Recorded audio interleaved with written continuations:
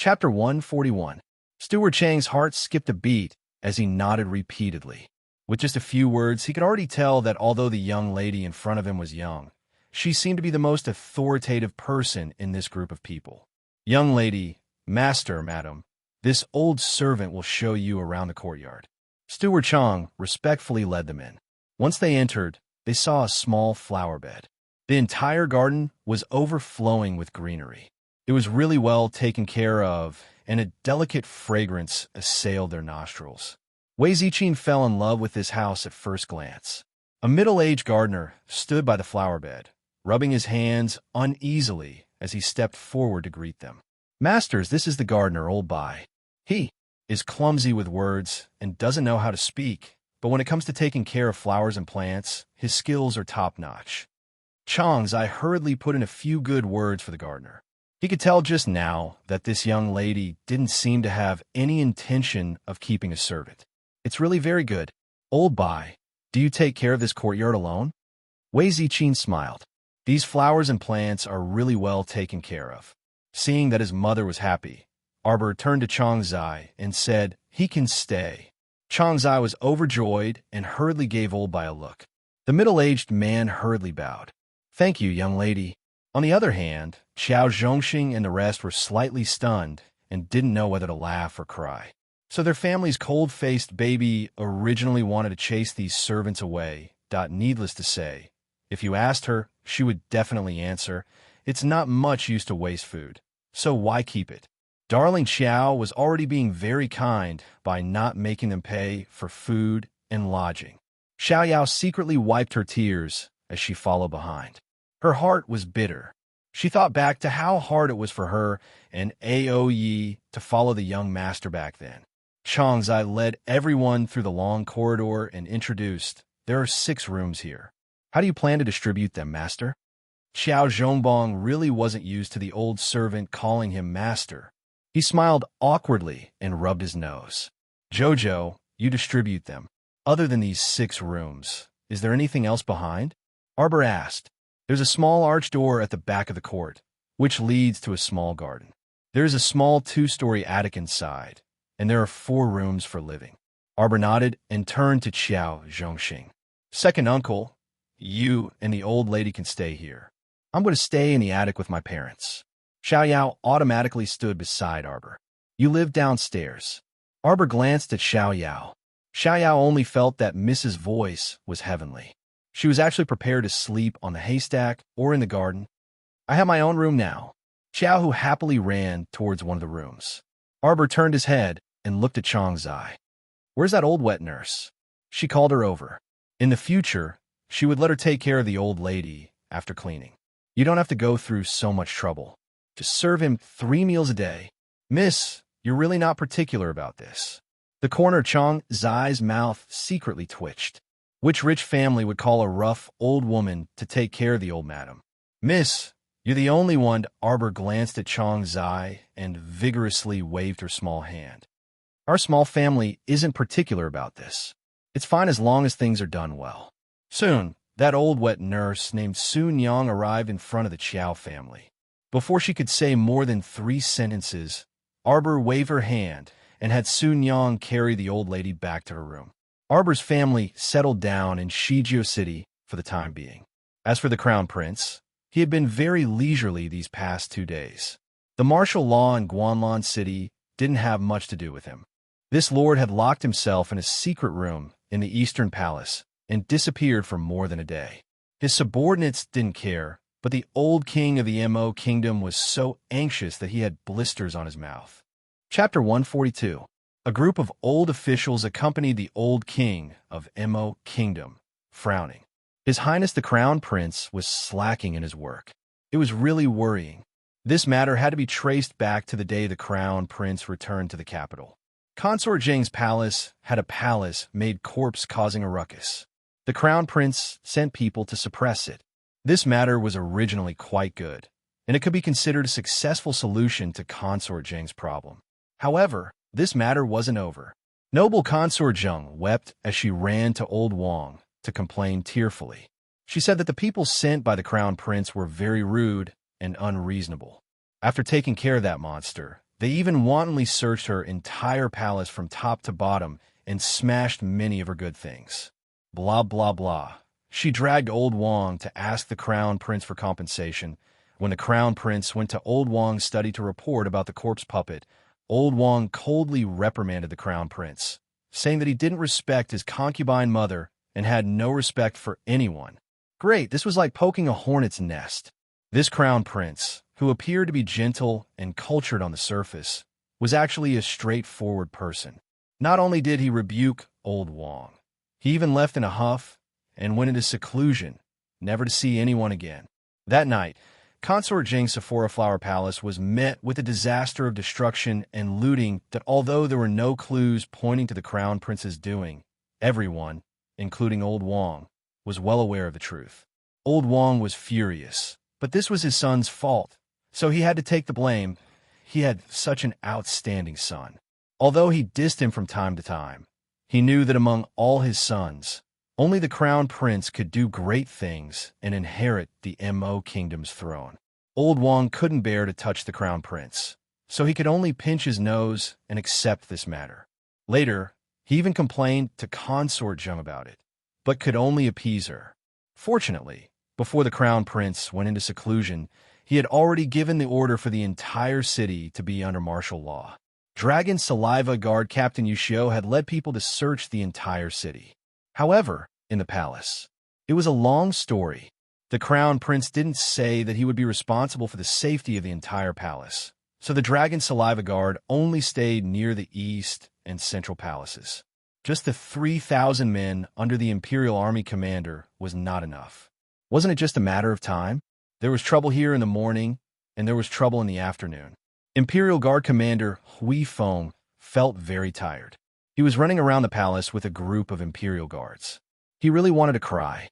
During the morning court session, a minister of the Great King's faction jumped out to criticize the Crown Prince's inaction and joined several other ministers to impeach the Crown Prince.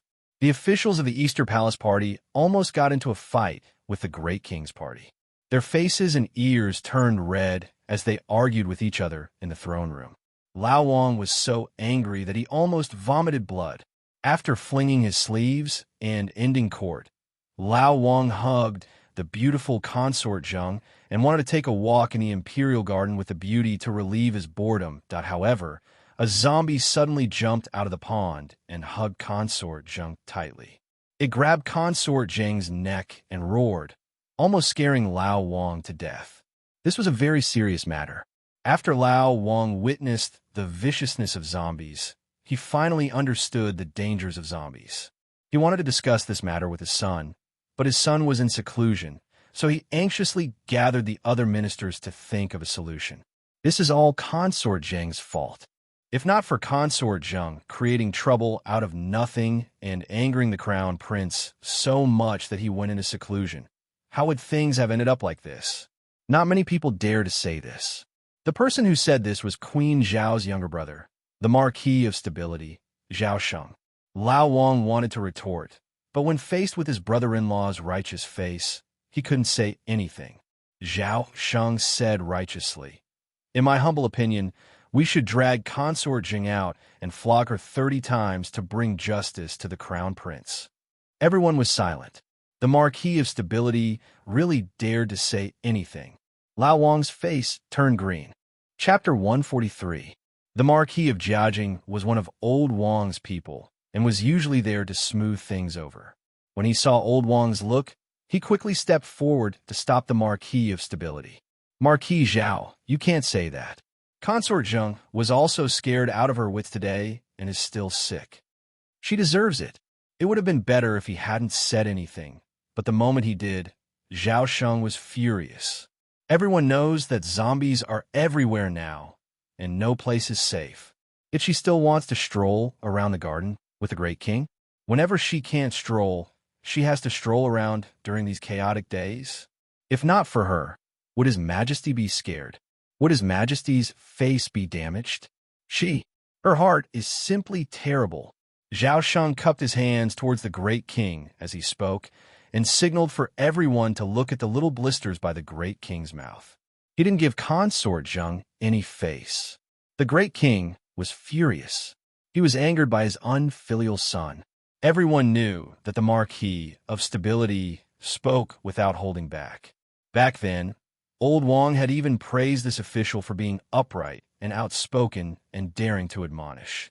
He even wrote a plaque saying loyalty and righteousness for him. But now, he really wanted to slap him to death. The other officials were silent. How would they dare to interrupt when the Queen's younger brother was angrily berating Consort? They all lowered their heads and pretended to be dead, which made Old Wong even angrier. All of you, continue to invite the Crown Prince out of seclusion. Old Wong flung his sleeves and left angrily. Until the Crown Prince comes out. If the Crown Prince doesn't come out, all of you can stay here. None of you can go back. The ministers looked at each other with bitter expressions on their faces. What the hell? What is this called? This is called when the King of Hell fights. The little ghosts suffer. The king himself couldn't bring himself to do it, so he had to force this group of miserable officials to do it. How sullen was that? The most tiring thing was that the Crown Prince's black-hearted heart was unparalleled. They had been in the Eastern Palace for so long, but he didn't even provide them with a cup of tea. The little palace maids and eunuchs coming in and out of the palace all greeted the officials politely. Then they went back to doing their own things and looked straight ahead, completely ignoring this group of miserable people. Marquis of Stability. An official looked bitterly at Zhao Sheng. The latter waved his hand and snorted coldly. You reap what you sow. This Marquis still has to go to the Central Palace to pay respects to Her Highness. You guys stay here and continue to invite the Crown Prince out of seclusion. Oomph. As soon as he finished speaking, he flicked his sleeves and left as well, leaving the group of bitter fellows looking at each other in dismay. All of them were actually speechless. Marquis of Stability, your preemptive strike is too fake. While all the officials were sitting outside with bitter faces and frowning, the Crown Prince was hiding in a secret room in his bedchamber. He leaned against the window and leaned on the soft brocade couch, flipping through the book in his hand. A small bronze cauldron that was half the length of an arm was suspended in the air. The bottom of the cauldron was wrapped in a circle of red flames. The cauldron lid was pushed up by the airflow from time to time, making clattering sounds. The youth with sword-like eyebrows and bright eyes, Hui Feng, was standing next to the Crown Prince, silently staring at the bronze cauldron. It wasn't until the door to the secret room was pushed open with a whoosh that Hui Feng withdrew his gaze and glanced at the door. The person who entered was a vigorous youth in black. A reddish-brown nether spring flower was embroidered on his chest, and the flower's shape was a bit ostentatious. Drink it. The Crown Prince didn't even look up as he flicked his finger over another page. The eyes of the youth who entered brightened slightly, and he quickly moved to the table and drained the tea in one gulp. Hui Feng glanced at him and pursed his lips. How is it? The Crown Prince's question was a bit out of the blue, but the youth immediately understood and ran up with a grin. Chapter 144. Don't worry, Your Highness. This subordinate has already secretly led people to search every nook and cranny inside and outside the palace. There won't be any more zombies hiding there. The Crown Prince responded indifferently. With a flick of his sleeve, a streak of fire immediately shot into the bronze cauldron, immediately suppressing something that was struggling to break free. The cauldron continued to emit thumping sounds, but the Crown Prince didn't even look at it. In reality, when the Crown Prince ordered Yu Xiu to search the city, he also ordered Hidden Flower to search the palace for hidden dangers. Even if it was for Queen Zhao's sake, the Crown Prince wouldn't truly stand by and do nothing. Has Hidden Current returned? The Crown Prince put down the book in his hand and looked up at the captain of the Hidden Pavilion, Hidden Flower, who had a nether spring flower embroidered on his chest. He's waiting outside. Hidden Flower's mouth twitched silently. Cough. How about having him wash up first before coming to see you? No need. Come in, the Crown Prince said indifferently, and the door to the secret room opened. A corpse puppet with long, dried-up hair suddenly bounced in.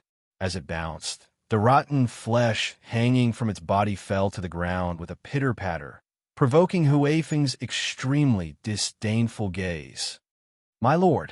The zombie youth reached out to brush away the dried-up hair draped over his face and revealed a mouthful of ghastly white teeth as he flashed a creepy smile at the Crown Prince. Even the Crown Prince, who was as calm as this, couldn't help but avert his gaze. Your makeup is so ugly. My lord, I've been running for an entire day. Those Imperial Palace guards chased after me, so it's very tragic. My makeup was actually pretty good before, but after being tossed around in water and fire, even the most perfect makeup would become unbearable to look at. Hidden Flower glared at the young corpse puppet as he tried to defend himself. He shrank back in fright when Hidden Flower glared at him. Go wash up before coming back, Hidden Flower shouted at his Hidden Pavilion member. Hidden Current pursed his lips and ran out dejectedly. The Crown Prince extended a clean and slender hand, and Hui Feng immediately understood and handed him a cup of tea. Let Consort lie in bed for a while longer. It will also allow Imperial Mother to have some peace and quiet. With a single sentence from this uncle, Consort was doomed to be miserable for at least the next month. Consort had been causing too much trouble recently. If it weren't for that, he wouldn't have bothered to deal with her. You're just a little favored concubine. You don't even have the appearance of a favored concubine. It's one thing for you to strut around in the imperial harem, but you still dare to make a fuss in front of him. It's simply inexplicable and unbearable. The Crown Prince knew very well what kind of character his father was. He was easily swayed and usually did not have much of an opinion. Not only was he fond of beauties, he was also muddle-headed and did not understand the situation all day long. With such a father, the Crown Prince expressed his helplessness. In order to make his father pay attention to the matter of zombies, the Crown Prince had found someone to arrange such a big show in the Imperial Garden that one could only imagine how amazing the drama would be when Undercurrent, who was disguised as a zombie, suddenly jumped out of the garden pool and grabbed Consort, trying to strangle her to death. A son who worried himself to death for his father's side and put down the teacup in his hand. Suddenly, the Crown Prince's brows twitched, and he took out a jade communication talisman from his pocket. With a light swipe of his finger, lines of small characters quickly and clearly appeared. Hidden Flower and Hui Feng stood next to the Crown Prince without batting an eyelid, and their gazes both drifted towards the jade talisman. Chapter 145. There were many words written on the jade talisman, but the Crown Prince's gaze was fixed on the small line. A youth from Daybreak Sect strongly requested to give Miss Qiao a kiss, but Miss Qiao sternly refused and rolled her eyes at him. These words sounded funny no matter how one looked at it, but the two couldn't laugh. Looking at the Crown Prince's expressionless face, Hidden Flower and Hui Feng both felt that a storm was about to come. A youth from Daybreak Sect? The Crown Prince indifferently read this line of words with an incomparably gentle voice and an unchanging expression. However, Hidden Flower and Hui Feng, who were standing next to him, couldn't help but tremble. Bang! The cup in the Crown Prince's hand instantly turned into powder. Ugh, the Crown Prince is so scary. Please don't take out your anger on him, for his own safety. Hidden Flower hurriedly stepped forward and slandered. Your Highness, according to this subordinate's knowledge, Daybreak Sect also has a stronghold in Guanlan City. How about this subordinate immediately bring people to flatten this stronghold? How about it? Slandering a subject. Hui Feng disdainfully swept him a glance and then nodded. Your Highness, Hidden Flower's suggestion is quite good. How about we do it this way? Let this subordinate bring people and flatten Daybreak Sect's stronghold in the royal capital. Hidden Flower, what the fuck was with your disdainful gaze just now? The Crown Prince glanced at the two of them in silence. After a while, he slowly said, if this Crown Prince personally goes to Shijio City to patrol, Your Highness, you mustn't. Hidden Flower's expression changed, and he wished for nothing more than to hug the Crown Prince's thigh. You've only returned to the royal capital for less than 2 days. You absolutely can't go out now. Right. Her Majesty the Queen also won't agree to Your Highness leaving the capital to see the little girl at such a dangerous time. The Crown Prince narrowed his eyes and raised his cold eyebrows. Patrol.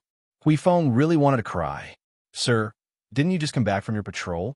Your Highness, How about this subordinate leave the capital to patrol the various cities and see the extent of the zombie's transformation? Hidden Flower volunteered. I can also help your highness give the little girl a gift on the way. Hui Feng sneered. What kind of path did you follow that led you all the way to Shizhou City? Then, all right. The crown prince nodded reluctantly and looked up at the bronze cauldron. It'll take at least 2 days to form. Go prepare it. That child has a hobby of collecting. Do as you see fit. Hidden Flower. So this subordinate still has to go shopping in the royal capital? The crown prince put away the communication jade talisman, stood up, and walked out of the secret chamber. Shizhou City didn't seem to be very safe either. Just now, he had received the little girl's signal of danger and immediately sensed that the wisp of soul remembrance attached to the pharaoh was acting strangely. No one knew that the Mo Kingdom's crown prince was a rarely seen profound artifact master. The pharaoh, Ink, had come from his hands. When a mystic weapon took shape, Mo Lien had used his essence blood to inject a soul remembrance clone into it. Hence, when Li Xiang, that guy, fantasized about using the ancient mystic mirror to tear apart Qiao Mu's conscience, he was immediately sent flying by the terrifying soul energy emitted by Mo Lien's soul remembrance clone. Hui Feng to Hui Feng? Hui Feng. Hui Feng you, the crown prince sighed and stepped out of the secret chamber. In fact, the best way was to bring the little girl's family to the royal city to settle down. However, looking at the little girl's unapproachable appearance, he was afraid that she would hate him if he used any means. Therefore, he could only let nature take its course. Chapter 146. When his personal eunuch saw the crown prince come out of the inner room, his eyes lit up. He immediately ran over and asked, "Your Highness, is it time to see the officials?" Those officials were so miserable. They had been waiting since the afternoon. Seeing that it was already past mealtime, His Highness the Crown Prince willfully left them hanging outside the door. The Crown Prince swept a glance at that eunuch. "Do you think this Crown Prince is such an easygoing person? You don't look like one at all." After that, without waiting for any further instructions from the Great Master, he rushed out of the door. The little eunuch put on a cold expression and said to the crowd of officials who surrounded him, "My lords, His Highness the Crown Prince has gone to bed." Clang! The hearts of all the ministers were broken to the ground. They had been waiting from dawn to dusk, thinking that the great Crown Prince would kindly come out to see them. However, he didn't, so their hopes that the Crown Prince's black heart would be a little whiter were impossible. Marquis of Jiajing, WH, what do you think we should do? Should we wait or not? If he had known, he would have followed the Marquis of Stability's example and left early. That way, he wouldn't have been a fool here for an entire day. The Marquis of Jiajing was furious. "What do you think? The great king wants us to wait here. Do you dare not wait? Wait. As long as His Highness the Crown Prince doesn't see us, we will wait here for a day." Even if they had to wait for grass to grow and mushrooms to grow, they still had to wait. An official said with tears streaming down his face. If crying could soften the Crown Prince's heart, they really wanted to turn their tears into a long river. They didn't know if there was anyone in this world who could make His Highness the Crown Prince let go of all his arrogance and willfulness. They guessed that it was impossible. Achoo! Our dear Qiao Mu rubbed her small nose and sat on the edge of the soft bed, swinging her short legs. "Jojo, can you sleep alone?" Arbor looked gloomily at his mother and nodded repeatedly to show that he could do it. "All right then. Mother will come to see you later." Wei Ziqin pinched her daughter's little face and reached out to carry the noisy little Bonjolin. She got up and walked out the door. "Mother, please don't come." She wasn't a real baby who needed her mother to tuck in her blanket in the middle of the night. Arbor rolled onto the bed and buried himself in the quilt. Smelling the fragrance of the quilt, he took a deep breath. He could finally have a good night's sleep. At this moment, Shizhou city gates were already closed. A horse-drawn carriage quickly rushed to the tightly shut city gate. A person jumped down from the carriage, ignoring the surrounding commoners who were sleeping in the open. He directly rushed to the city gate and slammed the gate, shouting, "Open the gate! Open the door! Open the door!" Didn't you see second elder Lu returning to the city? Open the door. The two body cultivators guarding the city lowered their heads to take a look. Through the light from the torches, they said indifferently, "The city lord has ordered for the city gates to be closed before nightfall. The city gates can only be opened the next morning.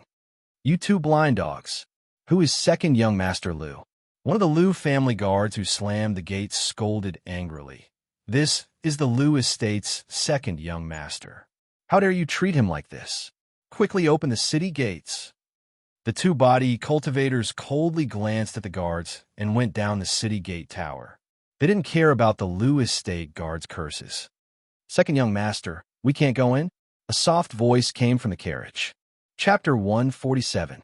A young master in luxurious brocade clothes walked out of the carriage and waved a folding fan in his hand, looking like a dandy.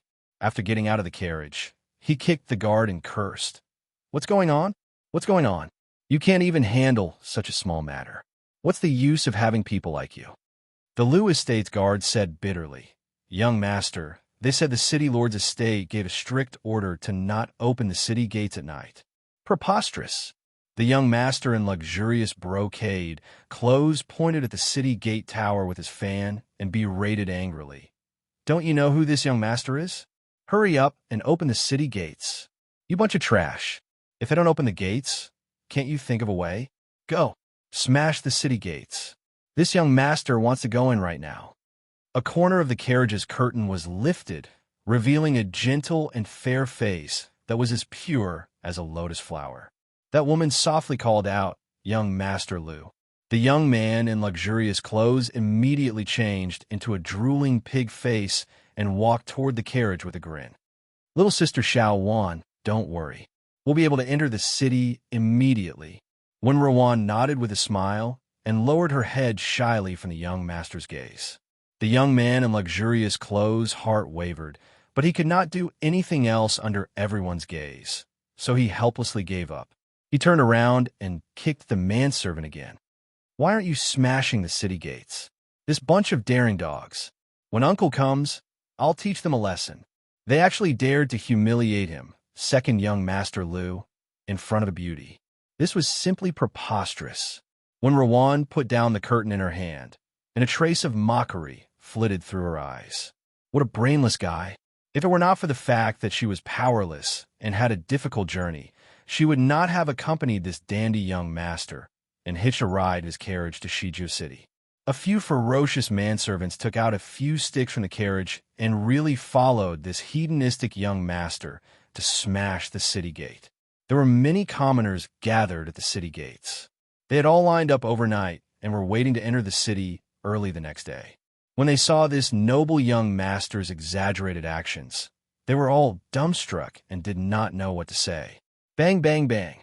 The city gates were violently smashed by the clubs, producing loud bangs. The commoners subconsciously gathered to the sides and pointed at the young master while muttering softly, "Smash! Smash it! Use all your strength. Did you not eat?" The young master kicked a certain manservant's butt and shouted angrily, "If the city gate is destroyed, this young master will take responsibility until the end." At this time, a farmer drove a lazy donkey cart over, shouting all the way. The procession at the city gate had automatically dispersed to the two sides. The lazy donkey cart had a smooth journey and slowly followed behind the carriage. There were about a dozen people sitting on the donkey cart, men and women of all ages, young and old. They wished they could sit on top of each other. The donkey cart was slow to begin with, and with so many people in tow, one could imagine how difficult the journey was. That was how Qiao Wenwan had come all the way here. At this moment, she was sitting sideways on the lap of a dark-skinned and simple-looking young man. The young man looked honest, but his hands were not honest. They were casually placed on Qiao Wenjuan's small waist and stroked it from time to time. There was limited space on the donkey cart. Basically, all the men and women were squeezed together. Even if Qiao Wenwan had a belly full of anger, she had nowhere to vent it. Unless she jumped out of the car, she would have to endure it. Chapter 148. The young man hugging Qiao Wenwan was none other than her husband, Third Junior Wei, who was going to be married in September. The Wei family village was not far from Quoto village, and there was only the Fong family village between them. The Wei family village was much more prosperous than Quoto village. Elderly Lady Wei was very satisfied when she arranged this marriage for Qiao Wenwan. However, Qiao Wenwan herself was not satisfied. She felt that the Wei family had 3 sons, and she was only marrying the youngest son. After marrying him, not only would she have to listen to her grandmother's nagging, but she might also be bullied by her 2 sisters-in-law. The Wei family's old lady, Madame Niu, was shrewd and difficult to get along with. She was always the one scheming against others, and no one could scheme against her. Ever since she married her 2 daughters-in-law, they had been obediently held in her hands. How could Qiao Wenwan be satisfied with such a family? She had always been a proud person. What she wanted the most was to marry into the city and become a wealthy and respectable young madam. Unfortunately, her fate was full of misfortune. After being heartlessly abandoned by her family, she encountered this outrageous family while fleeing. The Wei family's old lady, Madame Niu, made the decision the night she met Qiao Wenwan. She made the young couple bow to heaven and earth and get married. She bluntly said that she would only flee to Shijiu City with Qiao Wenwan if she became a member of the Wei family. That night, without any cover, the impatient 3rd Junior Wei and Qiao Wenwan entered the bridal chamber in advance. Qiao Wenwan mourned her tragic fate along the way. She combed her hair and followed the Wei family to Shijiu City with a numb expression. The Wei family jumped off the donkey cart and noisily ran toward the city gate. At this time, the ruckus caused by the young master of the Liu estate smashing the city gate became more and more intense. The city gate guards had already rushed to the city lord's estate to report. The 2 body cultivators appeared on the city gate tower again and looked down coldly. Don't blame us for being impolite if the people below continue to wantonly destroy the city gate. Young Master Liu. When Rowan lifted the curtain and called out softly. This young Master Liu was too reckless. When Rowan could not help but frown. She wanted to enter the city, not cause trouble. She did not know how to deal with the situation. Little sister Xiao Wan, don't worry. The city gates will open soon, the well-dressed young man said with a smile. As soon as he finished speaking, a row of city guards rushed up to the top of the gate tower. They were all holding bows and arrows and were ready for battle. They aimed at the guards of the Liu residence below. What were you doing? Young Master Liu's voice changed from fright. She really didn't expect that after going out for a few days for sightseeing, not only would she be stopped at the door when she returned home, she would also be shot at with arrows. Where did these people get the guts from? When Qiao Wenwan walked up and immediately saw the slender woman sitting inside the carriage. When Rowan looked up and met her gaze, she sized up the woman in ragged clothes with a woman's hairstyle, and her lips involuntarily curled into a secret smile. Huh, it's Cousin Wenwan. How come you become like this after not seeing you for so long?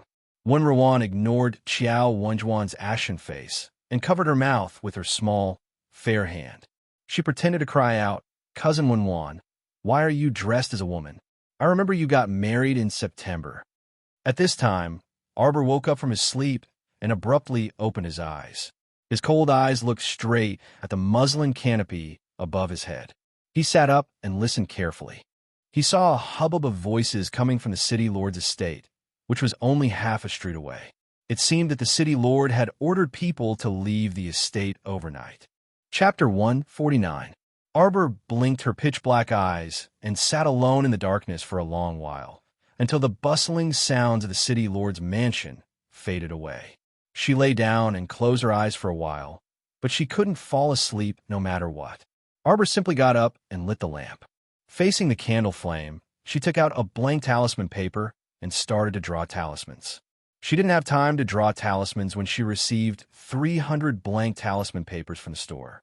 Now that she couldn't fall asleep, she got up to find something to do. With the talisman brush in hand, Arbor spread open the blank talisman paper and smoothly drew talismans on it. Her main goal was to draw some storage talismans so that she wouldn't have to worry about storing things in the future. Unexpectedly, the first storage talisman she drew was a fine blue talisman. Arbor was stunned. Her brush paused slightly, then she started to draw talismans one by one.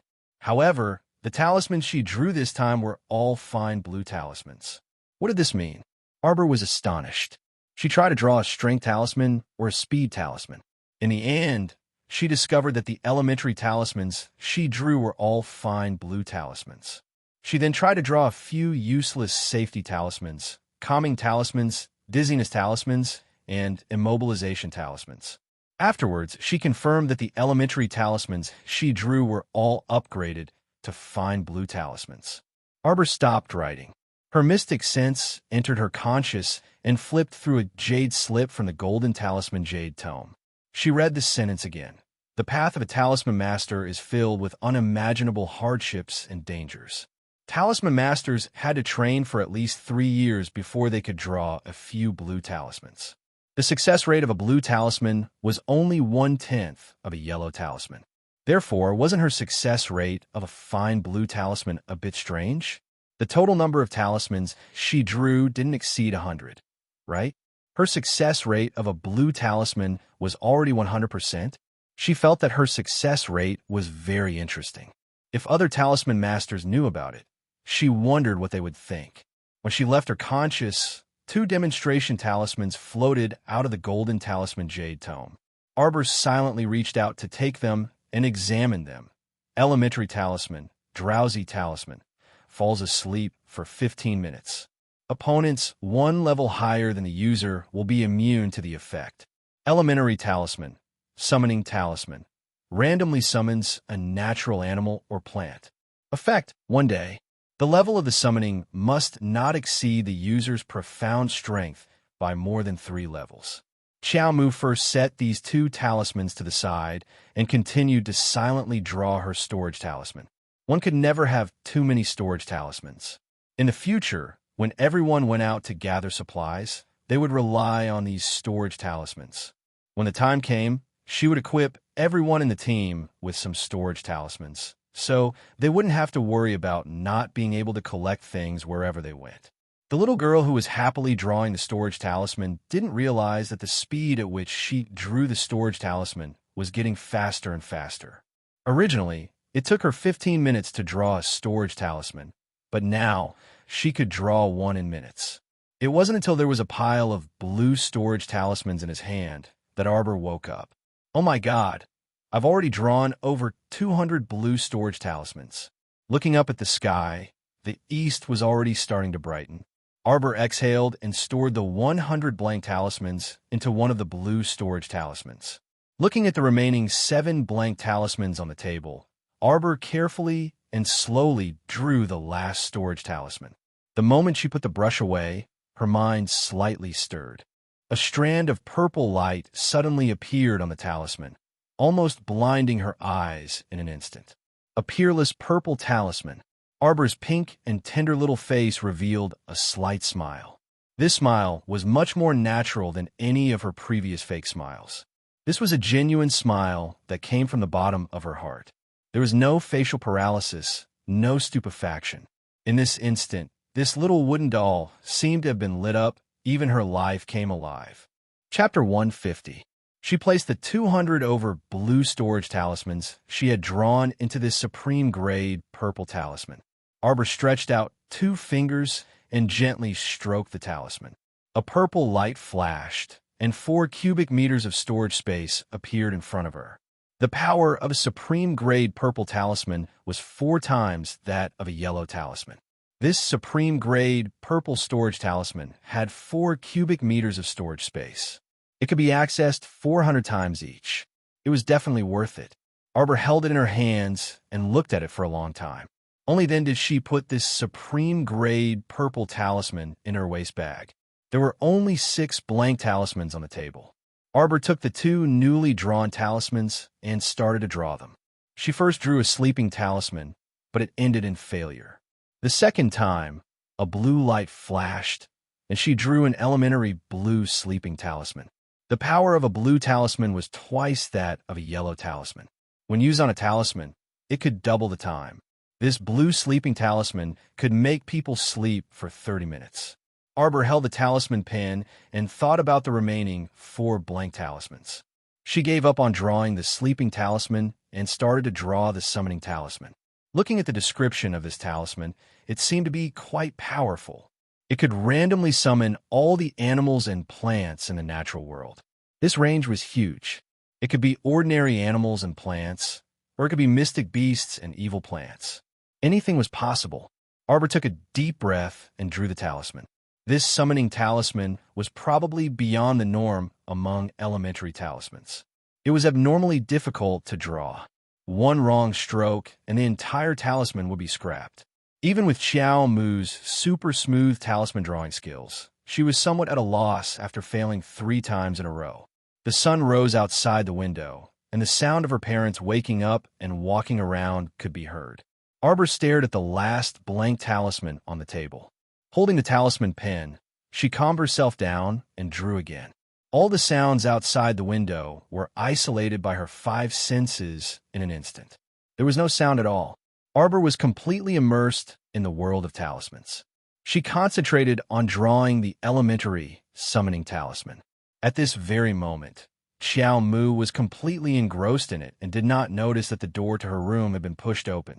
Wei Ziqin was holding her youngest daughter, Xiao Lin, as she stood dazedly by the door, gazing at her eldest daughter, who was enveloped in a layer of multicolored light.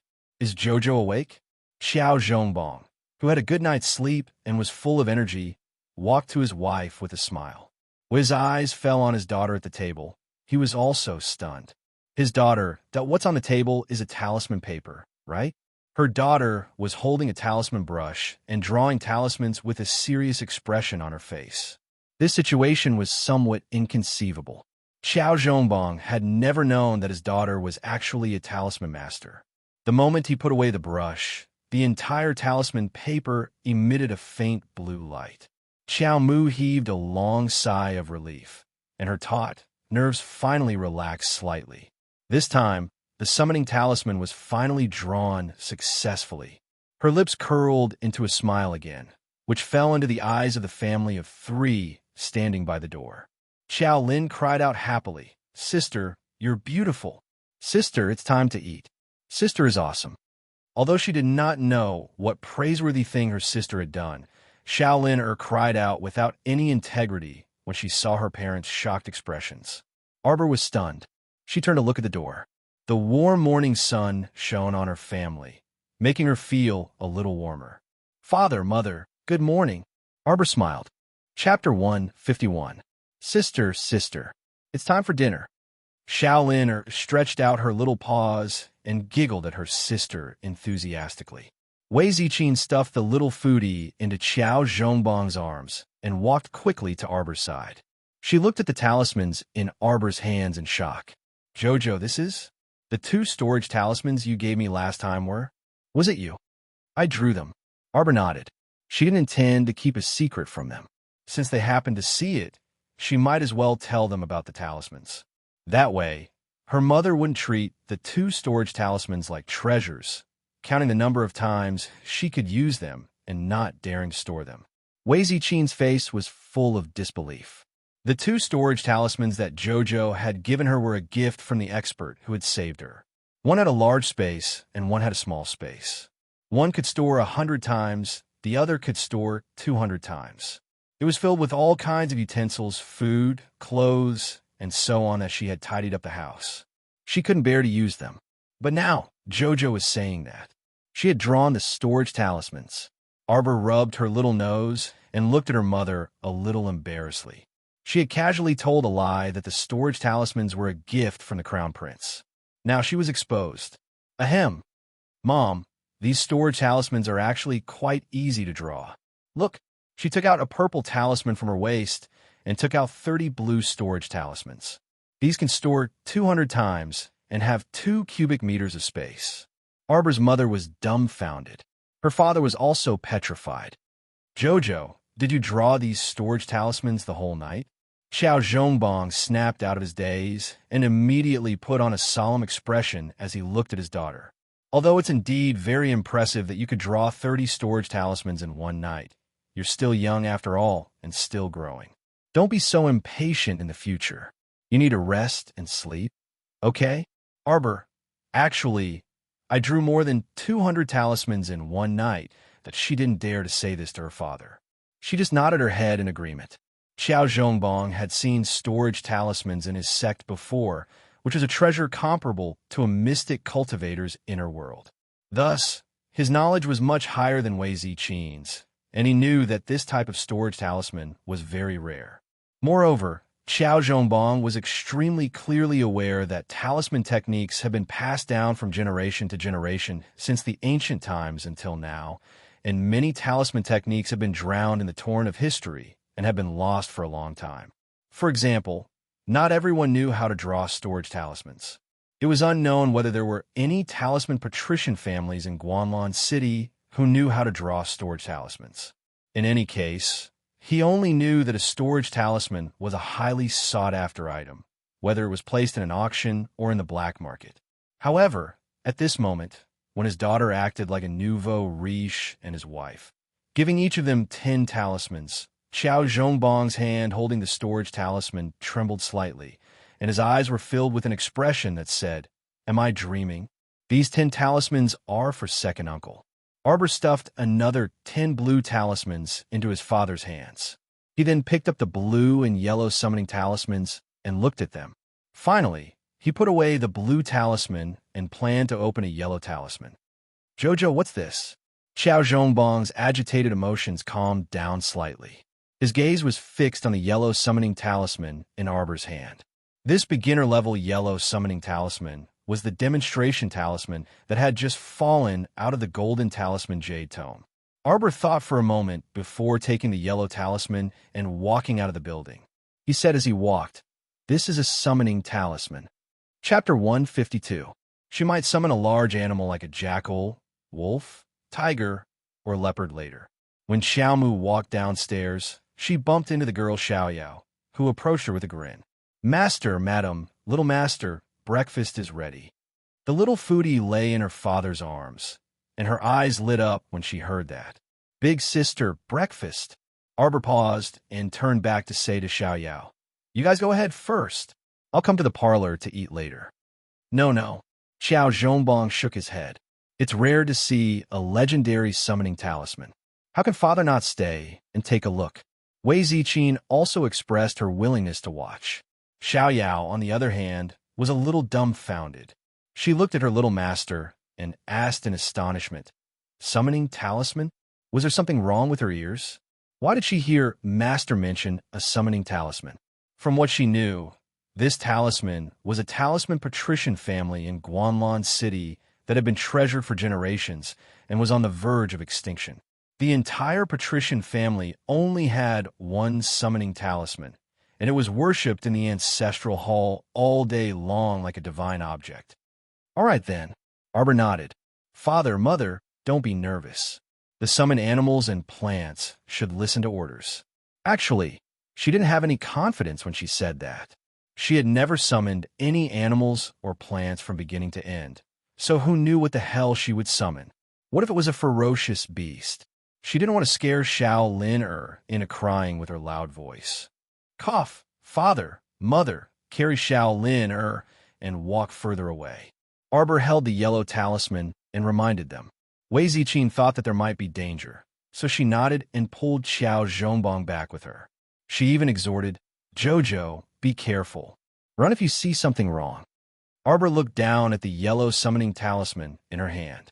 These talismans were all made by her, and the talisman energy contained her aura. To her, opening the talisman was too easy.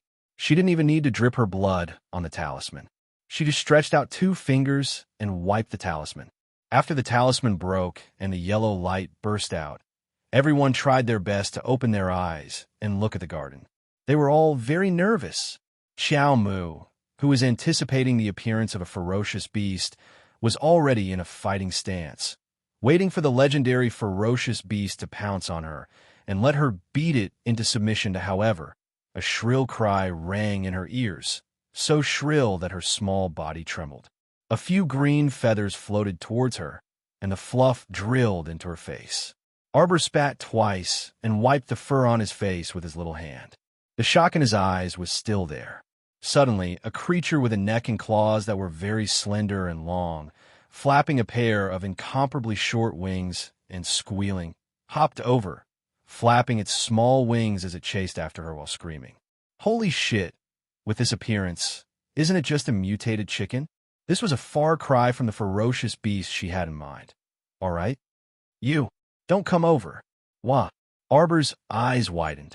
Seeing the chicken pounce over, she suddenly turned around and ran out of the garden. Xiao Zhongbong and his wife looked at each other in dismay. They couldn't help but burst into laughter.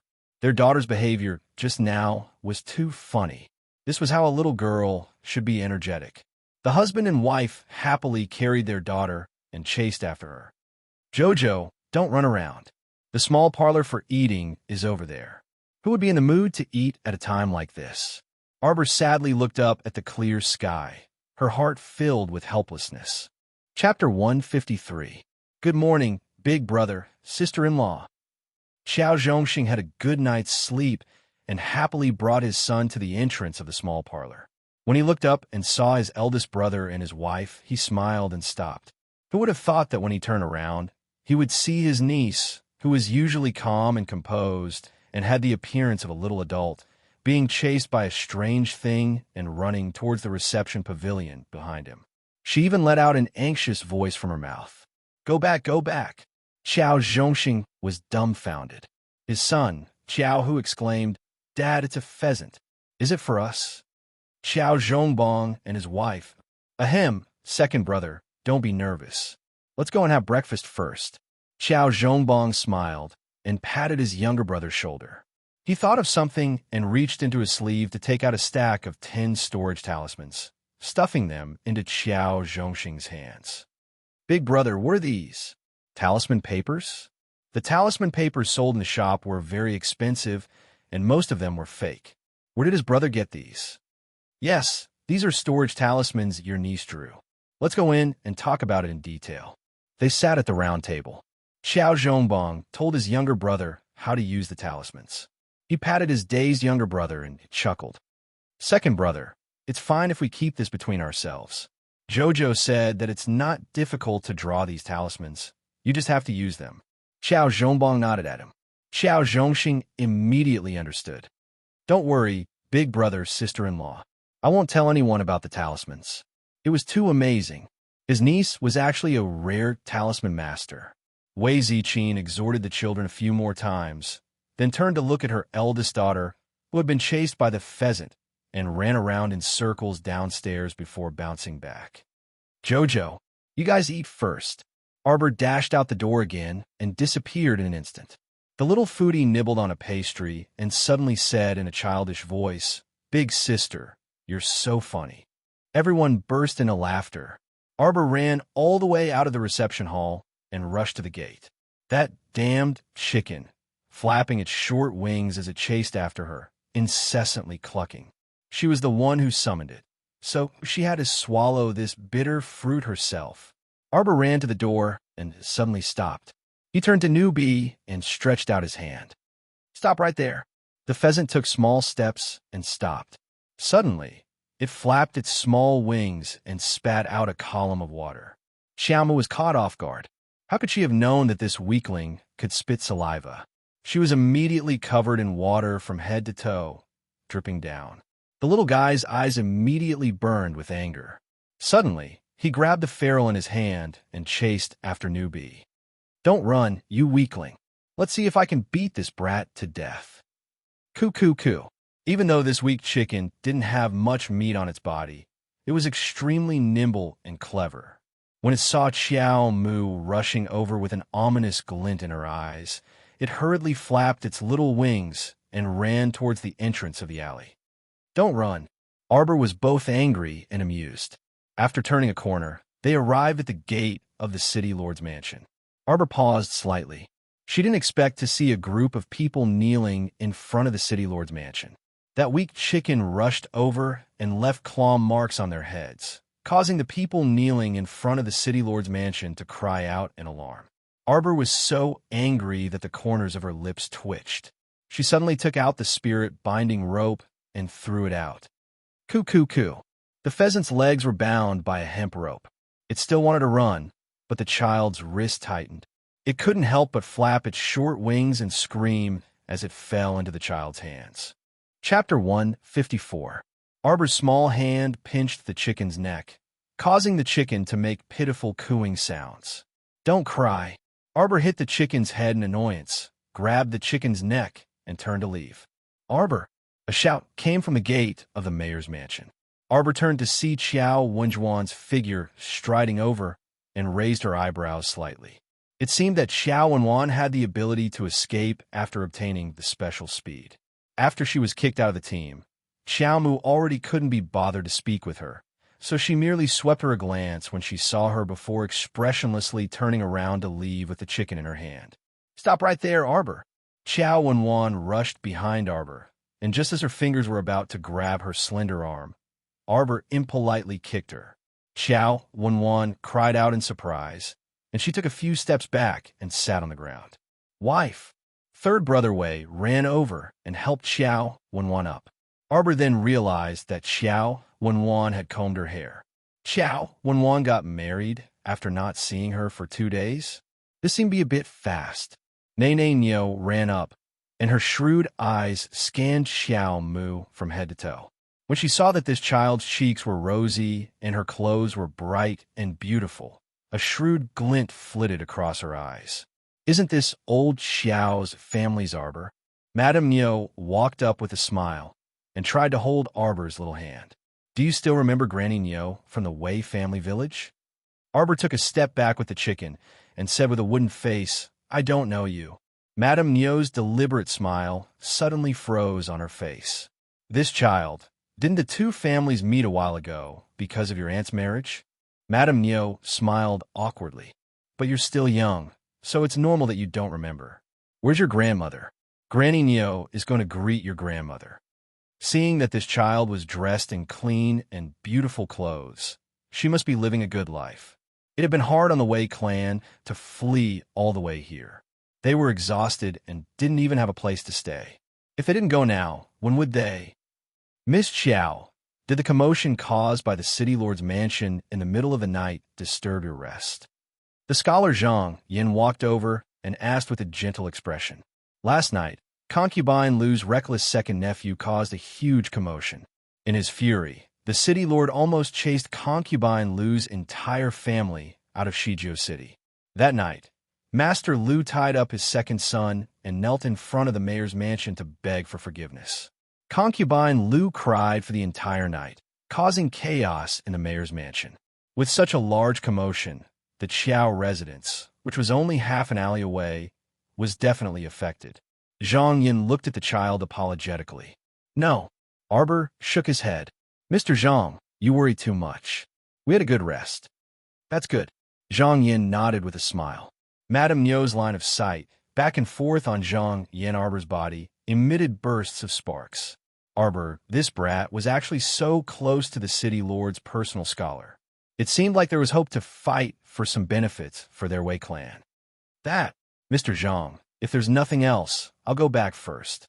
Arbor didn't wait for Madame Nyo to speak and nodded at Zhang Yin before turning to leave. "You." Madame Nyo was so angry that her face turned green when she saw that the little fellow didn't give her any face. How would Xiao Mu pay attention to her? She carried the squawking chicken and walked straight home. "Isn't this big sister Zichin's Jojo?" A gentle voice entered Arbor's ears, causing his expression to instantly turn extremely cold. Chapter 155. This voice sounded a bit younger than in her previous life, but it was still as familiar as a nightmare. She would never forget it. She appeared. Wenruan, this venomous woman, no matter how docile and pleasant she pretended to be, it could not erase her venomous nature. In her previous life, Wenruan only appeared by her grandmother's side a year after the zombie outbreak. Her mother's health deteriorated after giving birth to her younger brother.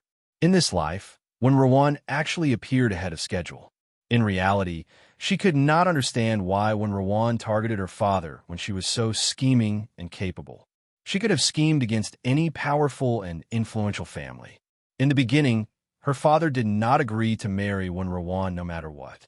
It was one thing for him to be intimidated by her grandmother, but Arbor felt that there was more to it than met the eye. At that time, When Rowan was dead set on marrying Xiao Zhongbang.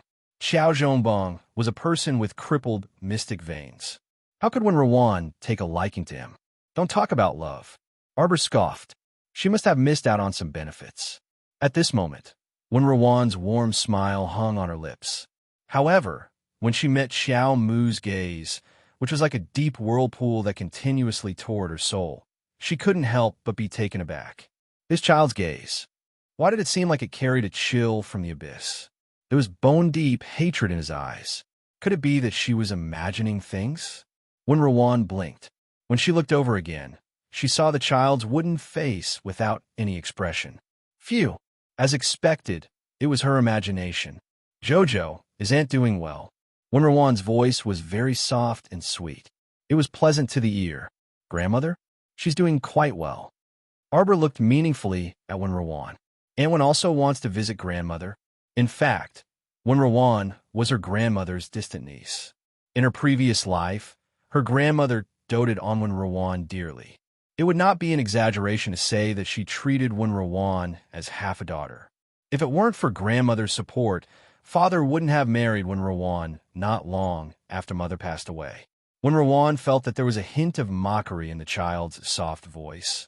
But when she looked over, she could not discern anything from the expressionless face. Wen Rowan showed what she thought was her friendliest and most beautiful smile. She nodded at Arbor and said, "As a junior, Rowan will naturally visit Aunt." Arbor glanced at her with an indifferent expression. Grandmother is sick. She's not in a good condition to meet guests. Aunt Wen is considerate. I will pass the message to grandmother. Aunt is sick. As a junior, I should go. Wen Rowan did not expect to be rejected, so she hurriedly said, "Who do you think you are? I'll take care of my mother." Arbor, take me to my mother. I'm warning you, if anything happens to my mother, I won't let you off. Xiao Wenwan said with a stern expression, "Mr. Zhang, I remember that not just anyone can enter the city center, right?" Arbor said coldly, "That's right." Zhang Yin hastily nodded and said, "These people were brought here for questioning because of second young Master Lu. Don't worry, Miss Qiao. I'll take care of their whereabouts." "Take care, Miss Qiao." Arbor nodded. He picked up the chicken that kept squawking and quickly left. Xiao Wenjuan's eyes nearly popped out of their sockets. She chased after Arbor and shouted a few times, but the guards of the city lord's estate mercilessly stopped her. "The Qiao estate's private residence is ahead," Mr. Zhang said indifferently. "Don't enter without the owner's permission." Chapter 156. I'm a Qiao estate's daughter. I'm that little girl's aunt. Ah. Xiao Wenwan was rudely shoved by the guards and fell into the crowd of Wei family members. "What are you doing?" Xiao Wenwan shouted angrily, her pretty face flushing purple. "Give them their identity tablets," Zhang Yin casually ordered. Zhang Yin ordered casually, then turned and walked towards the group of people from the Lu clan kneeling at the door. "Come with me." Family head Lu felt as if he had been granted amnesty and heaved a sigh of relief in his heart. He kicked the groaning second Lu and said, "Unfilial son, get up. Later, count out to your uncle a few more times. Let's see what kind of trouble you've caused in the estate. If you don't beg for your uncle's forgiveness today, I'll kick you out of the Lu family and let you fend for yourself." Causing trouble in the middle of the night and angrily smashing the city gates. This unfilial son was the one who did all these shameful things. If it weren't for his old face, perhaps their Lu family would have already been kicked out of Shiju City by the city lord. Second Lu pursed his lips and got up from the ground, feeling wronged. He did not forget to look back at Wen Rowan and smiled obsequiously. "Little sister Xiaowan, wait for me." Dad, what are you doing?" Second Lu, whose left ear was grabbed by family head Lu, was in so much pain that his head tilted to the side. He followed family head Lu to the city lord's estate and kept calling out little sister Xiaowan. Coward! What a useless guy! She even had to sacrifice her body and let this coward take advantage of her the entire way. She was really infuriated. Wen Rowan resentfully glared at second Lu's back before curtsying to a guard from the city lord's estate. She said softly, "Little brother, I'm a relative of that little girl from before. I really want to visit my aunt. Can you make things easy for me?" The guards of the city lord's estate saw that she was beautiful and elegant, unlike Xiao Wenwan, who shouted and made a ruckus like a village woman without any etiquette. Thus, they had a better impression of Wenwan and spoke to her more politely. "Miss, it's not that we want to stop you, but you heard what Miss Qiao said just now. The old madam of the Qiao family is not seeing guests recently, so please don't make things difficult for us." That young guard mysteriously said to Wenwan that Miss Xiao Qiao is an honored guest that our city lord ordered to treat well and not offend. Wenwan felt gloomy and displeased, but she still put on a gentle smile and nodded obediently. "Then we'll have to trouble you to send us away, little brother." Of course, of course. On the contrary, the guard liked the gentle and docile Wenwan very much. He deliberately rummaged through the pile of wooden tablets and handed one to her, saying with a smile, "Although we're all staying in the Shanty district, there are also good and bad places to stay." The location of this wooden plaque was one of the better spots in the shed area. "When you go to the west of the city, miss, you must be careful." Wenwan thanked him on the surface, but she felt disdainful on the inside. So what if he gave her a bamboo tile that corresponded to her location? And it wasn't even in that damned low-class shanty town. She really didn't expect that she, Wenwan, would have to live in the shed area that the city lord's estate guard threw a handful of bamboo tablets to Qiao Wenwan and the others. "These are your identity tablets. Take one from each family.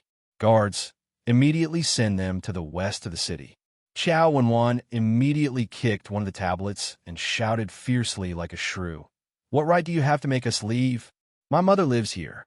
I want to find my mother. You don't have a right to make me leave. Mother, mother, mother." Chapter 157. Make them leave immediately. As soon as the head of the bodyguards gave the order, two people immediately came forward and unceremoniously grabbed Qiao Wenwan, who was struggling and shouting. They carried her all the way out of Pear Blossom Alley. Qiao Wenwan screamed until her throat was hoarse. She was so angry that sparks could fly out of her eyes. She kept cursing. "Arbor, you cursed little bastard. How dare you treat your aunt like this? You're utterly devoid of conscience and morals. I'll see how you'll die in the future." The city lord's estate's guards were experienced in dealing with this kind of shrew. They directly stuffed a dirty rag into Qiao Wenwan's mouth, and her screams abruptly stopped. The two of them worked together to drag Qiao Wenwan outside and threw her onto the donkey cart without the slightest bit of pity for the fair sex.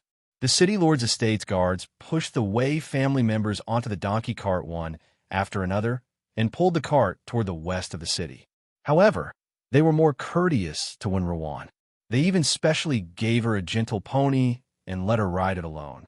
The Wei family left with sullen faces while cursing at the heavens and earth. Arbor carried the chicken's neck back home and did not pay attention to the farce in front of the city lord's estate. "Caw, caw, caw, caw. You're going to caw again? I'll turn you into a bald chicken and pluck out all your feathers." Arbor threatened coldly, not caring if the chicken understood him or not. Sure enough, the chicken did not dare to caw.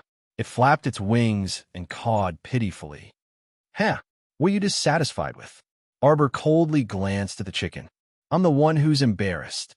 Have you ever seen anyone use a summoning talisman to summon a bald chicken?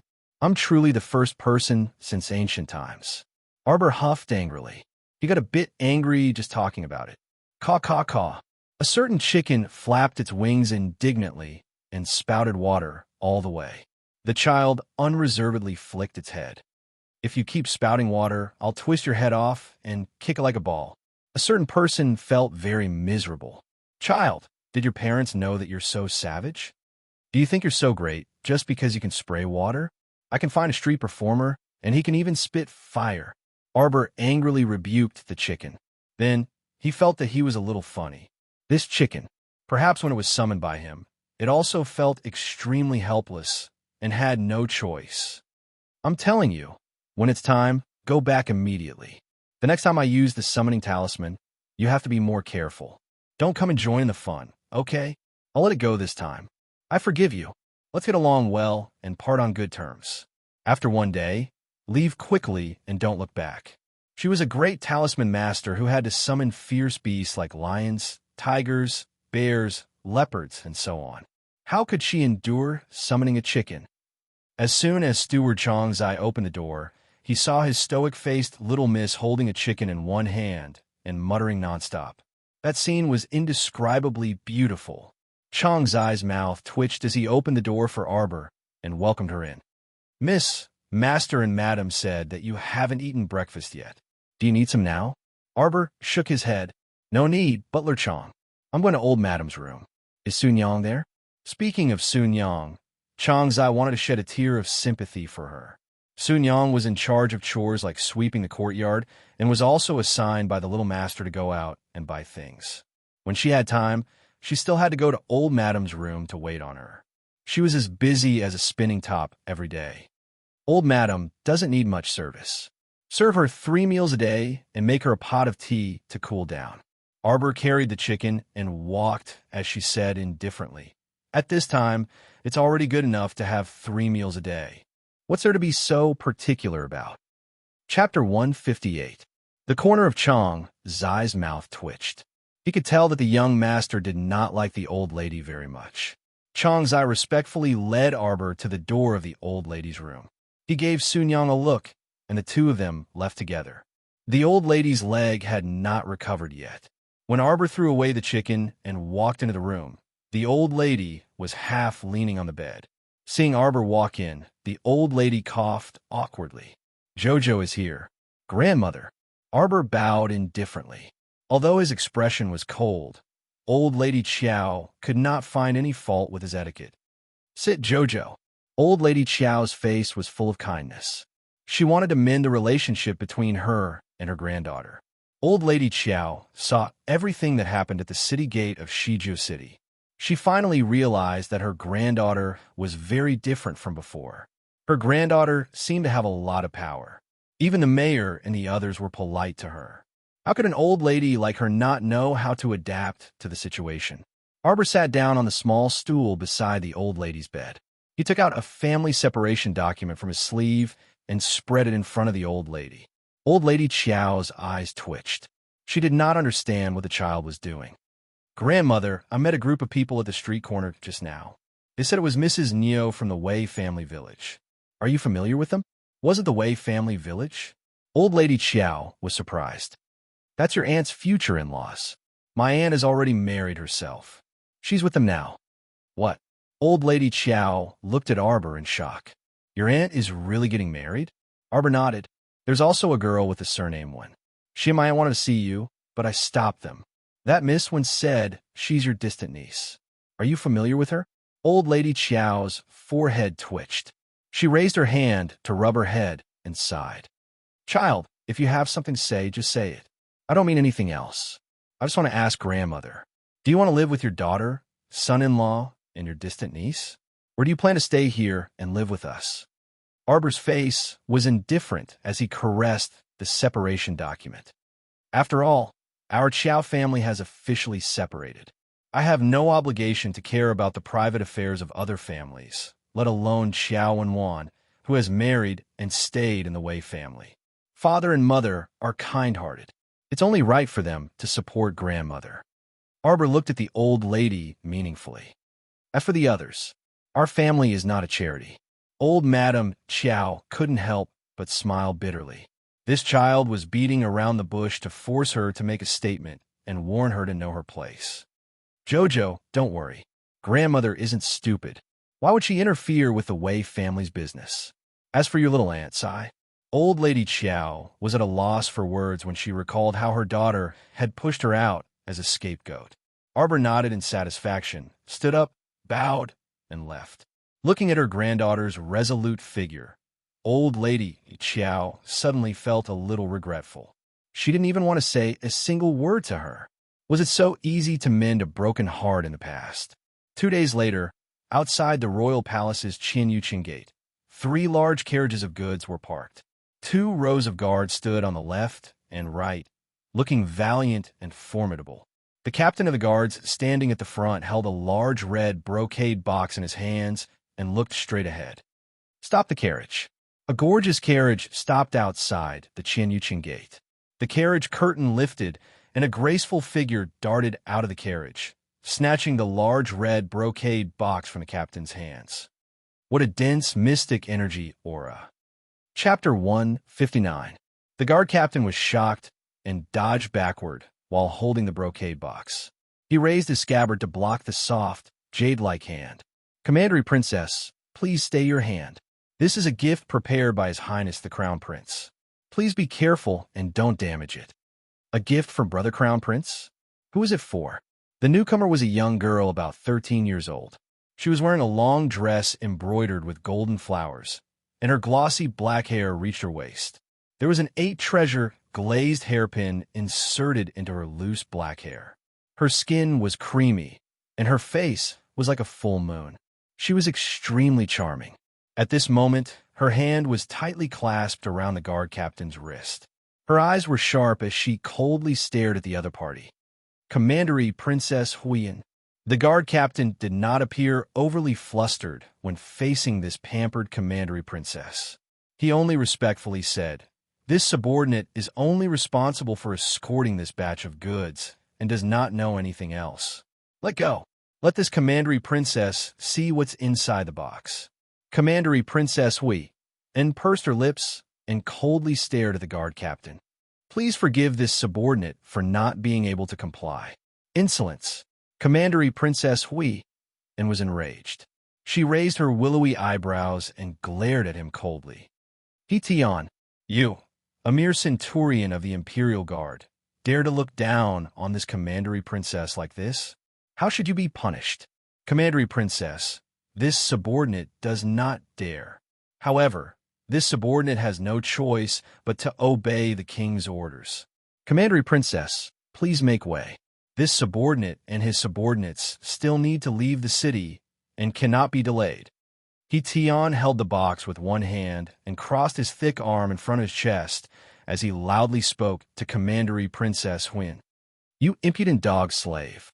How dare you look down on this commandery princess?"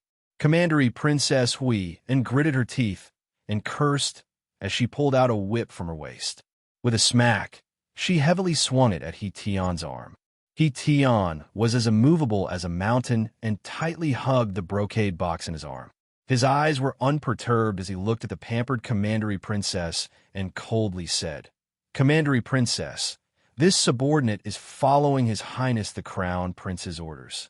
You dog slave, you're using Brother Crown Prince to suppress this commandery princess again." Huyen didn't wait for him to finish before scolding him. She raised the whip in her hand again, and this time, she didn't hesitate to lash it at Captain He Tian's face. Seeing that the whip was about to land on He Tian's face, He Tian did not dodge or move. A magnetic voice with endless coldness suddenly sounded. "Huyen, what are you doing?" Commandery Princess Huyen's whip was raised high in the air, unable to descend. She turned her head and hurriedly put away the whip. She put on a soft and sweet expression and ran up the stairs with a face full of joy. "Brother Crown Prince." She raised her head to look at that faintly discernible white robe. Although His Highness the Crown Prince was standing against the light and his handsome face couldn't be seen clearly, Huyen didn't know why, but her maiden heart felt like it was about to jump out of her chest, thumping nonstop. "It stinks."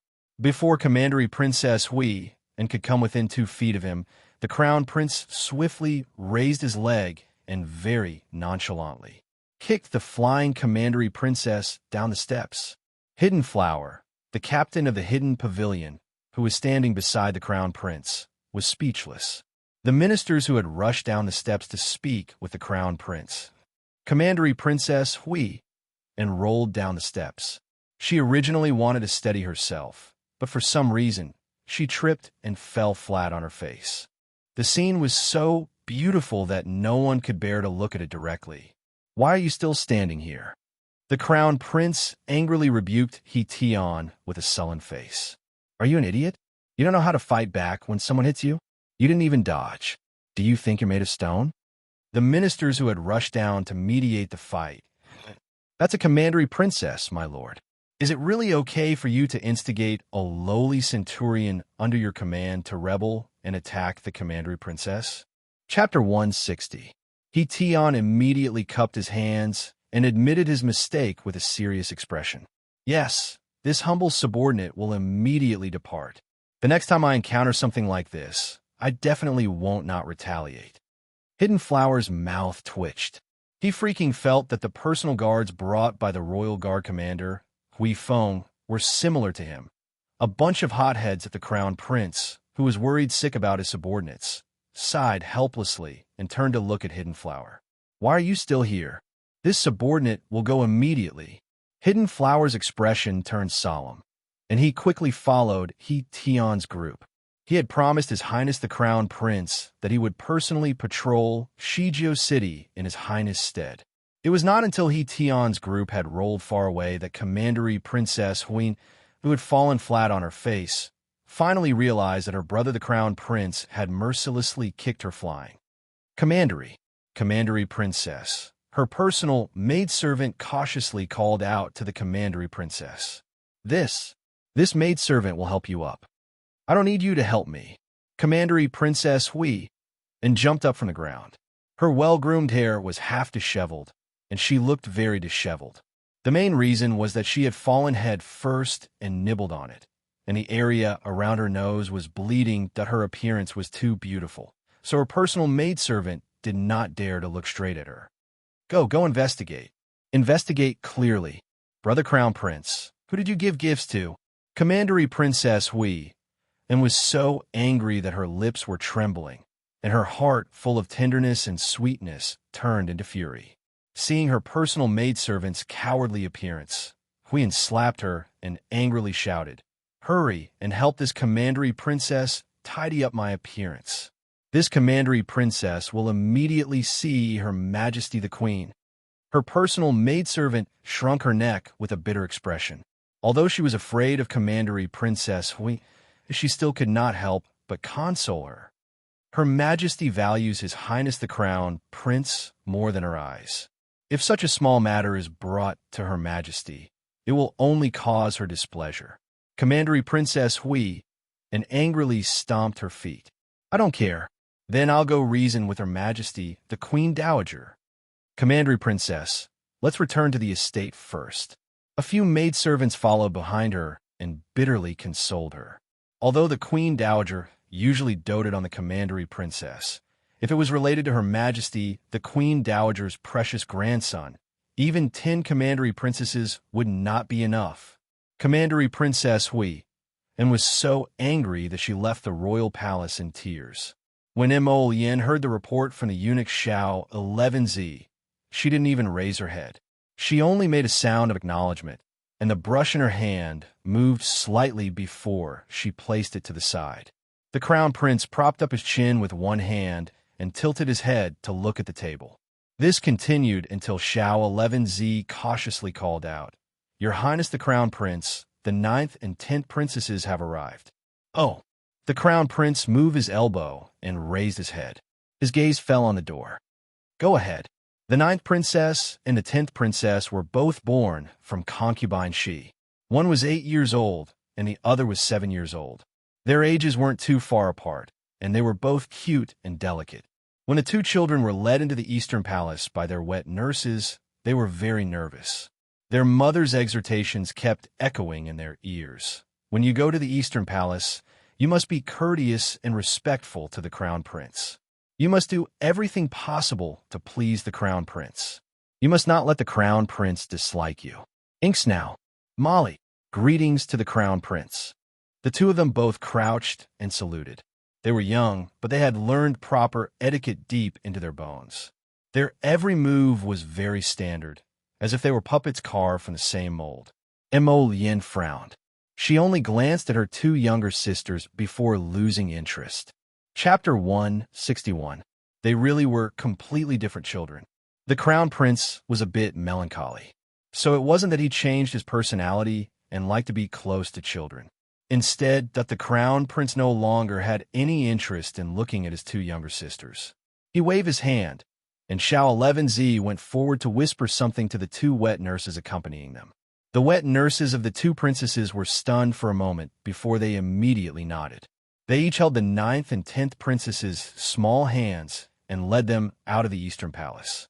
From beginning to end, the two little princesses didn't know what had happened. Why did their royal brother, the crown prince, only glance at them and let them leave without saying anything? After leaving the Eastern Palace, the 10th princess burst into tears and asked timidly while sobbing, "Wet nurse, did we make royal brother crown prince angry?" The 10th princess wet nurse dotingly hugged the child and repeatedly said, "No, no, His Highness the Crown Prince is busy with work, so he let us leave first." The 10th princess asked pitifully with teary eyes, "Really? Then why didn't royal brother say anything to us? Does he not like us?" The wet nurse repeatedly nodded and then hurriedly shook her head. "No, no, don't worry, princess. I will explain to Her Highness concubine She. Both princesses are so polite and considerate. So how could His Highness the Crown Prince not like you?" Xiao 11Z, who had sent them out, helplessly watched as the wet nurse led the two princesses away. He shook his head and returned to the Eastern Palace. "Sigh, I don't know what's wrong with that lord at home again, but he suddenly said that he wanted to see his two royal sisters. In the end, he sent them away without saying anything after they came to Crown Prince. You'll really scare little children if you act so recklessly." When Xiao 11Z returned to the room, he immediately saw his master maintaining the same posture of propping up his chin with his hand and staring motionlessly at the table. He's been standing there in a daze for at least 15 minutes.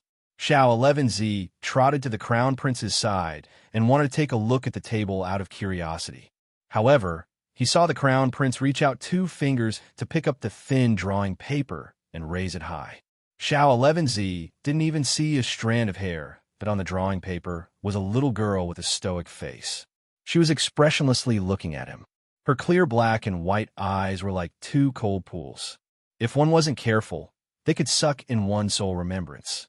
The little girl in the painting was held above her head by 2 hands.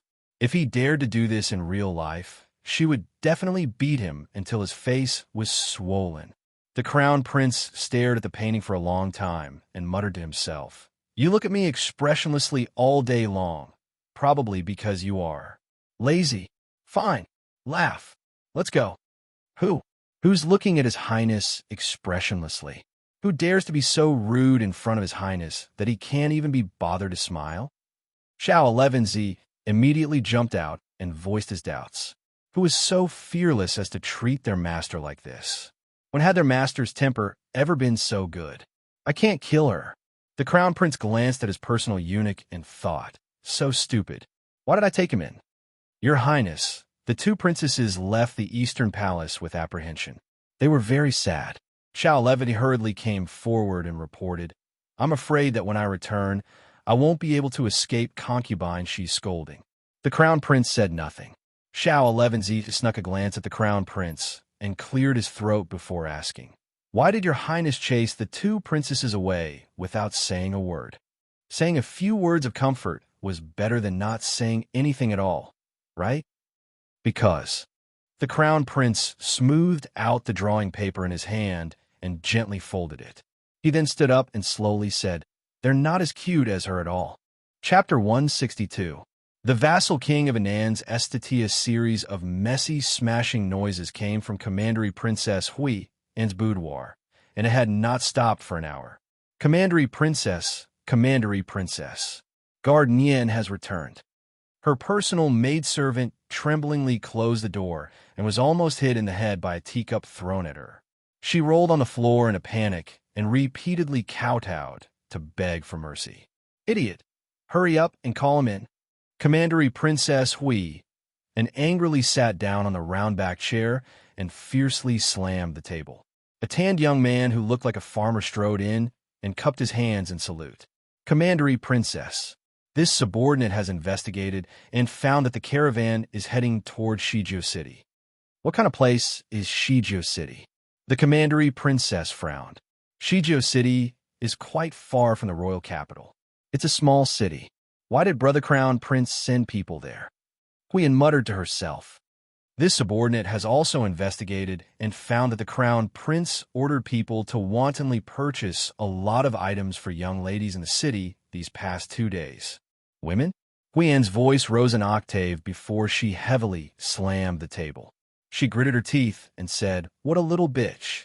When did His Highness the Crown Prince get seduced by a little bitch without her knowledge? Yin Kuei, I want you to immediately take 2 people and follow them. Once you reach Shijio City, investigate that bitch's origins. Commandery Princess Huiyan's voice was as cold as ice. Yes, Commandery Princess. Yin Kuei nodded. Should we capture her? No need. Huiyan gritted her teeth and pushed a small box in front of Yin Kuei. Just make that little bitch consume this. Huiyan's lips tugged into a malicious smile. I want that bitch to beg for death. Since she dared to steal Brother Crown Prince's favor from her, the Golden Commandery Princess, then she would make that bitch suffer for the rest of her life. Your Highness. Huifeng lightly leaped and landed outside the pavilion before saluting. The Crown Prince was sitting next to the railing in a leisurely and elegant manner. His slender fingers pinched a few pieces of pastry powder and tossed them into the pool. Commandery Princess Hui, and sent 3 royal guards to Shijio City. One of them is a 7th-layer body tempering cultivator. Huifeng's words caused the Crown Prince's fingers to pause. A trace of mockery flashed in the depths of the Crown Prince's eyes. His voice was indifferent as he said, "Let her be. You'll die if you underestimate baby Xiao." His mood was inexplicably excited. Darling Xiao should be quite bored after settling down in Shijio City, so it would be good for her to practice her skills with these 3 idiots. Your Highness, the great king has summoned you. Read it. The Crown Prince flicked his sleeves, his voice indifferent. The great king decreed, for the past few days, the zombies have been wreaking havoc in the royal city, causing the people to be unable to make a living and suffering. This lonely one is deeply worried and unable to sleep at night. Today, I've decided to go to Mount Hong to pray for the people and set off immediately. He promoted the Crown Prince to be a regent and to handle the daily affairs of the state. The afternoon breeze caressed the Crown Prince's face. Although the weather was very hot, the eunuch who delivered the edict felt waves of cold air. After reading the edict, he stood there stiffly, not daring to move. The Crown Prince raised his eyebrows with a faint smile. Who else did the great king bring with him? Although the Crown Prince didn't fly into a rage, he could still feel his terrifying rage. The edict eunuch said with trepidation, "The great king brought Consort Zheng and noble lady He, H.M., and the edict eunuch rattled off the names of several beauties. The Crown Prince nodded, his eyes cold and cheerless. You may withdraw. The edict eunuch wiped his sweat and hurried away. He felt a chill run down his spine. The great king left behind a pile of mess and ran off like this.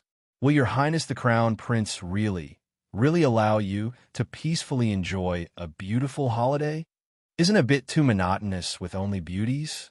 The Crown Prince narrowed his eyes and muttered to himself, throw a few zombies over and let the great king have some liveliness over there. Huifeng, the great king, please take care of yourself. Shijio City. After darling Xiao finished absorbing the last magnetite, she looked up at the darkening sky outside the window. Miss, there's a youth from Daybreak Sect who calls himself Duan Yu, requesting an audience. Why did Duan Yu come here? Chapter 163. A camphor tree was planted outside the window, and several kingfishers perched on its branches, chirping from time to time. The sky outside the window had completely darkened. Arbor threw away the last magnetite in her hand and sighed. The mystic energy she could absorb from 500 low-grade magnetite was less than 1/10 of it. Most of it went into the sapling's mouth. This was truly too much of a scam. At this rate, when would she be able to advance into the ranks of level 5 mystic cultivators? Arbor looked up outside the window when she heard 2 knocks on the door. Miss, a youth from the Daybreak Sect, Duan Yu, is requesting an audience. Steward Changzai stood behind the door, not daring to speak too loudly. Xiaomu jumped down from the bed and opened the door. She walked to the steward with her little paws behind her back. What is he doing here? Miss, isn't this youth your friend? Changzai was surprised. That youth came to the door with a chuckle and claimed to be little Miss's friend. He thought the youth and his little miss were acquaintances. Arbor's footsteps paused, and her gaze was icy. Her childish voice should have been soft, but it carried an inexplicable, murderous aura. I've never had any friends. The steward's heart trembled, and he took a step back and bowed. This old servant understands. Arbor pattered toward the side hall. Although she did not speak the entire way, the steward inexplicably sensed the low pressure coming from the little master. It was not until she entered the hall and her gaze landed on the elegantly seated youth drinking tea that Xiao Mu coldly said, "In the future, don't casually let in unimportant people." Duan Yu was originally drinking tea without restraint, but his hand froze when he heard the child's retort. Why was this child so unadorable? Hey, is this the attitude you should have toward a friend? Duan Yu angrily threw the teacup on the table and jumped up from the chair. No matter what, we're friends who have gone through thick and thin together, through fire and water, through life and death together. I don't have any friends. Xiao Mu frowned and looked at him strangely. Duan Yu immediately exploded. You, what kind of gaze and attitude is that?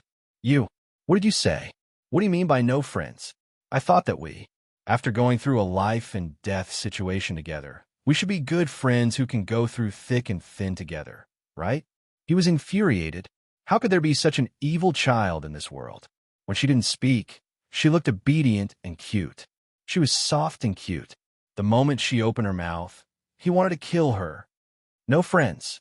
The child bluntly retorted him with 3 words, which angered Duan Yu so much that he jumped up and wanted to run out the door. He didn't want to talk to her anymore. This facial paralysis, this ice-cold wooden doll, this little bastard. He was really looking for trouble. That was why he rushed here to be scolded by her. The little fellow pattered over to the seat of honor and jumped up, looking coldly at the youth standing in front of him. The little guy was sitting on the round-back chair. He was only half the size of the chair. He curled up into a soft ball in the chair with his little arms and legs slightly raised. For a split second, Duan Yu suddenly wanted to laugh. Why did he get angry with a little kid? Duan Yu decisively returned to his seat and looked at the child face to face. Just because we didn't have any friends before doesn't mean we won't have any in the future. From today onward, we are friends. Tomorrow, the Mystic Cultivator Association will send someone to guide the children in the city and open their mystic meridians. Jojo, let's go take a look together. Chapter 164. Not interested. The child's words were like a boulder that forcefully suppressed Duan Yu's enthusiasm. How could there be such a heartless and emotionless child in this world? Normally, when a child heard someone's invitation to go out and play, wouldn't they happily agree to it? What kind of mutant was this child? How could she be so loathsome? Jojo, second Uncle Qiao, suddenly walked in excitedly. Didn't this little brother say earlier that an instructor from the Mystic Cultivator Association will come tomorrow to guide the children in the city to open their mystic meridians? Arbor glanced at Xiao, who was hiding behind second uncle. That child's round head was lowered, and he kept rubbing the corner of his clothes, looking uneasy and uneasy. Yes. Arbor jumped down from the chair and pattered to Xiao Hu's side. She grabbed his hand. Brother Xiao Hu, I'll accompany you to find an instructor to open your mystic meridians tomorrow. Don't worry. It doesn't matter if you succeed or not. We're just going to try, so don't put too much pressure on yourself. Xiao Hu looked up at Arbor pitifully. Sister, I've already tried for 3 years, but I haven't succeeded in opening my mystic meridians. What's wrong with that? Some people try 8 to 10 times in a row before succeeding. You've only tried 3 times, so it's nothing. Maybe we'll succeed this time. Arbor comforted Xiao Hu by patting his shoulder. Really? Xiao Hu's eyes brightened. Duan Yu looked at the child with a stifled expression. Why was she so cold and heartless when he spoke to her? It was as if she kept him at arm's length. However, the child even learned how to comfort that thick-headed brat. Then I'll come pick you up tomorrow morning. Seeing that the child was about to turn around and refuse, Duan Yu quickly said, I can take you through a special passage. There's no need to line up. The child ran to his side with small steps, raised his head and waved at him. So cute. She's a baby when she doesn't speak. Duan Yu bent down in surprise, and a strand of hair brushed past his face. What do you want to say to me? Slap. A talisman was slapped on the youth's forehead. Sleep. Second Uncle Qiao. Duan Yu. Xiao Hu said, Sister, you're amazing. This is the demon suppression talisman, isn't it? Naughty child, you're thinking too much, okay? Those who go around with fake talismans and say that there are demons causing trouble in your house are all fake Taoist priests who cheat you of your money. You're the demon. Your whole family are monsters. The youth's breath was stuck in his chest. After a long while, the young man stretched out 2 fair fingers and tore off the talisman that was floating on his forehead. Facing the child's bright and watery eyes, the youth was speechless for a moment. This is a new toy for children? Darling Xiao sighed and crossed the tall threshold with her hands behind her back like an old man. As she walked, she muttered to herself, I didn't expect that such a weakling would have a higher cultivation than me. How helpless! Any random cat or dog was more powerful than her. It was all the little trees' fault for always fighting with her. Capital. Origin. Arbor looked up at the sky. If the opponent was 1 rank higher than her, they would be immune to the sleeping talisman's effects. Duan Yu stiffly stood behind the threshold and stretched out his hand to call back that strange child. Come back and tell me, who's the weakling? Early the next morning, after Arbor freshened up, she headed straight for the entrance. As expected, Duan Yu was waiting outside the Qiao estate. When he saw her step out, he cheerfully greeted her, Jojo, good morning. Chapter 165. One does not hit a smiling person, so Qiao Mu expressionlessly nodded her small head at him. Duan Yu's smile was brighter than a flower. Let's go, Jojo. Get on the carriage. Today, not only did the Mystic Cultivator Association send people, but the 3 sects also sent people. Arbor got on the carriage with a taut face and waited solemnly. Xiaohu anxiously glanced at his sister, but when he saw that she had no intention of speaking, he also shut his mouth. The carriage started rolling and headed toward the western part of the city where the crowd was gathered. Many city citizens had gathered at the plaza on the western part of the city early in the morning after hearing the news. They lined up with their families and inquired about the news with each other. They never dreamed that the Mystic Cultivator Association would come today to try to activate the children's mystic meridians. If their children could successfully activate their mystic meridians and become mystic cultivators, they would definitely be able to change their current impoverished situation. They would no longer need to live in this tiny shanty town in the western part of the city. Life in a shanty town was difficult and resources were scarce, so theft and robbery often occurred. Whoever had the biggest fist was the law. 2 days ago, a young couple was unlucky enough to be robbed when they entered the shanty town. The only food they had in their bags was also plundered. Now, their lives were extremely miserable, and they had to beg everywhere for a living. The chaotic western part of the city originally housed many people from other villages and towns. Because the Mystic Cultivator Association had set this place as the location for the children's test, the city lord sent people to chase away the refugees on the square and clean it up before the sun even rose. Hence, when Arbor's carriage arrived, the road was basically unobstructed. As the carriage rolled past the main street plaza, Xiaohu lifted the curtain to take a look. The western part of the city isn't as chaotic as imagined. It's just a little tidying up because there are guests.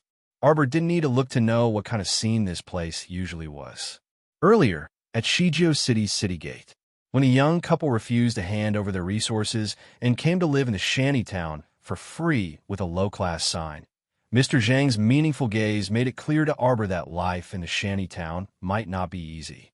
In this kind of place where the strong preyed on the weak, a young couple with food would be robbed in a matter of minutes. Therefore, even if they didn't hand over their supplies, they wouldn't be able to keep their belongings. If they had handed it over at that time, they might have been able to exchange it for an ordinary residence in the north or south of the city. What the couple did was absolutely stupid, but Mr. Zhang had no obligation to remind them.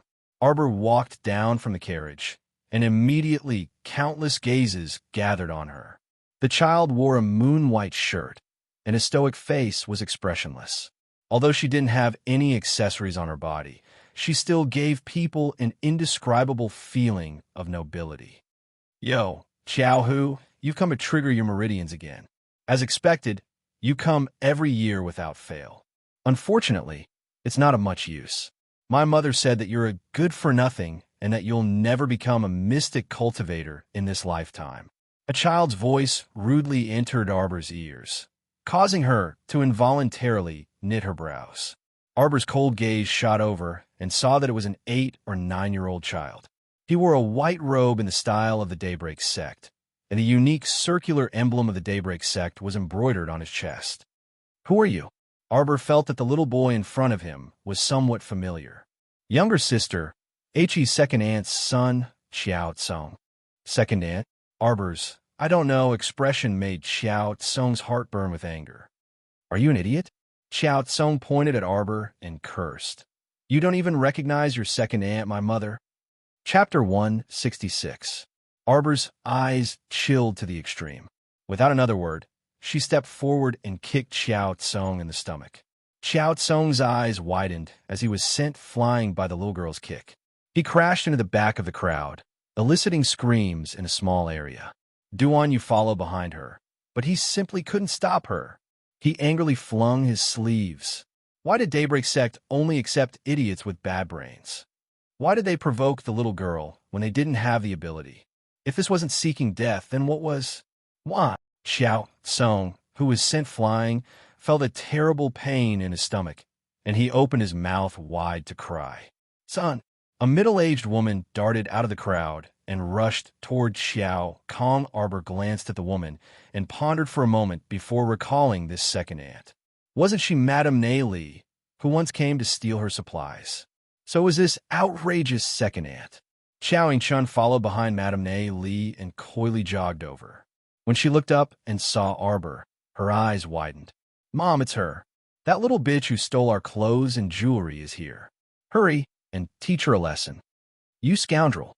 Madame Nei Li turned to point at Arbor and angrily rebuked. "You still dare to appear in front of us? Where's your mom? Tell Wei Ziqin to come out. I want to have a good talk with her. Do you know how to teach your daughter? What kind of thing have you raised? Stealing things and hitting her older brother without any etiquette or rules. Truly a little bastard." With a dark expression, Arbor took out an identity tablet with a flip of his hand and flashed it at the dumbfounded guards of the city lord's estate. "Capture her." The words "superior" were carved on the back of the tablet. This was a pampered guest from a city center. The guards' expressions turned solemn, and they immediately rushed toward the jabbering Madame Nei Li. They grabbed her arms behind her back and shoved her in front of Arbor. "Slap her until I'm satisfied," Arbor coldly ordered, his soft childish voice devoid of any emotion. A guard slapped Madame Nei Li's face. Slap. For a moment, the square was silent. Even the 3 mentors of the Mystic Cultivator Association who were sitting in front of the long table and giving guidance tests to the children in line stood up and looked at the commotion with confusion. "Pa! Slap!" She slapped Madame Li's face repeatedly.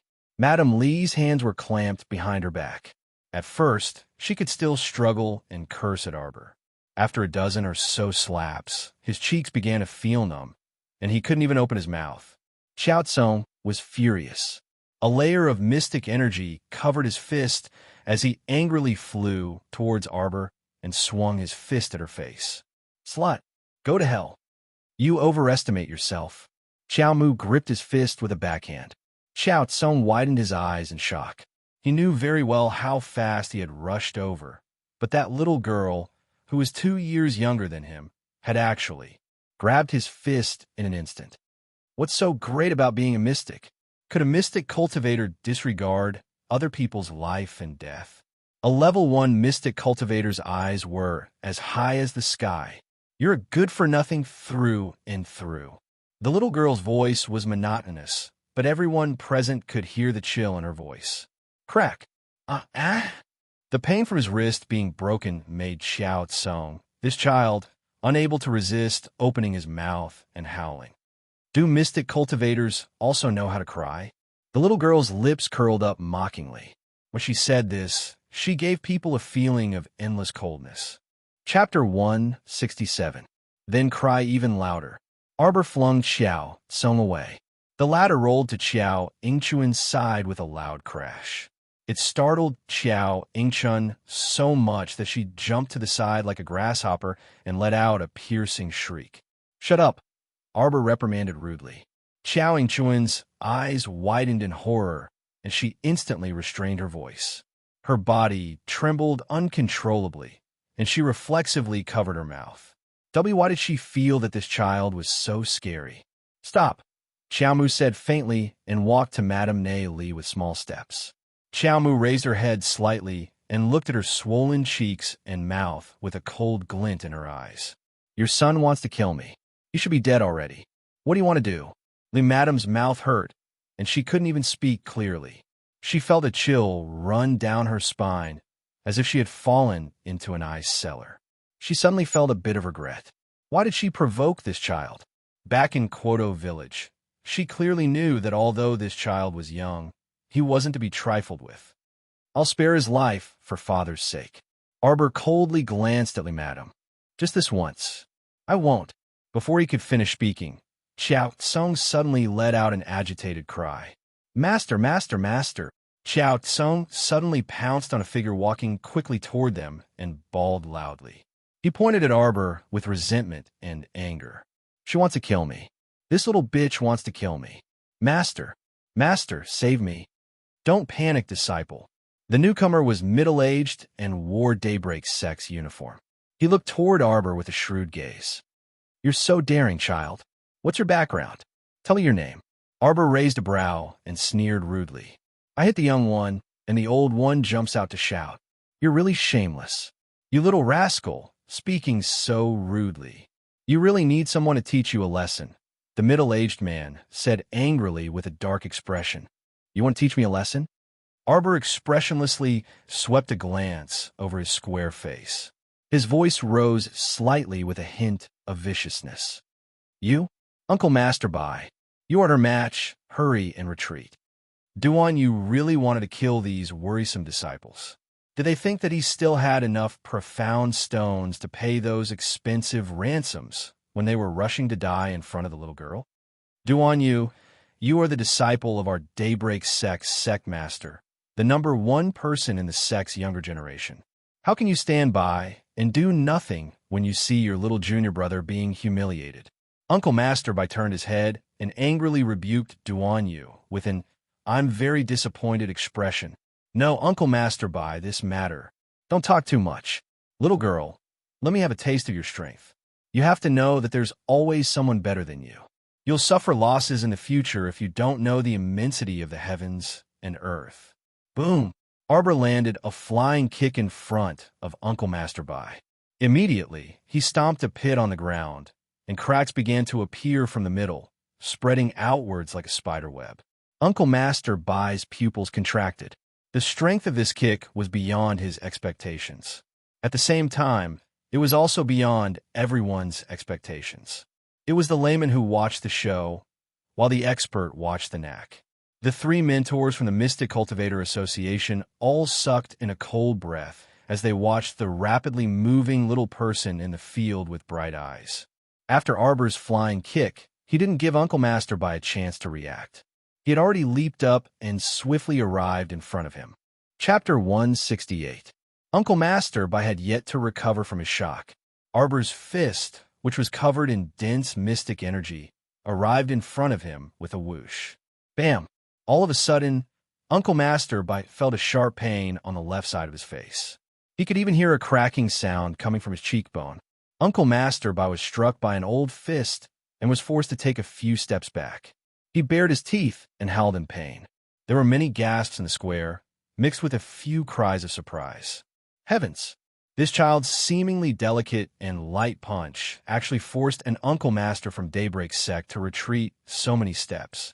The sharp-eyed spectators clearly saw Uncle Master Bai's left cheek swelling at a visible speed, turning into a big red bun. It was evident how powerful that punch was. Master! Xiao Tsung watched in shock as his master was defeated in disbelief.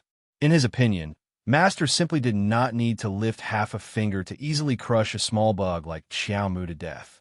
However, the reality was so disappointing. Not to mention Xiao Tsung, even Uncle Master by himself found it unbelievable. He could only say sheepishly, "Damn girl, I was too careless just now. So you succeeded. Don't be too pleased with yourself." Before he could finish speaking, He heard high-pitched screams from the crowd behind him. What was going on? Uncle Masterby turned around and saw a small figure leaping high into the air. She was holding a pitch-black ferrule, which glowed with an inky light under the morning light. It was instantly eye-catching. The little girl was clearly in front of him just now. So when did she move behind him? Wasn't this speed a little too slap? The ferrule fell and ruthlessly smacked Uncle Masterby's head. Duan Yu, who was standing on the side with his hands clasped together, silently twitched his mouth. Uncle Masterby only felt a line of blood slide down his forehead. He dazedly reached out to touch it and found that it was sticky. Sure enough, blood was gushing out. His expression instantly turned sinister, and he angrily roared at Arbor, "Damn girl, you're courting death." How could he still maintain that old face of his? How could Uncle Masterby embarrass himself in front of so many commoners and people from the Mystic Cultivator Association? Immediately, he pressed his palms together and poured all of his profound energy into his palms. His eyes were filled with anger as he charged towards Arbor. Arbor did not dodge. When he saw Uncle Masterby charging towards him with all his might, his eyes lit up. With a stomp on the ground, the little fellow's tiny body shot towards Uncle Masterby like an arrow released from a bow. Is this what you want? Instead of dodging, he faced the attack head-on. Everyone present held their breaths and stared at the two of them without blinking. Closer, closer, the distance was getting closer and closer. Uncle Masterby suddenly felt immense pressure. He slowed down his pace. On the other hand, the little girl did not hesitate at all. Like a waterfall, she charged straight towards Uncle Masterby. Xiao Tsong clenched his fists nervously, not realizing that his palms were covered in cold sweat. Whoosh! Uncle Masterby bellowed. A thick mystic light exploded from his palms and surged toward the little girl. In the blink of an eye, the little girl's entire body was covered in dense mystic energy. It was as if she was immersed in the mystic light as she charged straight into Uncle Masterby's mystic light. An earth-shattering boom erupted, shocking everyone in the plaza and causing them to retreat like a receding tide. I'll send the 2 chapters at 7:30 p.m. in advance today, because the author is going to chop off his hands tonight. Mwaha. Chapter 169. When the two collided, Uncle Masterby felt a weight on his chest. He screamed in panic and was sent flying backward involuntarily. After the mystic light dissipated, the little girl stood there by herself.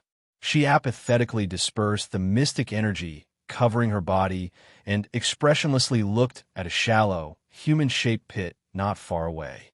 Uncle Masterby was flung half a meter away by the collision of mystic energy. He was flung face down and sprawled in the shallow pit. Uncle Masterby didn't know if it was because he didn't have the face or the strength, but he couldn't sit up for a long time.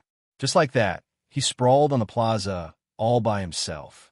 The surrounding crowd of onlookers whispered to each other, causing him to lie in the pit with a flushed face. He had never been so humiliated like today. It was all that damn girl's fault. Uncle Masterby was so angry that he was about to die. Arbor raised her small hand and looked at the mystic energy covering it. Her mystic energy density was higher than normal people's and would greatly benefit her in battle. If she encountered an opponent of the same cultivation level as her mystic energy should be enough to crush the other party. Today's battle had given her a certain understanding of her own strength. Uncle Masterby was a level 6 mystic cultivator, so it seemed that with the density of her mystic energy, it shouldn't be much of a problem for her to challenge a level 6 mystic cultivator. However, there was still a certain degree of difficulty in killing an opponent of a higher cultivation level in one strike. She needed to rely on other methods. Therefore, Uncle Masterby, who was lying on the ground and pretending to be dead, in reality, his injuries weren't too serious. So why did he have to stay in the pit and not get up? Arbor pursed her lips. She turned around and grabbed Xiao, whose small hand, walking toward the 3 mentors of the Mystic Cultivator Association. When the 3 mentors saw Arbor walking over, their cheeks flushed with excitement. Heavens! She was so young, but her strength was so valiant that she could defeat a level 6 Mystic Cultivator in minutes.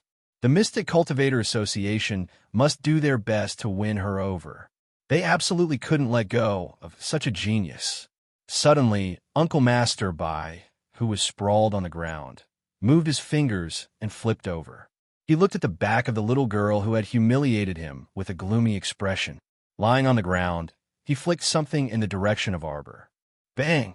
Before the item could even touch the corner of Arbor's clothes, it was swept away by a wave of energy.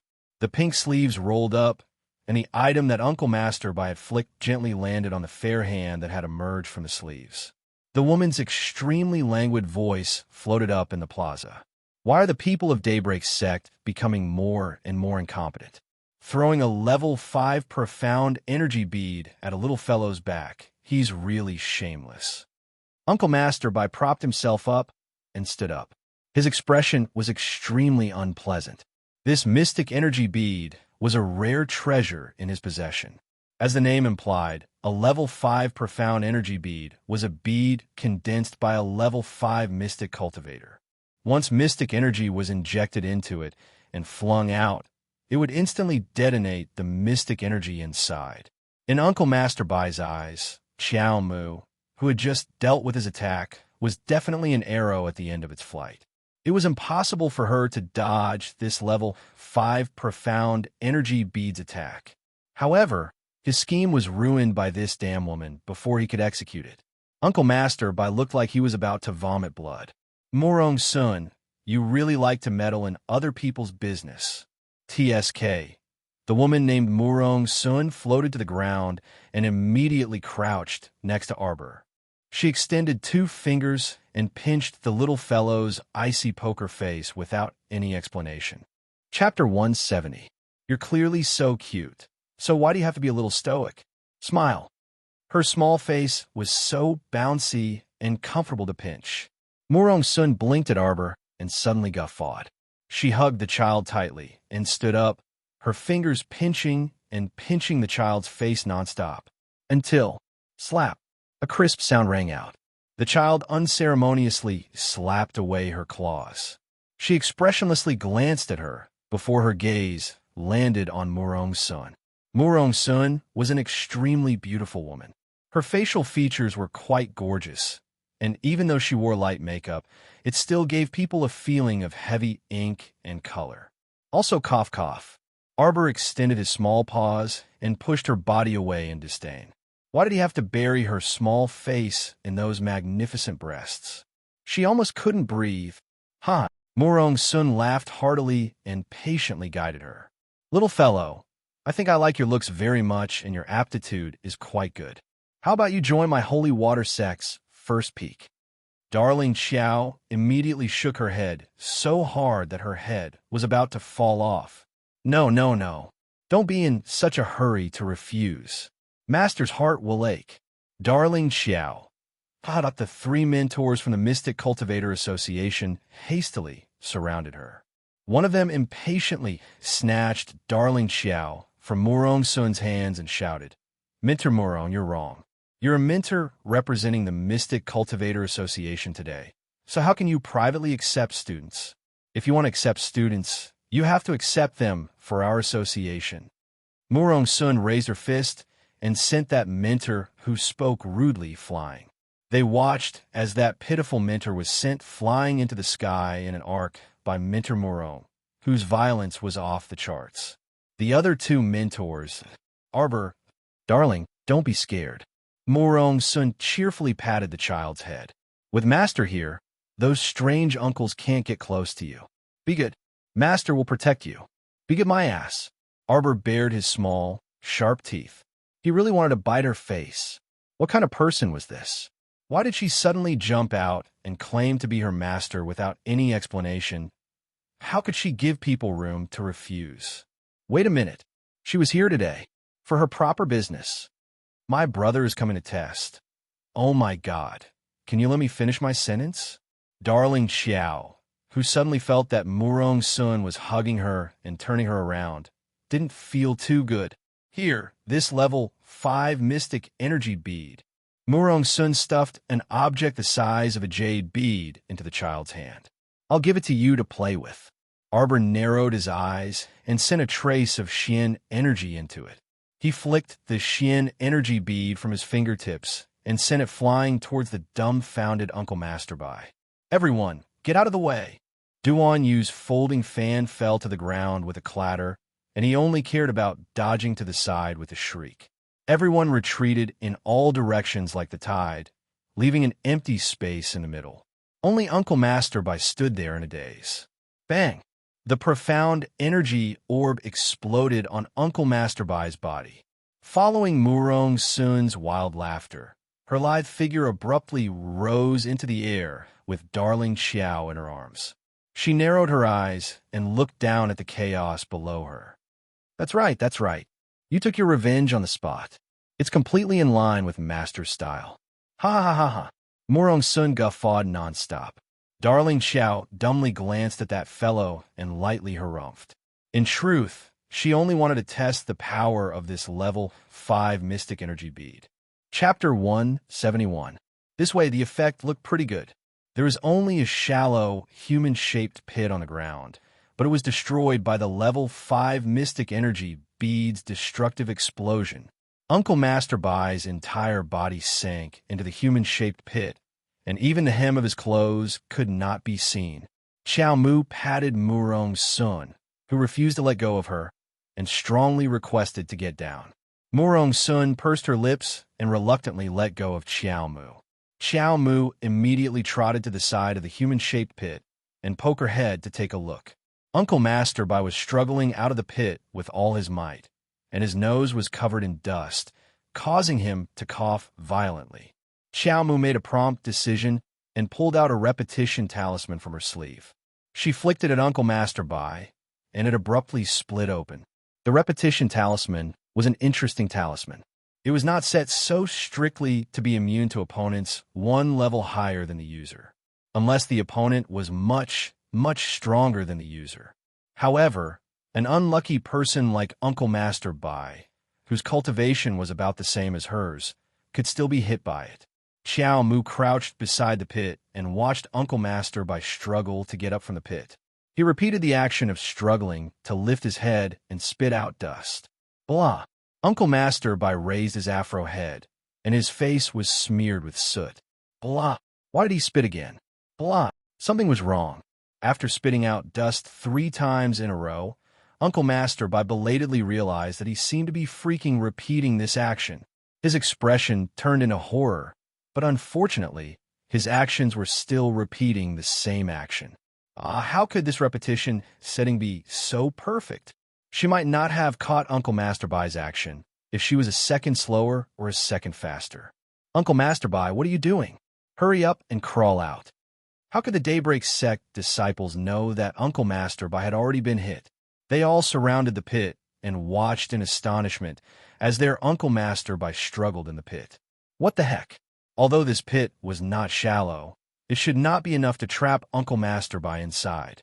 Uncle Masterby raised his afro head, tears about to fall from his eyes. Did he not want to crawl out of the pit? He was powerless. These damn brats. Hurry up and dig him out of the pit. Ow, ow. Uncle Masterby's hair, which had been perfectly fine, was now hanging limply on his head. His image had never been as ugly as it was today. The little fellow joined in the fun and watched for a while. Then, he got up and walked out with a serious face. He didn't show any emotions. Compared to the twisted expressions on everyone's faces, the little girl's face was too calm. Duan Yu stole glances at the little fellow from time to time. Our dear Xiao Mu bounced to Xiao Hu's side and pulled his hand, walking to Murong Sun. Guide me.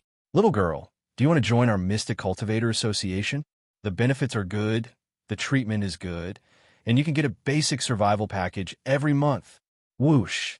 That member of the Mystic Cultivator Association who was licking his lips to seduce the girl had just finished speaking when Murong Sun flung him away, perfectly drawing a parabola in the air. Little fellow, don't listen to his nonsense. The treatment he received was simply not enough. Our Holy Water Sect's first peak will always welcome you with open doors. Guide Big Brother. Did you guys get the wrong person? I'm only a chaperone today. Okay. The last mentor from the Mystic Cultivator Association nodded vigorously. I'll take your brother's place. Bang!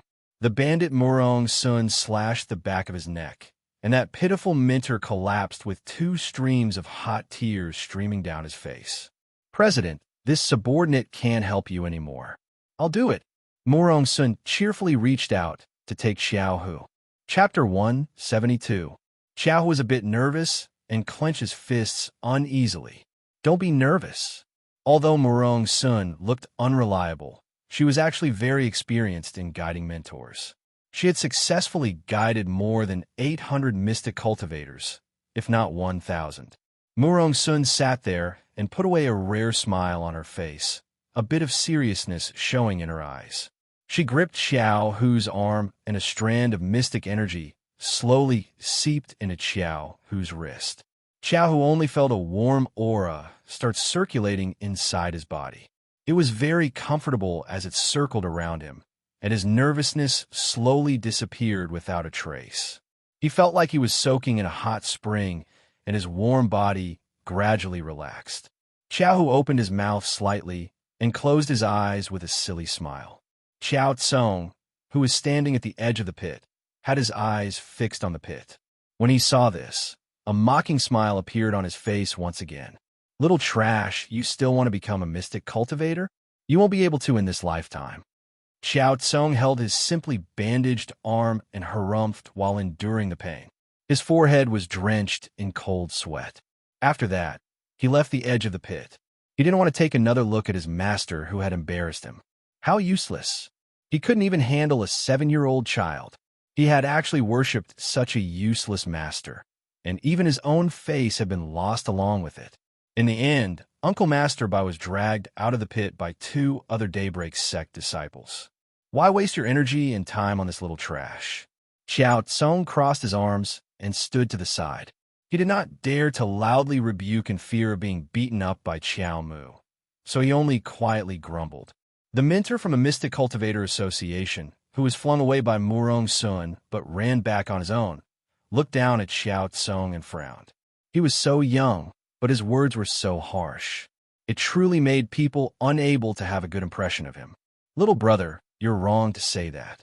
The mentor looked up in Murong Sun's direction, faint admiration surfacing on her face. Although this Mentor Murong was unreliable most of the time, however, Mentor Murong is a very powerful mentor. As long as a child is guided by her, no one will fail to trigger their mystic meridians. Instructor Murong is a spirit channeling instructor who has a 100% success rate in opening his profound meridians. Xiao Tsong's gaze froze as he secretly clenched his fists. No, that's impossible. In the entire Quoto village's Qiao clan, he was the only true genius who successfully triggered his mystic meridians at the age of 9. Afterward, he was chosen by Daybreak sect and was directly taken away to become Daybreak sect's disciple, bringing honor and glory to his family. That Xiao Hu, for 3 years in a row, had entered the city every year to find a guide to trigger his meridians, but not once had he succeeded. He was the joke of old Xiao's family. He was a good-for-nothing. Xiao Hu's hands suddenly emitted a faint luster, and the dignified child suddenly opened his eyes, which were filled with great surprise. It's a success. The other onlookers in the square all looked envious. Heavens, a 10-year-old mystic cultivator was born in front of them again. I really want my children to do the same. The parents in the square all lowered their heads and looked at their children with hope. After 3 years of failure, the 10-year-old Qiao Hu finally succeeded in triggering his mystic meridians and officially stepped onto the path of a mystic cultivator. Thank you, Mentor Murong. Qiao Hu turned around and respectfully bowed to Murong Sun with a humble smile on his face. Chapter 173.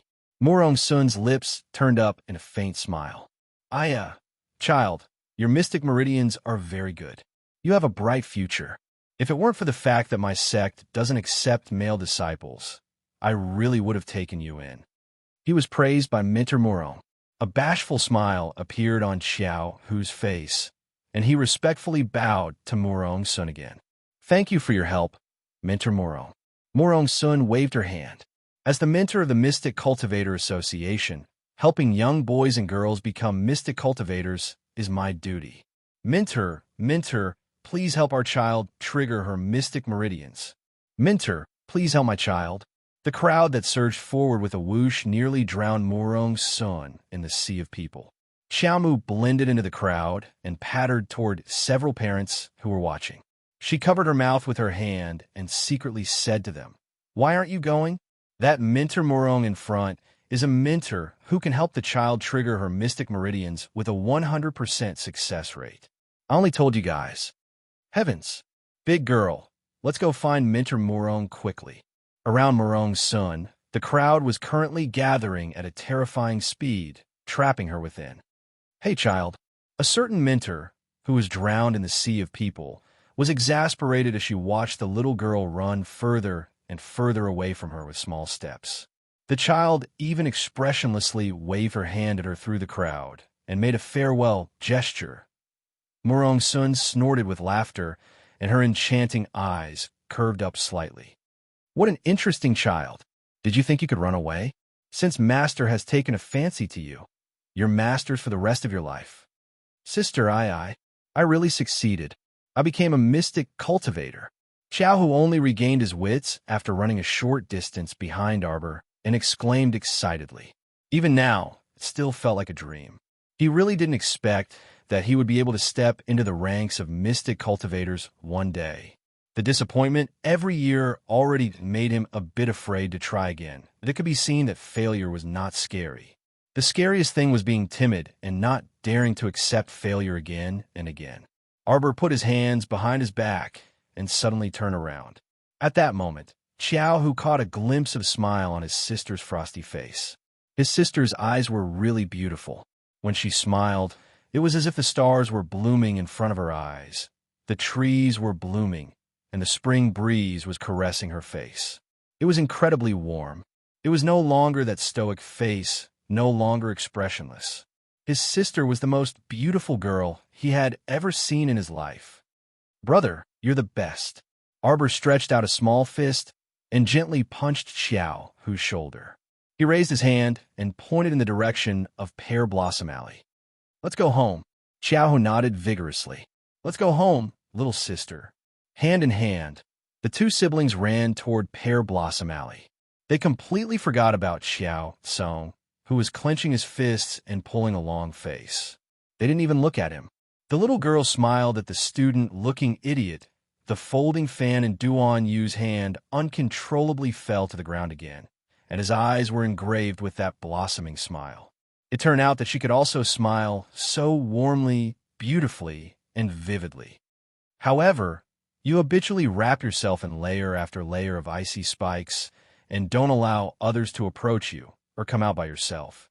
Once you get close, perhaps you'll be pierced to pieces and drenched in blood. What kind of you is the real you?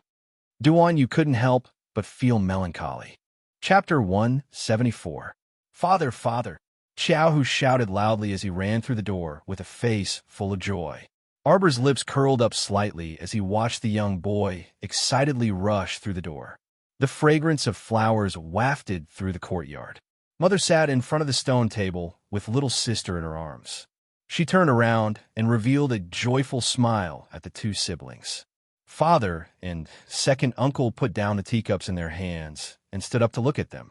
This life, it was completely different from before. She returned from hell and stepped on corpses and blood all over the place. All she asked for was a peaceful life and the well-being of her family. Ha ha ha ha ha. My son has become a mystic cultivator. Second uncle laughed heartily. Little fellow, you're amazing. Xiao Zhongbong rubbed Xiao, whose little head with a smile. You're a good child. Don't slack off in the future and work hard. Our Xiao family's hopes are all placed on children of your generation. Mother happily put down Xiao Lin-er in her hands. Second brother, I'm so happy today. Sit and chat for a while. I'll go take a look in the kitchen. Let's have more dishes tonight and have a lively meal with the whole family. Sister, celebrate. Good peaches. Xiao Lin-er bounced to her side and tugged at the corner of her skirt. Arbor couldn't help but laugh. He lowered his head and rubbed her little head before picking her up. There aren't any peaches, but there are other good ones. Do you want them? Dividing line, foodie's dividing line. City Lord's estate main hall. Gu Qingfeng raised the wine cup in his hand and smiled at everyone. Today, the Mystic Cultivator Association and the three sects are gathered here. This city lord will first toast everyone. At this special time, the wine and dishes are meager. Please forgive me for not entertaining everyone. City lord is too courteous. A middle-aged man sitting in the Heavenly Tao sect's seat raised his wine cup and nodded lightly at Gu Qingfeng. Now that zombified monsters have appeared everywhere, the citizens of every town are having a hard time. We have dishes, meat, and wine, and this is already an extremely luxurious enjoyment, a guide from the Mystic Cultivator Association said with a sigh. City Lord Gu Qingfeng nodded and raised his cup again. Thank you, guides, for helping the children in the city awaken their mystic meridians. He especially wanted to thank Peak Master Morong. He successively helped 4 youths successfully trigger their profound meridians. If it weren't for the fact that it was impossible for Murong Sun to have more than 4 people trigger their meridians at once, she really wanted her to help all the children under 15 in the city trigger their meridians. Mentor Murong is truly someone we admire. The 3 mentors of the Mystic Cultivator Association also cast respectful gazes at Murong Sun. Murong Sun could only help 4 students awaken their mystic meridians at most. Afterwards, she could not help the children for at least 15 days. But even so, this kind of mystic awakening success rate and this kind of terrifying speed at creating mystic cultivators were very admirable. Murong Sun swirled the wine cup in her hand and smiled at the city lord. The city lord is very grateful to me? Of course. Gu Qingfeng nodded respectfully at Murong Sun. Peak Master Morong is an out-and-out mentor. Who wouldn't revere and be grateful to you? If that's the case, help me find someone. Murong Sun casually tossed a rolled-up portrait to Gu Qingfeng. The person in the portrait is my disciple. Don't be fooled by her stoic face, icy and unapproachable. However, her natural disposition is very mischievous. If I wasn't paying attention, she would run off without a trace. I'll have to trouble the city lord to help me find her. Everyone, Chapter 175. Gu Qingfeng was startled when he opened the painting and looked up at Murong Sun. Murong Sun was leaning seductively against the round-backed chair with her slender legs crossed. She raised her wrist at the stunned Gu Qingfeng and raised her lips to toast him from afar. Her misty eyes seemed to have the effect of starlight. It wasn't the wine that intoxicated her, but herself. Murong Sun, you evildoer. Your appearance makes it hard for all the men present to look away. A disciple that Peak Master Murong values so highly must be extraordinary. How about you let us take a look? The middle-aged man from Heavenly Tao sect asked with a smile. Gu Qingfeng asked Murong Sun for her opinion. After seeing her nod, he had his subordinate present the painting to Heavenly Tao sect.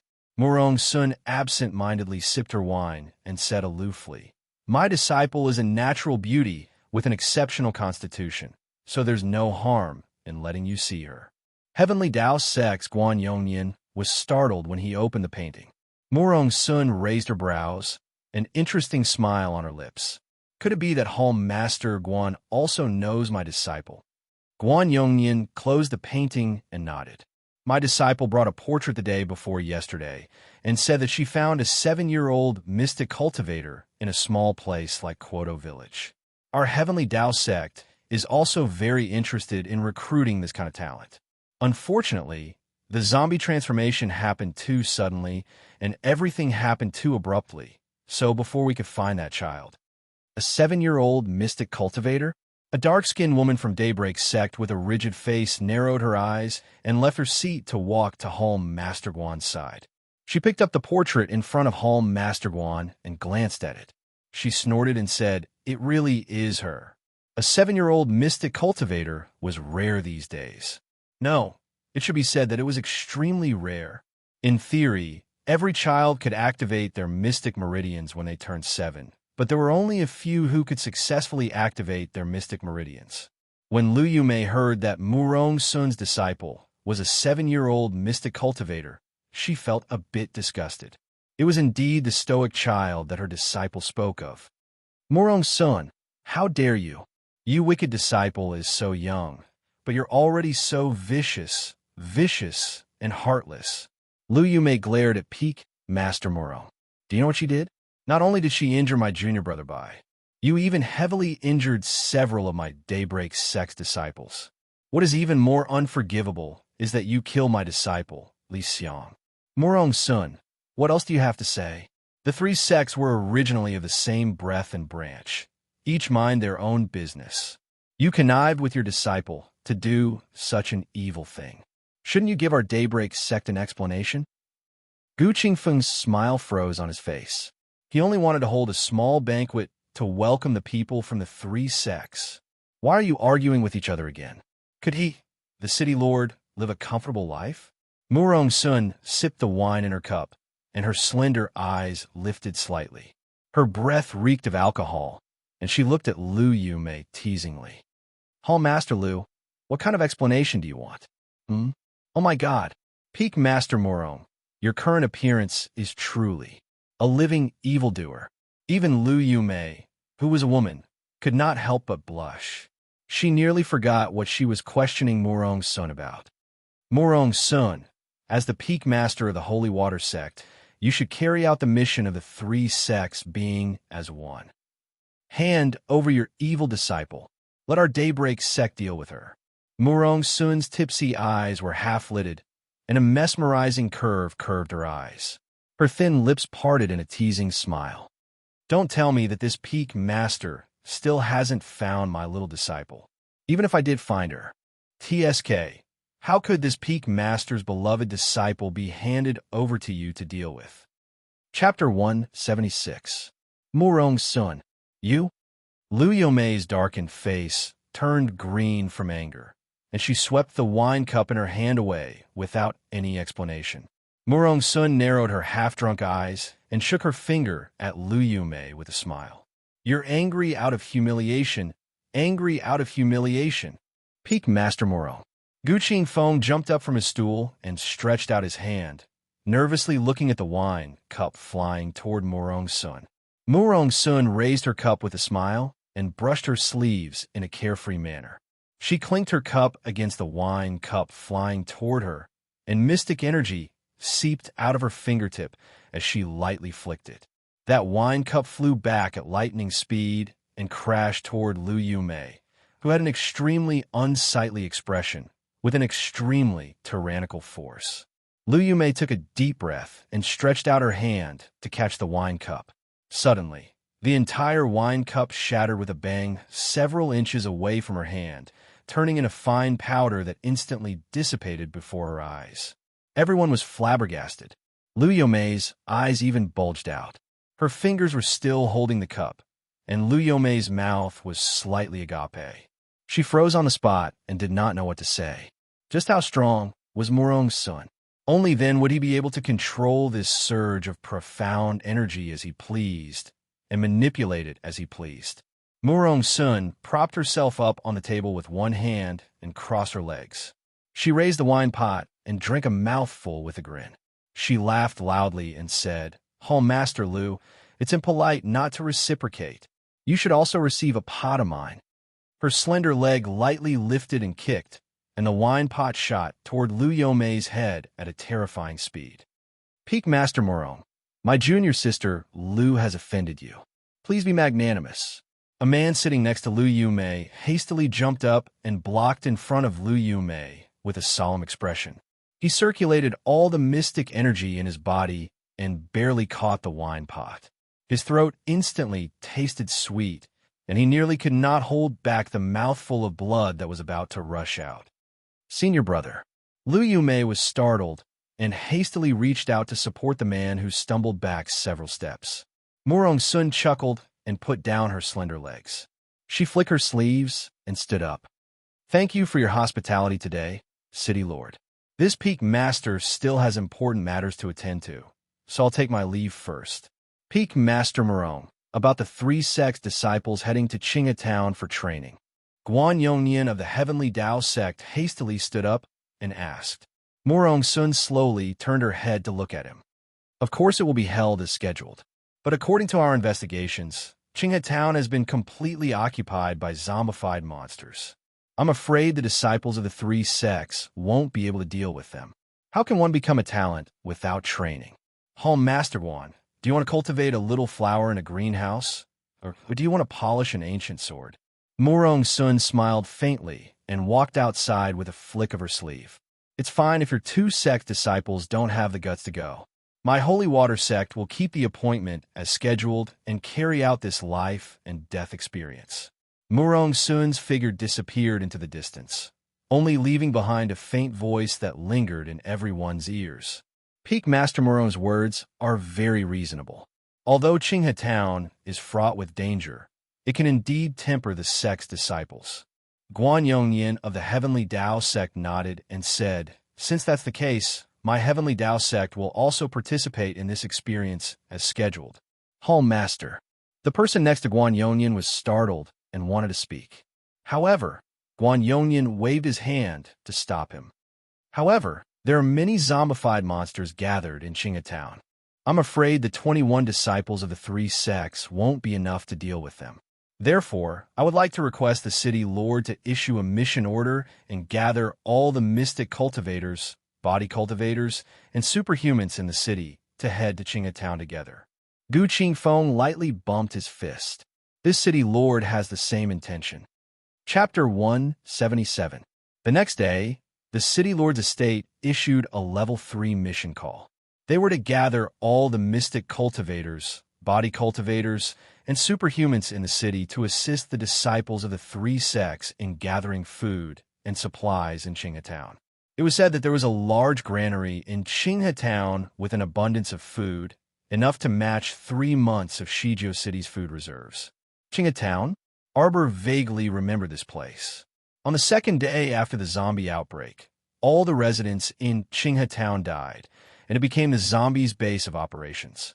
She remembered that in her previous life, the three sects had gathered a group of people to head to Qinghe Town to clear out the zombies and gather supplies.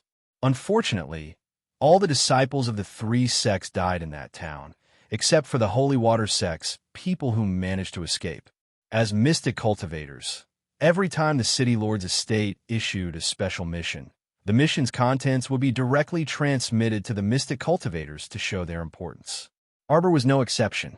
She received the city lord's estate's summons early in the morning. She was flipping through the mission notice when Steward Chong jogged inside and hastily bowed. Miss, the city lord is here.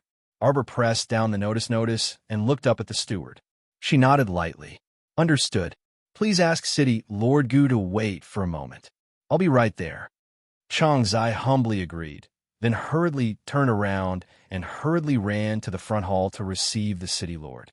Arbor tidied up her clothes before heading to the front hall. As soon as she entered the door, she saw a woman in a violet dress leaning against the side of the window. She slowly turned around, and she was extremely enchanting and charming. She tilted her head and smiled as she waved her hand at her. Disciple, Master has come to disturb you. Murong Sun's smile seemed to have been frozen in time for an instant. Under the shroud of the morning sun, it emitted a faint glow. However, after so many years, she would still remember her master's devilish appearance at this moment, waving at her while leaning against the window. No matter how quickly time passed, and the past was like mayflies, she would not forget a single thing that she should remember. It was all stored in the deepest recesses of her memory that, at this moment, Xiao Mu looked at this person in bewilderment and reflexively jumped back to avoid her slender fingers. Why are you here? Gu Qingfeng smiled bitterly. In reality, when he rushed out this morning and saw Murong Sun appearing behind him like a ghost, he also wanted to be like Xiao Mu and ask Mentor Murong, why are you here? Disciple, you ruthlessly tricked Master yesterday, so Master naturally came early in the morning to have a good talk with you about life. Murong Sun reached out, intending to pinch the little fellow's cheeks. Arbor jumped back again and silently ignored the wry smile hanging on Murong Sun's lips. Gu Qingfeng coughed, tried to attract the attention of the master and disciple. The two of them turned their heads and glared at him at the same time, with a look that said, "What nonsense do you want to say? Hurry up and say it." Inexplicably, he felt that this pair of master and disciple even had the same actions and expressions. What was going on? Gu Qingfeng coughed dryly. Miss Xiao, I wonder if you've received the mission summons from the City Lord Mansion. If Miss Xiao completes this level 3 mission, then for the next year's residence rights will be. You want to talk about this? Arbor inched closer to the door. I know. You just need to notify me when the specific departure time is set. Even if the City Lord did not come today, she still decided to go to the Mission Distribution Center to sign up. Chapter 178. This was because she also wanted to go there and experience it. After all, ever since she was reborn, she hadn't officially experienced anything other than that accident at Hullen Mountain. She could only obtain more experience from actual combat and strengthen herself through continuous training.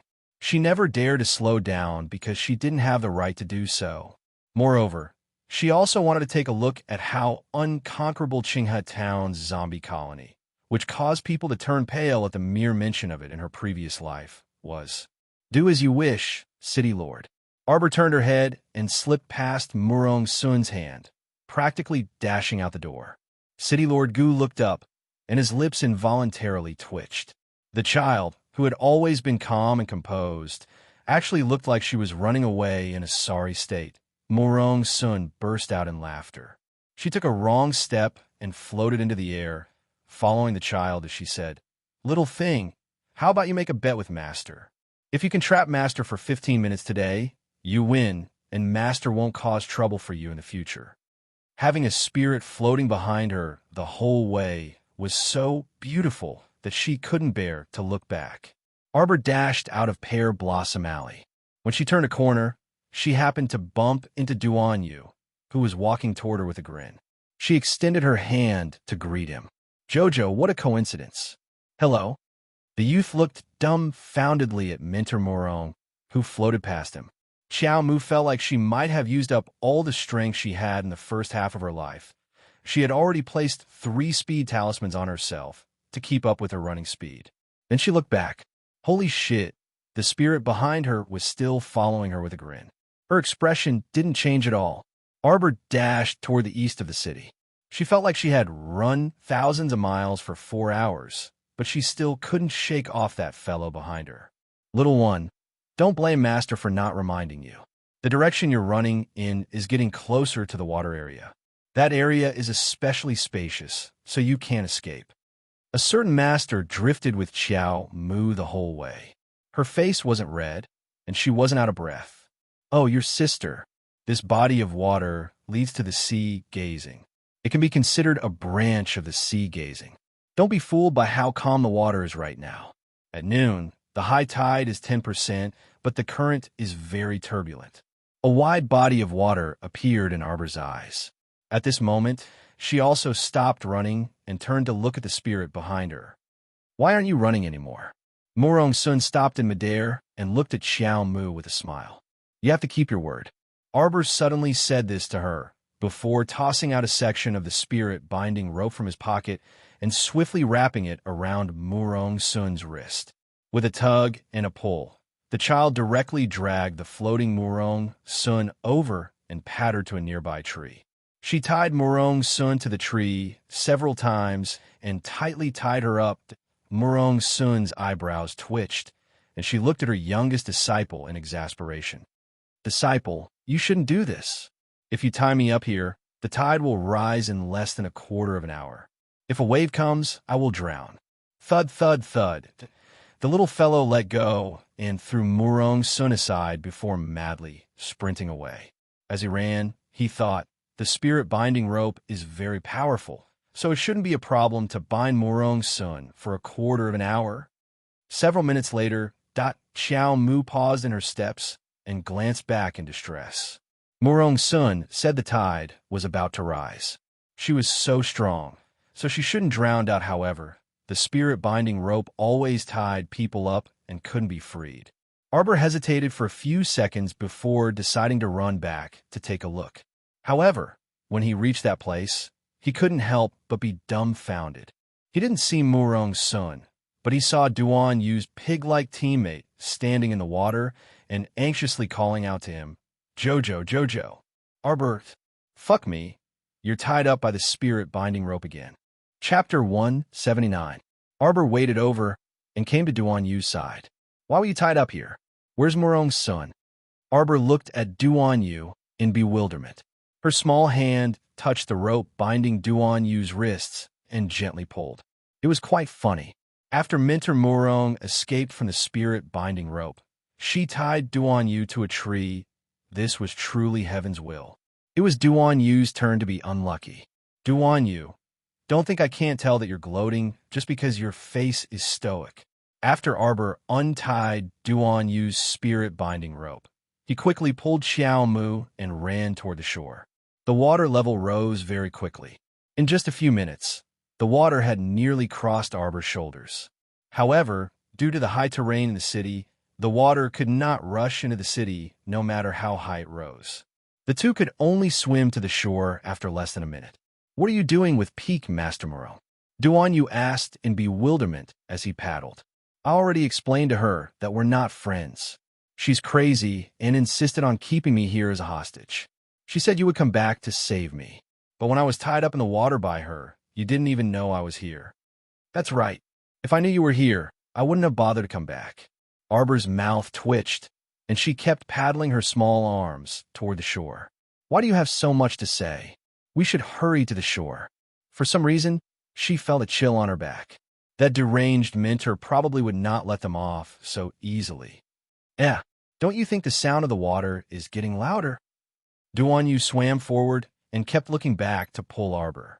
The little girl's arms and legs were small, so she definitely could not swim as fast as him. Arbor also heard the sound of splashing water.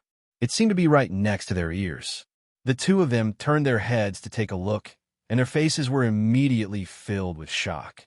Their eyes, one big and one small, almost popped out of their sockets.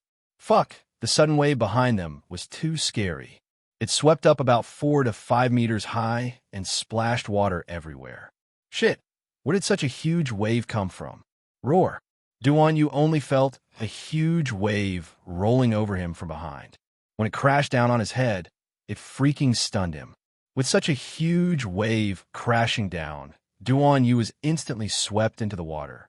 Arbor's eyebrows twitched, and he stomped on Duan Yu's corpse that had been swept into the water by the waves. He swiftly paddled a few times and tried his best to struggle up into the air.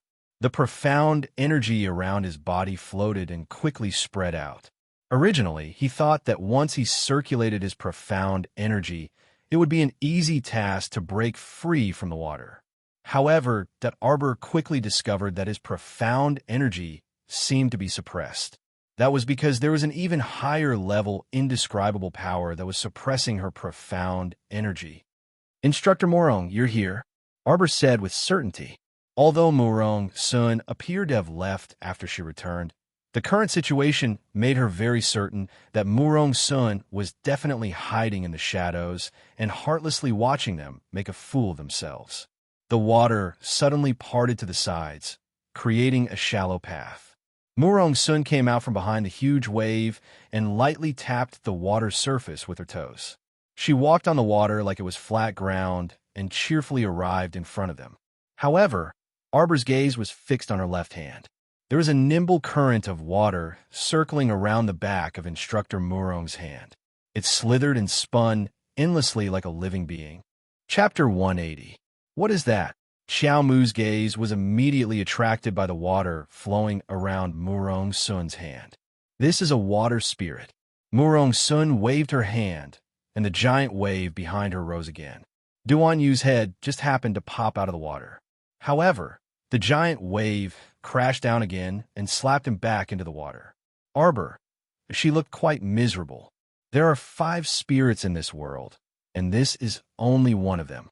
Murong Sun walked over on the water with a grin on her face.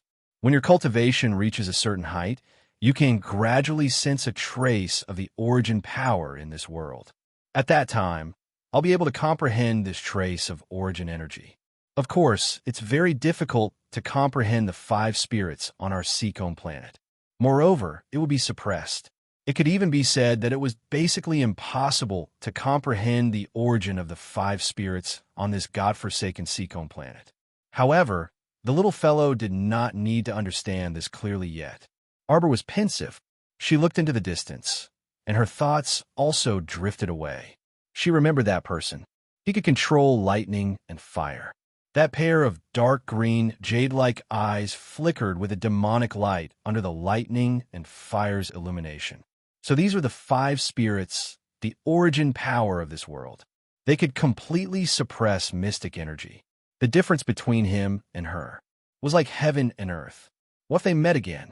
Would she become someone else's pet again? Would she be raised and fed? What a terrifying fate. Arbor shuddered, feeling a chill in her heart. A warm, thin blanket wrapped around her small body. Morong's son reached out and picked her up. Let's go home. Don't catch a cold. Arbor's icy hand pressed against Morong Sun's cheek, and she earnestly looked at her.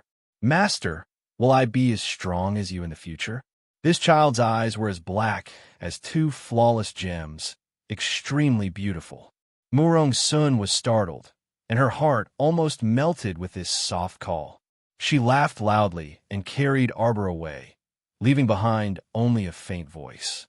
My good disciple, with your aptitude, you'll definitely surpass Master in a few years. At that time, you must remember to protect Master. Duan Yu finally managed to climb ashore. Looking at the empty waters in front of him, he felt as if 10,000 curses were running through his heart. Have the two of you completely forgotten about me? Is it really okay for you guys to be like this? One day later, all the carriages heading to Qinghe Town gathered at the plaza in the center of the town. The disciples of the three sects each took their own spot, 7 in a team. The mystic cultivators and body cultivators gathered by the city lord's estate were gathered together. The holy water sect side was the liveliest in the plaza. The 7 celestial maidens surrounded a little stoic and chattered incessantly, fighting for a hug. Little junior sister, I'm your second peak senior sister, you gay. I am Li Ling from the 3rd summit. Junior sister, ignore them. The two of us are your true senior sisters. You don't have to care about the others. Jojo, let's form a team later, Bo. Before Duan Yu could approach the 7 celestial maidens' encirclement, he was suddenly forced back by 2 cold swords. Senior sisters of the Holy Water sect. I'm Duan Yu from the Daybreak sect. I'm friends with your little junior sister. We're together. Duan Yu pointed at himself, and Arbor with a chuckle. Little junior sister, this is your friend? Yes, we're together. Duan Yu forced his way through the crowd and ran to Arbor's side in high spirits. Chapter 181. Why did you run over here? Arbor glanced at him. I came to join you guys. Duan Yu replied with a chuckle. You don't need to care about your second junior brother and the rest. Arbor pointedly lifted his chin in Daybreak's sect's direction. Shang Kun and the others were looking over with unsightly expressions. They're all adults and have the ability to move on their own. Why would they need me to lead them? Duan Yu waved his hand. Jojo, we've been through fire and water together. We're natural teammates. You're praising yourself. The Holy Water sect's 7 fairies harumphed. First Peak's eldest senior sister, Su Shanshan, rudely pulled Duan Yu aside and tossed him aside. Stay away from my little junior sister. Little junior sister, let's go over there. We'll pick some reliable teammates. This youth has a glib tongue and flirtatious eyes. He doesn't look like a good person. Come back. How do I look like a bad person to you? Young Master Situ of the Heavenly Tao sect. Whispers spread through the crowd. Young Master Situ is here. Young Master Situ is the son of the Heavenly Tao sect's sect master. He's the undisputed number 1 among the Heavenly Tao sect's youths. Many disciples in the plaza looked ahead with reverence. Su Shanshan supported Arbor. When she saw the crowd ahead, she frowned and pulled Xiao Yiren to the side. The handsome youth who walked through the crowd was about 16 years old. His black robe accentuated his tall and slender figure. What a handsome youth with dashing eyebrows and bright eyes. However, Xiao Yiren's focus was a bit different. The first person she saw wasn't Situ-yi. Instead, it was Liu Yexin, who had once been beaten up by Qiao Yiren, who was jogging behind him. Qiao Yiren couldn't help but roll her eyes at Liu Yexin's infatuated trailing. Where did the passion she had when she saw the Crown Prince go? The Liu Yexin who sweetly called brother Crown Prince. Didn't you change a bit too quickly? Why did you change men in just a few days? Love-struck fool. Qiao Yiren harumphed. The rich Crown Prince was so hot and handsome. He didn't need this love-struck fool to like him. You have no taste. Idiot. Humph. Jojo, do you also think that Situ-yi's dog-like appearance is very attractive? At some point in time, Duan Yu had wandered to the child's side and leaned over under Su Shanshan's stern gaze. He followed the child's gaze and looked in Situ-yi's direction. What's Situ-yi? Xiaomu didn't pay any attention to that young master from Tiandao sect at all. Her gaze was cold as she stared at Liu Yexin. Even Liu Yexin, who had been infatuated the entire time, could not ignore her attentiveness. Why are you here? Liu Yexin pointed at Arbor, her infatuated look turning into a vicious one. Someone come quickly. Help this young miss get this little brat. Ouch. Before Liu Yexin could finish throwing a tantrum, the child pounced to her side like a ray of light and smashed her little fist into Liu Yexin's left eye. Everyone was dumbstruck. Situ-yi, who was extremely annoyed by Liu Yexin, had his eyes lit up. He silently moved to the side to make room for the child to play. He looked like an onlooker who didn't mind watching a show. The child's soft and fair hands threw out a heavy punch. After a few punches, Liu Yexin cried for her parents and repeatedly begged for mercy. Duan Yu couldn't help but cover his face. Were all children this savage these days? Everyone, Liu Yexin, how dare you bully my little junior sister? Su Shanshan, Li Ling, and the other 7 Holy Water Sect disciples rushed over and angrily rebuked. Chapter 182. Everyone suddenly felt some sympathy for Liu Yexin. It was clearly Liu Yexin who was beaten black and blue, and it was also Liu Yexin who was crying out in pain. Why did the 7 fairies turn it into Liu Yexin bullying little junior sister? Senior sisters, let's talk things out, The oldest disciple of the Heavenly Tao sect rushed forward and hastily stopped the 7 fairies. What a joke. If these 7 young misses attacked, how could Liu Yexin survive? Senior sisters and little junior sister, let go. The senior brother twitched his mouth and finally managed to make the child loosen her grip on Liu Yexin's collar. The senior brother of the Heavenly Tao sect smiled apologetically. The 3 sects are of the same breath and branch, and we're all senior and junior brothers and sisters. We need to cooperate more on this trip to Qinghetown. We mustn't damage the harmony between us because of a misunderstanding. Senior brother Wang is right, Su Shanshan said coldly. However, if someone wants to step on the lion's head and bully my little junior sister. Su Shanshan's scabbard lightly swayed, revealing half of her sword. My sword will let her know how fragile life is. Everyone, senior sister, Liu Yexin really wasn't bullying little junior sister. How blind are you? Moreover, who would dare to bully you? Aren't you afraid of being killed by Peak Master Moro? Everyone simultaneously shifted their gazes to little junior sister. Speaking of which, when did the Holy Water sect have a little junior sister? Senior brother Wang smiled and cupped his hands. That's right. The 3 sects advance and retreat hand in hand and encourage each other. The Holy Water sect's little junior sister is also our 3 sects' little junior sister. We can't wait to dote on such a little sister, so why would we bully her? Su Shanshan's expression finally eased. She nodded and walked to the side while holding Arbor's hand. Gu Qingfeng, whose heart was in his throat, breathed a sigh of relief. Why did the 3 sects always have to bicker with each other? It wasn't good for dogs to bite each other. Thankfully, this small disturbance was resolved, and City Lord Gu appeared with a smile. Everyone, the City Lord's estate has gathered 7 mystic cultivators, 15 body cultivators, and 18 superhumans to assist the 3 sects disciples to head to Qinghetown. It's up to you all to decide how to distribute the personnel. Those 7 mystic cultivators will be assigned 2 people to each team. The 15 body cultivators were assigned to teams of 5 people. The 18 superhumans were assigned to teams of 6 people, and the extra mystic cultivator was assigned to the senior sisters of the Holy Water sect. What do you all think? Senior Brother Wong suggested. Sure. Duan Yu nodded. Su Shanshan also nodded slightly. Then the Holy Water sect will go and pick people first, Senior Brother Wong said with a smile. Little junior sister, do you want to pick one? Su Shanshan stroked the child's head lovingly. The child looked up at her and nodded before bouncing over to the 7 mystic cultivators. He took out a talisman from his pocket and flicked it. Stop. Fix. Freeze. Everyone was speechless. Why did he feel so inexplicably funny? Just the 2 of them. The child reached out and took the hand of the 2 young men who were a little confused. Both of them had removed a talisman from their foreheads at the same time.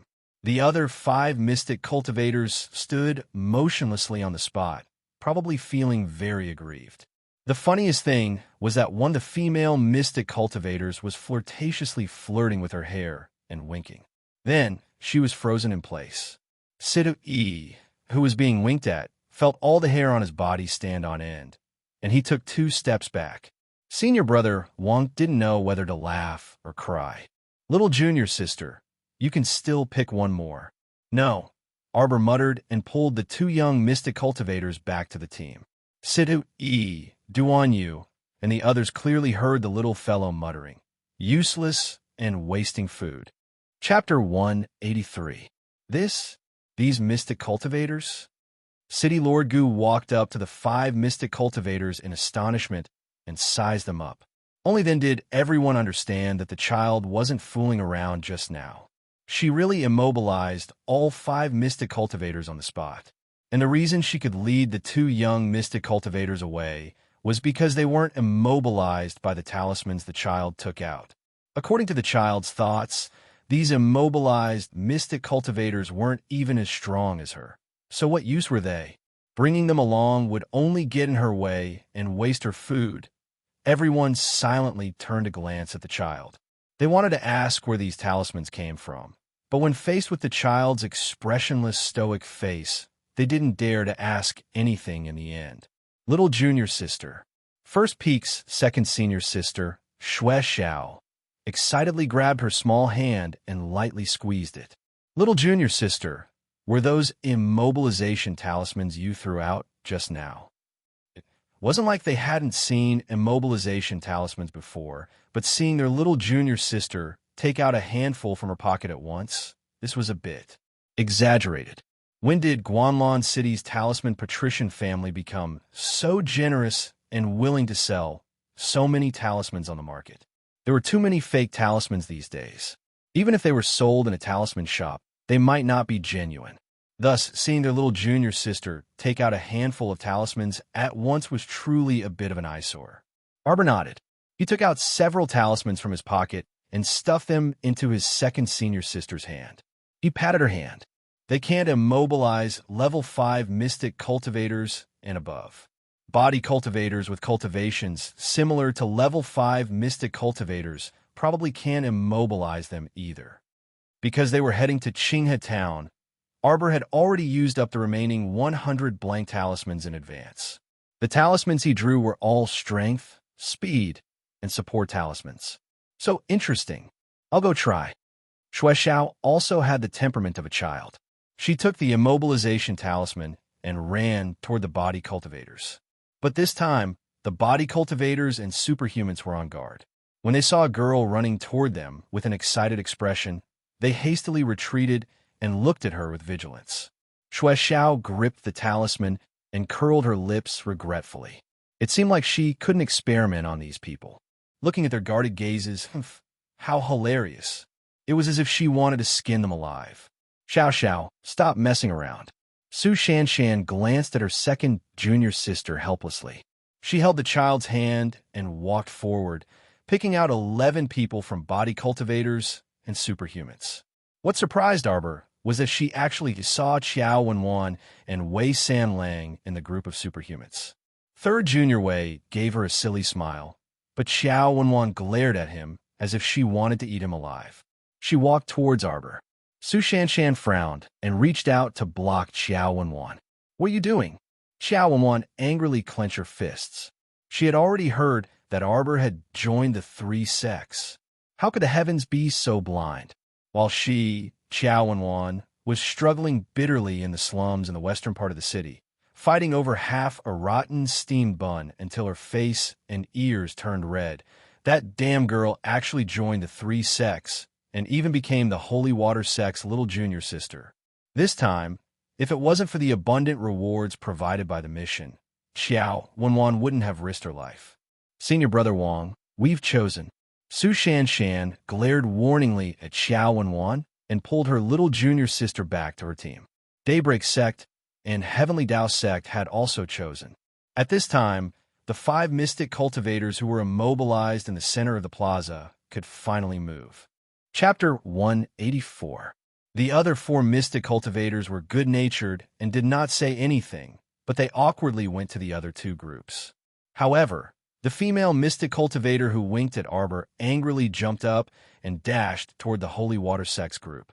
She shouted at Arbor, "Little witch, come out."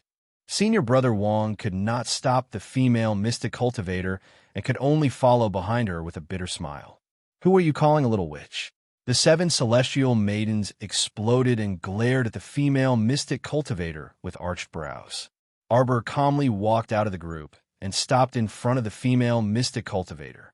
"Damn girl, apologize to me immediately. Otherwise, don't even think about going to Qinghe Town today." The female mystic cultivator blocked the group and acted like a rascal. She was not afraid of making a big deal out of it. She was a mystic cultivator. She had to be revered by others. When had she ever suffered such grievances? She was actually toyed with by a child. The other 4 mystic cultivators were even more embarrassed. They were immobilized by the immobilization talisman because their cultivation was not high enough. This caused the 4 originally arrogant mystic cultivators to put down their haughty attitudes and recognize their shortcomings. They originally did not want to make a big deal out of it and embarrass themselves even more, but this female mystic cultivator was unwilling to let them off. After this commotion, even the normal onlookers in the plaza knew that the mystic cultivators were not that powerful and that a single talisman could take care of them. "All right, don't say any more." One of the mystic cultivators couldn't help but frown. Little junior sister of the Holy Water Sect didn't want to do anything to us. If she really wanted to immobilize us, we would have died countless times already. To put it bluntly, that child just had an eccentric temper, but her methods were quite superb. She only used the shortest amount of time to select the 2 strongest mystic cultivator companions among them and did not actually injure them. If it weren't for the female mystic cultivator causing a ruckus, many of the onlookers would not have known what happened when the child silently left after throwing the talisman. "I'm seeking justice for us. You actually dare to curse me without distinguishing right from wrong?" The female mystic cultivator was furious. Xiaomu pattered over to the female mystic cultivator's side with small steps. Duan Yu's eyes kept twitching as he silently counted in his mind. 1, 2, 3. Sleep. Arbor casually threw a talisman over and used his profound energy to shake off the talisman. The female mystic cultivator fell to the ground with a thud, and the entire place was silent. "Carry her away." The child nodded at City Lord Gu, whose mouth was twitching. "Thank you, City Lord Gu." No, it's my pleasure." Gu Qingfeng felt that his forehead was full of sweat. This kid who threw talismans at the slightest disagreement. Was he really not the reincarnation of a devil incarnate? Arbor ran back to the team and looked up at Su Shanshan. "Senior sister, we can go now." Su Shanshan raised her hand and patted the child's head lovingly. She turned around and said to everyone, "Let's go." The 60 men mounted their horses in unison. The child also wanted to mount the horse valiantly, but when he lowered his head and looked at his short stature, he couldn't help but feel helpless. "Jojo, let's ride together." Duan Yu, who was in high spirits, blinked his incomparably beautiful peach blossom eyes and chuckled softly. "You don't need to trouble yourself." Su Shanshan scowled and placed Xiao Mu on the horse. Then she also mounted the horse and coldly glanced at the youth. Situ, he nodded at Duan Yu and immediately spurred his horse to follow after them. The group galloped toward Town. The journey was not too far, and if there were no accidents, they could arrive in half a day with this speed. Chapter 185. Royal City's Eastern Palace, a small study in a side hall. The morning sun shone on the desk in front of the window. Prince Emo stood in the room in his usual blue robes. His black hair was neatly combed under his white jade crown. He flipped through a memorial in his hand for a while before tossing it to the ground. Xiao 11Z, he silently crawled over and hugged the memorial to the throne. He placed it on the desk along with the other memorials that the prince had tossed away earlier. Idling around all day and not knowing the hardships of the people. Look at this Lu Renhu. He's worrying about this monarch. He's so audacious and ignorant. He repeatedly slandered the great king and wanted to take a consort for this monarch. Mo Yin picked up her brush and drew a large cross on Lu Renhu's memorial. Not approved. Hui Feng stood next to the crown prince like a pillar. His brows didn't move, but the corners of his mouth twitched slightly. There's also 1, 2, 3, 4, 5. The officials who worry so much for this monarch all seconded Lu Renhu's proposal. Very good. Mo Yin picked up his brush and crossed out several booklets in succession. Afterwards, he tossed the pile of items to the nearby supervisor eunuch who was drenched in cold sweat. What did you say just now? The crown prince turned around with a hint of sternness in his eyes as he looked at the guard standing by the door. The guard inexplicably felt a chill run down his spine. He hastily replied respectfully, "The North Battalion heading to Town to exterminate zombies is currently trapped in the town and awaiting rescue." Perfect. Lu Renhu and the others have nothing to do. Let them follow the army to exterminate zombies in Town. What? The steward eunuch standing to the side almost dropped the memorial he was holding. Oh, his jaw also almost dropped to the ground. Xiao 11Z picked up the memorial on the ground and jogged to the crown prince's side. He reminded in a low voice, "Your Highness, that Lu Renhu is the left assistant minister of the Ministry of Rights. He's a civilian. So what if he's a civilian? Zombies are wreaking havoc everywhere. He's a dignified man. Even women and children are fighting. Why can't he fight?" Thus, less than an hour later, the left assistant minister of the Ministry of Rights, Lu Renhu, and the other 5 officials simultaneously received the crown prince's verbal order to supervise the 6 of them to follow the army to Town to participate in the rescue work. It felt like the sky was about to fall. The Lu family cried and cried as they hugged Lord Lu's leg. Lord Lu wanted to cry more than anyone else. Ever since the great king threw down this decree and left for Mount Hong, Lord Lu felt that his whole person was not good. For some reason, her eyelids had been twitching for the past few days. Sure enough, today's omen was fulfilled. Official Lu wanted to cry, but no tears came out. He hugged his wife and child, and the whole family hugged each other and cried. In the end, a few guard from the South Camp felt that Official Lu was being too slow, so they forcefully pulled him away and carried him onto the horse. The guards obeyed the crown prince's orders and went to the residences of the officials one by one. No matter how much trouble they caused, they were all tied onto the horses one by one. After escorting the lords out of the capital, someone would return to the Eastern Palace to report. The crown prince was silent for a moment before saying, "We remember that Town isn't far from Shijiao City. We want the current news from Shijiao City." Yes. Hui Feng accepted the order and quickly left. The crown prince was somewhat distracted. He sat by the desk and held his brush, not moving for a long time. After a long while, he finally asked Gong Chamon, "This old servant is here." The steward eunuch answered with cold sweat. He felt that the crown prince's voice was extremely cold, as if he was in a very bad mood. How many memorials did the great king leave behind? Chapter 186.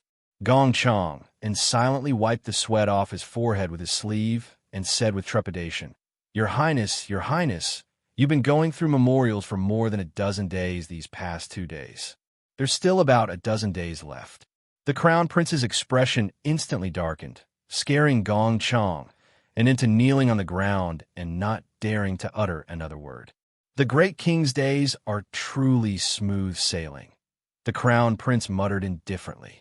Leaving him with a pile of work to deal with, he scrambled off to Mount Hong to enjoy his life.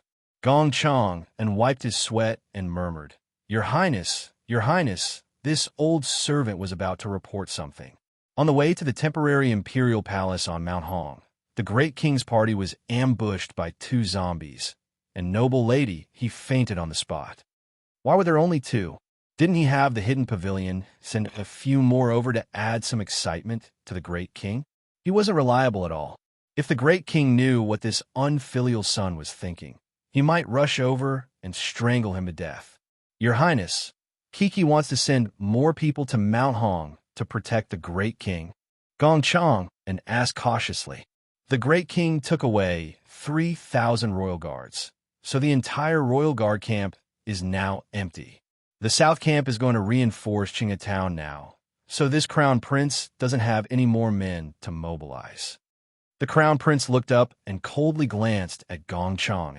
How about we form a unit camp for you and you lead them to rush over to rescue the emperor? Tita Xiao 11Z hastily covered his mouth. No, Your Highness, your joke is too cold. Xiao 11Z couldn't stand it. Gong Chong and silently shut his mouth. This old servant doesn't want to lead a bunch of weaklings from the unit camp to Mount Hong to their deaths. This old servant will take his leave. Gong Chong and exited the Eastern Palace and met Huifeng's eyes, feeling the urge to cry.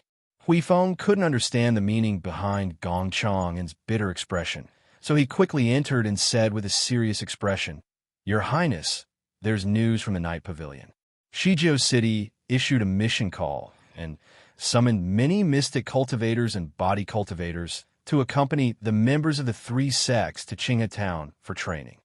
If the information is accurate, they have already left for that place this morning. Previously, North Camp's 500 people were all trapped in Town. However, aside from some mystic cultivators, the rest of the people from the 3 sects should be a combination of body cultivators and superhumans. Their combat strength is probably stronger than North Camp's. The Crown Prince's expression was calm as he listened to the news and nodded. Very good. As long as Shijiao City is fine and doesn't affect my little girl, it's fine. As for the rest, they could go wherever they wanted, whether it was the 3 sects or the city Lord summons. Since the 3 sects are involved in the matter of Town, the Crown Prince's handsome brows twitched slightly. He reached into his pocket and took out the communication jade talisman. He touched the jade talisman with his finger and saw lines of small words appear on it. Your Highness, this subordinate is currently secretly following the little miss to Town. The young miss had participated in the 3 sects training. There were a total of 60 people in the group, and they had now arrived at the entrance of the small town. I'm about to go in with Miss, so I don't have time to send another message. The Crown Prince abruptly stood up from the table. His gentle expression no longer existed. Instead, it was replaced by a grave and cold expression. He felt a little flustered, as if something bad was about to happen. Has little 7th returned? Your Highness, 7th Yin will most likely not return for another 2 days. Prepare the horse. The Crown Prince strode out the door. Huifeng hastily followed and dissuaded him. Your Highness, even if you ride at full speed and take a shortcut, it'll still take 4 to 5 days. It's better to have 7th Yin hurry back. The Crown Prince's footsteps paused. Right? Hurry and send a message to little 7th. Chapter 187. At 10 minutes past noon, Shijiao City's city lord received news that soldiers were escorting 3 carriages full of supplies into the city. The overjoyed city, Lord Gu hurriedly went out to welcome them and led a young guard captain back to the city lord's estate. He served them tea and entertained them for a meal. Only in the end did he realize that they weren't delivering supplies to Shijiao City. The city lord was embarrassed when he realized that he had misexpressed his feelings the entire way. Hidden Flower, who was disguised as Tion's lackey, saw everything and inwardly laughed until his stomach hurt. If it weren't for the 3 tails following them relentlessly, Hidden Flower really wanted to take a look at the little girl that His Highness the Crown Prince was so worried about. As for now, he would just let those 3 flies fly around outside for a while. I heard that City Lord Gu sent people to Qingatown. Tian asked under Hidden Flower's gaze. City Lord Gu was still immersed in the faint sorrow of the imperial court, not distributing supplies to Shizhou City. The imperial court's generous gift was for a little girl. While City Lord Gu was in a bad mood, a little stoic face inexplicably popped up in his mind. It couldn't be right. City Lord Gu couldn't connect Miss Xiao and the imperial court together. Unexpectedly, City Lord Gu soon discovered that his guess was correct. They really did come for that little stoic girl. Could City Lord Gu help us invite the little girl to the City Lord's estate? Don't make a big fuss and just invite her secretly, Tian said with a stern and squarish face. Sir Hidden Flower's intention was to let the little girl decide how to deal with those 3 tails after she arrived. If the little girl was too lazy to do anything, then it was completely fine for Sir to eliminate those 3 flies. Gu Qingfeng couldn't help but smile bitterly. Miss Xiao followed the 3 sects to Qinghetown early this morning. I'm afraid she won't be able to come over to receive supplies in the near future. Tian's face instantly darkened. City Lord, you're going overboard. How could you let an underage little girl go to such a dangerous place? Gu Qingfeng's mouth was full of bitterness, but he could only smile apologetically. The little girl set off with her sect. With the senior sisters of the Holy Water sect looking after her, there shouldn't be any problems. Since it was the sect's decision, Tian had nothing to say.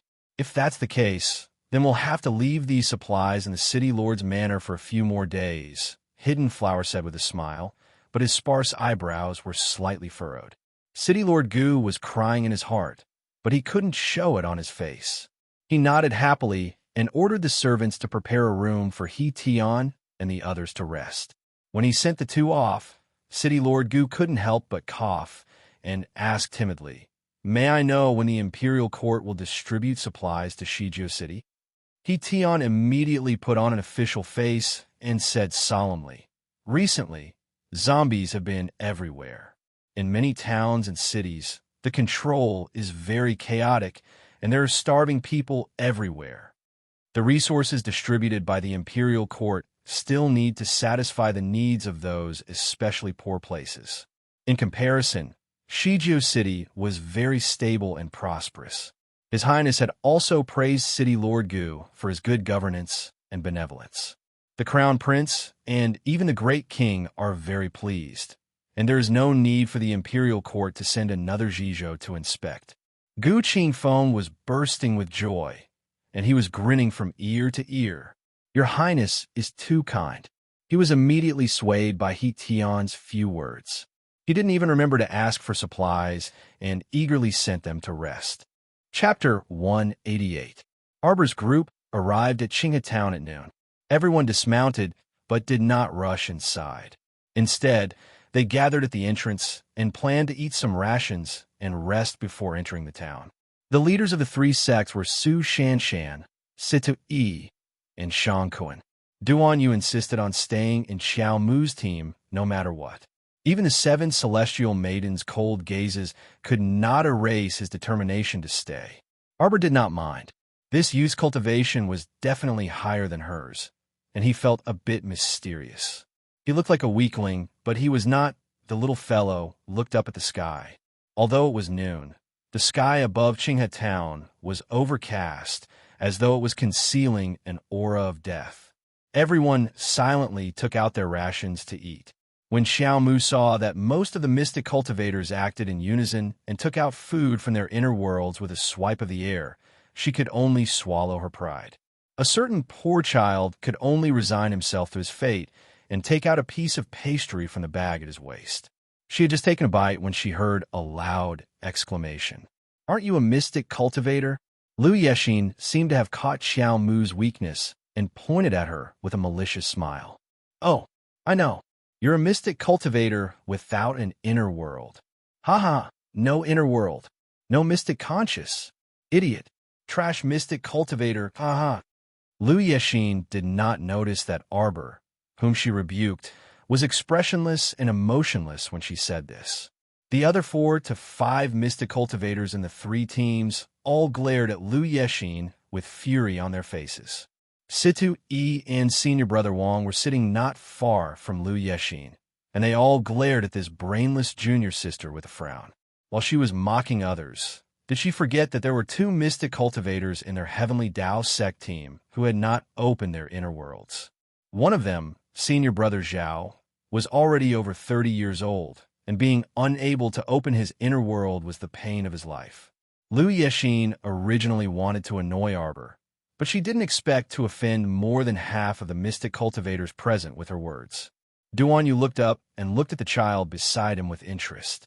Xiao Mu was not to be trifled with, so she would definitely rebuke her.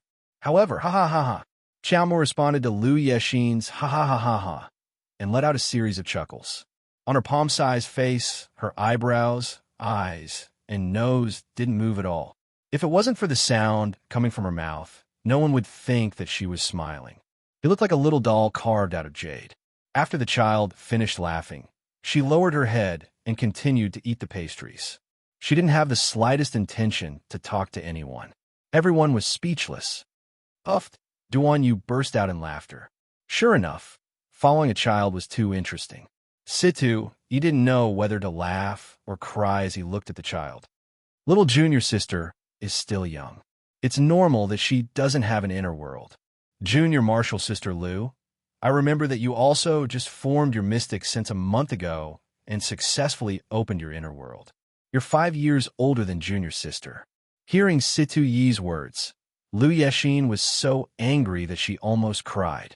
However, no one was in the mood to comfort this willful junior sister Liu. Humph! Su Shanshan and the others snorted.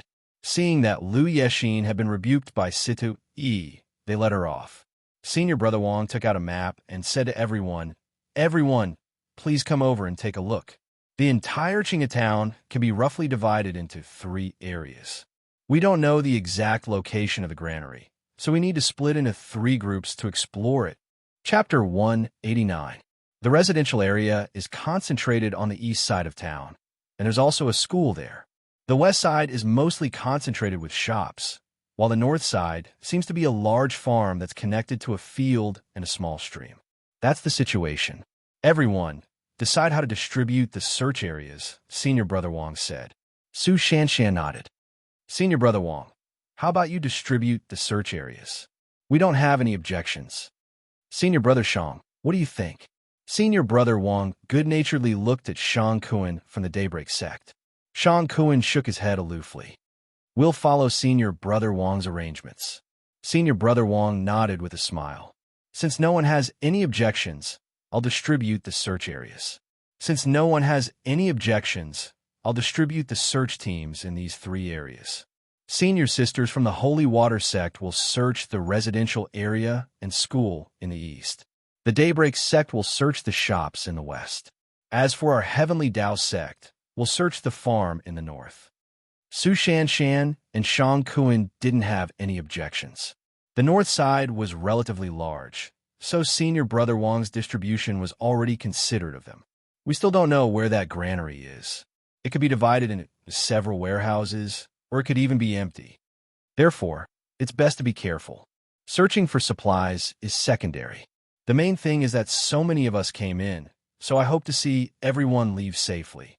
Senior Brother is right. Situ Yi nodded and glanced warningly at Liu Yexin. Junior Sister Liu, now isn't the time to mess around. I hope you can rein in your temper and obediently follow the team. Liu Yexin was gloomy, but she couldn't throw a tantrum, so she could only nod sullenly. 6 hours later, before nightfall, gather at the center of town, regardless of whether you find the granary or not. Here, Senior Brother Wang pointed heavily at a certain spot on the map. Gather at the central bridge. Okay, everyone nodded in unison. Su Shanshan held the child's small hand and stood to the side. Pitch-black waves seemed to surge in the depths of her eyes. There was a suffocating sense of discomfort in this place. All right, let's set off. Senior Brother Wang and Situ Yi walked at the very front and led the group of 60 people into Qinghe Town. Sen Lang, don't you feel that this place gives people goosebumps? Xiao and Wan followed closely behind Third Junior Wei. She was starting to regret it. Wife, don't be afraid. I'm here. Third Junior Wei felt a little guilty, but it wasn't as obvious as Xiao Wenjuan's. Fear was written all over Xiao Wenjuan's face. She cautiously looked back and forth at the empty town. She shouldn't have been greedy for that dozen caddies of rice and come to such a gloomy place. Xiao Wenwan followed closely behind Third Junior Wei, her heart on edge. She followed the group into the small town. When they arrived at the entrance, the group stopped.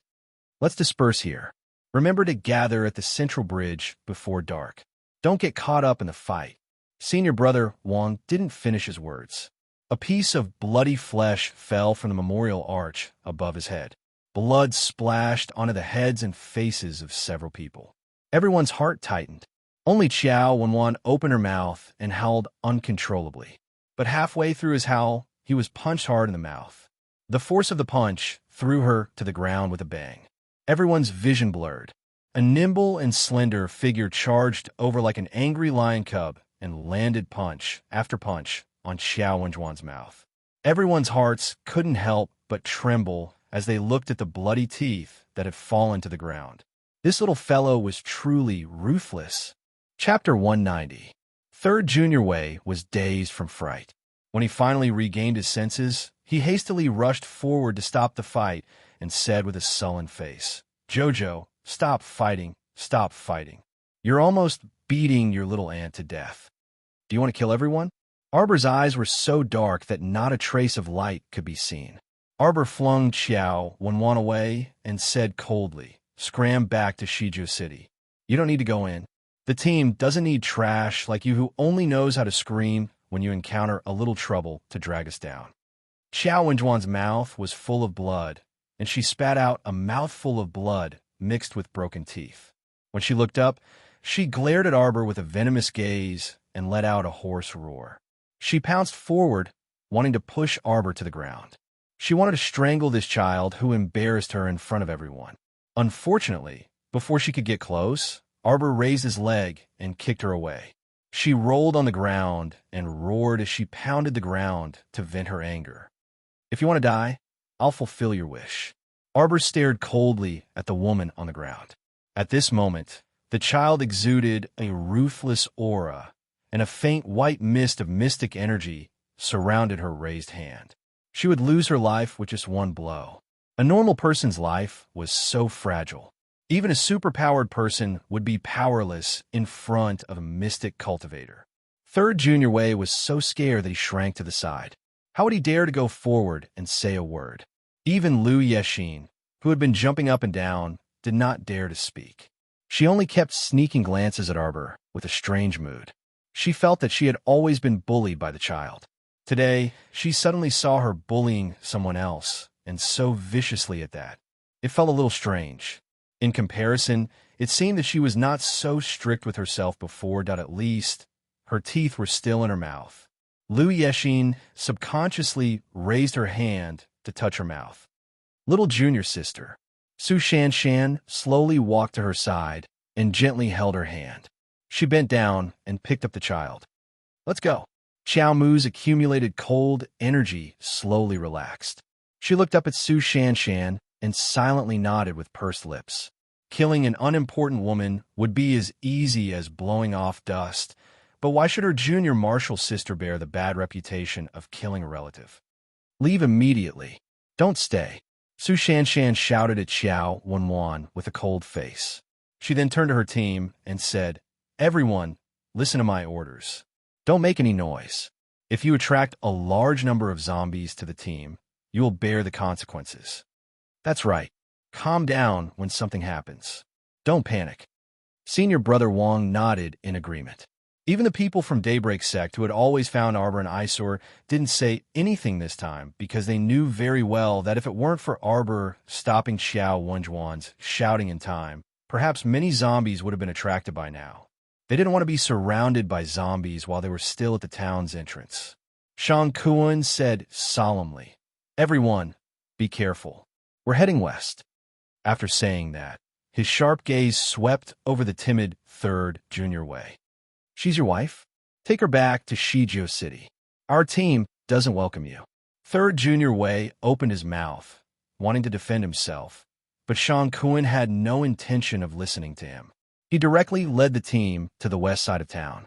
Xiao Wenwan was anxious, angry, and embarrassed.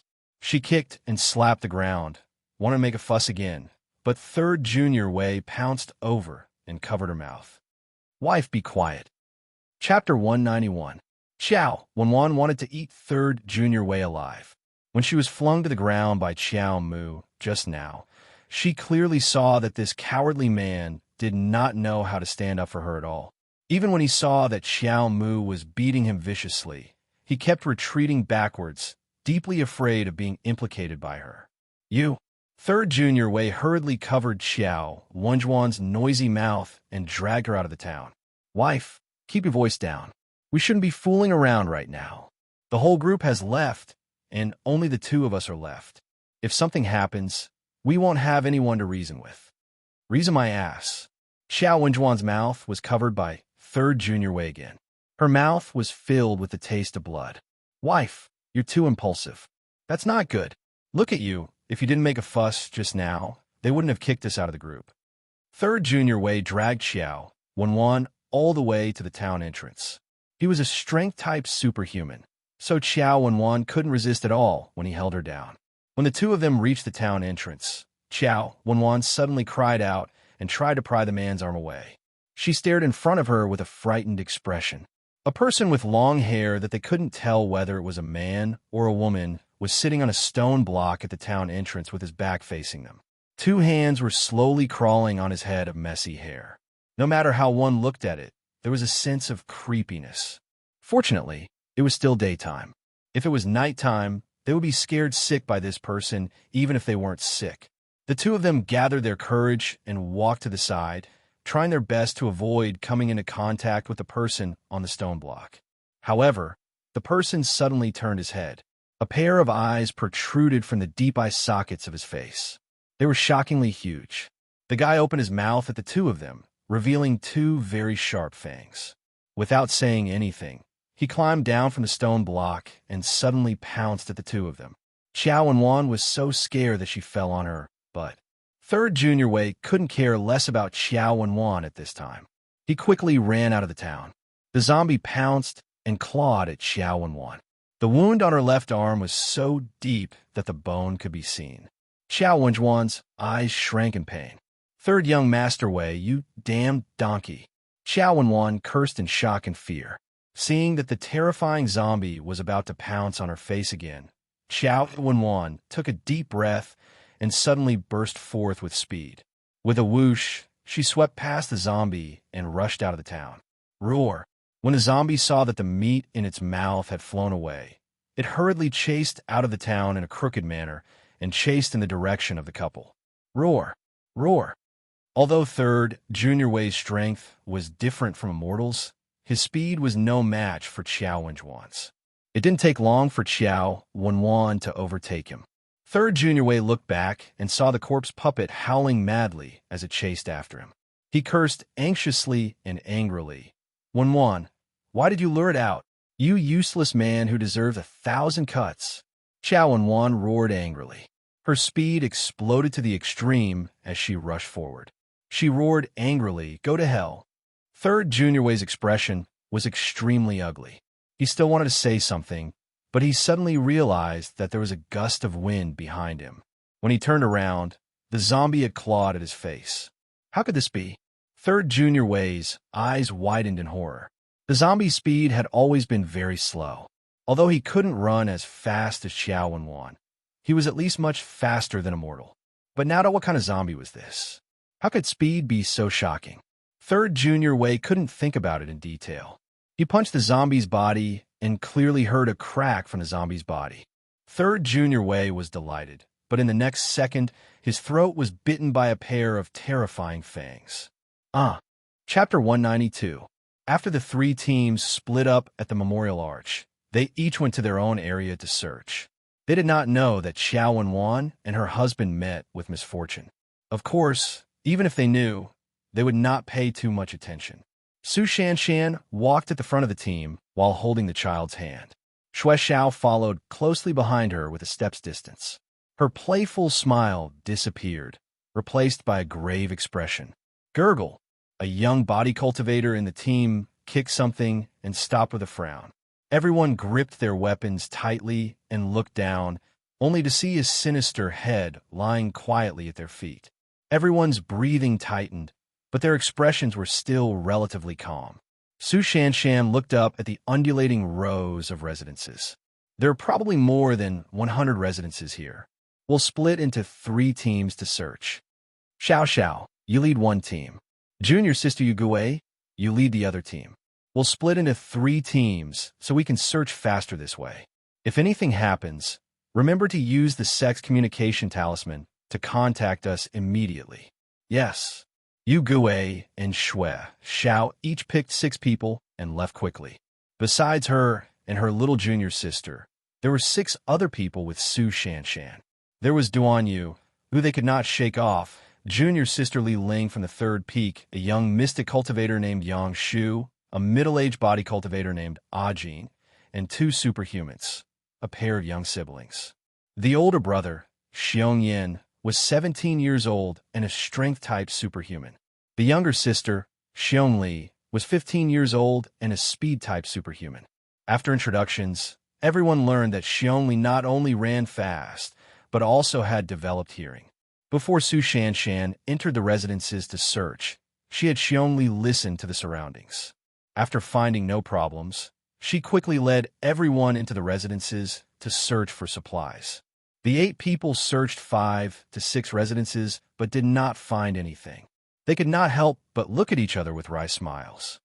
Continue searching, Su Shanshan ordered, and the 8 people walked out of the house and ran to the next one. The houses here weren't badly damaged, but along the way, they didn't even see a single corpse puppet. This worried Arbor deeply. A shadow floated in his heart and seemed to be spreading.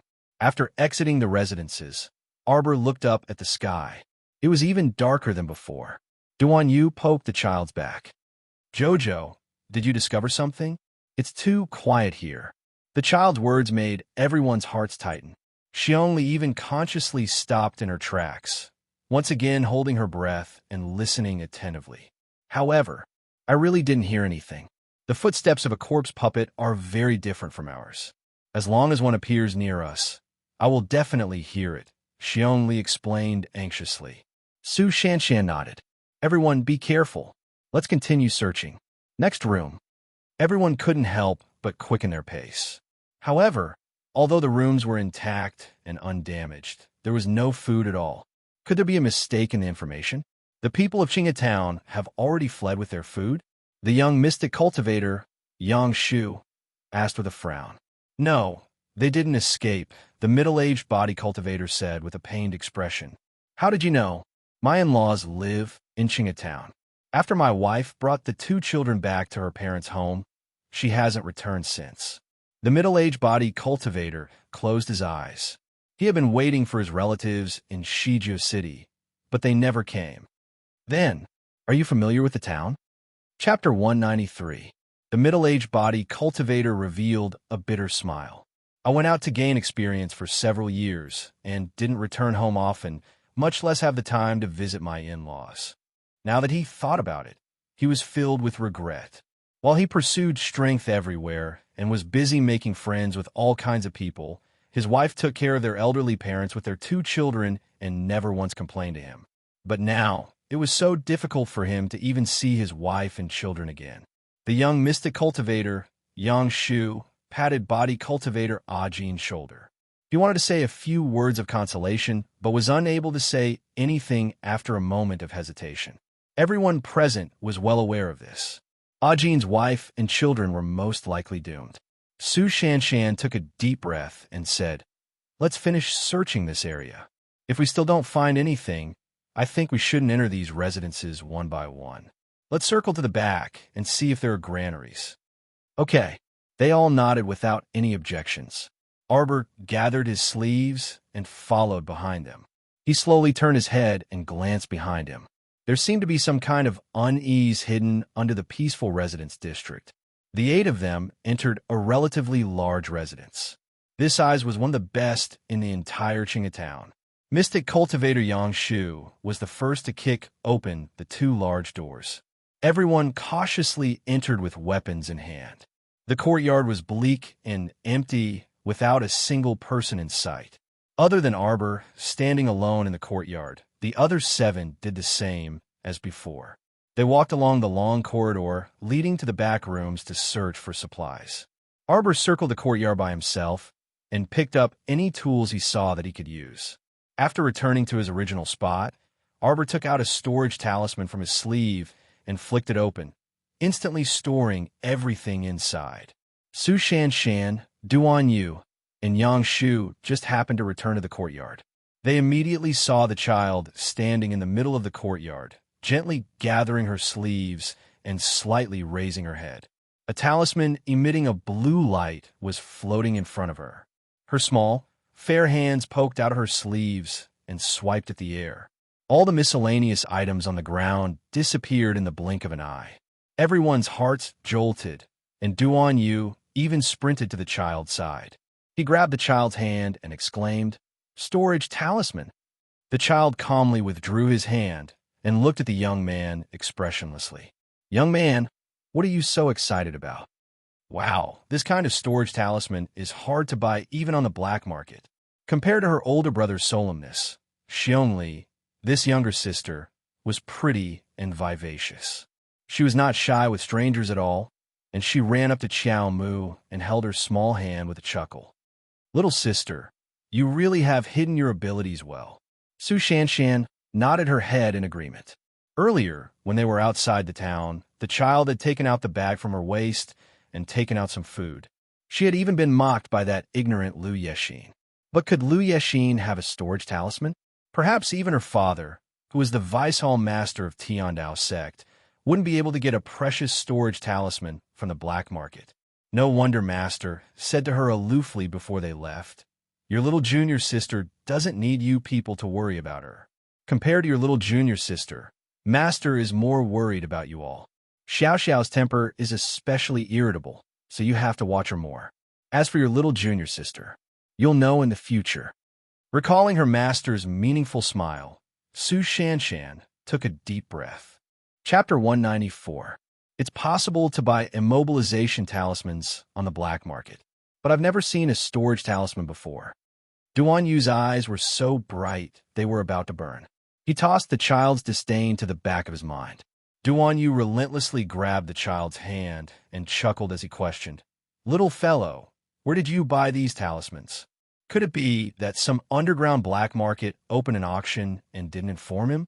The child decisively slapped away Duan Yu's hand and silently put away the blue talisman before running towards Su Shanshan. "Duan Yu, my heart hurts. I have such a handsome face that angers the heavens. But why am I so unpopular with this child? Eldest senior sister, let's go." Arbor suddenly paused and pulled Su Shanshan over, a cold glint flashing through his narrowed eyes. The blue talisman jumped out again, and a pitch-black repeating crossbow instantly appeared in her hand. Whoosh, whoosh, whoosh. 3 iron arrows shot out like shooting stars.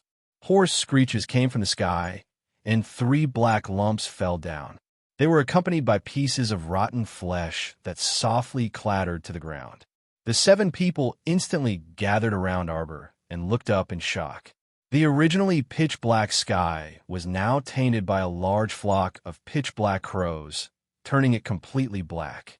They were like a black iron plate hanging in the sky as they rapidly moved toward the residential area on the east side.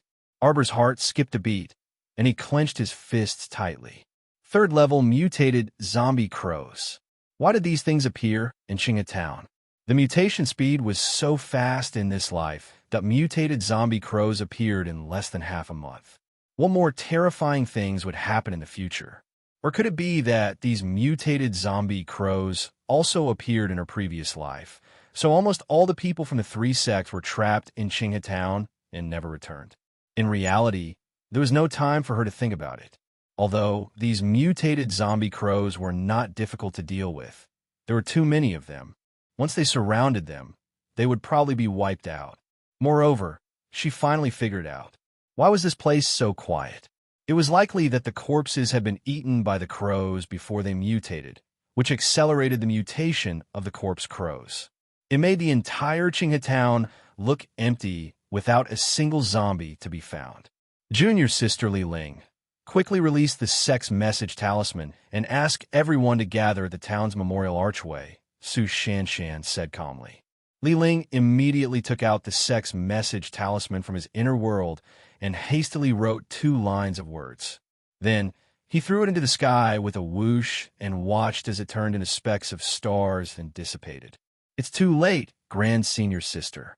Arbor's black eyes narrowed. He quickly took out 7 or 8 talismans from his sleeves and threw them at everyone. Run!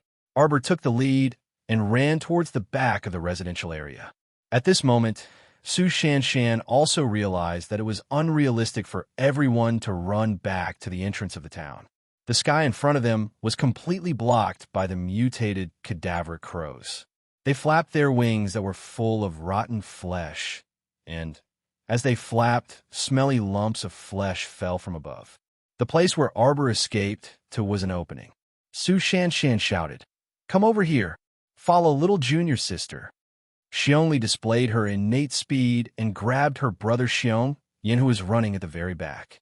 With a few jumps, she followed behind Arbor. Soon, the sound of flapping wings came from behind them. The mutated cadaver crows had caught up. A 3-story residence appeared in front of them.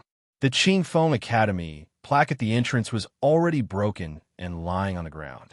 Chapter 195. Everyone rushed into the classroom in 2s and 3s. Because of the speed talisman, everyone was able to display extraordinary speed. Eldest senior sister, little junior sister. Several pleasantly surprised shouts came from the side entrance. Su Shanshan looked up and saw that Xue Zhao's and Yu Gui's teams had arrived. She was overjoyed and quickly waved at them. Quick, let's go in first. The 3 teams converged, and everyone dashed into the academy. They quickly turned around and closed the wooden doors and windows in time. Immediately, they heard a series of flapping sounds as a dozen or so mutated cadaveric crows swooped down from the sky and slammed into the doors and windows. Everyone's hearts clenched tightly as they followed the swaying of the doors and windows. Quick, move those stools and tables over here. At Su Shanshan's command, many people immediately rushed over and dragged over all the tables and chairs in the academy. They stacked them one by one in front of the doors and windows. Through the crack in the window lattice, Arbor coldly looked at the dense flock of cadaver crows in the sky and frowned. These senseless things were actually so well-mannered that they didn't immediately rush down to attack them. Other than the dozen that attacked earlier, the rest of the flock of cadaveric crows that blotted out the sky only circled the academy and did not move closer. This caused Arbor to feel very uneasy. She couldn't help but feel that she had overlooked something very important.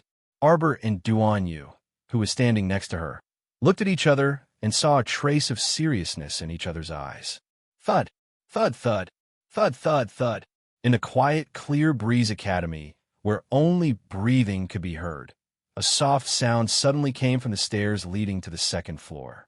It sounded like someone was walking down from the 2nd floor. Everyone's nerves tensed up in an instant. Their faces darkened as they looked in the direction of the staircase. Even the sound of their breathing was held in unison. Thump, thump, thump, thump. A bouncing bamboo ball fell down from the stairs, causing everyone's tense nerves to loosen slightly in an instant. They only felt that their hearts were about to jump out of their throats, but all of a sudden, they only saw an insignificant bamboo ball. Be careful! Xiao Mu suddenly raised her crossbow and struck a zombie that was about to pounce on her teammate, causing it to fall to the ground. Everyone looked up and sucked in a breath of cold air. There were several large holes in the wooden floor of the 2nd floor of the academy. 4 or 5 corpse puppets were jumping down from the holes. Some were hanging upside down from the ceiling, their protruding eyes full of hostility. One after another, people swallowed their saliva. They were so shocked that their breathing almost stopped. However, none of them were pushovers. At first, They just didn't react as fast as Arbor. But after they reacted, they didn't even need the captain's instructions. They consciously formed groups of 2 or 3 and rushed towards the zombies that were pouncing on them. They quickly took care of those things, including the ones that were hanging upside down from the ceiling. Little sister, thank you for your reminder. The young mystic cultivator, who had almost been pounced on by the zombie, cast a grateful glance at Arbor. At that moment, everyone's attention was attracted by the bamboo ball that fell downstairs. Only the child saw the danger above his head. It had to be said that his level of meticulousness was comparable to a mystic cultivator with decades of experience. Arbor pursed her lips and didn't say anything. She only nodded at the young mystic cultivator. Chapter 196. Su Shanshan looked up at the dilapidated ceiling above her head. Should we go up? Let's go up and take a look. They nodded hesitantly. When everyone walked up the stairs, only the middle-aged body cultivator, Ajin, stood there and stared motionlessly at the bamboo ball on the ground. This was the bamboo ball he personally made for the 2 children before he left home last time. Children. Ajin looked up at the broken ceiling with excitement in his eyes. Ajin, what are you doing? Su Shanshan turned around and looked at the middle-aged body cultivator with a frown. He still had time to daydream at a time like this? Did he have a death wish? Ajin returned to his senses and suddenly bent down to pick up the bamboo ball. He took the lead and dashed upstairs with loud footsteps.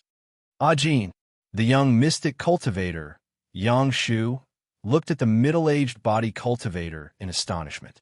This Ajin didn't speak much the entire way up, but he was very cooperative with the team. He had never lost his composure like this and ran off alone without a word. Go up, Arbor ordered coldly. What happened to him? Shui Xiao turned to Su Shanshan and spoke quickly. Eldest senior sister, we wanted to rush to the town entrance after receiving your message, but it was too late. It's the same for us, and we sacrificed a teammate on the way here, Senior Sister Yugue said grimly. Senior Sister Yugue, this has nothing to do with you. It was that superhuman who disregarded your orders and ran away recklessly that killed him. Also, he almost implicated us. Yugue sighed. The more critical the situation, the more you have to remain calm. That body cultivator brother didn't listen to Senior Sister Su and ran up alone. I'm afraid. Su Shanshan also frowned, her expression unsightly. Let's go up. Pay attention to your feet and be careful. Don't push and shove in a panic. Then, Su Shanshan solemnly handed her little junior sister to Duan Yu and turned to Shui Xiao. Junior sister, let's lead the way. Yes. Shui Xiao nodded and walked up to stand next to Su Shanshan. The 2 of them led the team upstairs. The wooden floor was severely damaged, and from time to time, a slight cracking sound could be heard. Creak, creak. The sounds under their feet made everyone tense and inexplicably depressed. Suddenly, an old face appeared at the top of the stairs. Su Shanshan's reaction was extremely fast as a streak of profound energy rushed over. The profound energy landed on the handrail of the staircase, splitting a large piece of the wooden handrail in half, and it fell down the stairs with a crash. Su Shanshan and Shui Xiao were the first to quickly ascend the stairs. Xiong Yin and his sister followed closely behind them, while Duan Yu walked in the middle of the crowd with the child in tow. After the group of people had all gone upstairs, they very vigilantly spread out to both sides, paying attention to the dark environment around them. The floor was very dark, and there should be a lobby in the middle. The wooden doors of the 2 rows of rooms on both sides were tightly shut. The middle-aged body cultivator, Jin Jingheng, stood in front of Su Shanshan and Shui Xiao and said anxiously, Don't do anything, everyone. They're all residents of Qinghe Town. Don't hurt them. Everyone took a closer look and realized that there were 7 or 8 people hiding behind the middle-aged body cultivator. There were men and women of all ages, and one of them was the old face that had appeared at the staircase earlier. Everyone got into their attacking stances. Their faces were tense, and there was no smile on their faces. They're zombies? No, they aren't zombies, they aren't. Jin Jingheng's hands tightly hugged 2 9- and 10-year-old children as he looked earnestly at Su Shanshan. Chapter 197. In the darkness, the two sides confronted each other. The second floor was completely silent. Su Shanshan frowned as she looked at the children in Ajin's arms. Her gaze then shifted to the 7 or 8 townspeople behind Ajin. These people did not look like zombies. Other than their extremely thin bodies, dry lips, and thick dark circles under their eyes, there seemed to be nothing special about them. Ajin nervously hugged the 2 children and vigilantly scanned Su Shanshan and the others. "How long have you been here?" The girl's cold voice emerged from the crowd. Her teammates subconsciously moved to the side, revealing the girl's small figure that was half a person's height. When such a small figure stood in the crowd and coldly questioned them, the air was so oppressive that it was almost suffocating. Ajin was so nervous that he didn't dare to meet her eyes. Town and our village had a zombie outbreak on the same day. If my guess is correct, these people probably ran in a Qingfeng academy to hide for more than 10 days. The soft, childish voice carried an eerie chill. "You are all normal people. I really want to know how they managed to survive these 10 days with no food and water." Following her words, Su Shanshan and the others tensed up again. They gripped their weapons and assumed a battle stance. Little Mississippi, the elderly man who had shown his face at the staircase earlier, walked shakily to Ajin's side and said with a sincere expression, "I am the mayor of Qinghe Town. I beg you experts, please don't harm our townspeople. Everyone is already very pitiful." The old man trembled as he walked towards Su Shanshan and wanted to salute her respectfully. Xiaomu suddenly released an iron arrow, which abruptly struck the old man's left arm. The old man fell to the ground with a loud thud. His torn sleeve revealed an arm with twisted veins. His fingers were slightly bent, and his fingernails were abnormally sharp. "He mutated," Arbor said coldly. The iron arrow had clearly pierced through the old man's arm, but no human blood flowed out. Everyone gasped at the same time. The mystic cultivator's weapons were covered in a layer of mystic energy. The body cultivators clenched their fists, and the superhumans were all ready to attack. Arbor finally understood why he felt uneasy. Since the level 3 corpse crow had appeared, it meant that there was a level 3 corpse puppet here. The large flock of cadaver crows was intimidated by the level 3 mutated corpse puppet, so they only hovered in the sky and did not descend. Once they were summoned, the consequences would be unimaginable. Level 1 and 2 zombie puppets would only stupidly strangle their opponents until they stopped breathing and became a dead man. Moreover, it would take a certain amount of time for a dead person to slowly mutate into a rank 1 zombie. Level 3 corpse puppets were completely different. Compared to the previous 2, level 3 corpse puppets were not only faster, but their strength was also greatly increased. A level 3 mystic cultivator could effortlessly dispose of 3 to 5 level 1 and level 2 zombies. But when faced with the simultaneous attacks of 3 to 5 level 3 zombies, they could only be suppressed and beaten. The scariest thing was that these monsters that had evolved into level 3 corpse puppets had become fond of eating human flesh. Once scratched by a level 3 corpse puppet, the victim would also mutate into a corpse puppet after the incubation period of 15 days. They would completely lose their human thoughts and enter a state of brain death. Arbor only took one look at the old man's arm and knew that the old man had entered the late stage of the incubation period. It had been at least 7 days since his arm was scratched by a level 3 corpse puppet. "Kill them." The old man curled up his body and suddenly exploded with an ear-piercing roar. Chapter 198. Along with this roar, his body shook with force. A tightly shut wooden door suddenly burst open, and a corpse puppet with one blind eye and half of its face covered in white fur rushed out. It had an extremely ferocious appearance. The thick stench of blood rushed into everyone's nostrils. Boom! Su Shanshan promptly threw out a burst of mystic energy, forcing the zombie to retreat several steps. At the same time, the Holy Water Sect's senior and junior sisters revealed their blades and covered themselves in mystic energy, working together to encircle and annihilate this zombie.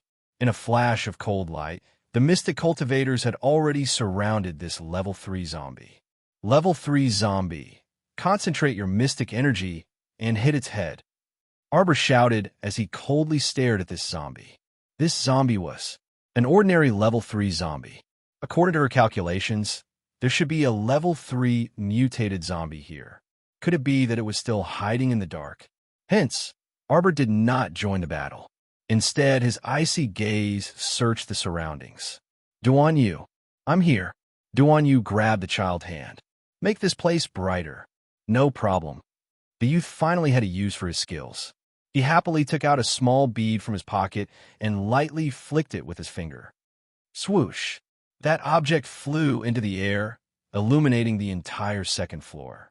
He thought he would receive the child's praise, so he turned to look at her with a beaming face. Unexpectedly, he received an irritated eye roll.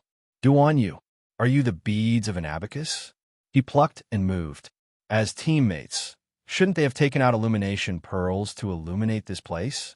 Duan Yu was speechless.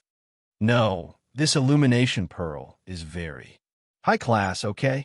The area it illuminated could support the entire floor, and it was very convenient to carry around. It was 1/5 smaller than a normal luminous pearl, but it was much brighter. Only the concealed weapons patrician family, the Duan clan, had this kind of illumination pearl. 2 years ago, when he left the Duan clan in a rage, he plundered many good things, including the map of the Hullen Mountains Peach Garden Mystic Realm. However, in the end, that mystic realm benefited this little girl instead.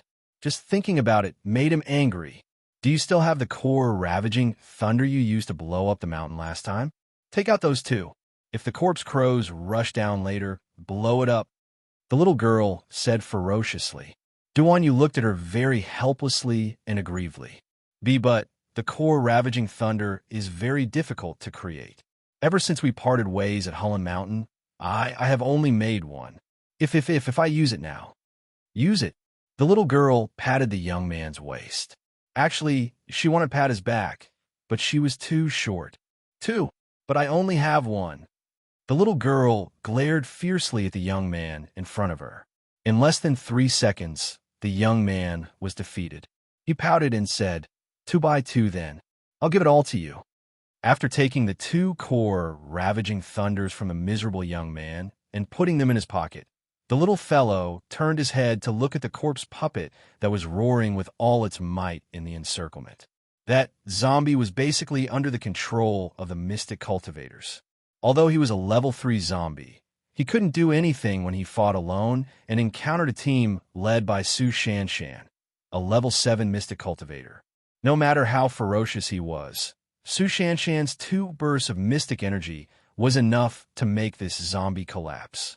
Everyone followed the little girl's instructions and slashed at the zombie's head with their mystic energy-imbued weapons. The old man lying on the ground revealed a bone-deep hatred in his eyes.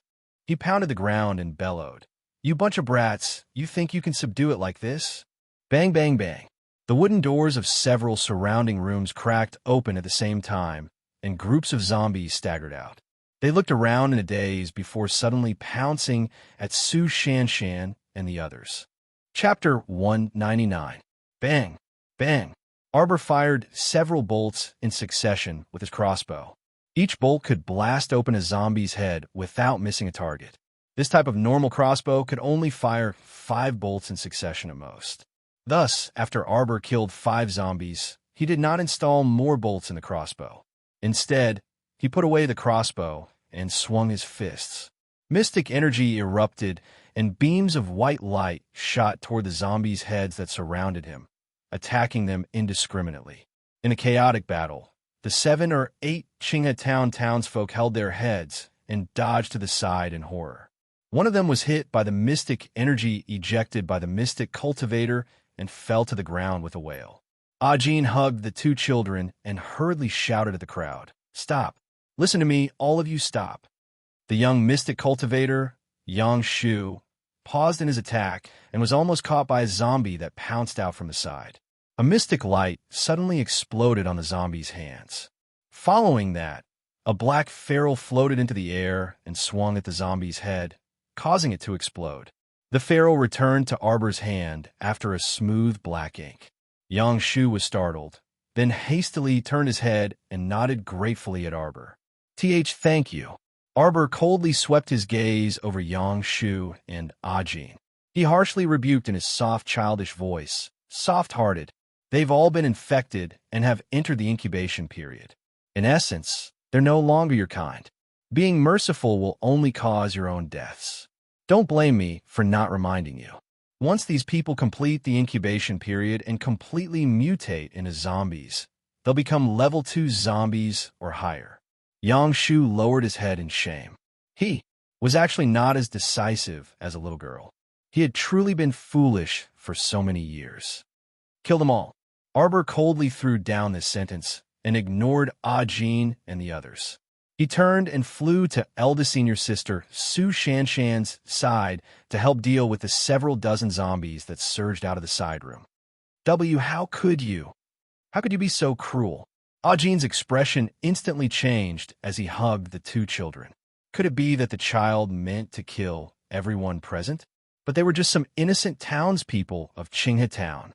There were actually 40 to 50 zombies hidden in the rooms on the 2nd floor. However, most of them were only level 1 zombies, and they were facing a group of mystic cultivators and body cultivators. Within a few minutes, Arbor's group disposed of all the zombies. As soon as he turned around, the old mayor of Qinghe Town abruptly jumped up from the ground and opened his mouth to howl. His old body swayed as he raised his hand to grab Arbor. The mouth was wide open beyond the scope of a normal human being, and a distorted old face was infinitely enlarged in front of Arbor. Bang! The child stretched out his leg and kicked the old man in the stomach. Even the surrounding companions felt their hearts skip a beat. They felt that this kick should be very painful on the old man's body. The old man curled up his body and twitched on the ground for a while. He struggled to stand up. Arbor didn't wait for him to get up and smacked him on the head with his ferrule. With a soft pop, the old man's head exploded like a smashed watermelon. The townspeople of Qinghe Town trembled as they looked at the little devil in front of them. Everyone huddled together with fear on their faces. Disperse. Search all the rooms on the 2nd floor. Su Shanshan ordered with a cold expression. Pay attention to the situation. Don't let these zombies touch you. Chapter 200. The entire team moved, quickly rushing to the rooms on both sides in groups of 2 or 3. Knocking sounds rang out as several rooms were broken open at the same time. A thick smell of blood assaulted their nostrils, causing them to involuntarily cover their noses and hold their breaths. Senior Sister Su, quickly come and look. Yu Gue covered her nose with one hand as she stared at one of the rooms in shock.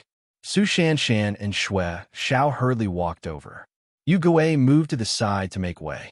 More than a dozen women and children with unfocused gazes were tied up in the room, and each of their mouths was stuffed with something, preventing them from making any noise. The child's gaze was abnormally cold. He stepped on the corpses of the zombies and slowly walked to the townspeople. Are you still unwilling to speak the truth at a time like this? Ajin was completely baffled, but he still tightly hugged the 2 children. He turned to look at a short woman who was wiping her tears with her head lowered. Qing, tell me, what exactly is going on? Why did you lock Granny Wang and the others in the room? What exactly are you doing? Ajin's arms tightly wrapped around the 2 timid children as he anxiously asked the woman called Qing. The young woman, who had been sobbing and wiping her tears with her head lowered, suddenly stopped her vexing cries when she heard Ajin's question. She slowly raised her head. A pair of eyes with very heavy dark circles narrowed slightly as she coldly looked at Ajin. He couldn't react for a moment when this expression appeared on his usually virtuous wife. Qing suddenly pounced over and raised her hand, looking like she was about to slap the middle-aged body cultivator. However, before her hand could touch the body cultivator, it was brushed away by a vibrating mystic energy. Qing fell heavily to the ground and groaned in pain as she clutched her nearly broken palm. Why did you attack her? Ajin agitatedly turned to glare at Arbor and angrily shouted. Qing is only a normal girl.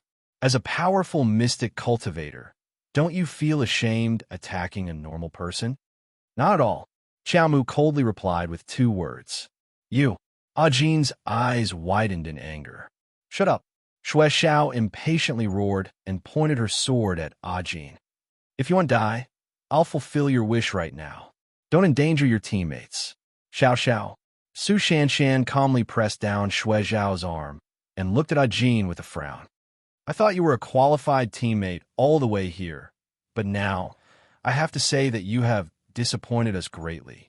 Duan Yu flung out a silver glint and directly cut open Ajin's arm. He glanced at Ajin indifferently. Look at her arm clearly. If you had been scratched by her just now, I'm afraid you would have joined their ranks very soon. Little junior sister saved you, and you still have the cheek to talk back to her? You've been training outside for so many years and are so much older than others, yet you're still so naive. I really don't know what you've been training for all these years. Duan Yu glanced at the dumbstruck Ajin again. Ajin's arm had already turned slightly black, and the bones in her fingers were abnormally curled. Soon, spikes would grow out of her fingertips, and after the incubation period, she would become a level 2 zombie. Ajin looked at his virtuous wife with a face full of shock. Suddenly, he raised his head and cried out, Why is it like this? You still have a cheek to ask me? Ajin clutched her arm and staggered to her feet. She glared at Ajin with burning fury in her eyes. Chapter 201. When the children and I were in danger, where were you? When the children and I were on the brink of death, where were you? When the children and I were short of food and rice, and had nothing, and were about to starve to death, where were you? The 3 consecutive heavy questions made Ajin dizzy and his face pale. He hugged the 2 children's shoulders tightly, trembling all over as he looked at his wife, who questioned him with tears and blood. You still have the face to question me? The young woman finally stood up, pounding her chest hard as she shouted herself hoarse. If I hadn't sought refuge with the mayor, if I hadn't racked my brains and struggled at death's door to survive with the children, do you think that after more than 10 days, would you still be able to see me and the children? Ajin knelt on the ground powerlessly with a thud. A grown man actually cried on the spot with tears streaming down his face. We're just ordinary people. The young woman approached Arbor and the others step by step, shouting with all her might. We just want to try our best to survive. Survive. Is it wrong to do this too? The second floor of the Qingfeng Academy was dead silent. Everyone slowly fell silent under the woman's questioning voice, and for a moment, they were actually speechless. The young woman sobbed, her voice trembling as she said, We're not like the lords who have the ability to protect themselves and have supreme power. You were able to survive in such a terrible world. How would you know how fragile the lives of ordinary people are? There's indeed nothing wrong with wanting to fight for your life. Su Shanshan nodded lightly. However, in order to fight for your life, you turn a blind eye to the lives of your companions and raise your companions as food for the level 3 zombie. This kind of inhumane method really can't be accepted by others.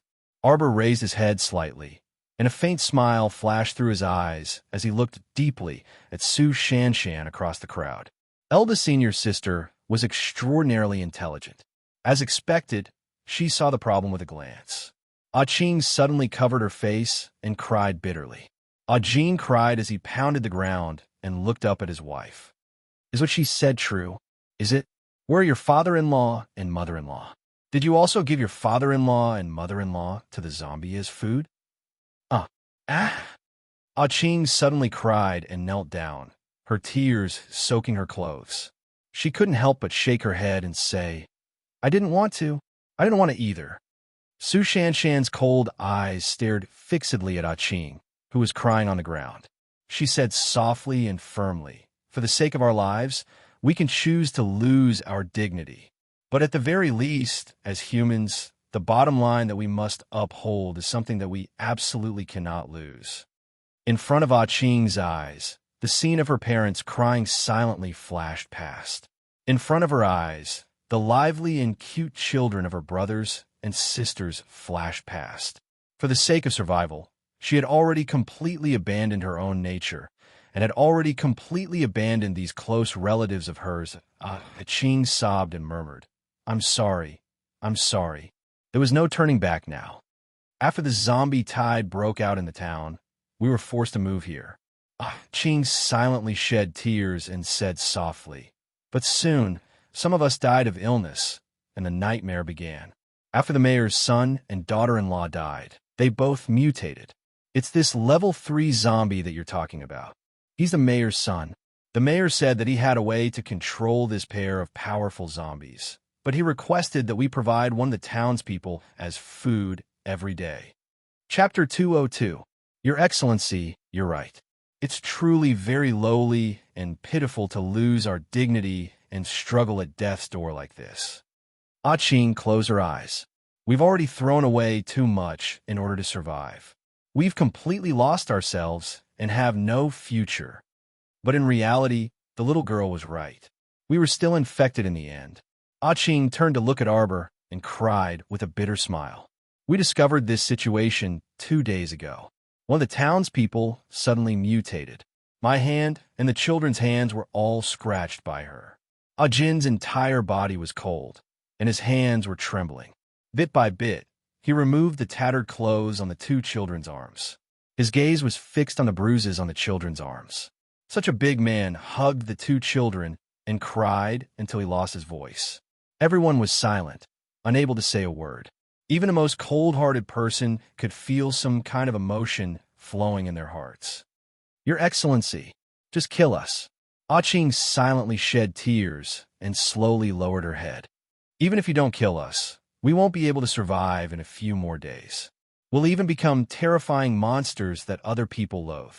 I'm only an ordinary woman. I've lived my life without any dignity. But this time, Ching's voice was choked with sobs. I want to die with dignity, with my children, together forever. A faint trace of regret flitted through Su Shanshan's cold eyes. Your Excellencies, please don't kill the mayor's son for now. If you bring him out, those crows in the sky won't wantonly attack you, Ching said. The mayor's daughter-in-law is even more powerful. After you leave, you must remember to be extremely careful. Also, the imperial court sent a troop of soldiers here earlier. They're sealed off at the northern farm.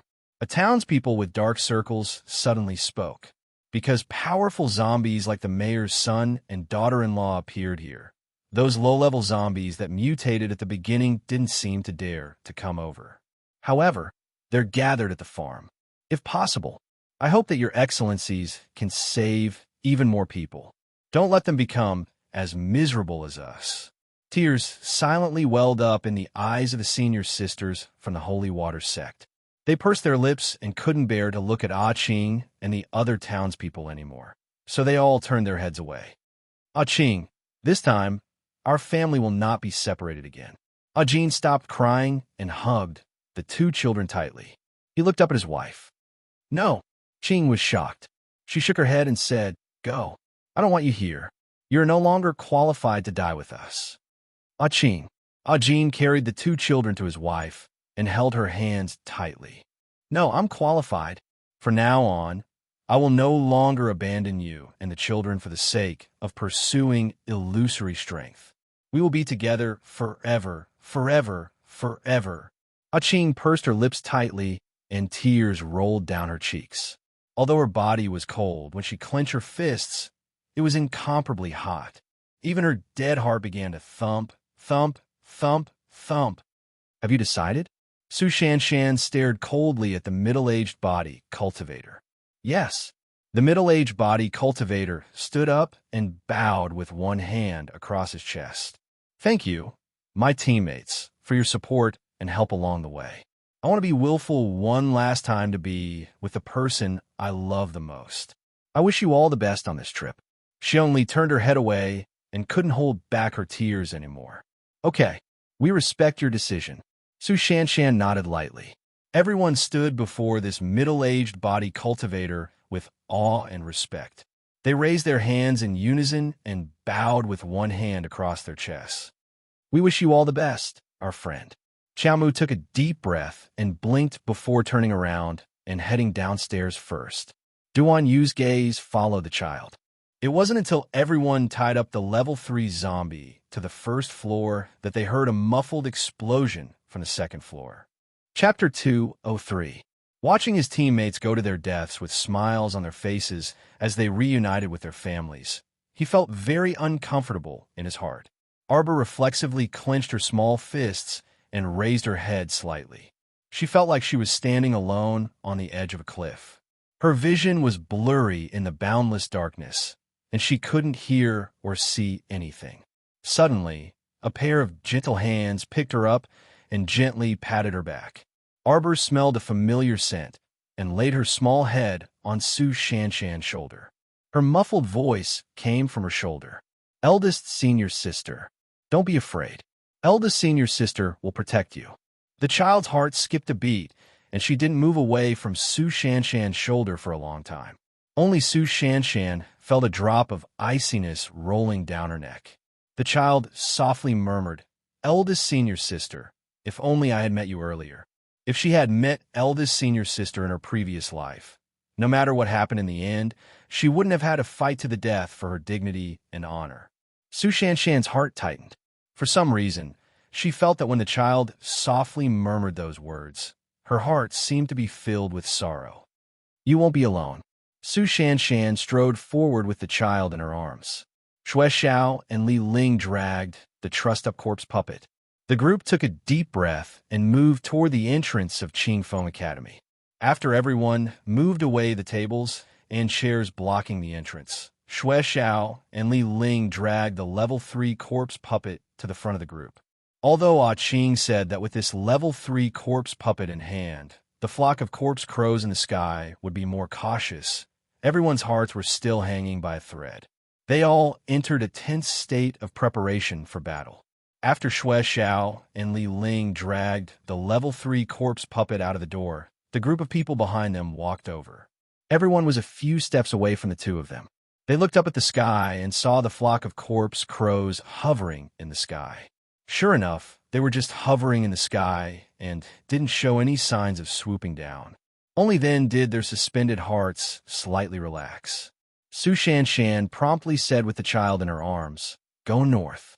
The group from Heavenly Dao Sect went north, but according to the townsfolk of Qinghe Town, a large number of corpse puppets had gathered there. There were even troops sent by the imperial court that were trapped there. "I hope things aren't that bad." The child held the 2 core ravaging thunders in her pocket. She didn't want to use these 2 hidden weapons that could blow up half a mountain unless it was absolutely necessary. Although the core ravaged thunder was powerful, its sound was also abnormally terrifying. Such a sound would gather a large number of zombies. Even the zombies outside Qinghe Town, within a 50-kilometer radius, would be attracted. The group ran towards the north of Qinghe Town. They didn't run far before they saw a group of people from the Daybreak Sect, led by Shang Kun, rushing toward them in a very sorry state. When the 2 teams met, Shang Kun rushed toward Xue Xiao and Li Ling and shouted anxiously, "Run." A large flock of black corpse crows was coming from that direction. 3 of our teammates are trapped inside and haven't made it out. "Captain, look."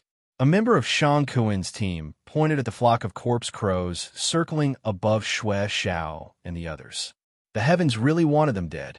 The flock of corpse crows that Xue Xiao and the others brought over was at least 10 times more than the ones they encountered at Wait. Under the siege of so many corpse crows, how did Xue Xiao's team come here unscathed? Chapter 204. Shang Kuin's eyes almost popped out of their sockets. "Oh my God, what the hell is this?" Xue Xiao and the others are so capable. With such a large flock of corpse crows behind them, they didn't even bat an eyelid. They even had the leisure to wave and greet them. "Senior brother Shang, you're here too. Just in time, let's not go to the central bridge. Come with us to the north to find the people from Tiandao Sect." "Who's just in time with you?" Shang Kun really wanted to curse. Are these women crazy? They clearly know that there are so many corpse crows circling the sky, yet they can still maintain their composure. "Xiongyan, Xiongli, are you okay?" A young man in Shang Kuin's team quickly walked out and ran to the 2.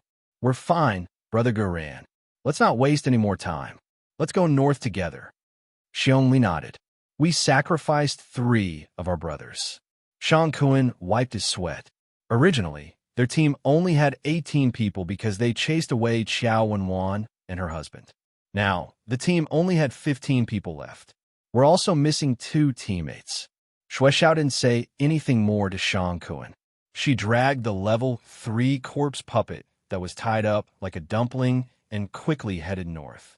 Only then did Sean Cohen and the others realize that this group of fierce girls actually kidnapped a ferocious-looking corpse puppet.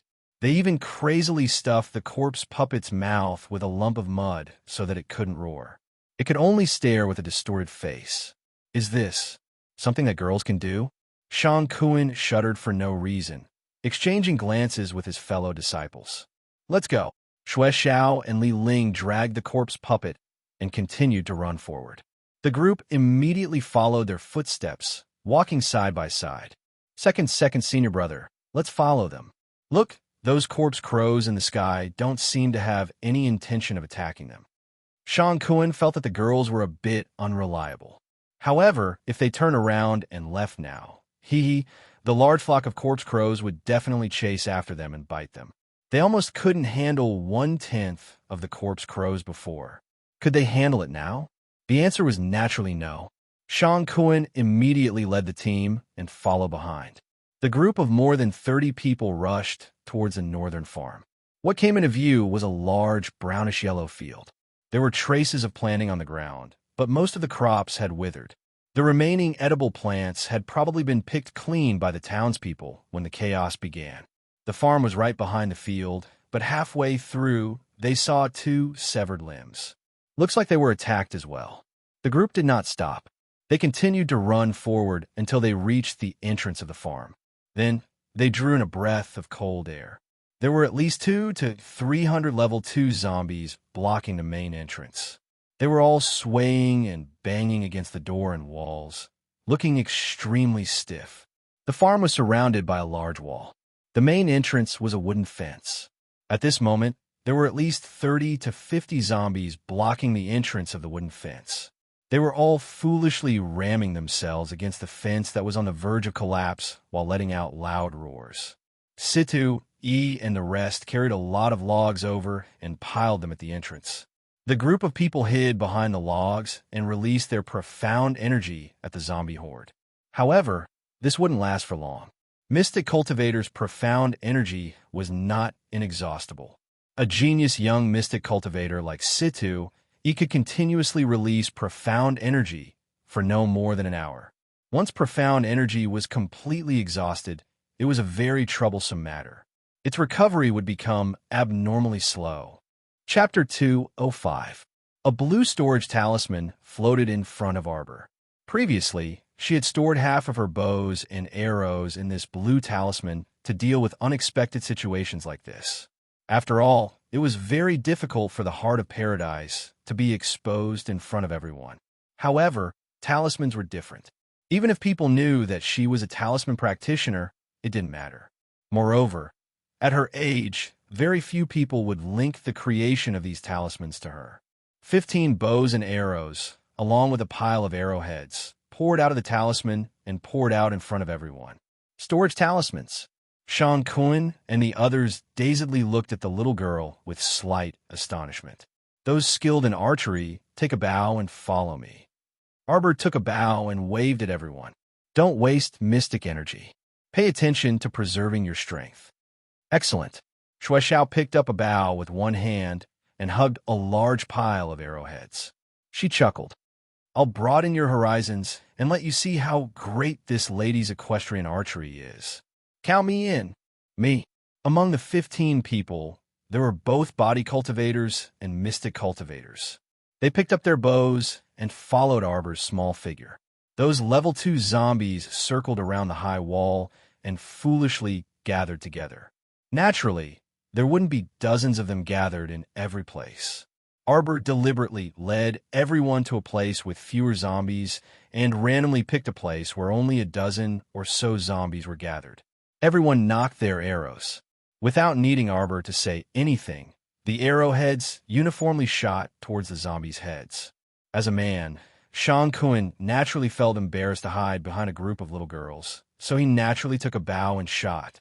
Unfortunately, his technique was poor, so the first arrow missed and stuck into the wall. This angered the targeted zombie, which turned its head and wobbled toward him with bared fangs and brandished claws. Whoosh! The child's arrow exploded that zombie's head. Sean Cohen's arm trembled slightly. When he turned to look, he saw the child, who wasn't even half his height, using her strength alone to draw a bow that was the size of her body. Her eyes were covered in a layer of deep ice, and no trace of a smile could be seen. We're all children this terrifying these days. Let's go. Arbor was the first to jump off the embankment and dash towards the wall at an extremely fast speed. As he ran, he smoothly released 2 arrows in a row, directly shooting the 2 corpse hags that were swaying toward him, causing them to fall backwards. The group of senior sisters from the Holy Water sect rapidly followed behind her, and they couldn't help but praise her in their hearts when they saw this. No wonder Aunt Master, said that little junior sister didn't need them to worry about her at all. Their little junior sister was truly outstanding and dazzling. The child leaped and bounced up.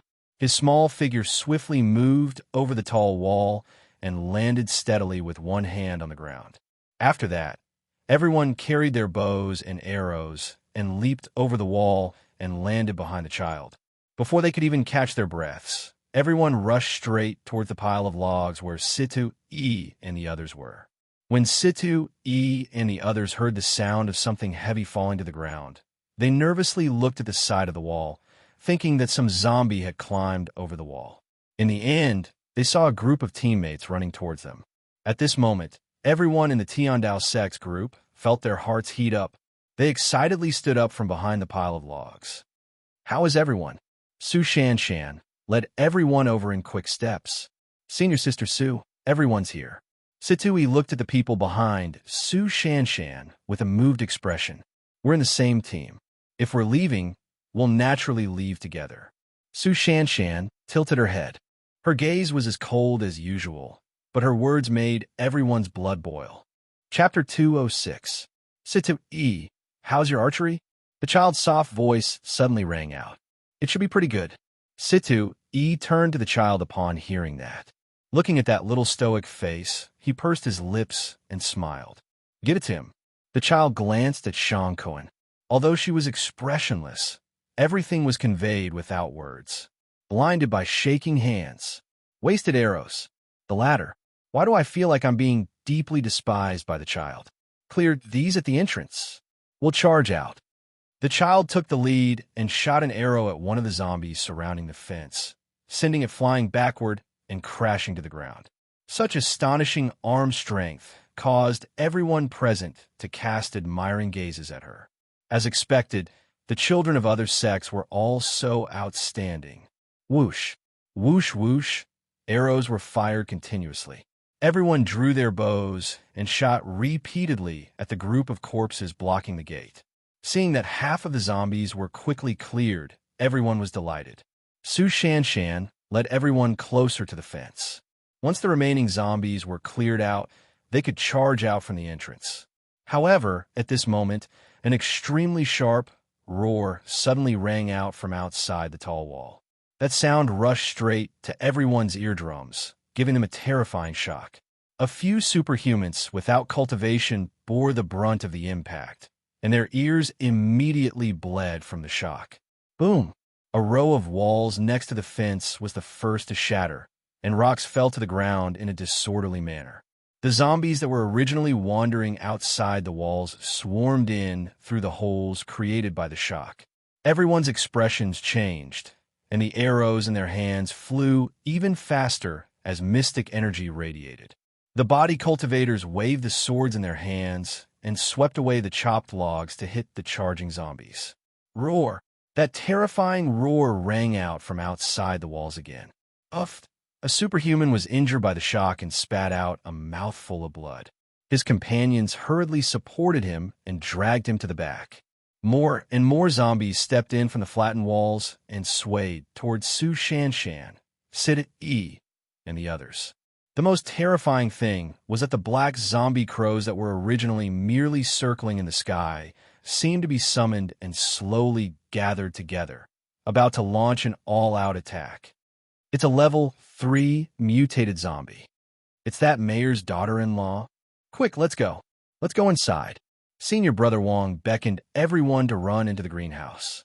This wooden shed was built with round logs, so it didn't have much resistance on its own. However, it could at least provide some shelter. It was better than being exposed to the open air. When the last person rushed into the large shed, he saw that the outside was covered in black clouds and countless corpse crows were circling in the air. Everyone, pay attention. Situ, he shouted with a solemn expression.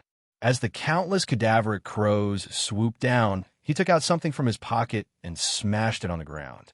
After a loud bang, an arc-shaped protective shield suddenly surrounded everyone in it.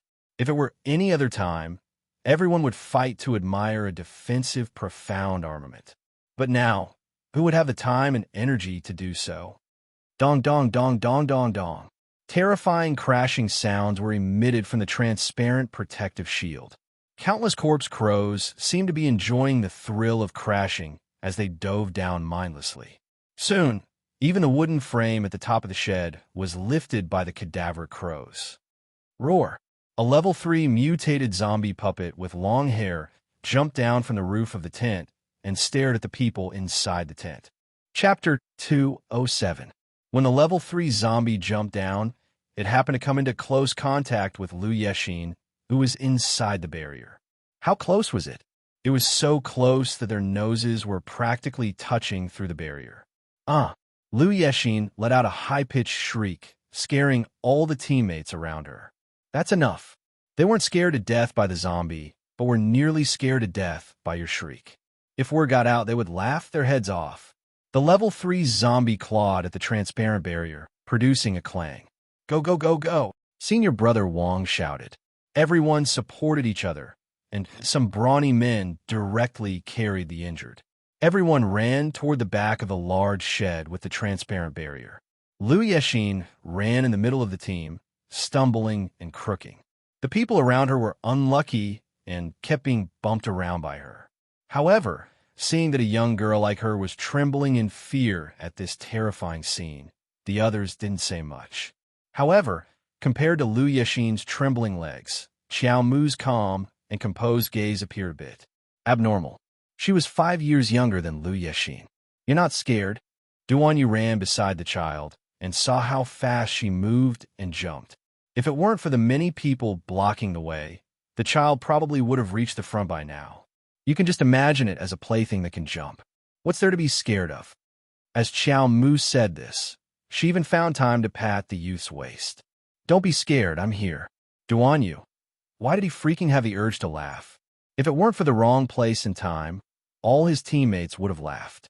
Are you sure you're not trying to be funny by expressionlessly saying this in such a soft and cute voice? Duan Yu looked up at the sky, speechlessly. Say, don't you think it's very ugly and disgusting? It's disgusting. The child leaped over the logs on the ground. But you'll get used to it after looking at it too much. How? How the heck can you get used to it? Duan Yu. Why do I feel like I'm talking to a non-human? I suspect that you're not a human from Seacombe Planet. You might be a little monster from another star field. Su Shan, whose eyes were cold, couldn't help but twitch the corner of her mouth. Little junior sister was really a classic little person. Shui Xiao couldn't help but laugh out loud. Junior sister is right. Young man, you've seen too little. You'll get used to it if you see it more often. Why don't we turn back now, block that level 3 zombie, and interact with it more? I have to thank your entire family. Duan Yu fell silent. I'm a young man, so I don't argue with little girls. That would be ungentlemanly. Everyone run. There's a closed support shed in front of us, and it seems to be quite sturdy.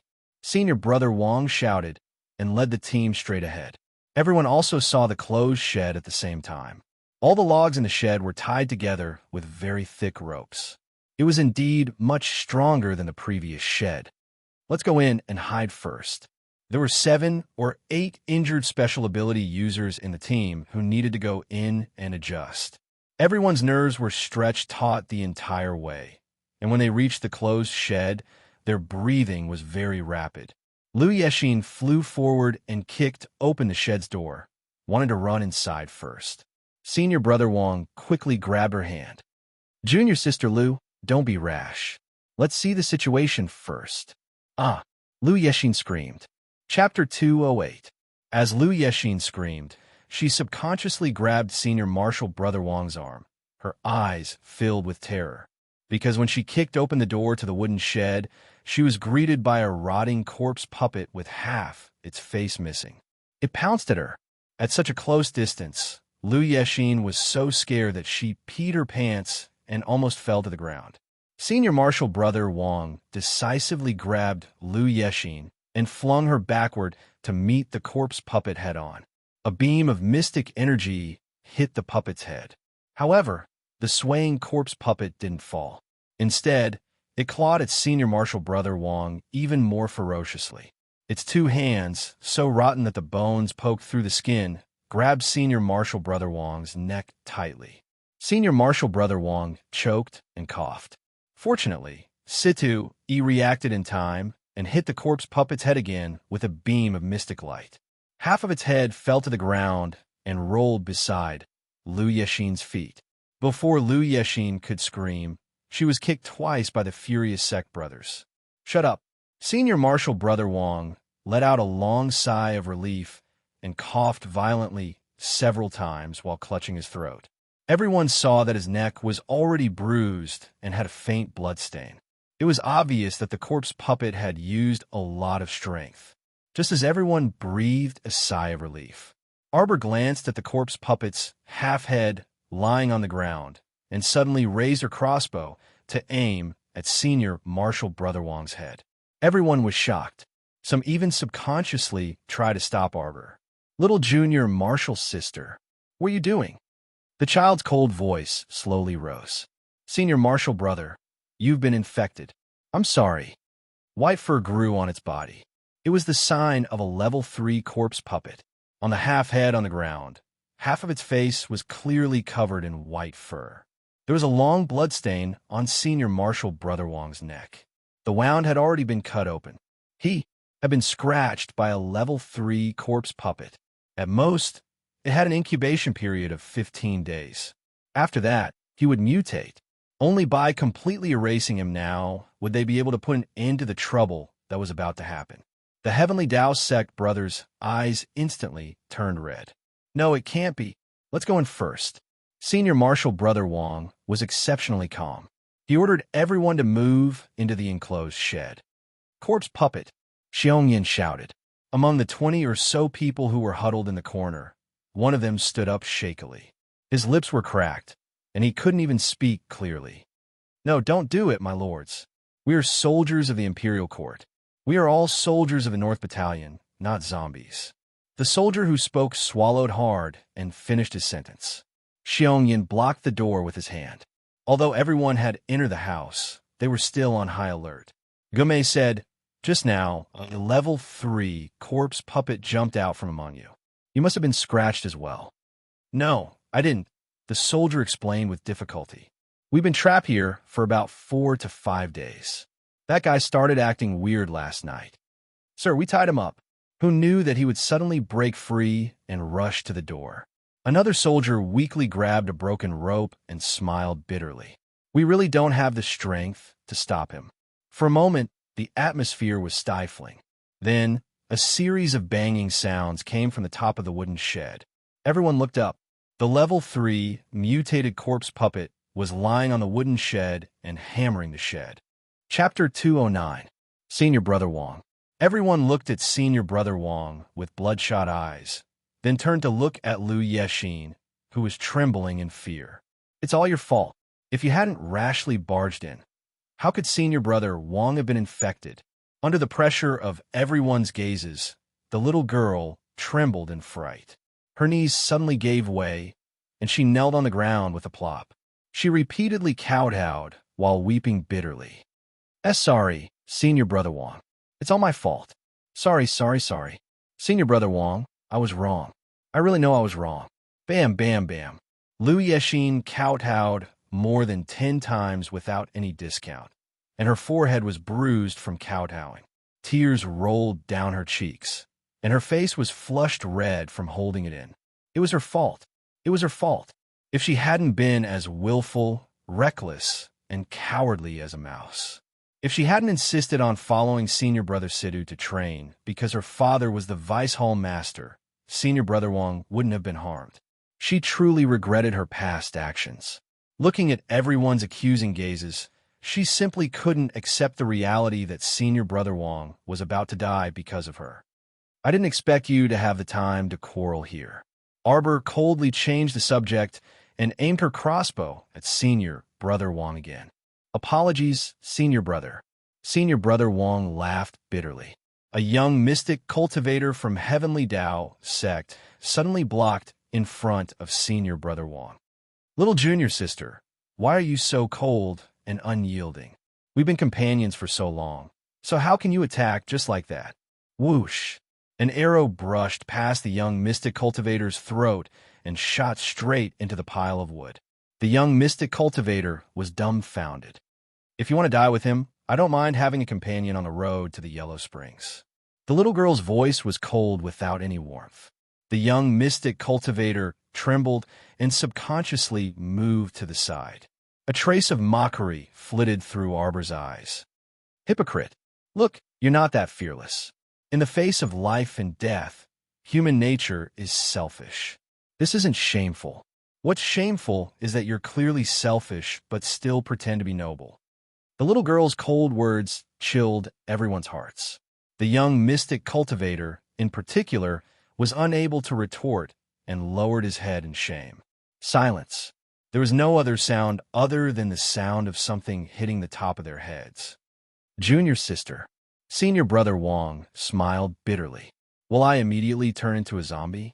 You will have an incubation period of 15 days. But Arbor looked at him meaningfully. The feeling of counting the days and waiting for death is not very pleasant. Senior Brother Wong suddenly laughed. I'm not afraid of death. Don't worry, little junior sister. Before we leave Qinghe Town, I will give you a complete explanation. Arbor looked at him deeply. I'm sorry, Senior Brother Wong. From his previous life until now, there had been no cure for the zombie infection.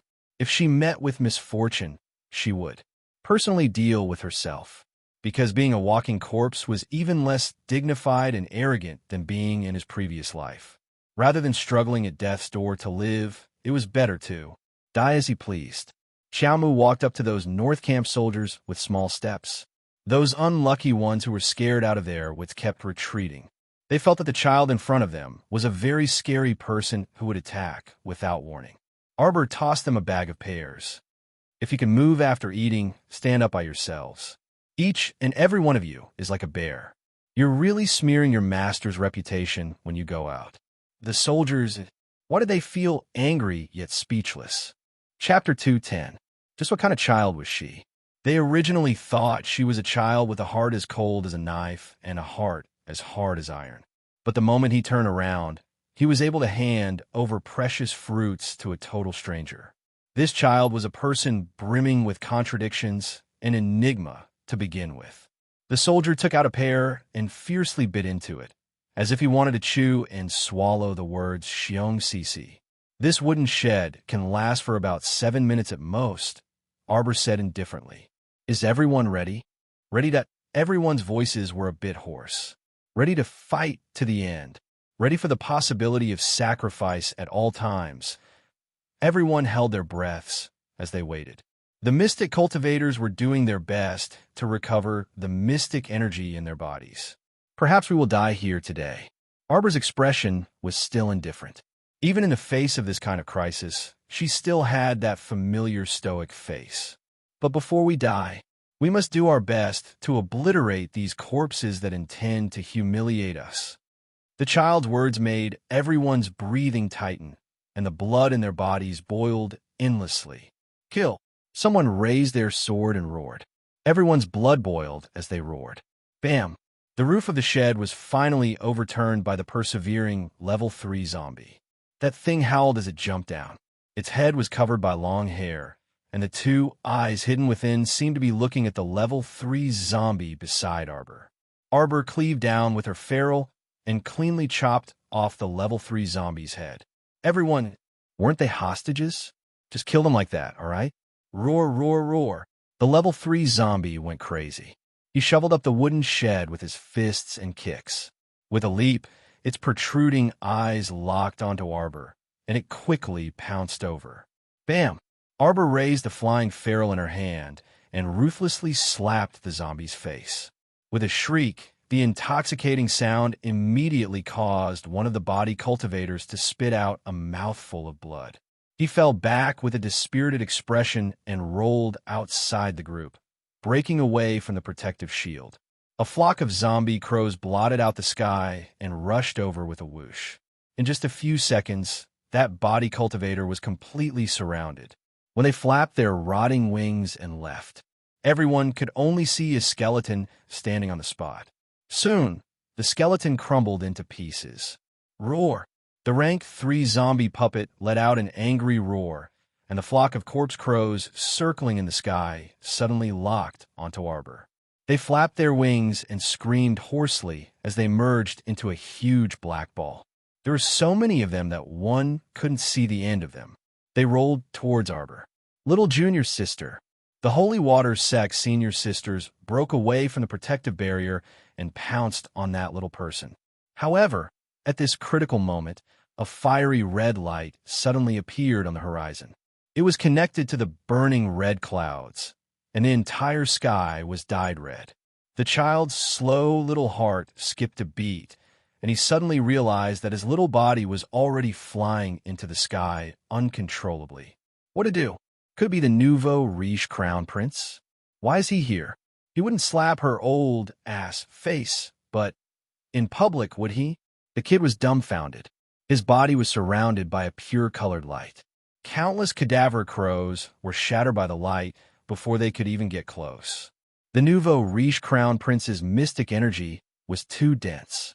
Before she could think carefully, her little body fell into a certain person's embrace.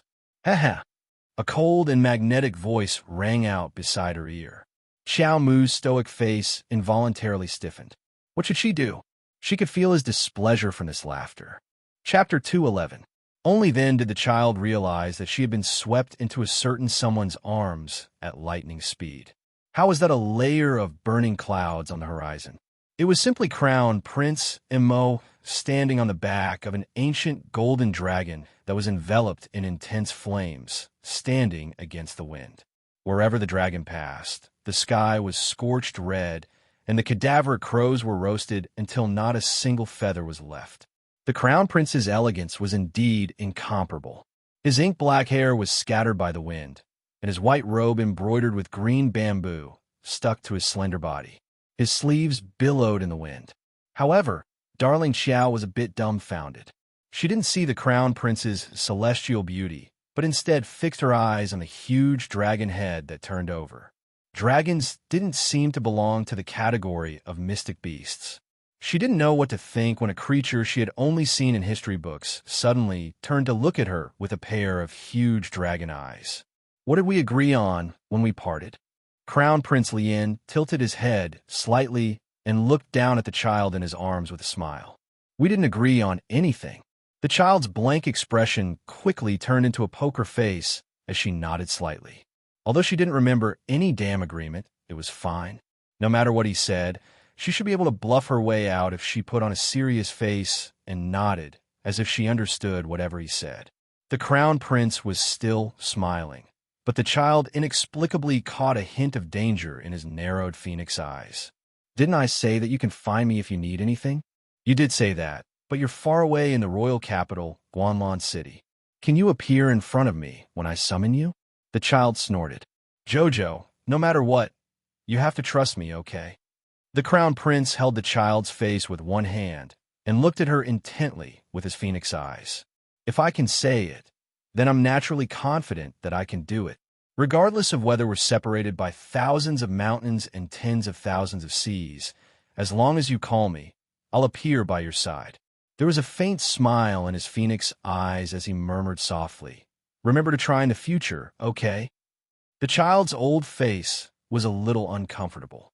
He hurriedly turned his head to look at Stay Up Late, who was hiding behind a fallen log. You sent someone to keep an eye on me. The child tried to find something to talk about. He just wanted to change the topic, So he immediately retorted with a displeased expression. If I hadn't meant stay up late on the way, how could I have found you so quickly? If I had come a quarter of an hour later, tell me, how would you have ended up today? She knew how his heart had jumped when he saw the group of corpse crows swooping down towards her. Didn't I tell you not to take the risk alone when it's dangerous? I'm not alone. Humph. Aren't there so many people around me? If they were useful, would you be in such a sorry state? The Crown Prince signaled with his eyes. It's a dark and windy night, so don't go out too much. You promised me back then. So why are you going back on your words now? Since when did I go out in the middle of the night? I'm not. He raised his head and looked at the dark sky. Xiao Mu instantly had a feeling of, even the heavens aren't helping me. When did the sky turn completely dark without her noticing? So infuriating. I don't want to talk to him anymore. Our dear Xiao Mu simply pursed her lips and put on her signature stoic face. Going back on your words after making a promise. Shouldn't you be beaten? What? Everyone's watching you? You're going to slap my old face again. Without waiting for the Crown Prince to make a move, the child pounced on him and hugged his neck. She opened her mouth and bit down on his chin. It was so stiff and painful. Arbor silently shed tears. Chapter 2:12. Ao Yi and the other youths from the night pavilion were petrified. The Crown Prince was clearly taken aback. His almond-shaped eyes moved to the little fellow's face, which was flushed red from anger, and the corners of his lips curled up. Even a rabbit will bite when it's cornered, young man. Tisk, you've learned to strike first, the Crown Prince said slowly as he raised his hand and smacked Xiao Mu's butt. He was so strong. Bastard. A scholar prefers death to humiliation. Today, I must bite him to death. The little fellow pounced forward. Her movements were truly breathtaking. She struggled in the Crown Prince's arms and opened her mouth to reveal 2 rows of white teeth. You're clenching your teeth. Be good. The Crown Prince held her tightly in his arms and pressed down on her struggling limbs with one hand. He smiled and patted the child's head. Don't make a fuss. Be careful not to break your teeth.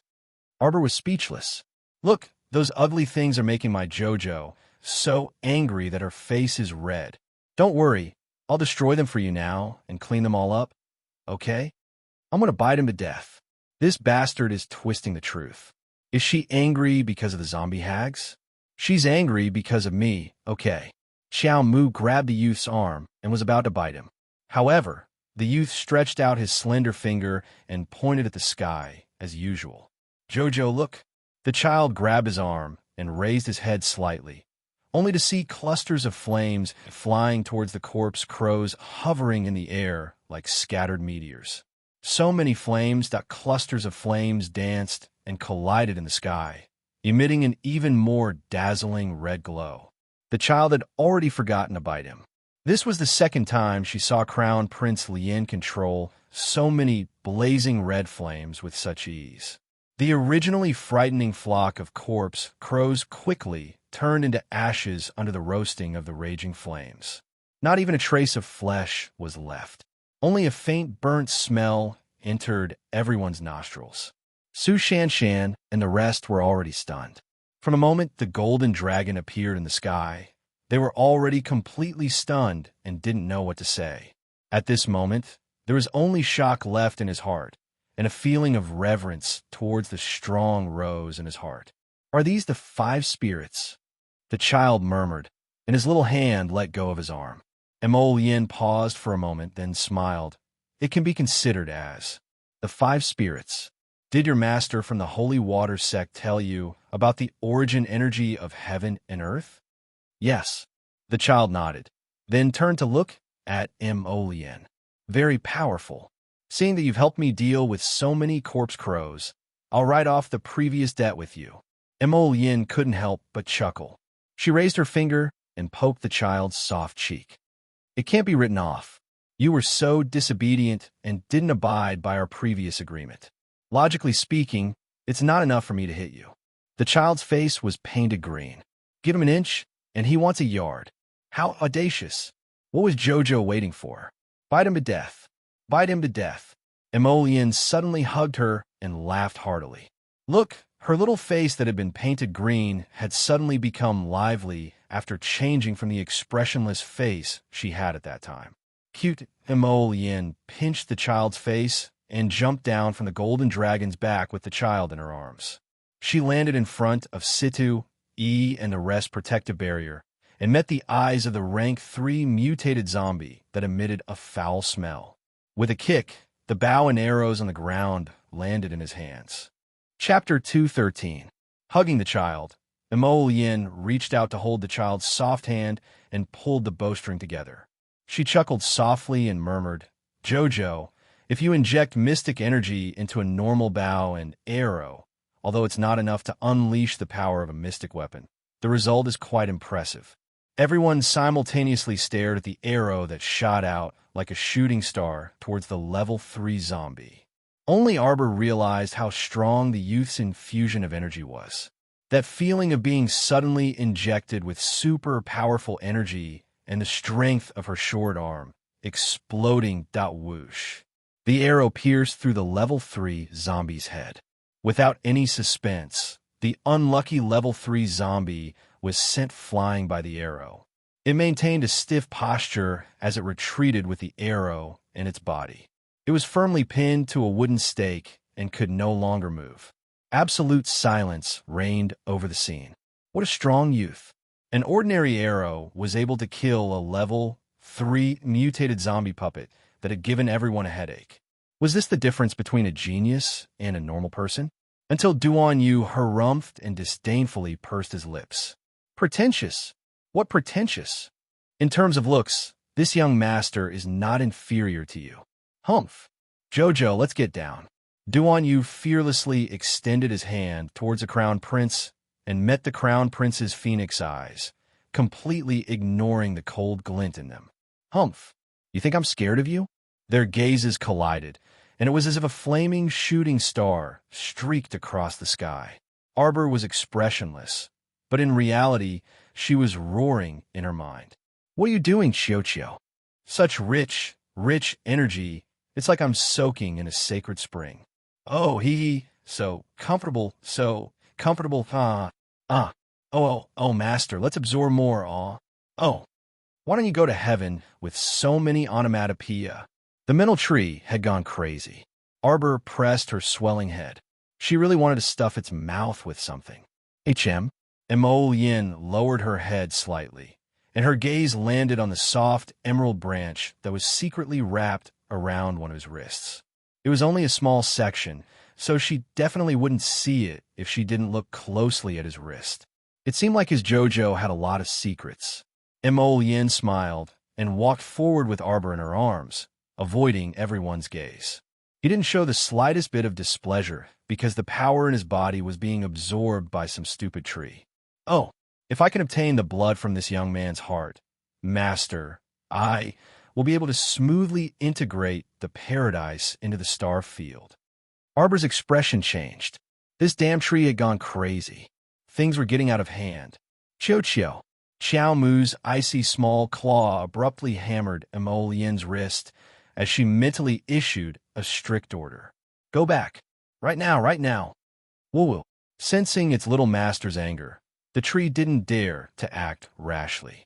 It quickly retracted its branch and whispered, I really only need 1 drop. Nonsense. You're not allowed to bring it up again. A drop of blood from the tip of the heart. How much energy did it consume? How dare it make such a request? He had to beat it to death. I'll give you all the profound energy in the paradise. In the future, I'll help you find more profound energy to replenish. But you're not allowed to casually absorb the power in other people's bodies unless I agree. You can't take away the fruits of other people's hard work. Do you understand?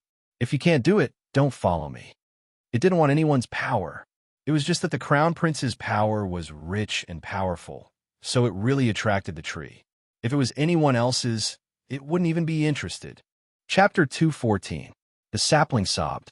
How would it dare to refute its little master's stern admonishment? It quickly fawned over her.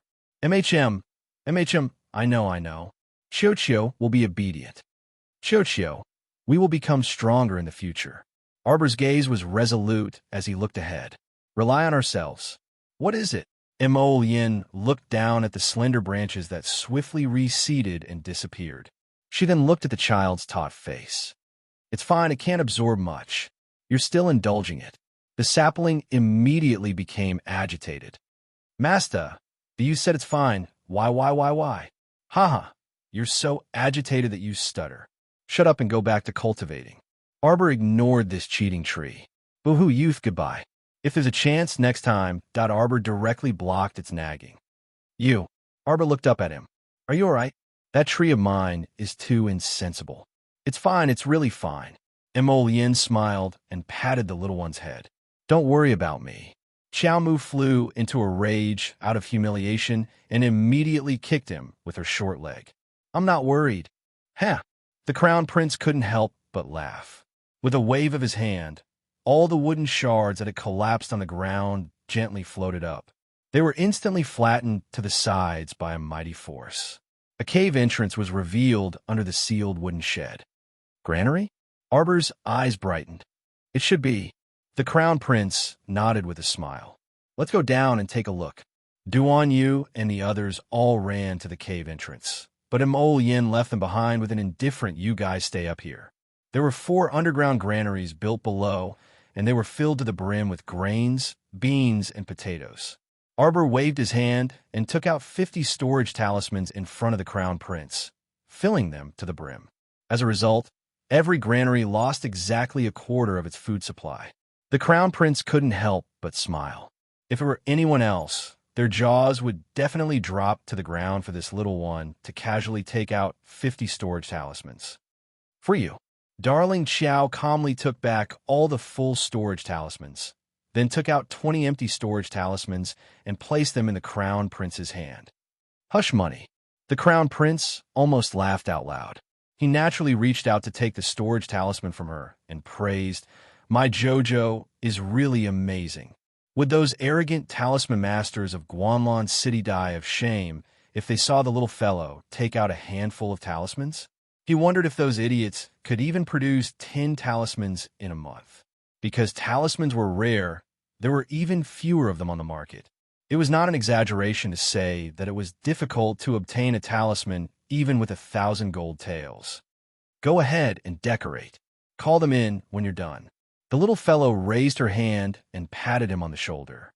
She had an expression that said, We're together. If you don't take some, I won't be at ease. All right. Mo Yin nodded. She also took some food from each granary and used her blood to open a talisman to take them away.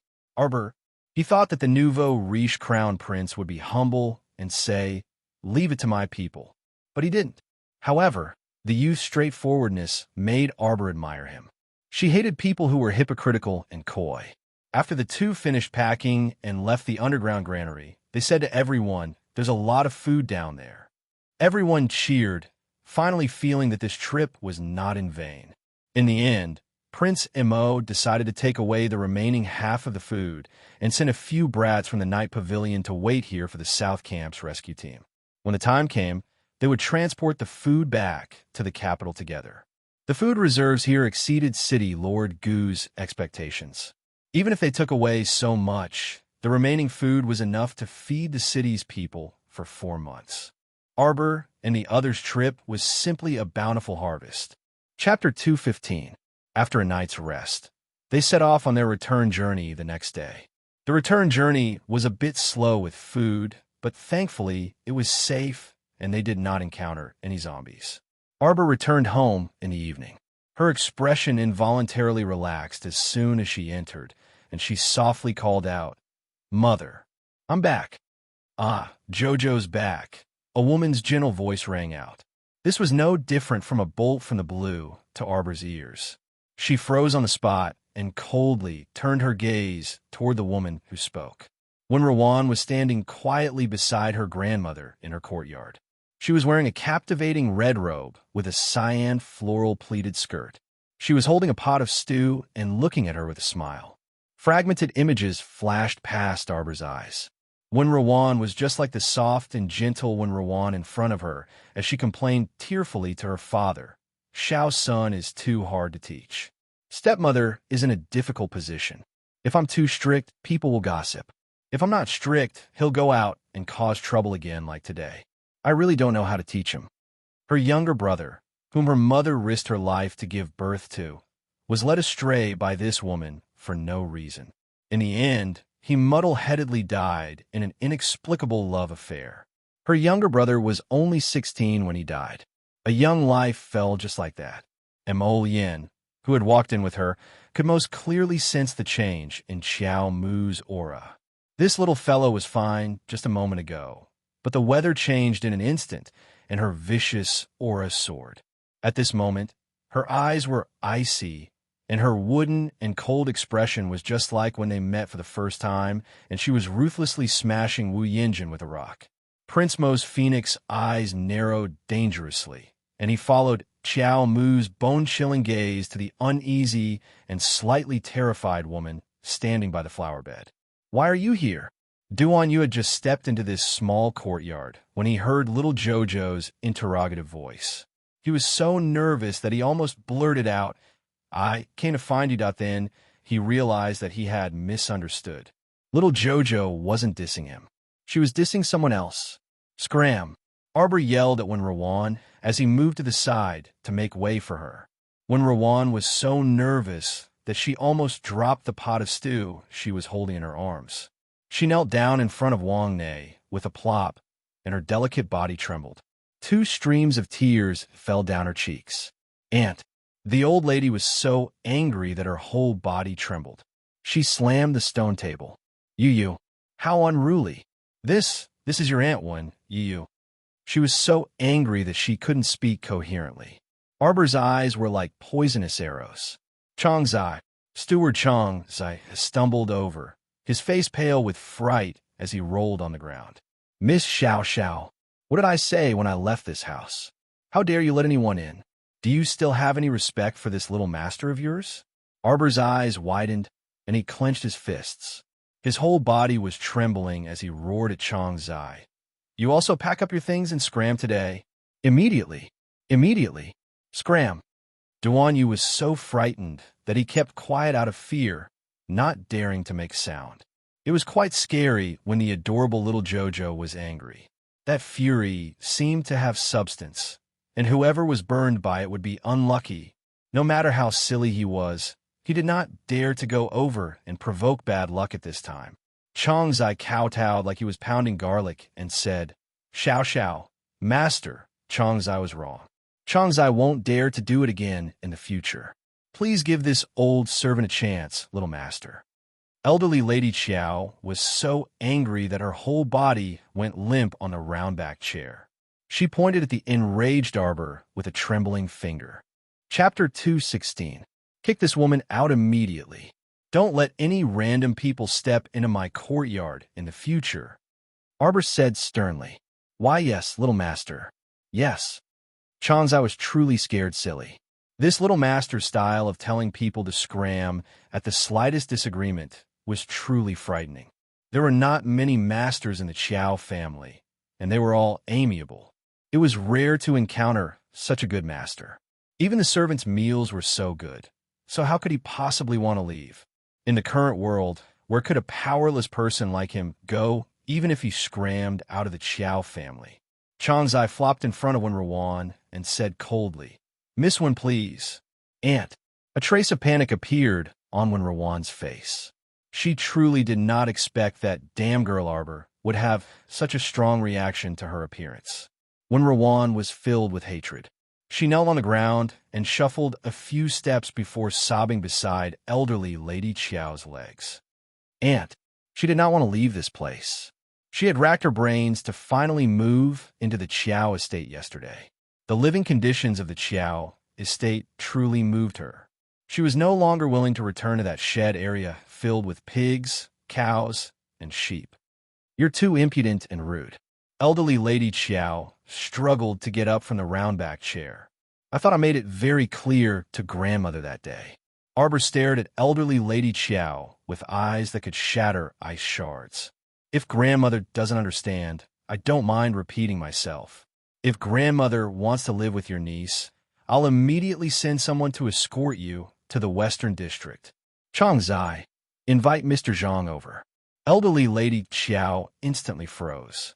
Arbor's furious expression frightened elderly Lady Qiao. She also did not expect Rowan to be so disrespectful to the little girl. She did not even bother to be polite and directly ordered someone to chase when Rowan away. Qiao is back. What's wrong? Her parents and second uncle, who had rushed over after hearing the commotion, looked at the scene in astonishment. When Rowan was gentle and soft, and even her voice was soft, they did not know why she had a conflict with Jojo. Why aren't you chasing her out? If she doesn't leave, you leave. Arbor angrily reprimanded with an unyielding attitude. Chang Zai got up and tugged at Rowan. I've offended Miss One. Impudent to impudent. Granny Qiao was so angry that her limbs were trembling. Ah, big brother Qiao, second brother Qiao, sister Zichin. When Rowan trembled from anger and fear. She didn't expect that damn girl Arbor to be so determined to kick her out. She struggled with all her might and shook off Chang Zai's arm. She scrambled over to Wei Zichin's side and hugged her leg as she cried, Sister Zichin, save me, save me. Jojo child, what's wrong with you? Wei Zichin was astonished. She had never seen her daughter so angry before. She really did not understand how when Rowan was not to her liking. It's not appropriate for your aunt when to live alone in the shack area. She managed to escape with much difficulty yesterday, and was almost. She couldn't listen to a single word of her father's nagging. She only knew that no one could understand the pain in her heart. No one knew that everyone felt that when Rowan was innocent and stood against her. Everyone felt that she was arrogant and cold despite her young age. Everyone looked at her with incomprehensible gazes. Fighting alone was truly too tiring and too lonely. Suddenly, a pair of hands scooped Xiao Mu up and silently pried off her pinky fingers, which had sunk in her palms to the point of bleeding. Chapter 217. Be good. You don't have to deal with her directly, even if you want to, Mo Yin whispered into Qiao Ran's ear while carrying her. He nodded at his parents and Arbor very naturally and left with Qiao Ran. Xiao Zhongbong and his wife took a while to react. That youth with an extraordinary bearing and peerlessly handsome face was that he actually carried away his daughter right in front of their eyes. His movements looked practiced and natural, so it wasn't his first time, right? When Rowan, who was kneeling in front of Wei Zichin, felt aggrieved and humiliated. However, all her negative emotions instantly flew away when she met the child's chilling gaze. All that was left was a heart full of coldness and fear. Those were a pair of eerie and indifferent eyes. The child was lying on Prince Mo's shoulder. Her dark eyes were as cold as the spring in the depths of the realm of innocence, devoid of any signs of life. You will die. She didn't know why, but a cold and magnetic voice seemed to explode in her mind, and she suddenly swayed a few times from the impact. Her eyes widened, and when Rowan felt her vision darken, she suddenly fainted and fell to the ground. Hello, Uncle, Auntie. Duan Yu chuckled and walked up to greet Xiao Zhongbong and the others. I'm Jojo's good friend, Duan Yu. You can call me Aiwa. Wei Zichin and the others nodded with a smile when they saw this handsome youth enthusiastically greeting them. Even Xiao Zhongbong, who wanted to move when Rowan, stopped and exchanged a few words with the youth. Duan Yu said as if he was familiar with them. Although I don't know who this woman is, I'm pretty sure that Jojo is Jojo. Based on my understanding of little Jojo, she won't fly into a rage for no reason. I feel that there must be a reason for everything. What do you think? Wei Zichin immediately nodded, although she also felt that her daughter's rage came extremely strangely and suddenly. She believed in her daughter. This child had been sensible since she was young and always thought of her family. Even when facing a beggar, she was polite and distant. How could she treat Wen Rowan like this?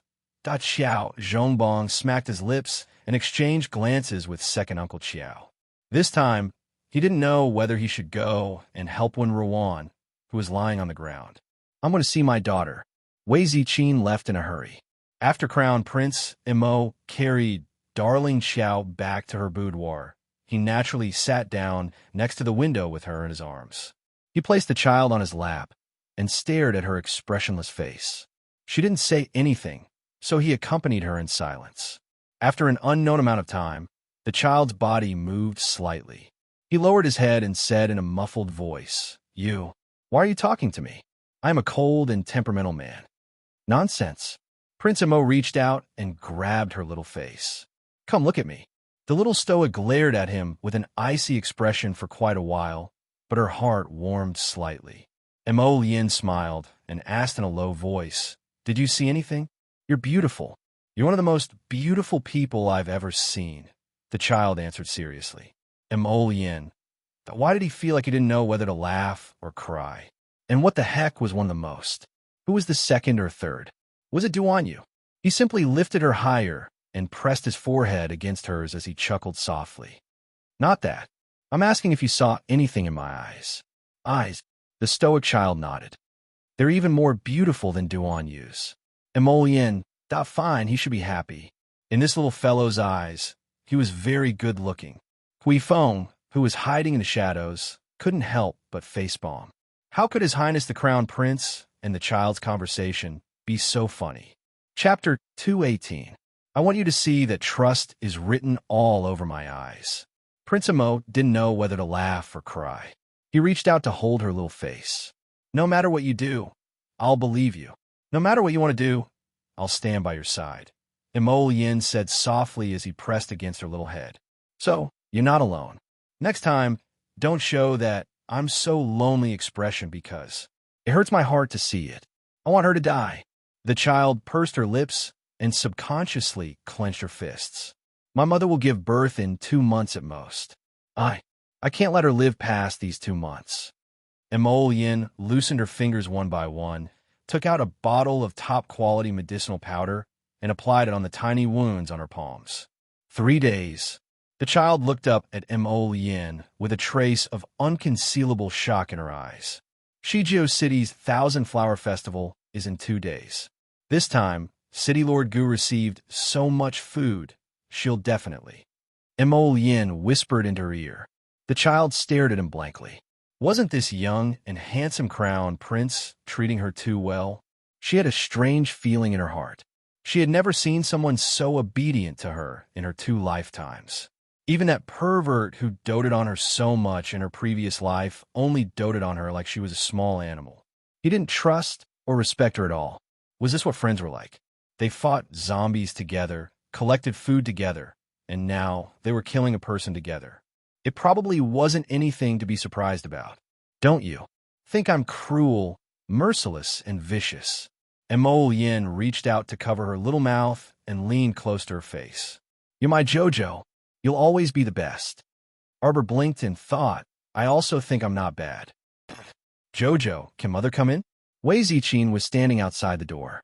When she heard the whispers coming from inside the room, she was somewhat dumbfounded. Although her daughter was still young and there weren't that many rules between men and women, why did she feel like she had inexplicably gained a son-in-law when this youth directly entered her room? Oh, no, how old was her JoJo? The door opened, and a young man in a white robe fluttered like a cloud. He bowed to her and said politely, "Auntie, sorry to disturb you. My name is Emo Lien, JoJo's best friend." "Ah, Xiao Emo. Who wouldn't like such a handsome and gentle boy?" Wei Ziqing immediately smiled. Classmate Xiao Ma fiercely increased his presence and favorability in front of his future mother-in-law. After chatting for a while, Wei Ziqing almost forgot about the matter of seeing her daughter.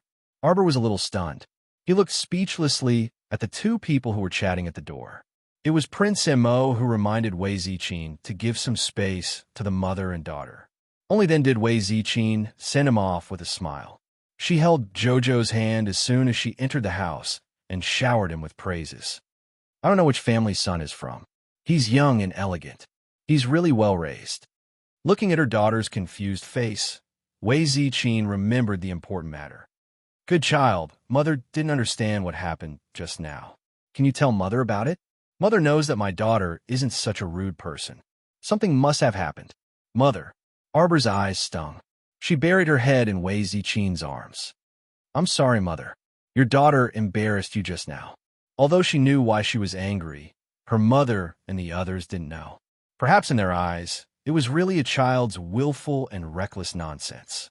They didn't know what happened in their previous lives. What reason did she have to blame someone who didn't know anything? How could that be? You're such a silly child. Wei Ziqin hugged her daughter. You're so worried at such a young age. Chapter 219. Wei Ziqin looked at her daughter and pulled her small hand. Actually, I was the one who brought your anyone back. I bumped into her on the street when I went out yesterday. She was being chased and bullied by 2 bullies in West City and was in a very sorry state, Wei Ziqin said. Mother thought that it must be quite difficult for a girl like her to be alone. She has a soft personality and doesn't even dare to speak loudly. At that time, she was in tears and kept begging me to take her in, so Mother's heart softened. Is it because Mother didn't handle this properly? Jojo, what happened just now? Why did you react so strongly? Arbor buried her head in her mother's embrace and shook her head. She said in a muffled voice, Mother, it's nothing. I just don't like outsiders coming into our family. Silly girl. Mother wants you to be happy, since you don't like Rowan. Wei Ziqin smiled and hugged her daughter while patting her back. Xiaomu could no longer hear what Rowan said, and she gradually sank into her own thoughts. In reality, she originally did not want to deal with Rowan, so Xiaomu ignored this woman when they met in front of the city lord's estate. As long as Rowan obediently stayed far away from the Qiao family, she could not be bothered to waste energy on such a small character and did not mind letting this little white flower go. But now, it seemed that the gears of fate would never stop turning. This when Rowan had quietly gotten close to their home again and insisted on making her presence known. Since when Rowan insisted on asking for a beating, then don't blame her for being vicious and merciless. This woman would not live for more than 3 days anyway. Arbor did not attend dinner with the excuse that she was not feeling well. She also did not bother to look at that pretentious little white flower. No matter how much she tried to make her presence known, she was already a dead person. There was no need to argue with her. On the other hand, when Shaolin heard that her older sister had returned, she kept clamoring to have dinner with her older sister and was very lively. Wei Ziqin had no choice but to send her younger daughter to Arbor. The next day, Arbor received an invitation to the City Lord's Mansion's banquet and gladly accepted it. City Lord Gu was exceptionally happy with the bountiful harvest from this trip to Qinghe Town, especially since His Highness the Crown Prince was willing to honor him with his presence at the banquet. City Lord Gu was so excited that he spoke incoherently the entire night. All the survivors of the Qinghe Town operation attended this banquet. However, Arbor didn't see Lu Yexin at the banquet. She didn't ask about it either. After all, Lu Yexin was just a passerby who had nothing to do with her. Halfway through the banquet, the Crown Prince left with Xiaomu in his arms. City Lord Gu hurriedly followed after them. Everything is in the warehouse on the east side. Please follow me, Your Highness, City Lord Gu said respectfully.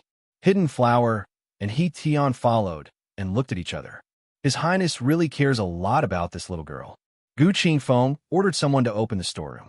The little girl's eyes lit up when she saw the supplies piled up inside. Previously, they had used up more than half of their bows and arrows in Qinghe Town. Now, there were twice as many weapons in the storehouse. It was just the right time to replenish their previous consumption. The Crown Prince turned to Gu Qingfeng and said, You can leave first. Gu Qingfeng repeatedly agreed. He was extremely glad that he had befriended this little ancestor. After bowing, Gu Qingfeng said to Xiaomu with a smile before leaving, Miss Chao's reward for this trip will be sent to your residence tomorrow. Your Highness, this humble subject will take his leave first. Chapter 220. The Crown Prince only put down our dear Arbor after everyone retreated, and only the 2 of them remained. Our dear Xiao Mu pattered to the pile of items and browsed through them in a good mood. Other than weapons, there were also many household items and ladies' silks and satins. There were also many small snacks like candied fruits, sweets, pastries, and so on. It was perfect to coax a foodie. It was simply perfect. Arbor chatted with the sapling for a bit before taking out the heart of paradise and putting everything inside. When she looked again, the paradise was nearly stuffed to the brim. There were so many things that it made her feel at ease. The little stoic stiffly pulled out a unique smile, which made a certain crown prince unable to restrain a smile. Masted, a white figure flashed, and the little white squirrel pounced out of the paradise and sprawled on Arbor's small face. She was so angry that she spat out a mouthful of fur several times. After plucking the little white squirrel from her face, Arbor unceremoniously flung it outside. Screech, the little white squirrel nimbly somersaulted in midair, but before it could pounce back to its little master's side, a certain crown prince reached out and grabbed it. His Highness the Crown Prince swayed a certain little squirrel as his phoenix eyes narrowed meaningfully. This seemingly ordinary little critter seemed to be. Screech, screech, screech, screech, screech. The little white squirrel humanely hugged its head with its paws and curled up into a ball. Master, there's a terrifying youth here who wants to attack Chirpy, the Crown Prince. His cries were so mournful that those who didn't know would think he had done something deranged. The child pattered to the Crown Prince's side and raised her small hand. His Highness the Crown Prince naturally interpreted it as the child wanting a hug, so he bent down slightly and picked her up. Arbor, thought something fell off. Master, the little white squirrel immediately jumped in her arms and rolled around. Give me 10 pieces of high-grade magnetite. The child poked the white squirrel's round body. The little white squirrel responded and jumped into the paradise, quickly carrying 10 mystic stones out. The child casually put away the heart of paradise. After skinning off the skins of the 10 pieces of magnetite, the little critter chirped twice at Arbor. The Crown Prince stared blankly until the child pushed all the magnetite into his arms. Only then did he regain his senses. His exquisite features seemed to be glowing as he smiled and said, "They're all for me?" The child nodded expressionlessly. "Jojo, you're the best." Prince smiled as he approached her. It seemed a little too close. Arbor's eyes widened as he watched the Crown Prince's handsome face magnify in front of him, until a soft kiss landed on her forehead. Like a gentle breeze, it slowly swept over. "A gift for Jojo in return," the Crown Prince said with a serious face. Without waiting for the child to react, he carried the silly little thing and strode out of the storeroom. It seemed that something was very wrong. These words floated in Arbor's mind, that he gave her a bunch of things, and she gave him high-grade magnetite in return. That's strange. Aren't they even now? Then, he gave her a gift in return. Wasn't he giving her too much in return? The youth was at a disadvantage. Xiao Mu thought for a moment, then took out a few storage talismans from her pocket and stuffed them into his hands. Use them. Hidden Flower, who was standing by the door, almost dropped his jaw. Why did he feel that the child's tone was so generous? The strangest thing was that his master actually kissed the little fellow's forehead repeatedly as if no one else was around. He even asked with a serious face, "Is this enough for a gift in return?" The child was dumbfounded. They were even again. His Highness was so shameless. Hidden Flower raised his hand to rub his nose, although he didn't know what the two were doing inside. But looking at the child's dumbfounded expression, she must have been black-bellied by His Highness. Chapter 221. When the two returned to the banquet, the Crown Prince exchanged some pleasantries with the city lord. Gu Qingfeng had already received his subordinate's report that the entire storeroom had been emptied in an instant. He revered the little girl even more, thinking that the little girl's inner world must be extraordinary, so Daybreak Sex Li Xiang was the first to suffer when he wanted to spy on the little girl. TSK, I have to be more careful in the future and restrain my subordinates to not easily offend the little girl. Gu Qingfeng then mentioned the 1,000-Flower Festival the day after tomorrow. It will be held from noon until night. Ever since the zombie disaster, the city hadn't held a large-scale entertainment event for the public for a long time, so City Lord Gu attached great importance to this event. After the 1,000-Flower Festival's activities were arranged, the entire Shijiao city became lively. In addition, everyone heard that the top 3 winners of the 1,000-Flower Festival would receive 50 caddies, and 20 caddies of grain, so everyone became excited. Every household moved their flowers to the plaza and registered to participate in this competition. Each of them rubbed their fists and rushed toward the grain. In the past, the first-place winner of the Thousand Flower Festival would be rewarded with 100 gold taels. Even so, those wealthy households were too lazy to participate. Normally, it was the small households that worked hard to participate in the competition and strive for 100 gold taels. But now, even the rich families in the city had all taken action. They took out the most expensive flowers in their homes and carried them to the square to register. It was clear that in this era, gold taels and silver taels were not even half as precious as grain. For the citywide event, the city lord also specially ordered that the poor people in the eastern and western districts could also come to the middle district to watch. However, these poor people had to go through a certain inspection before entering the middle district and were not allowed to bring any sharp weapons with them. As a result, everyone in Shijio City, from 80-year-old ladies to 7- and 8-year-old children, talked about the Thousand Flower Festival enthusiastically. Their close friends formed groups of 3 to 5 and discussed how to travel together on that day. At dinner, Arbor finally showed up, making Xiao Zhongbang and his wife very happy. When the little white flower saw her, she immediately put down the chopsticks in her hand and stood up aggrievedly to give up her seat. With a submissive expression, she went to elderly Lady Qiao's side and stood next to her like a little daughter-in-law who couldn't be shown in public. Arbor didn't even bother to look at this white flower out of the corner of his eye. He greeted his parents and second uncle and sat down to eat. Under Xiao Yao's, "Young miss, try this one, try that one." She continued to serve the dishes and enjoyed a decent dinner. When Rowan furtively glanced at the child, a hint of anger flowing through her eyes. There was such a sumptuous spread of food on the table, and this family was eating happily, completely ignoring her. Other than her aunt, who felt sorry for her and took her hand to ask her to sit down and eat together, the others treated her as if she was invisible and ignored her. Even Wei Ziqin, who had been very nice to her in the beginning, had become much colder to her these 2 days. She basically didn't talk to her much, so she didn't even know where to start.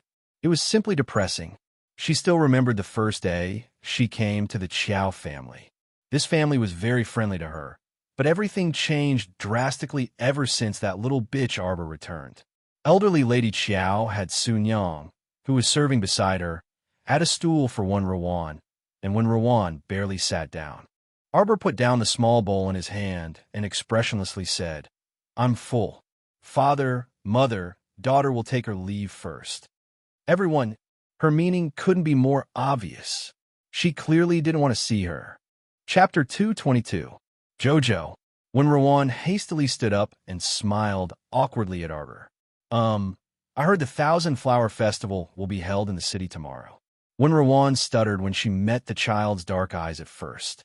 However, after she calmed her breathing and put on a fake smile, she spoke more fluently. The children have been in Shijio City for so long, but we haven't taken proper look around yet. How about we go to the plaza in the city tomorrow as a family to take a look at this grand occasion? Who's a family with you? Arbor's face darkened. What a thick-skinned person. Do you think you'll have a chance to join our family in this lifetime? When Rowan shuddered, and her face alternated between green and white. She was put on the spot. Cough, cough. There should be more people on the streets tomorrow. Shaoliner is still young, so it's not appropriate for her to go out and be so crowded. Second uncle hastily smoothed things over with a smile. I think we should just forget about this. Unexpectedly, his little niece was curious and asked incoherently, "Mother, there are good things about the Thousand Flower Festival." Just like that, the tense atmosphere was disrupted by Xiao Lin-er's childish words. Arbor's tense face relaxed slightly, and she turned her head to look at her younger sister in amusement. "Yes, there are many good things." Xiao Lin-er's eyes suddenly lit up. "Sister, I want good things." "Good things." Wei Ziqin was amused by the sisters' conversation. Second Uncle Qiao and Xiao Zhongbang's mouths could not help but twitch. This treasure had never been short of food for her during this period of time. The snacks and pastries were endless, and her life was even more nourishing and happy than before. Her little face was round and full, and she was thinking about this time all day long to old Madame Fu coughed and tried to put in a good word for her niece. Then you youngsters should go and play together. Zichin's belly is big, so she'll stay at home to take care of herself. Rowan, take the children out and be careful on the road. Yes, old madam. When Rowan's eyes flickered with excitement. She did not believe it. If he gave her a chance to spend more time with the children, she wouldn't be able to trick that damn girl Arbor to his side. Wasn't he just a little kid? How many thoughts could he have? When the time came, she would just have to use a little trick too. Arbor looked meaningfully at Rowan before picking up Shaolin, and turning to leave. He did not refute old Madame Wen's words. Old Madame Fu sighed in relief when she saw that Rowan was cold, but did not embarrass her on the spot. She even secretly gave Rowan a look. When Rowan nodded at old Madame, her eyes saying, "Don't worry, old Madame. I'll definitely take this opportunity to get closer to these children."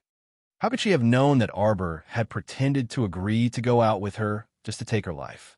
Because it's not appropriate to kill someone at home.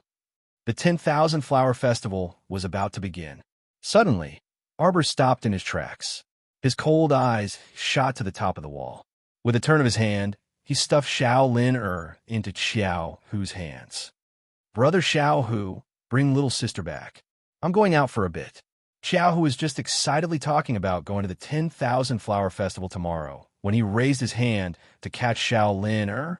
In the blink of an eye, he saw his eldest sister jump over the wall as fast as lightning, and her small figure suddenly disappeared into the pitch-black night. His heart skipped a beat, and he hastily called out, Xiao Yao, hurry and tell Daddy." "Don't worry, little young master. Miss has someone following her. She'll be fine." Xiao Yao hastily dissuaded the flustered youth. "Xiao Yao will send you two back to your rooms first." Meanwhile, Arbor jumped over the wall and shot forward like a catapult, closely following a shadow elongated by the moonlight. Chapter 223. Master, Miss has already given chase, and Aoyi has also followed.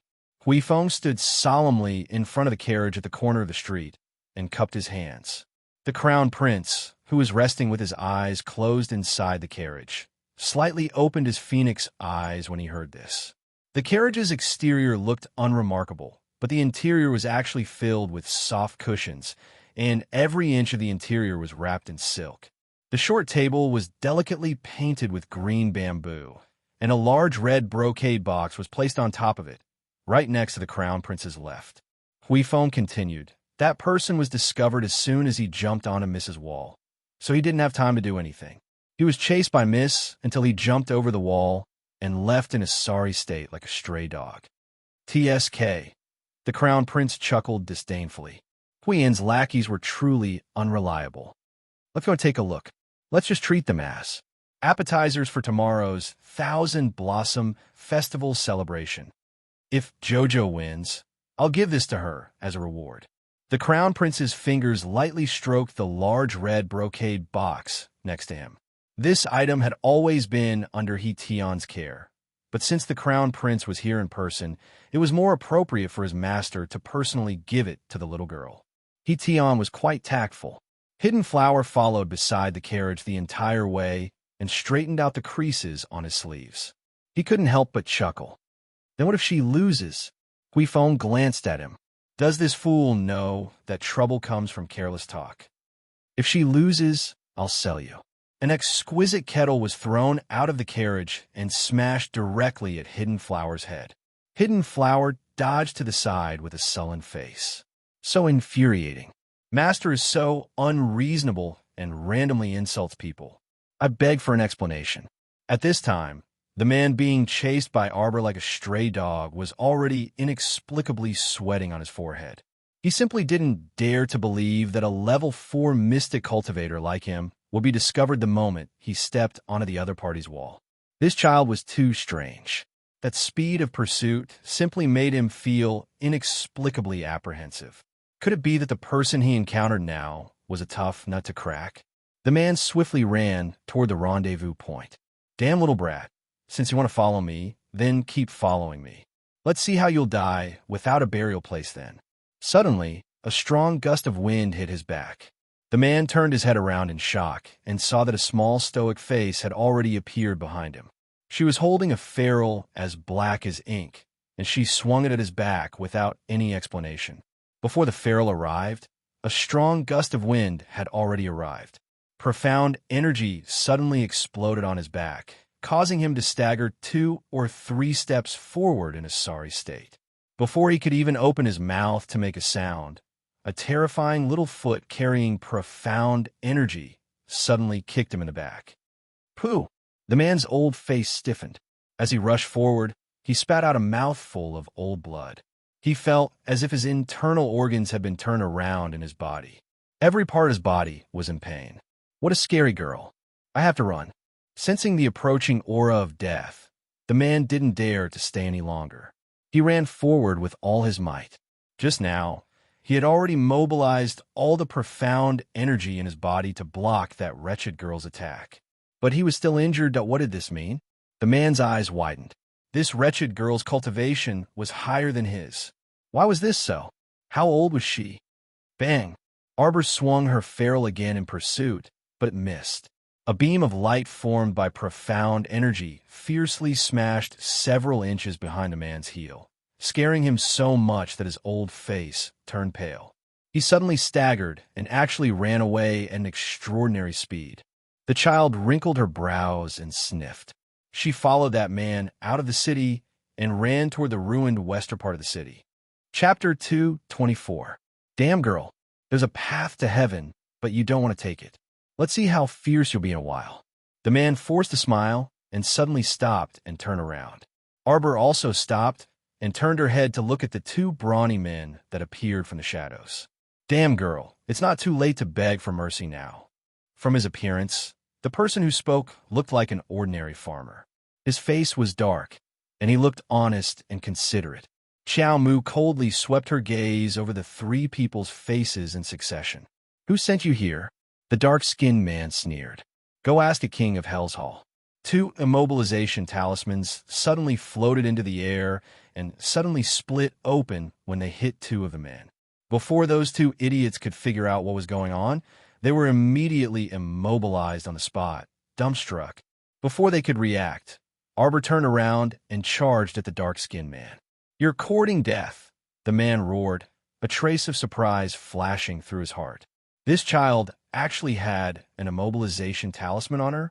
According to their open and covert investigations over the past few days, they were very clear that this child was only a child from an ordinary family, but for some reason, His Highness favored her. Thinking of the mission the commandery princess assigned, the dark-skinned man, Nian Kuei, gritted his teeth and untied his weapon from his back. It was an iron spike club with provocative spikes that sparkled under the moonlight. Damn girl, don't think that you're amazing just because you're a mystic cultivator. Your body isn't even enough to fill the gaps between my teeth, Nian Kuei shouted and swung his spike club at Arbor's head. When did I say that mystic cultivators are amazing? Arbor sneered. Her tiny body suddenly rose into the air, and with a light tap of her toes, she flipped over the man's head in an instant. She nimbly flipped her small body in the air and suddenly stomped her 2 short legs on Nian Kuei's back with a heavy backstrike. With the crisp sound of bones, Nian Kuei immediately howled and staggered forward, falling to the ground and kneeling like a toad. He lay on the ground and spat out a mouthful of blood. However, it's more than enough to deal with you alone. The little girl waved her hand, and the ferrule emitted an ink-colored brilliance, directly smashing the mace in the brawny man's hand into pieces. Nian Kuei was shocked as he held a small part of the end of the club. With an aghast expression, he loosened his grip. That half-dead stick fell to the ground with a thud, as if it had smashed into his heart. Arbor sensed something and looked back. He saw the crown prince, who was dressed in a black robe, getting off the carriage. His black hair fluttered in the wind, and he looked magnificent.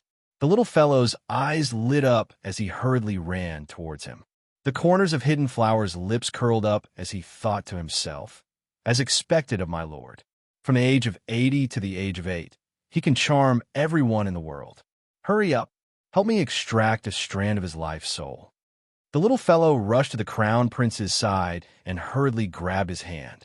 Hidden Flower thought to himself, this savage bastard. Her eyes didn't light up just now, because she was happy to see the crown prince, right?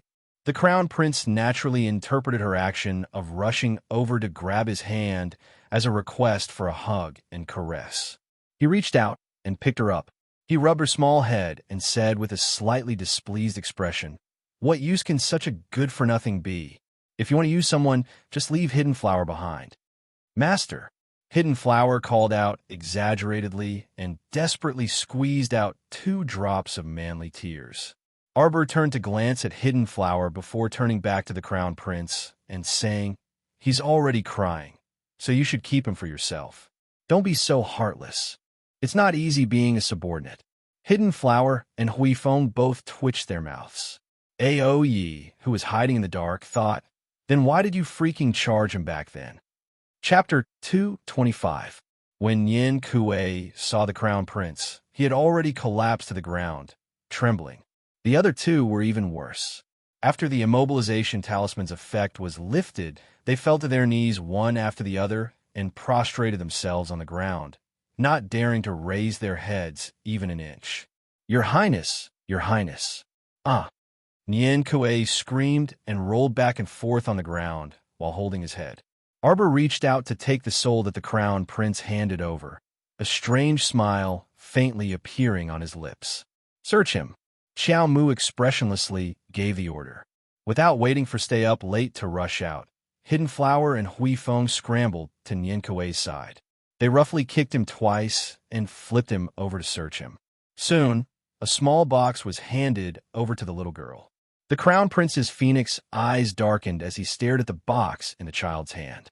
"You know their master?" Xiao Mu turned to look at him. These people were obviously working for someone. Since they knew the crown prince, they most likely came from Guanlon City, Huiyin of the vassal king of Anan's estate. Her ancestors fought alongside the late king and inherited the title of king. The crown prince's phoenix eyes darkened, dark clouds covering them. What a great Huiyin! He really didn't know that she had brought over a medicinal pill to secretly poison his little Jojo. Arbor opened the box and saw a brown pill with an abnormally sweet taste lying inside. He was about to pick it up when the crown prince grabbed his hand and stopped him. "It's only a Een poison pill. It can't harm me." Arbor sneered and picked up the pill with his fingers. He sniffed it and snorted in disdain. What a crappy concoction method. After taking it, the Een poison will enter the body. As you grow older, the cold poison will increase day by day, and your body will deteriorate. In the future, her monthly period would be so painful that she wished she was dead until her body was imperceptibly corroded by the cold poison, making it difficult for her to conceive. The crown prince snatched the pill from the child's hand and flicked his finger. Hidden Flower very tacitly slapped Yin Kuei, causing him to open his mouth in pain and catch the Een poison pill. Huifeng punched him again, causing Yin Kuei to swallow the pill with a gulp before he could react. Arbor couldn't help but want to laugh. This Een poison pill was not of much use to men. Kill those 2 and leave him alive so he can report back. The corners of Arbor's lips curled up slightly as he looked meaningfully at Yin Kuei. For some reason, Yin Kuei's body involuntarily trembled as his pupils abruptly shrank due to fear. "Why aren't you scramming?" Hidden Flower killed the 2 little bugs without hesitation and kicked Yin Kuei in the back. Yin Kuei was shocked and fled in a flurry with injuries all over his body. Seeing the man run away, the crown prince lifted the child up and looked at him. "What's your plan?" The child muttered a few words to him. Although he spoke softly, Hidden Flower and the others still heard every word clearly. Then they all secretly glanced at the child as if they were looking at a little monster. "Will there be trouble?" "No." The crown prince laughed heartily. Hidden Flower and the others endured the shock of their jaws dropping to the ground. When they heard the crown prince's summons, they hurriedly ran forward and took out a white jade tablet, offering it to the young lady with both hands. What an exquisitely carved communication jade tablet. Arbor took it and flipped it to the back. There was a dark red hidden engraved on the back and a black knight engraved on the back. This is the common communication jade tablet of the Hidden Pavilion and Night Pavilion. Just write down whatever you want to know, the Crown Prince said with a smile. Arbor nodded and silently put it away. When Hidden Flower handed over a special jade pen, Arbor waved her hand. She had the gold-beaded talisman pen, so she naturally didn't need anything else. Hidden Flower glanced at the Crown Prince in confusion. Seeing the Crown Prince nod at him, he put away the jade pen.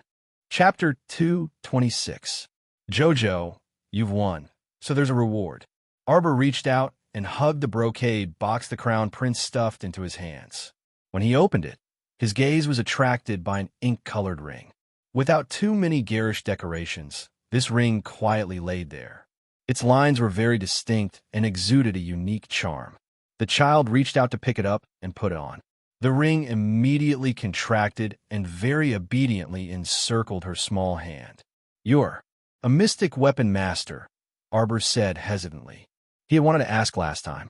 Previously, when he was dealing with the zombies, he concentrated all his mystic energy and actually drew out the fire spirit hidden inside the feral. And that fire spirit was extremely similar to the fire spirit the Crown Prince released with a flip of his hand, no matter how he looked at it. Arbor guessed that this guy probably fused a trace of the fire spirit into the feral when he forged it. Yin nodded with a smile. "Smart. How about it? Won't you try it?" Arbor channeled a wisp of mystic energy into the ring. A wisp of light instantly erupted from the ring. Xiao Mu's face was stoic as she looked up at the transparent cover that enveloped her entire body from the top of her head. Her small mouth involuntarily twitched. This guy thought he actually made a cover that looked like an eggshell. Now that it covered her entire body, it was just like an egg yolk was wrapped in the eggshell. Yin laughed very unkindly and turned around while hugging the child through the eggshell. He just knew that this defensive cover on the child would definitely be extremely adorable. This defensive cover can currently withstand a powerful attack from a level 12 Mystic Cultivator. However, as your cultivation increases, it will also unseal and continue to increase its defensive power. The little stoic silently removed the eggshell and looked down at the brocade box. This brocade box had a compartment. After removing the top layer, an ink-colored, glowing metallic doll was revealed. "Do I look like I'm still at the age of playing with dolls?" The little stoic silently roared in her heart, and her pair of dark eyes irritably glared at the Crown Prince. "Here, put it on and try." The Crown Prince flipped his palm, revealing a small piece of fluorescent green stone. "This is a spirit stone. Put in its stomach." The little stoic did as he said, but her face was expressionless. Until, "Greetings, little master." The doll in the box suddenly jumped up and danced as if it had been injected with chicken blood. The child's eyes suddenly widened. He pointed at the little doll that suddenly moved and asked, "What is this? Isn't it fun?" The Crown Prince chuckled and poked the child's face. "This is a mechanical puppet. They could talk to you to relieve your boredom, send you letters, run errands, and inquire about information. The most important thing is that it can." The Crown Prince whispered into the little fellow's ear, "Kill people." "Murder? Such a tiny little thing?" Xiao Mu's eyes revealed a look that said, "I can stomp it flat with one foot." The Crown Prince couldn't help but laugh. "Try it? Come." The moment the child jumped down, the golem jumped down as well. It instantly grew to the size of an adult and punched the child's face. Oh my God, it could even grow bigger. This was simply too unconventional. Furthermore, from the looks of it, his strength was comparable to that of a 10th rank body cultivator. No more fighting, no more fighting. This was simply bullying.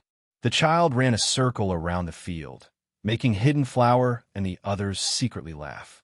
"Hurry and make it stop." The Crown Prince laughed in spite of himself. "It listens to you." Prince Mo slowly followed the child's short running legs and walked a circle. The child was startled and turned to look at the golem that was chasing after him with large strides. Stop. Chapter 227. After the Crown Prince carried her into the carriage, the child was a bit drowsy as she lay on his body on the way back. After all, She was still young and was at the age when she liked to sleep.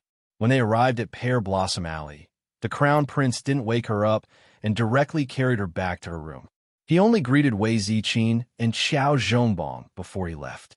The couple looked at each other and felt at the same time that they seemed to have gained a son-in-law who could come and go as he pleased. Thus, when the little fellow woke up early the next day, her eyes blinked as she looked at the bedside canopy, unable to react for a moment. "Good morning, little master." "Little master, you're so beautiful today." "Little master, if you smile, you'll definitely be even more beautiful." "Oh my God." Little Arbor tilted his head to the side and glanced at a certain fellow who was bouncing freely next to the pillow. The corners of his mouth involuntarily twitched. Little Xiao Mu reached out to take the little golem and expressionlessly opened its stomach. A certain fellow whimpered, "Little master, you're going to take away my spirit stones." Little master, I'll miss you, oh." "Shut up." Arbor removed the noisy golem's spirit stones, picked up the bag of spirit stones next to the golem, and tossed it into the bag as well. Yesterday, when she was in a daze, she still heard the Crown Prince mutter to her, "This golem consumes quite a lot of spirit stones. It's fine if you send a message or ask for information. But if you transform in a battle mode, you'll use up one spirit stone every 2 hours." And it was said that things like spirit stones could not be excavated on Seacombe Planet. The Crown Prince actually had something that could not be excavated on Seacombe Planet. Little Xiao Mu thought about it and tossed it aside. She had many secrets anyway. The Crown Prince did not ask about the little tree's matter, so she naturally would not ask him about it. After putting on her clothes and putting away the golem and bag of spirit stones, Arbor opened the door and walked out. After taking a breath of fresh air, Arbor walked 2 steps along the corridor and suddenly stopped.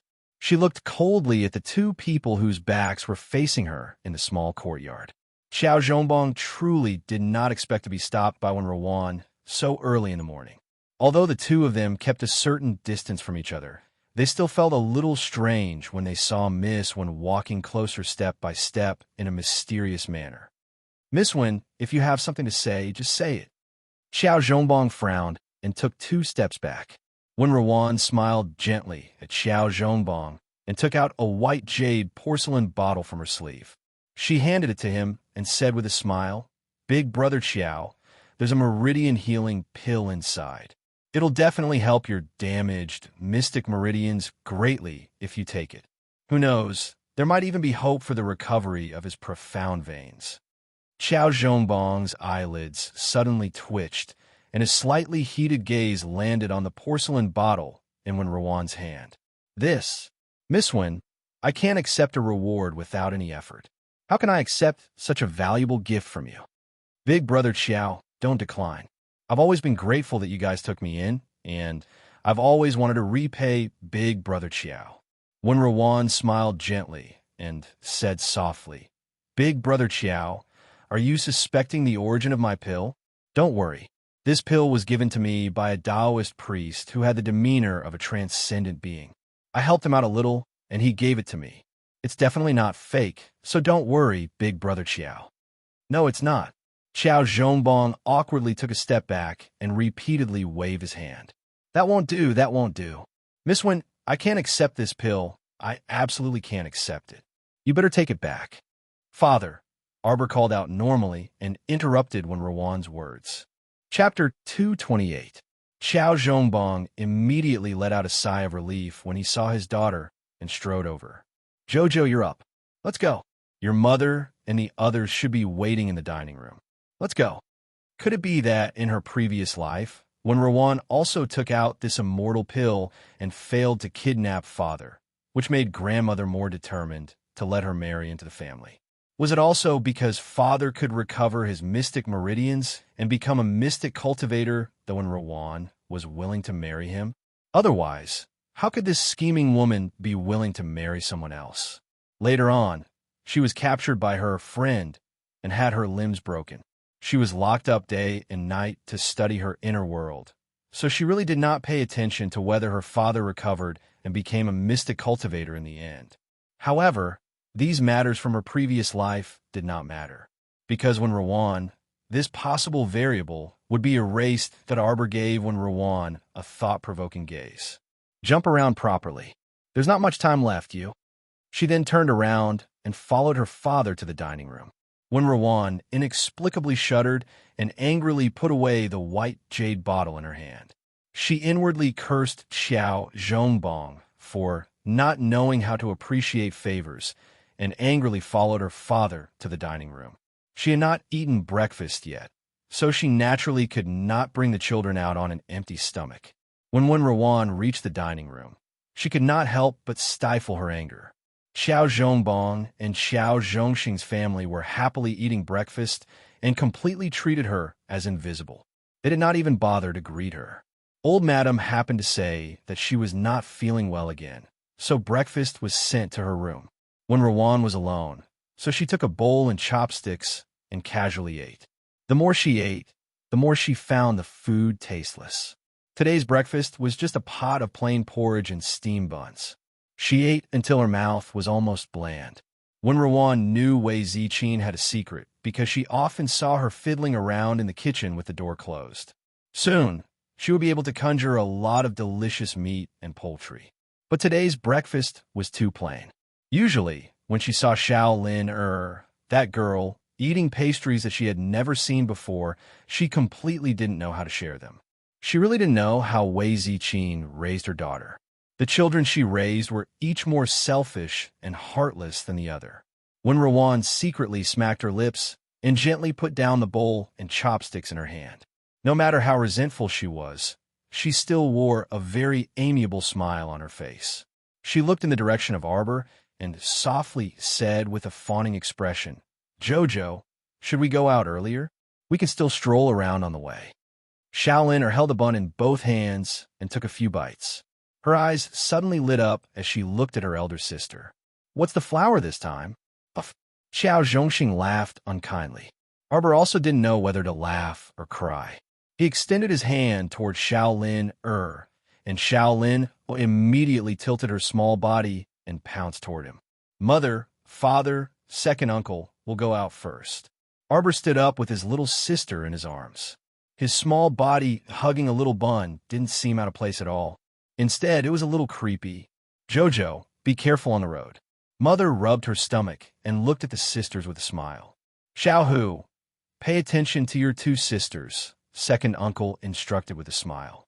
"Yes, father," Xiao answered hurriedly. Xiao answered excitedly. His heart almost flew out of his chest at the thought of being able to go out and play soon. "Don't worry, master and madam.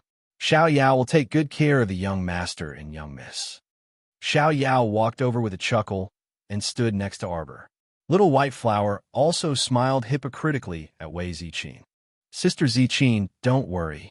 Chapter 229. I'm here to look after the children. Absolutely nothing will happen to them. If something happens, Rowan will risk her life to protect the children. When Rowan chuckled to herself and did not notice the other people's expressions, Wei Ziqin and Xiao Zhongbong looked at each other, feeling that something was amiss with her words. Why would she say such ominous words for no reason? Of course nothing will happen to the children. What kind of frightening situation would they encounter if they needed you to protect them with your life? Wei Ziqin frowned, feeling slightly uncomfortable. She nodded indifferently at Little White Flower before looking at her daughters with a smile and watching them leave. Xiao Zhongxing turned to his eldest brother. "Eldest brother, I don't know what's wrong with mother. She even refused to eat breakfast today, saying that she's not feeling well. How about we go check on her?" Xiao Zhongbong nodded and said to his wife, "Ziqin, go back and rest. Second brother, and I will go check on mother." Then, the two brothers walked toward Old Madam's room together. Old Madam was still in high spirits last night, so why was she feeling unwell this early in the morning? Their daughters did not refute Old Madam yesterday, so what was there for her to feel unwell about? "Mother, mother." The two brothers knocked on the door outside the room. "Mother, can we come in?" Old Madam answered after a while. "Zhongbong Zhongxing, mother is fine. My head just hurts a bit, so I want to sleep a bit more. Don't disturb mother."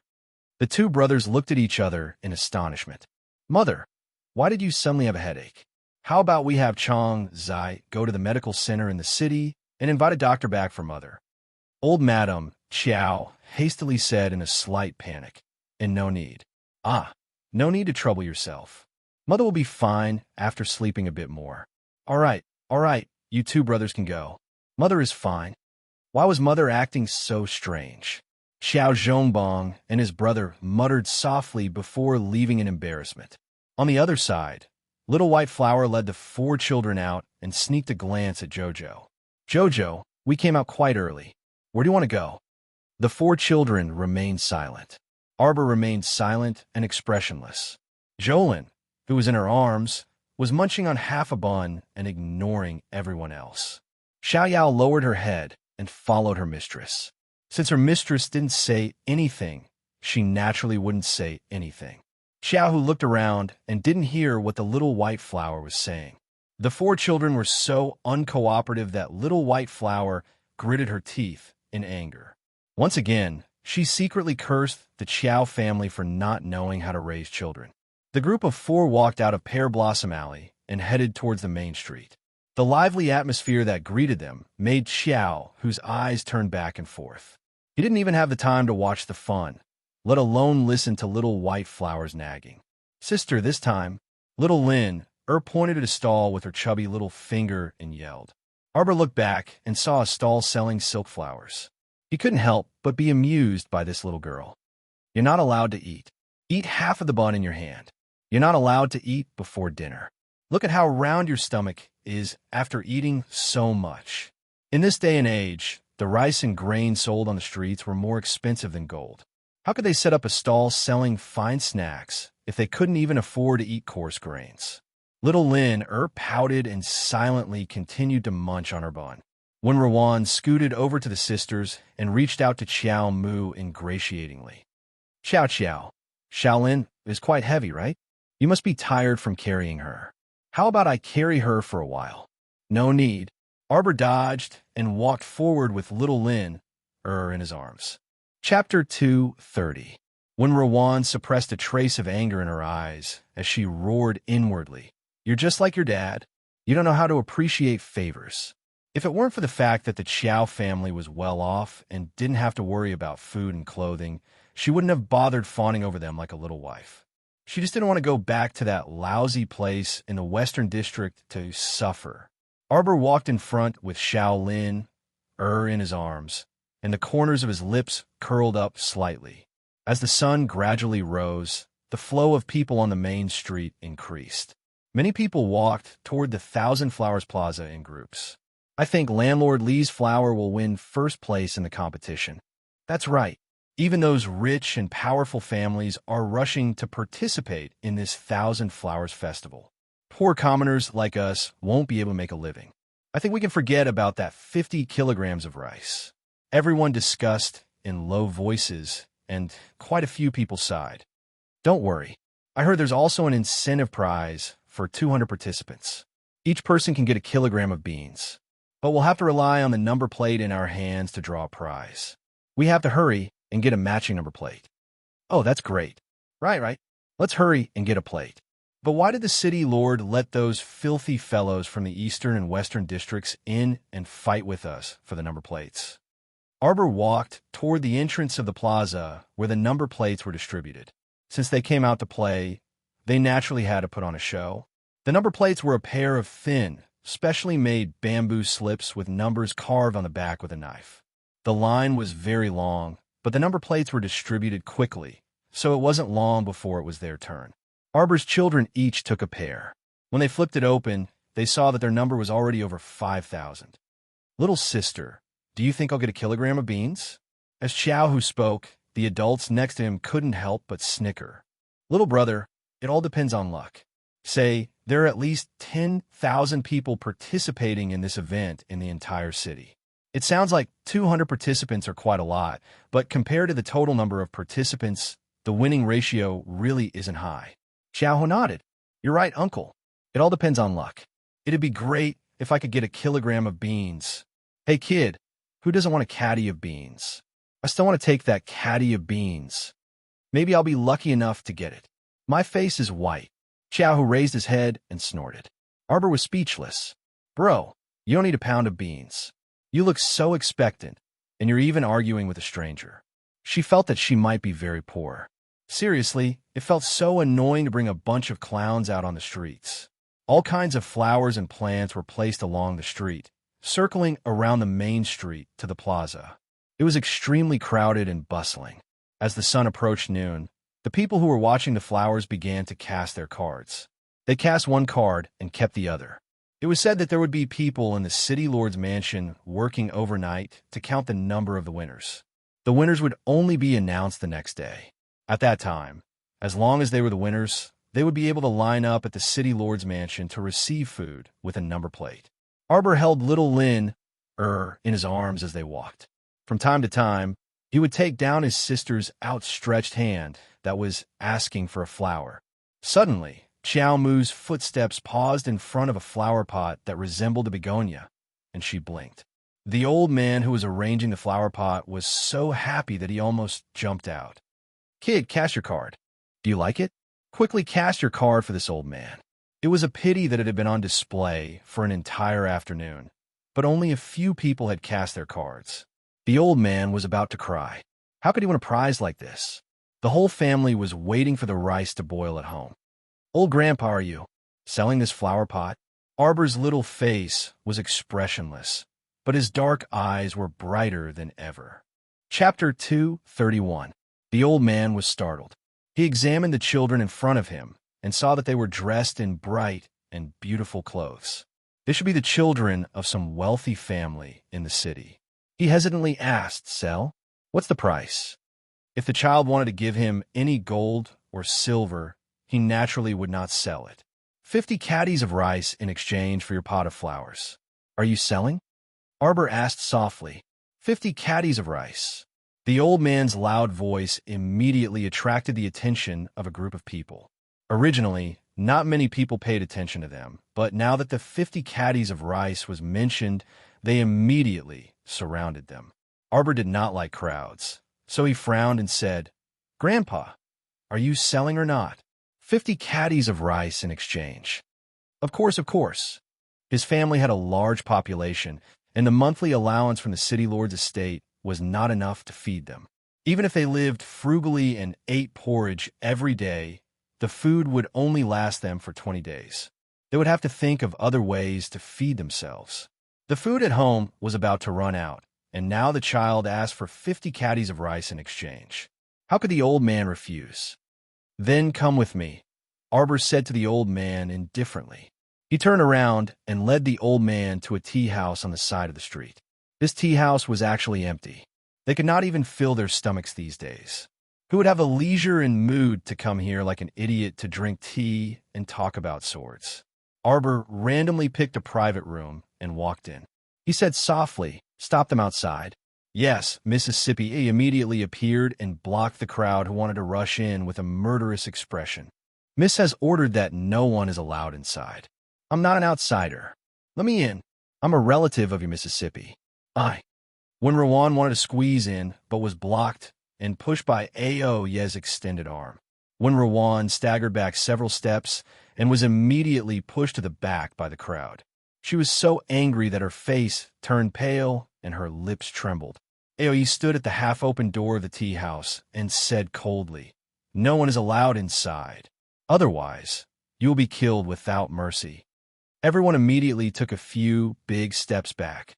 They all looked at the black-clothed youth with disbelief in their eyes. Wasn't he just curious and wanted to see if the little girl could take out so much food? He didn't need to kill anyone. A middle-aged woman curled her lips in disdain and said, "I think this child is either crazy or lying. In this kind of day, who would use precious 50 caddies of rice to exchange for a pot of useless flowers that can only be admired? My little sister loves to eat flowers." Xiao, who stood at the entrance of the tea house and angrily shouted at the woman, "What do these people know? Eldest younger sister was so powerful. She must have her own reasons for doing this." A group of onlookers liked to spew nonsense when they had nothing to do. Yes, the second flower. Shaolin was pulled to Xiao Hu's side and nodded her little head in agreement. Everyone was speechless. Not long after, the old man happily walked out with a big bag of rice. The weight of the 50 kilograms of rice made him bend over, but his face was glowing, and he felt strong all over. Arbor slowly walked out and temporarily put the pot of begonia-like flowers into the storage talisman. When everyone saw the old man come out with a bag of rice on his back, their eyes immediately widened. God, the old man really exchanged that pot of flowers for 50 caddies of rice. Is it true? Little girl, your little sister likes to eat flowers. I have flowers too. I'll sell them to you. It's not expensive. I only want 40 caddies of rice. Get lost. Child, buy mine. Buy mine. I'll give you 30 caddies. 30 caddies of rice in exchange. Chapter 232. What's up with these people? Arbor stood at the entrance of the tea house in a daze and frowned as he watched a group of people holding flower pots and squeezing toward her. Too noisy. Aoi pulled out his 3-foot-long sword with a whoosh, scaring the crowd that was fighting to sell flowers and causing them to hastily retreat like the tide. It's so hard to run a small business. Why do people have to point their swords at me? When Rowan was the one who was about to explode from anger. She was pushed and shoved further and further away from the tea house by the barbaric crowd. She just called out, "Chow chow," when she suddenly felt a weight on her shoulder. Someone held her down. "How dare you?" when Rowan angrily rebuked and turned to look at that lecher. In her enlarged eyes, a wrinkled face with completely dead skin suddenly appeared. That thing suddenly grinned and gave her a smile. With a plop, a piece of rotten meat fell from his chin. When Rowan's hair stood on end. "Ah!" She let out an earth-shattering scream and turned to run toward the crowd while trembling all over. "Corpse puppet! The corpse puppet is here! Save me! Save me!" The crowd that was squeezing in front immediately dispersed to the sides in tacit understanding. Who cared if she lived or died? They all turned around and ran away with pale faces, dragging their families with them. They stopped selling flowers and could no longer watch the show. Everyone ran back home in fear of their own safety. However, they soon realized that something was amiss. This corpse puppet seemed to be chasing after that unlucky girl. It didn't even look at them. Coincidentally, a fat woman was running in a panic and didn't look where she was going. She crashed into someone's stall and couldn't get up. The corpse puppet passed by her like the wind and didn't even look at her out of the corner of its eye. The fat woman originally thought she was going to die. Her face was pale with fright, and her mouth was trembling so much that she couldn't even speak. When she saw the corpse puppet running away, she opened her mouth wide in shock, her eyes filled with disbelief. Everyone hid on both sides of the street. The braver ones stopped and almost laughed out loud when they saw what was happening. This corpse puppet was really amusing. It didn't catch anyone and just chased after that girl. As it ran, it hissed and roared, scaring the girl so much that she rolled and crawled all over the street. She kept running forward like a headless fly. "It's Aunt One." Xiao, who was stunned as he stood at the entrance of the tea house. "Xiao Yao, you keep an eye on the two of them. I'll go and see what happened to Aunt One." Arbor's eyes flashed when he read the two words, Aunt One. Xiao Yao held back her laughter and nodded. She reached out and took Xiao Lin, Er's little hand. Why is that girl running towards Autumn Moon Garden? That place is just a 7-story opera house. It's so empty that there's nowhere to hide. Quickly report to the city lord that a corpse puppet has broken into the city. Save me, save me, save me. When Rowan begged the passers-by for help with a face full of terror. However, every time she touched a passerby, they would fling her hand away in a panic and continuously retreat, opening up a very wide path for her and the corpse puppet. Roar, roar, roar. The corpse puppet that couldn't catch up to her for a long time roared furiously and suddenly increased its speed to chase after her. When Rowan resisted the urge to faint and stumbled into the garden. She stumbled and crawled into the pavilion and ran up the stairs while holding onto the handrail. After running up 3 floors, and not even the 4th, she was completely exhausted. She leaned against the handrail and panted heavily. Suddenly, a small and smooth hand grabbed her wrist, startling her into reflexively flinging her hand away and screaming. Chapter 233. Aunt When It's Me. Arbor's unique soft voice rang in her ears, rousing Wenruan's spirits. "Jojo, Jojo, save me. Hurry and save me." Wenruan grabbed Arbor's wrist tightly like a drowning person grabbing onto a piece of driftwood. She said tearfully, "Why, you're a mystic cultivator. You can definitely save my Jojo. Am I right?" Roar, roar, roar. The roar of a zombie came from below the building at the right time. The background music was really quite good. Arbor's lips twitched. She grabbed Wenruan and said anxiously, "Aunt Wen, let's run. I can't beat this monster. It's so strong." Wenruan's heart sank bit by bit. She had overestimated Xiao Mu, this damn lass. But then again, she was only a 7-year-old child. Even if she was a mystic cultivator, how high could her cultivation be? Facing a strong zombie, the child would definitely not be able to deal with it. If the zombie caught up to her later, then she'd have a vicious and sinister glint flashed through Wenruan's eyes. She could not die no matter what. For the sake of his own life, he could only push Xiao Mu, this damn lass, out as a shield when the time came. Who told her to come here and court death? It was all because of her. She found her at the brink of death when Wenruan relied on her survival instincts and climbed to the top floor of the theater building breathlessly. She was as tired as a dead dog as she lay on the railing, panting heavily. There was a tall trellis on the top floor of the theater building, and it was surrounded by a carved fence. Usually, the audience would sit in the elegant pavilion across the street to drink tea and listen to music. They would only sit in the open air when the weather was good. Wenruan panted heavily as she clung to the railing. Looking down from above, she felt dizzy and could not stand steadily. She hastily turned around and leaned against the railing. She gripped the railing so tightly that her fingers turned slightly white. "Is it catching up to us?" Huff, huff, huff, huff. Wenruan was sweating profusely and panting nonstop. Due to the intense running, her heart felt like it was going to jump out of her chest. It was extremely uncomfortable. "I don't think so." The child looked at her calmly, his voice very calm. Not to mention panting loudly, the child's unchanging stoic face didn't even have the slightest change in emotion. It was expressionless as usual. Wenruan seemed to have realized something, and her pupils abruptly contracted. She gripped the railing tightly with both hands and stared at the child vigilantly. "Why you? Wasn't this child a little too calm?" Wenruan felt a slight tremble from her soul to her body as she stared into the depths of those emotionless eyes. A terrifying emotion rapidly spread through her heart. Cough, cough, cough. Wenruan choked on a mouthful of air and coughed loudly. "Jojo, why you?" Huff, huff, huff. "Why do you have a way to deal with that zombie below?"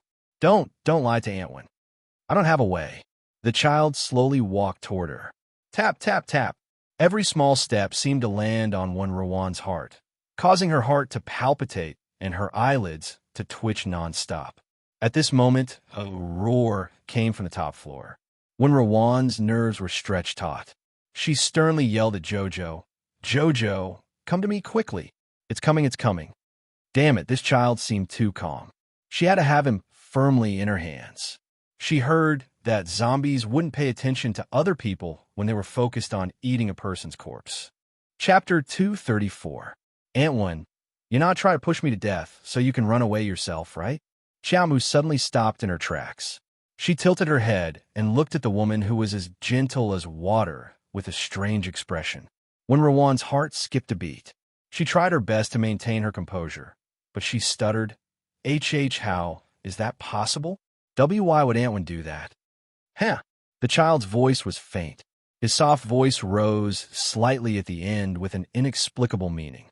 Wenruan gulped and waved at the child with a mocking smile. "Jojo, come here. Come to Aunt Wen's side. Do you still remember that before Aunt Wen left, I promised your parents that no matter what happened, I would guarantee the safety of you and your siblings?" "Oh, right. Why, yes." Wenruan feigned embarrassment with a smile and urged Xiao Mu. Then come over, Xiao Xiao. Don't worry. Even if Aunt Wen has to risk her life, I will definitely protect you, Xiao Xiao." "Aunt Wen, you're such a good person." Arbor nodded and pattered to her side, looking as though he was a good person. Wenruan suddenly grabbed Arbor's wrist and held it tightly in her palm. Arbor could not help but be slightly surprised by the strength of her grip. It turned out that a normal person could also explode with a powerful force when their life was in danger. Bang! A rotting figure suddenly stepped onto the stage in the middle and howled at Winrawan. Winrawan's face instantly turned pale from fright. She tightly grabbed Arbor's wrist and subconsciously pulled him in front of her to shield her. "Jojo, don't be scared. I'll feed you to the zombie later. It'll only hurt a bit when it bites you, but you'll soon lose all feeling. For my life, I can only sacrifice you, you damn girl. Every man for himself. Don't blame me for being vicious." When Rawan's eyes widened, she abruptly discovered that her body was forcefully pushed by someone, causing her to fall backward against the railing. What? What happened? She was caught off guard and never thought that the child in her arms would have such evil intentions towards her. He actually knew. Strike first and gain the upper hand. He was the first to reach out his demonic claws and ruthlessly push her chest. Her body uncontrollably fell flat on the ground. No, her entire body flipped backward and fell out of the railing. No. That's impossible. What's outside the railing? The 7-story theater was several zhang high. If an ordinary person were to fall from it, they would definitely die. The last thing Rawan saw was the little girl's pair of pitch-black pupils that were as cold as knives. Miss Win's horrified expression was written all over her face. She opened her mouth, but no words came out. Her eyes were filled with 3 words. Why? She had struggled so hard in this world, bitterly seeking survival. She had worked so hard, yet she still could not ask for the mercy of the heavens. Why do you want to kill her? Why did the child want her dead? She was just an ordinary person. What did her being alive do to the child? As she screamed and fell, she clearly saw a faint smile in the child's eyes. Smile? The child was smiling. She was laughing at her stupidity. She was laughing at her scheming, but in the end, she still died. She hated it. She really hated it. When Rawan fell straight down from the 7-story theater, without any suspense, she was restrained by the Earth's core and landed on the ground with a bang. Her limbs were stiff and spread out. When Rawan stared at the sky with her eyes wide open. However, she could no longer see anything in that instant. A smear of dark red blood slowly spread out from the back of her head. Chapter 235. Ant One. Chow Mu softly repeated these 3 words, her tone containing an unusual playfulness. You don't understand why? You don't need to understand. You only need to know that I don't need you to participate in my future life. If you had obediently stayed far away from me, I could have let you off. However, since you foolishly wanted to approach me then, I can only let you die. I don't mind staining my hands with your blood because you owed me in your previous life. Karma is a cycle of retribution. Since the heavens chose not to take revenge, then I'll personally take care of you. This scourge. Arbor stood in front of the railings and looked ahead with a serene gaze. The afterglow of dusk dyed the distant sky red, which contrasted well with the blood-red color in front of him. Her small body was abruptly lifted up horizontally. Only she knew how tense her body was, but it slightly relaxed under this oppressive warmth. "Clean it up," the Crown Prince said, and left with the child without looking back. Hidden Flower, who was standing on the platform and facing the mirror to tidy up his messy hair and rotting flesh, sighed when he heard the Crown Prince's words. I didn't expect that not only would I have to pretend to be a zombie, but I would also have to chase after a woman on the streets. Now, I have to stay behind to clean up the mess. Being a subordinate was such a bitter life. Hidden Flower lifted his sleeve and smelled the stench. He almost fainted from the stench. It must have been hard on the youth, Hidden Current, to pretend to be a zombie for so many days and dress up like this every day. It was truly smelly to death. Hidden Flower let out a series of zombie roars and screamed until his throat was hoarse, attracting a crowd. Ahem, ahem, ahem. Pooh, I have to ask the Crown Prince for a few throat-soothing pills when I get home. My throat hurts from screaming. Unfortunately, after the youth roared for so long, how could the commoners dare to come and court death? They heard there were zombies in the theater, so who dared to barge in? Fortunately, someone went to inform City Lord Goo. City Lord Goo didn't come slowly. By the time he gathered a group of people and rushed over with an unsightly expression, almost an hour had passed. Not long after everyone stepped into the sparse garden, they saw Wen Ruan lying on the ground in front of the opera house. She died with remaining grievances. City Lord Goo and the others were shocked for a second. Many of them pointed their weapons at corpse Wen Ruan, afraid that she would jump out and become a zombie in the next second. After waiting for a long time without any response, City Lord Goo's face darkened as he waved his hand and said, Go and search everywhere. Let's see if that zombie is still in the garden. Of course, he ended up with nothing. Hidden Flower wasn't stupid. After attracting people over, he slipped away. City Lord, what do we do with this young lady? Zhang Yin felt that the corpse woman looked familiar, but he couldn't remember where he had seen her before. After all, he dealt with so many people entering the city in a day. How could he remember everyone? I have to burn it quickly in case it turns into a zombie. City Lord Goo made a prompt decision. Send someone to check her identity after burning it. We have to send a message to her family. After City Lord Goo finished speaking, he sighed. These days, he saw people die every day. City Lord Goo could be considered to be used to it. Zhang Yin nodded after hearing that. He directed a few brawny men to put the young lady into a corpse bag and transport her away. A fire burned Wen Ruan, burning everything to ashes. Something absent-mindedly flashed past Xiao Mu's eyes. She quietly stood on top of an arched bridge, her eyes fixated on the trickling water below the bridge. She flipped her small hand slightly, and a white jade porcelain bottle lay quietly in her palm. Chapter 236. This was the pill she stole from Wen Ruan. Apparently, it could help heal damaged mystic meridians. However, after Arbor repeatedly examined it, he discovered that it was only a normal meridian pill. It could only mediate the normal meridians in the body after consumption. It could not heal damaged mystic meridians like Wen Ruan said. Thus, strictly speaking, it was basically useless to her father. She remembered Wen Ruan saying that the pill was gifted to her by a wandering Taoist priest. That sounded untrue no matter how she listened to it. However, none of this mattered anymore because a person's death was like an extinguished lamp. Everything was no longer important. Splash! The small white jade bottle was thrown into the water, and it slowly sank into the water. Yin grabbed her hand and pulled her toward the bottom of the bridge.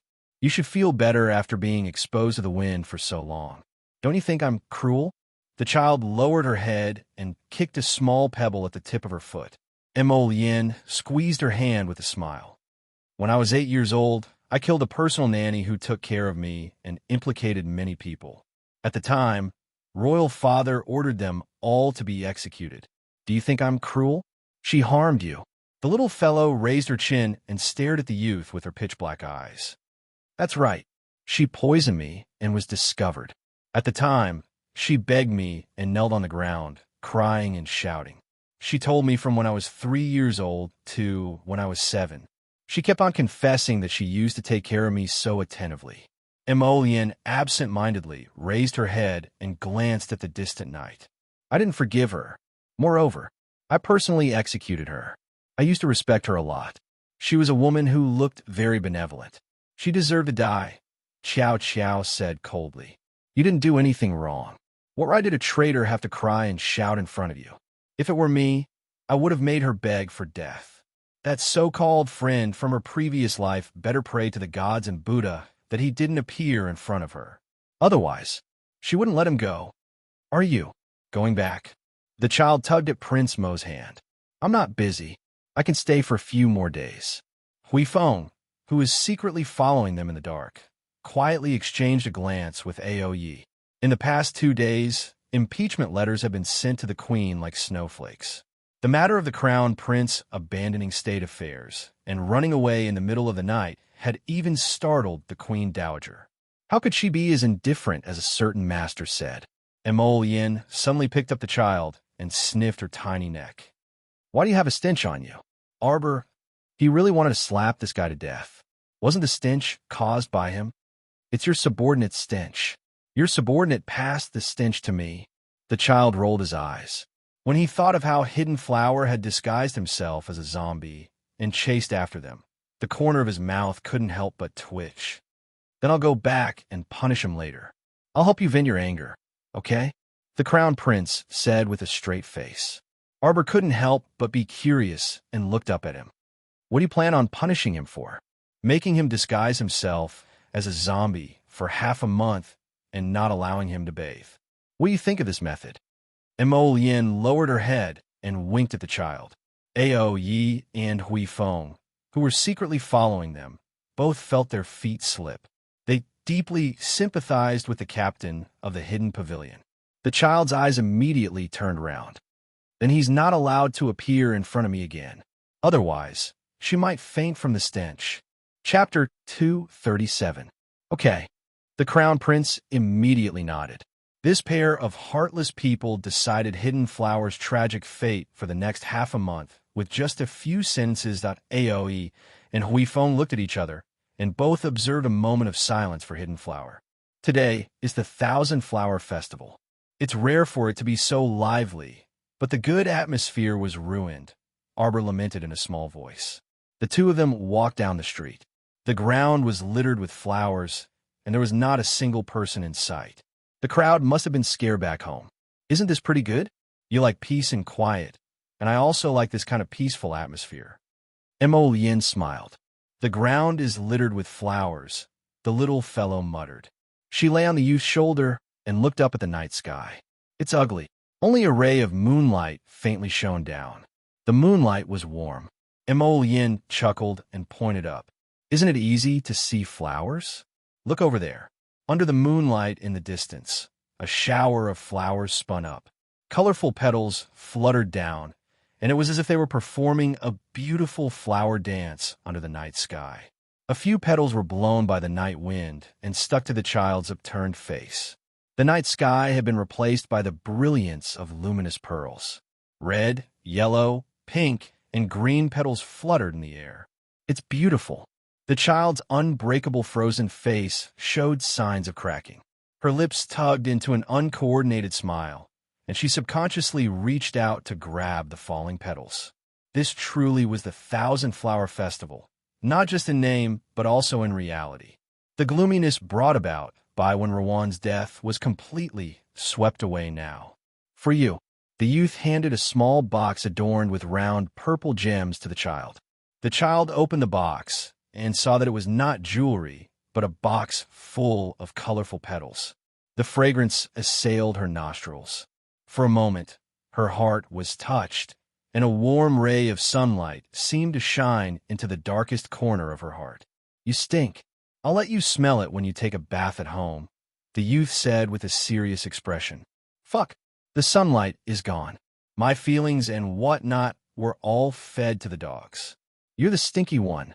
The child slammed the box shut and turned his head with a biting expression. Mo Yin chuckled and walked through a sea of flowers with the child in his arms. His figure gradually disappeared into the night.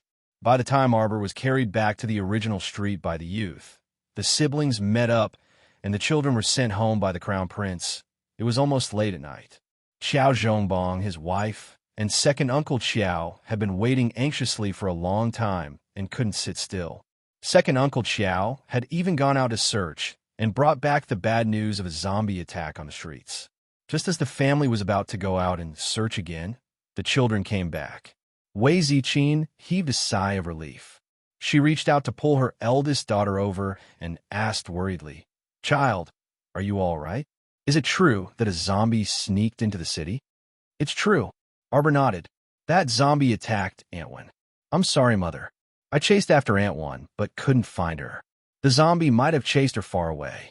I was worried about Shaolin or her, so I went back to look for them. I didn't continue to chase after Antwan. Wei Ziqin shuddered with fear. Only then did Xiao Zhongbong and second Uncle Qiao realize that when Rawan did not come back with them. The family hastily thanked the Crown Prince for escorting the children back. His Highness the Crown Prince naturally gained a favorable impression in front of the Qiao family. Chapter 238. Mother, I'm useless. I couldn't save Aunt One, Xiao Mu said expressionlessly. Fortunately, this child was used to being expressionless all year round. Otherwise, she probably wouldn't be able to pretend to feel guilty or something. Silly child. The adults continuously imagined the scene of the child, chasing with all her might, but turning back helplessly. They all comforted her. Silly girl, how old are you? It's already good that you can protect yourself. That's right, Father said emotionally. It's good that you all came back safely. Second Uncle Qiao sighed and concluded, life is hard to predict. This is also fate. Miss One is too unlucky. She even said some inauspicious things when she went out, and in the end. The child's face was expressionless, but she actually wanted to laugh in her heart. Xiao Zhongbong and the others comforted her again before sending off the crown prince with a smile. They hurriedly let the children wash up and rest. In the side room, Arbor leaned over the bathtub and flipped through the jeweled box filled with flower petals. She snorted softly and pouted. Lifting up a few petals and sprinkling them on the water, Arbor kicked her small feet in the water. She raised her small hand slightly, and a blue talisman quietly floated in front of her.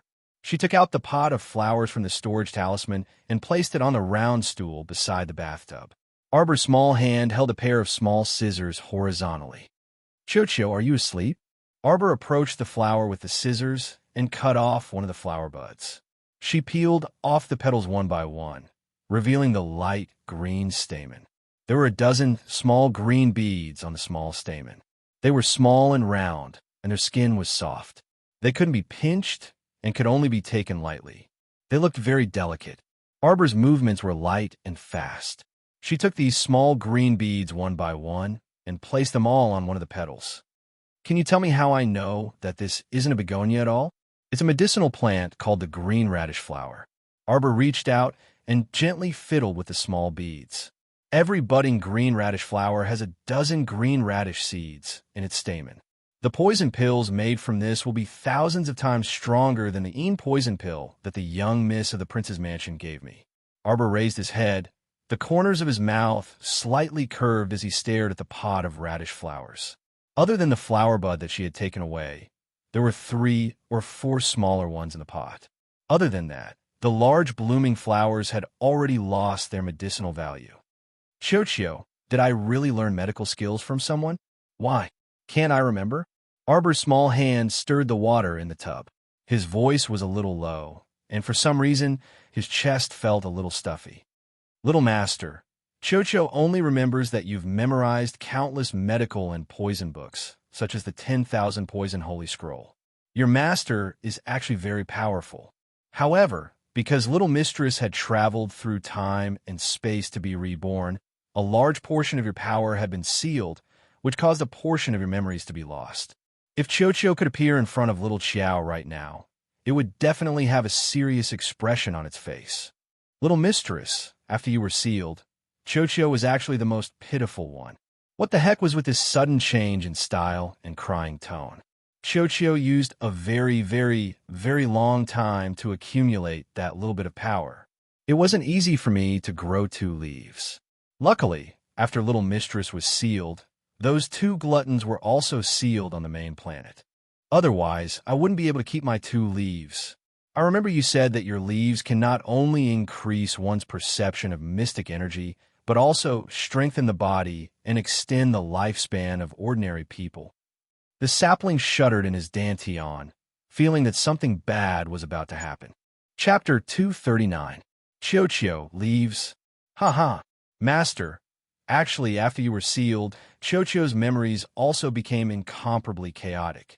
That's why I sometimes remember something, and sometimes I don't remember anything.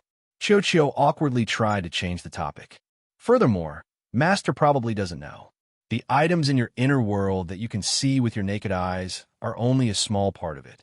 Your inner world hasn't been fully opened, so you can't really use it right now. Furthermore, compared to the resources on your main planet, even if your inner world is fully opened, the items on your main planet are only a drop in the ocean. Chocho sighed with emotion. Arbor chuckled. Don't try to say such strange things. Forcefully changing the topic. Chocho, give me the leaves.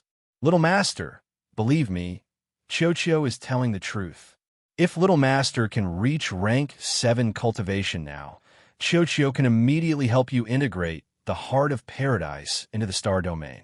In the future, Little Master won't have to go through so much trouble and have to take out the Heart of Paradise every time you want to store something. Furthermore, you can enter Paradise Planet yourself. After blabbering on, Arbor's large eyes widened slightly, and he roared, "Leaves! Leaves!" Whoa! Chocho shook its bare branches as it watched its only 2 leaves being snatched away by its unscrupulous little master. It felt a chill in its heart. Arbor crawled out of the water and carelessly wiped himself clean before putting on his inner clothes. He lowered his head to look at the 2 lush green leaves in his palm and asked softly, "Chocho, can I still see Master?" "I'm afraid that's very difficult. I only remember that your soul was unstable at that time. If you continue to stay by your master's side, you would have completely disappeared. That's why I remember your master and your martial uncle. It was your master and martial uncle who borrowed the power of space-time to send you back. So the reason I was reborn here was actually by master and martial uncle's doing. And before that, as a soul, I wandered the world for who knows how many years." Arbor suddenly reached out to grab the inner clothes in front of his chest, feeling some pain in his heart that made him unable to breathe. Those years of wandering. Just what kind of important thing have I forgotten? My master? What's my master's name? Arbor asked uneasily as he sat on the edge of the bed. What's my name? Yeah, my little disciple still doesn't know her master's name? A figure suddenly jumped in through the window. Under the faint moonlight, she gave her a very beautiful smile. Aya, Master naturally calls you Morong's son. Arbor was dumbfounded. Wasn't Morong's son's arrival too coincidental? Her reply was also especially smooth and seamless. Little disciple, what's with your expression? Aren't you happy to see your master? Morong's son flashed in front of her and picked up this soft and cuddly child. She chuckled and said, You truly are a little rascal. We haven't seen each other for so long, but you didn't miss your master at all? Master, we've been back from Qinghe Town for several days. It was eldest senior sister who said you didn't know where you went for a stroll, and it was you who abandoned the disciples. The little stoic replied. Morong's son did not feel awkward at all. Instead, she guffawed and rubbed the child's stoic face. Disciple, Master and your senior sisters are going back to the sect tomorrow. Do you want to come with us? Arbor was silent for a moment before saying, Sorry, Master. This disciple was willful. I want to wait until mother gives birth to a younger brother or sister before I go back to the sect. Morong's son pinched the child's face with a smile. Child, why are you so old? At your age, this is the time to be willful and reckless. Don't worry. You can be willful as much as you want. Master is here for everything. Chapter 240. Master. Arbor turned her small head to look at her. Why do you keep pinching my face? Morong's son said matter-of-factly. You have facial paralysis, so Master will pinch it for you to see when your face can become more lively. Arbor. Morong's son chuckled and placed the child on a stool. She pulled out a map from her sleeve and stuffed it into the child's hands. Do you know Five Moon City? It's quite far from Mo Kingdom. You have to leave the northern part of Planet Seacone and head west to the Great Snow Mountain outside Five Moon City. That's our Holy Water Sect's headquarters. Although many countries exist side by side in the northern part, Mo Kingdom is very powerful and has basically unified the northern part, so the northern part won't be too chaotic. The western part is different. The tribes and clans in the western part mostly fight each other, and there are all kinds of chaotic battles every day. I'm afraid there are also many mutated zombies. Morong's son stroked the child's confused face. How about Master leave someone here to wait for you? I'll bring you back to the sect when the time comes. Arbor hastily shook her head. She was not a real 7-year-old child and needed an adult to accompany her to school. Moreover, 2 months of time was neither long nor short, so why should she delay her senior sister's cultivation time? You little girl, didn't Master say you could be willful and act spoiled with Master at any time? You're so sensible that even Master's heart aches when I see you. Murong Sun reached out to rub the child's icy face. When you go to the sect to cultivate this time, you'll have to let go of everything in the secular world. You won't be able to return home for at most 8 to 10 years, or at least 3 to 5 years. It's good that you stay for a few more days. You can properly say goodbye to your family and have a good talk with your parents. Okay, Arbor nodded obediently. There's an extremely rich, mystical, treasured land on our sect's snow mountain. The mystic energy there is so dense that you can't imagine it. I believe you'll like a lot, my disciple. Hurry and come, okay? Silly disciple, don't make Master wait too long. After Murong Sun finished giving her instructions, she finally finished pinching her petite face and elegantly slipped through the window. Before she left, she even left behind a seductive sentence. Seriously, Murong Sun was definitely doing this on purpose. What treasured land with unimaginable mystic energy density. My ass, it made people's hearts flutter. Master Silver, let's go now. Mystical treasured land. Just the sound of it was amazing. His profound energy was definitely very, very thick and enormous. I want to suck. Chio's exaggerated cries rang out in her mind. Shut up, don't make so much noise. I'll bring you there in 2 months. Xiaomu tiredly opened her mouth and gave a small yawn. After a busy night, she truly couldn't take it anymore. She climbed onto the bed and rolled into the thin blanket, wrapping her small body like a cicada cocoon. Even her small head was tucked into the thin blanket, leaving only her black hair hanging outside. Arbor closed her eyes. Her forehead, which was buried in the thin blanket, glistened with beads of sweat. In reality, there was no need to wrap herself so tightly in this hot weather. However, she was used to it and felt that the tighter she wrapped herself, the more secure she felt.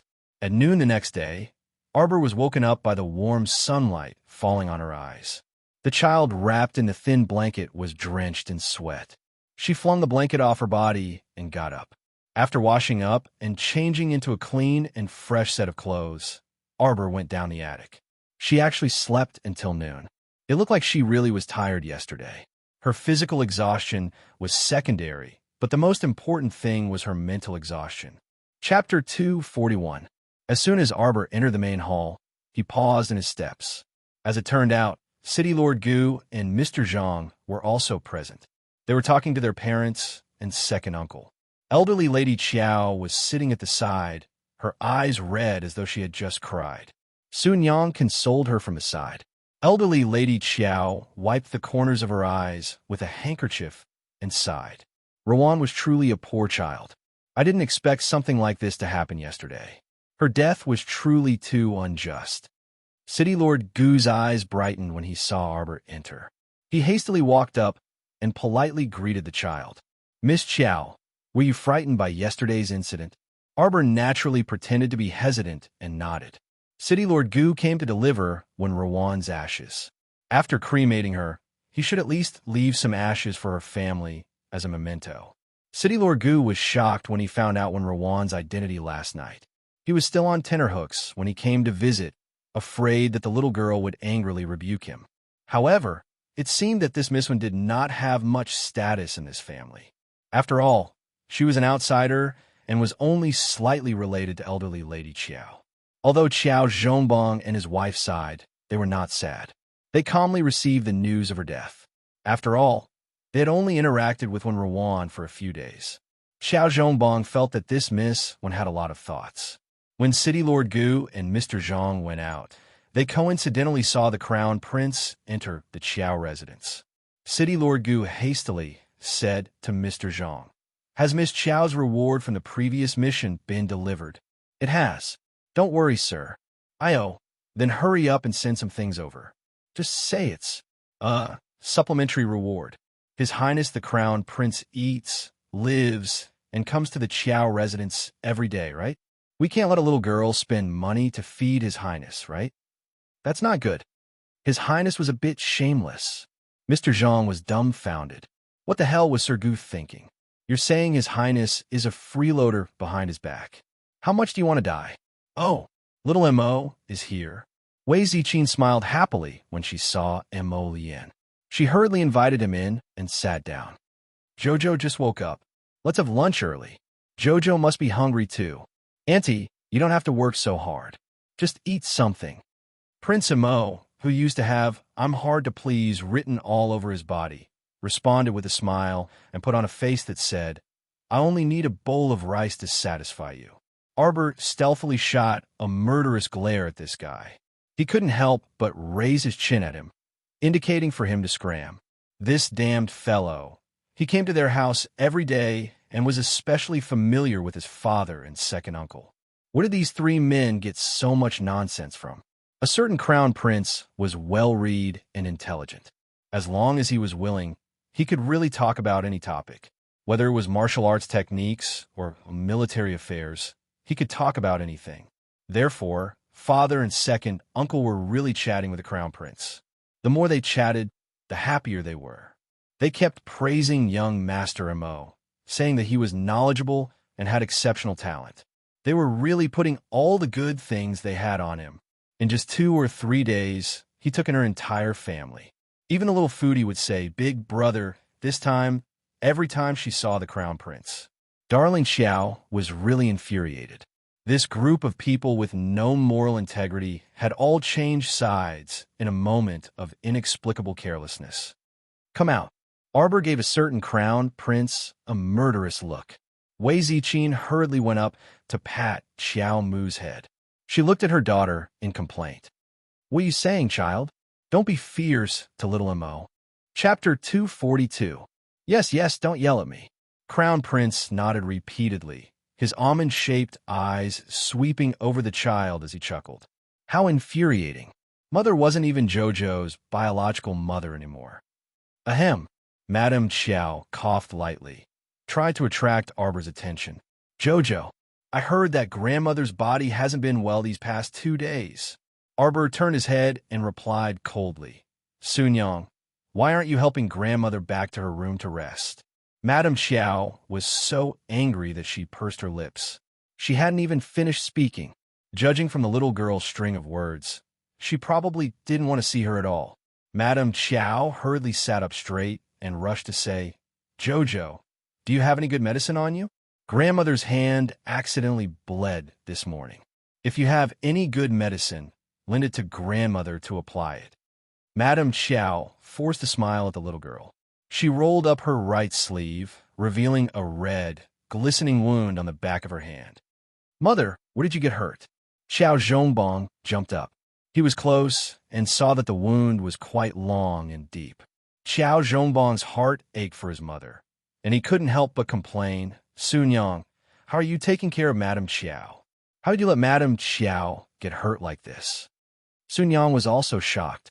She hurriedly shook her head and said, "Master, this old servant really doesn't know when Madame Xiao hurt her hand." Arbor and Crown Prince approached one after another, looking down to examine the wound carefully. When she raised her head, Xiao Mu tugged the corner of her mouth at elderly Lady Xiao and tossed her a cold, thought-provoking smile.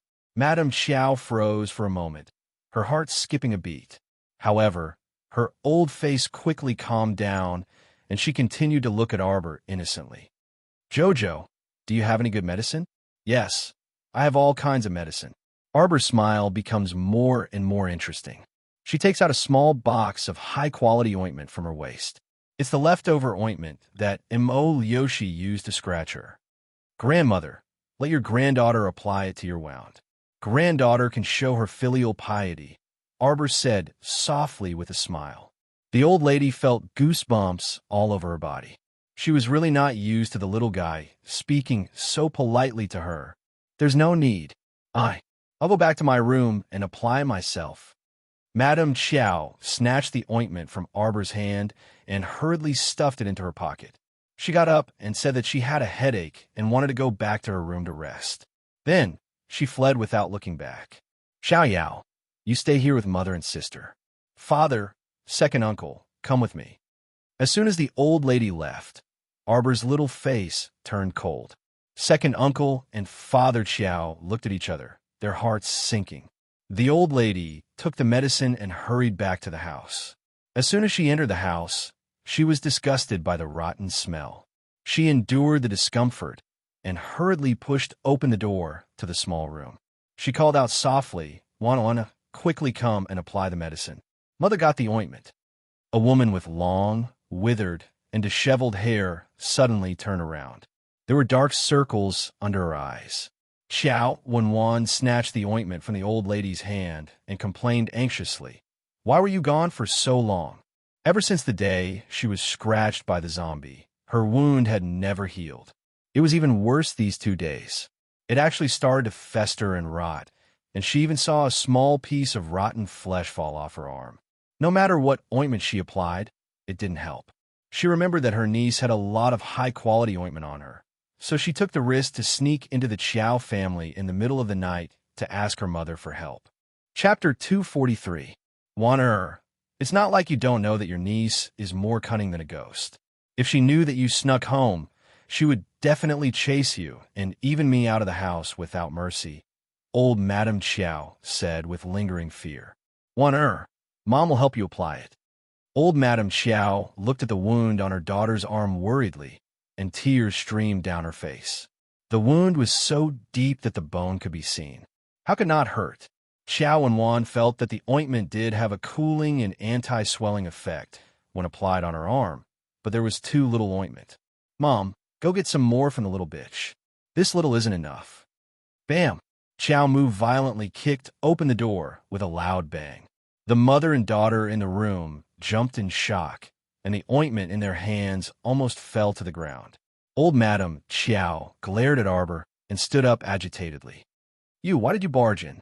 "Dad, second uncle, she mutated. She's no longer human." Arbor took out a crossbow and aimed it at Xiao Wenwan with an icy expression. From the looks of it, this woman's incubation period was about to end. In 1 or 2 days, she would completely mutate into a zombie. Old Madame Qiao hid her in the room. That was a disregard for her own life and the lives of her entire family. "Mom." Xiao Zhongbong stared at his mother, dumbfounded. He was so angry that he didn't know what to say. This muddle-headed mother. No wonder she had been hiding in the room since yesterday. So she had secretly hidden Wenwan in the room. Old Madame Qiao cried. "Eldest brother, second brother, the person standing in front of you is your biological sister. You can't treat her like this." Arbor shot an arrow, but it didn't hit Xiao Wenwan. Instead, it was nailed to the cupboard door. Because Xiao Wenjuan's dodging speed was quite fast, Xiao Mu couldn't help but be taken aback by this strange speed. Xiao Zhongbong broke out in a cold sweat as he watched.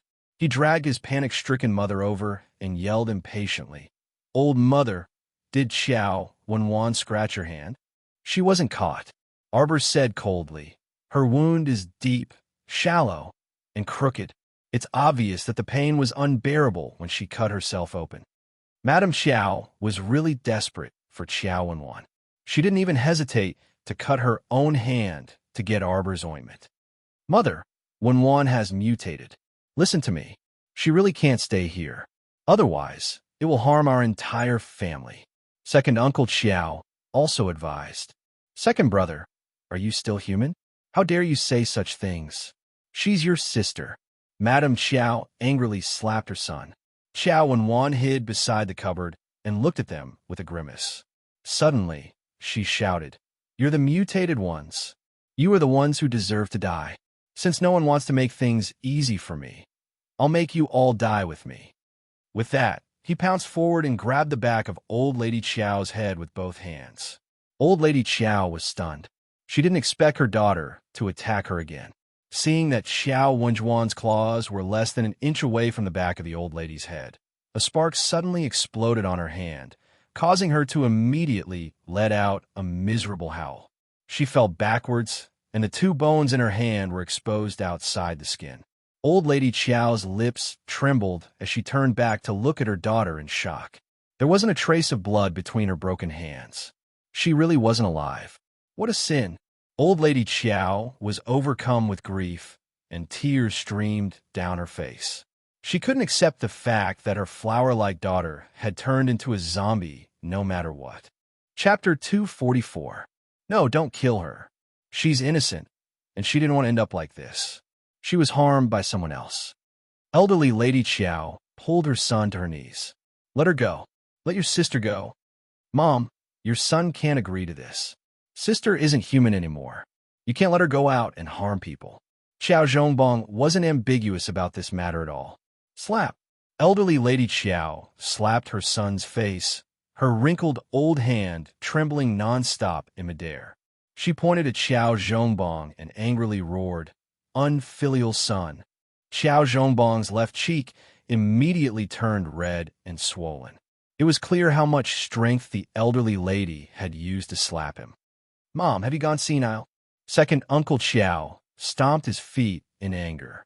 He pulled over his eldest brother, who was standing foolishly in front of his mother, and used his body to shield his angry mother as he roared. Qiao Wenwan is already dead. Eldest brother is also very sad, and I'm also very sad. But what can we do? We can't bring Qiao Wenwan back from the dead. We can't let her harm you, Mom. She'll harm the whole family. The elderly lady pointed at the two brothers with a trembling finger. Her tears flowed endlessly, and she couldn't stop the grief in her heart. Her daughter, the daughter that she had raised lovingly and lovingly. Arbor rudely grabbed the elderly lady's arm and forcefully pushed her back. He sternly said, Sun Yang, send the elderly lady to the west wing to rest. Don't come out if there's nothing else. Sun Yang's hands trembled slightly, and she hurriedly caught the elderly lady's tilted body. Half dragging and half pulling, she supported the shrieking elderly lady out the door.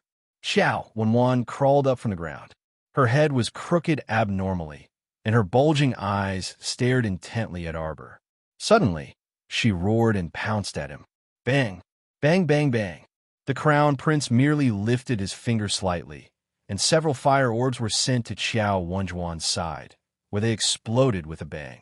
Qiao Wenjuan's face was blown beyond recognition. She couldn't even get close to Arbor. Qiao Zhongbong looked at Qiao Wenjuan's miserable state with a gloomy face, his fists tightly clenched together. Roar! Roar! Qiao Wenwan lay on the ground and let out an inhuman roar. The roar spread to the front hall and startled Wei Ziqin, who couldn't sit still. She hurriedly held Shaolin, Er's hand, and stood up. Xiao Yao hurriedly stopped the two of them and said, Madam, it's better not to go over. Although she didn't know what happened to old Madam, Xiao Yao could guess that something big must have happened when she heard the commotion and saw Mrs. Expression before she left. Madam was pregnant, and it was inconvenient for her to move around. It was best not to join in the fun to avoid any accidents. However, how could Wei Ziqin sit still? She grabbed Xiao Yao's hand and said, Don't worry, I won't go near. I'll just take a look from afar. With that said, she walked towards old Madam's room. As expected, she didn't go near. She just stood at the end of the corridor far away and looked at old Madam's wide-open room door. Suddenly, a zombie with disheveled hair rushed out of the door. Her daughter also rushed out of the room with a crossbow. She had just aimed at the zombie's head when the crossbow in her little hand was snatched away by her husband with a smack. Dad? Arbor's little face darkened, and she looked up at Qiao Zhongbong. At a time like this, could it be that Dad wants to be heartless, soft, right? Our dear Qiao Mu looked at her father with disappointment. When Xiao Zhongbong saw that small gaze, it felt like the father and daughter's positions were reversed. His daughter looked like she was looking at some good-for-nothing child.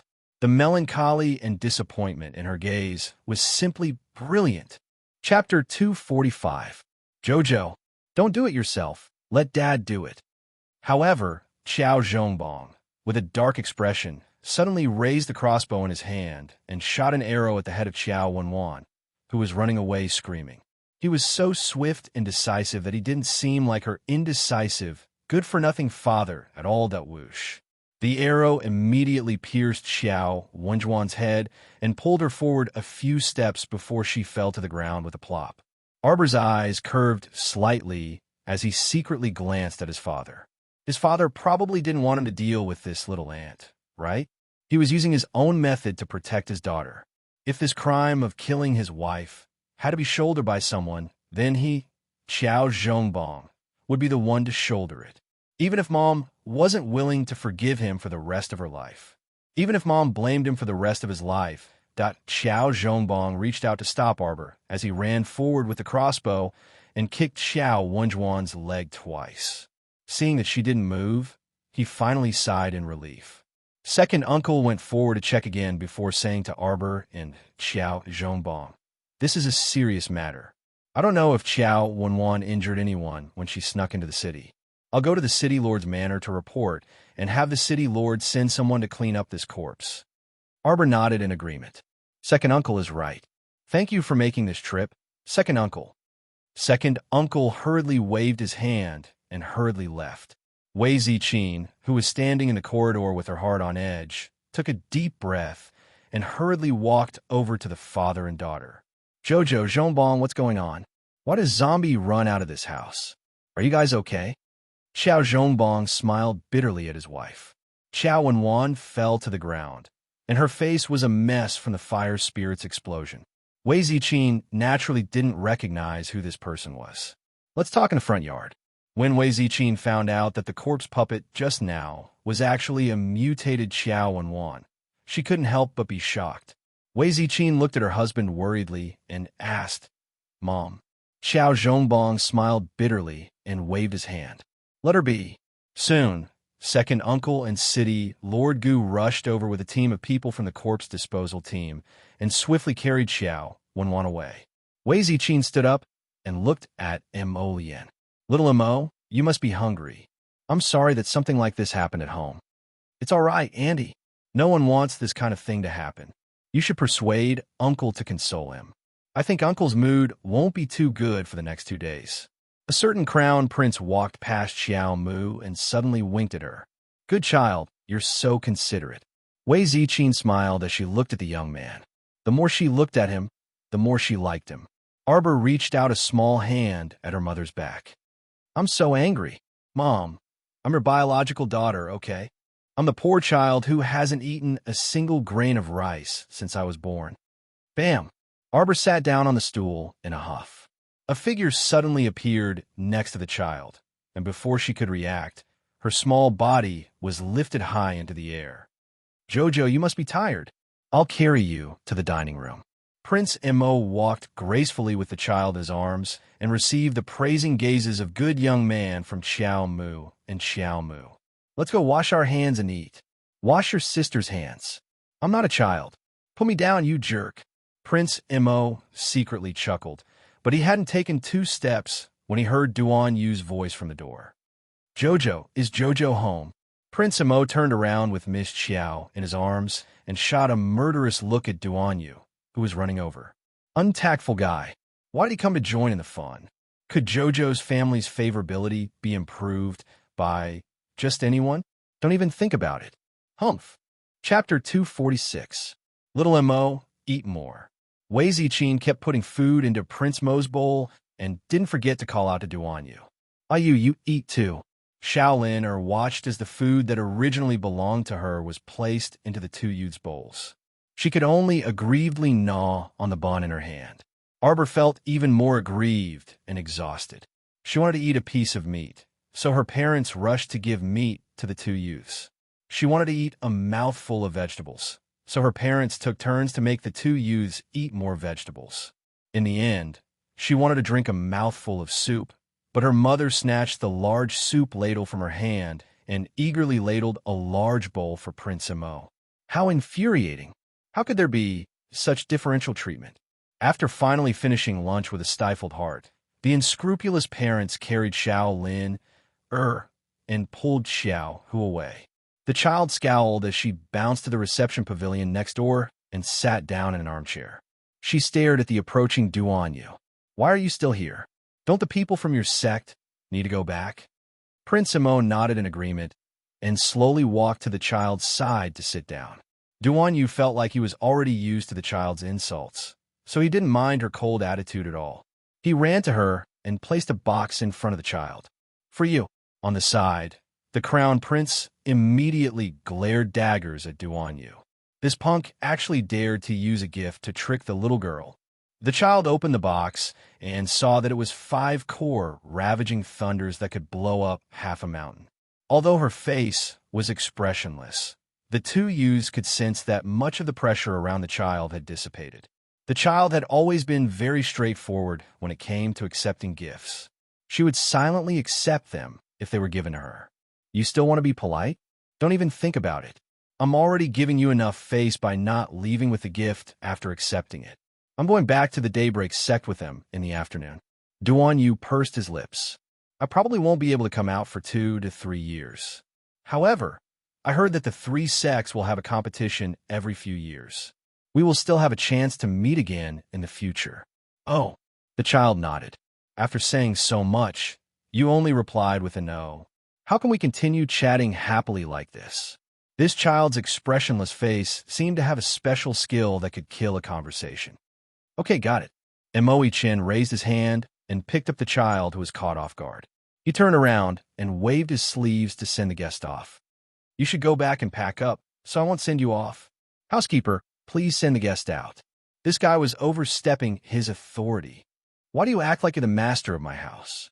The child reached out and punched him. He wanted to struggle again, but his little hand fell into Prince Mo's hand. The child laid on Prince Mo's shoulder, and his round eyes glanced at the miserable Duan Yu one last time. After some thought, he extended his other small paw and symbolically waved it at him. Bon voyage. Woo. Why did I read such heartless words from her eyes? A smooth journey ended just like that. He still had a lot of farewell words to say before he was forcefully sent off. Was this really okay? At least he should say that he might miss him in the next few years. If only time could stop at this moment. The tall and frivolous youth stood by the door and warmly looked in the direction the little girl left. Under his long eyelashes, a faint smile appeared in his clear peach blossom eyes. Just you wait, damn girl. Chapter 247. Mo youngster lowered his head to glance at the box the child was hugging. With a light snort, he reached out to take the box from her and tossed it onto a stool at the side. The child glared at him with round eyes. Stinky brat, you're too rude. Why are your eyes so round? Prince Mo chuckled and sat down with the child in his arms. No matter how round your eyes are, you're still an expressionless little stoic. So what if she's stoic? I love stoic faces. I also love stoic faces. Prince Mo nodded in agreement. He turned the child around to face him and looked at her with a grin. If we're separated for 3 to 5 years, will you miss me? The child raised her chin awkwardly. I won't. Prince Mo broke into laughter. He shifted the child's awkward face back and planted a kiss on her forehead. I'll miss Jojo. I'll miss you a lot. I'll miss you a lot. I'll miss you a lot. The child's expression was dazed for a moment. Being dazed was a huge improvement compared to being expressionless. Dazed was also a type of expression, Crown Prince thought. The Crown Prince swiped through the air and stuffed a large bag of jingling spirit stones into the child's arms. He rubbed her stoic little face and said, There are 500 spirit stones here. It should be enough for you to use for 3 to 5 years. Let that golem live. While I'm not here, let that guy talk to you in my place. You know, Jojo, you have to talk more. Don't stop talking just because you think it's tiring. How can talking tire you? Look at this child. If no one talked to her, she would probably be mute for the entire day. Oh, I've said so much, and you only freaking said, oh. Darling Xiao, you can really kill a conversation at any time. You're not allowed to say it. Mo youngster smiled helplessly and pressed his forehead against hers. The child rolled his eyes and reached out to take out the little golem, placing a spirit stone in its stomach. In less than a second, the noisy golem jumped up and danced as it sang, Little master, little master, little master, you're awesome, little master, you're finally not stingy. You're the stingy one. Your whole family is stingy. I gave a name. Kid reached out and pressed on the golem's head. The young man smiled and looked at her. What's your name? His name is Debeo. Oh, little master has given me a name. Big Treasure. My name is Big Treasure. The golem waved its small arms and legs as it spun around on the spot. Emolian didn't know whether to laugh or cry. She looked down at the child and smiled. Why are you called Debeo? The child tilted his head and blinked his big, watery eyes. I don't know. I just thought of it. Emolian couldn't help but smile and teased her Is it because you're called Little Bao that you call it Big Bao? The child's eyes suddenly widened as he stared at the youth in front of him in a daze, not reacting for a long time. Mo Yin couldn't help but panic a little. She hugged her and shook her a little. "Jojo, what's wrong with Jojo?" Arbor snapped out of his daze and looked at him blankly. "What did you just call me?" "Jojo." Arbor shook her head. "Little Bao." What was so strange about the name Little Bao? Why was the child's expression so strange? "Jojo. It's nothing." Arbor nodded in a daze. It's nothing. Although Mo Yin was a little puzzled, she didn't continue asking since she had recovered. Arbor raised her hand to keep the bag of spirit stones and looked at Crown Prince. "Are we leaving tomorrow?" Prince Mo nodded and looked at the child with a serious expression. "Tonight, we'll have a reunion dinner with Uncle and Auntie and say goodbye." Arbor's little face instantly darkened. Chapter 248. As expected, Father and Mother Chiao enjoyed dinner to their heart's content. Second Uncle Chiao even told Arbor to bring out 3 jars of bamboo leaf wine and drink 10 or so cups with the youth. Seeing that the youth didn't hold back at all, Second Uncle Chiao actually had the idea of competing with the youth's alcohol tolerance. In the end, Second Uncle drank until he collapsed. Arbor helplessly pursed her lips. "Second Uncle, don't casually compete with others if your alcohol tolerance isn't good. Look at how you collapsed when the second jar was just opened." But the youth's expression didn't change at all. Seeing that it was getting late, Father and Mother Chiao enthusiastically invited the youth to stay the night. Arbor felt that something wasn't right, but she couldn't put her finger on it. She then thought about what the youth said earlier and racked her brain. Suddenly, a light bulb lit up, and she finally sensed that something wasn't right. He was a crown prince who had nothing to do with old Xiao's family. What was there to reunite with old Xiao's family? He even had the glorified excuse of having a reunion dinner with Uncle and Auntie. But darling Xiao secretly glared at the crown prince. Coincidentally, the crown prince sensed it and turned his head back. He flashed her a smile, and it was as if the sky was filled with stars. That face was truly blinding. How infuriating. Every time she ate with the crown prince, it was as if the baby had been picked up from the streets. Mother and father's attention was completely not on their own daughter. Second Uncle Chiao hugged the half-open jar of wine as he sprawled on the table and murmured in a daze, "Bamboo leaf wine, bamboo leaf wine." Wei Ziqin was overjoyed, and she hurriedly instructed Sun Yang to help Second Uncle back to rest. Arbor thought for a moment, then took out 6 peaches and 2 leaves from the storage talisman and placed them on the table.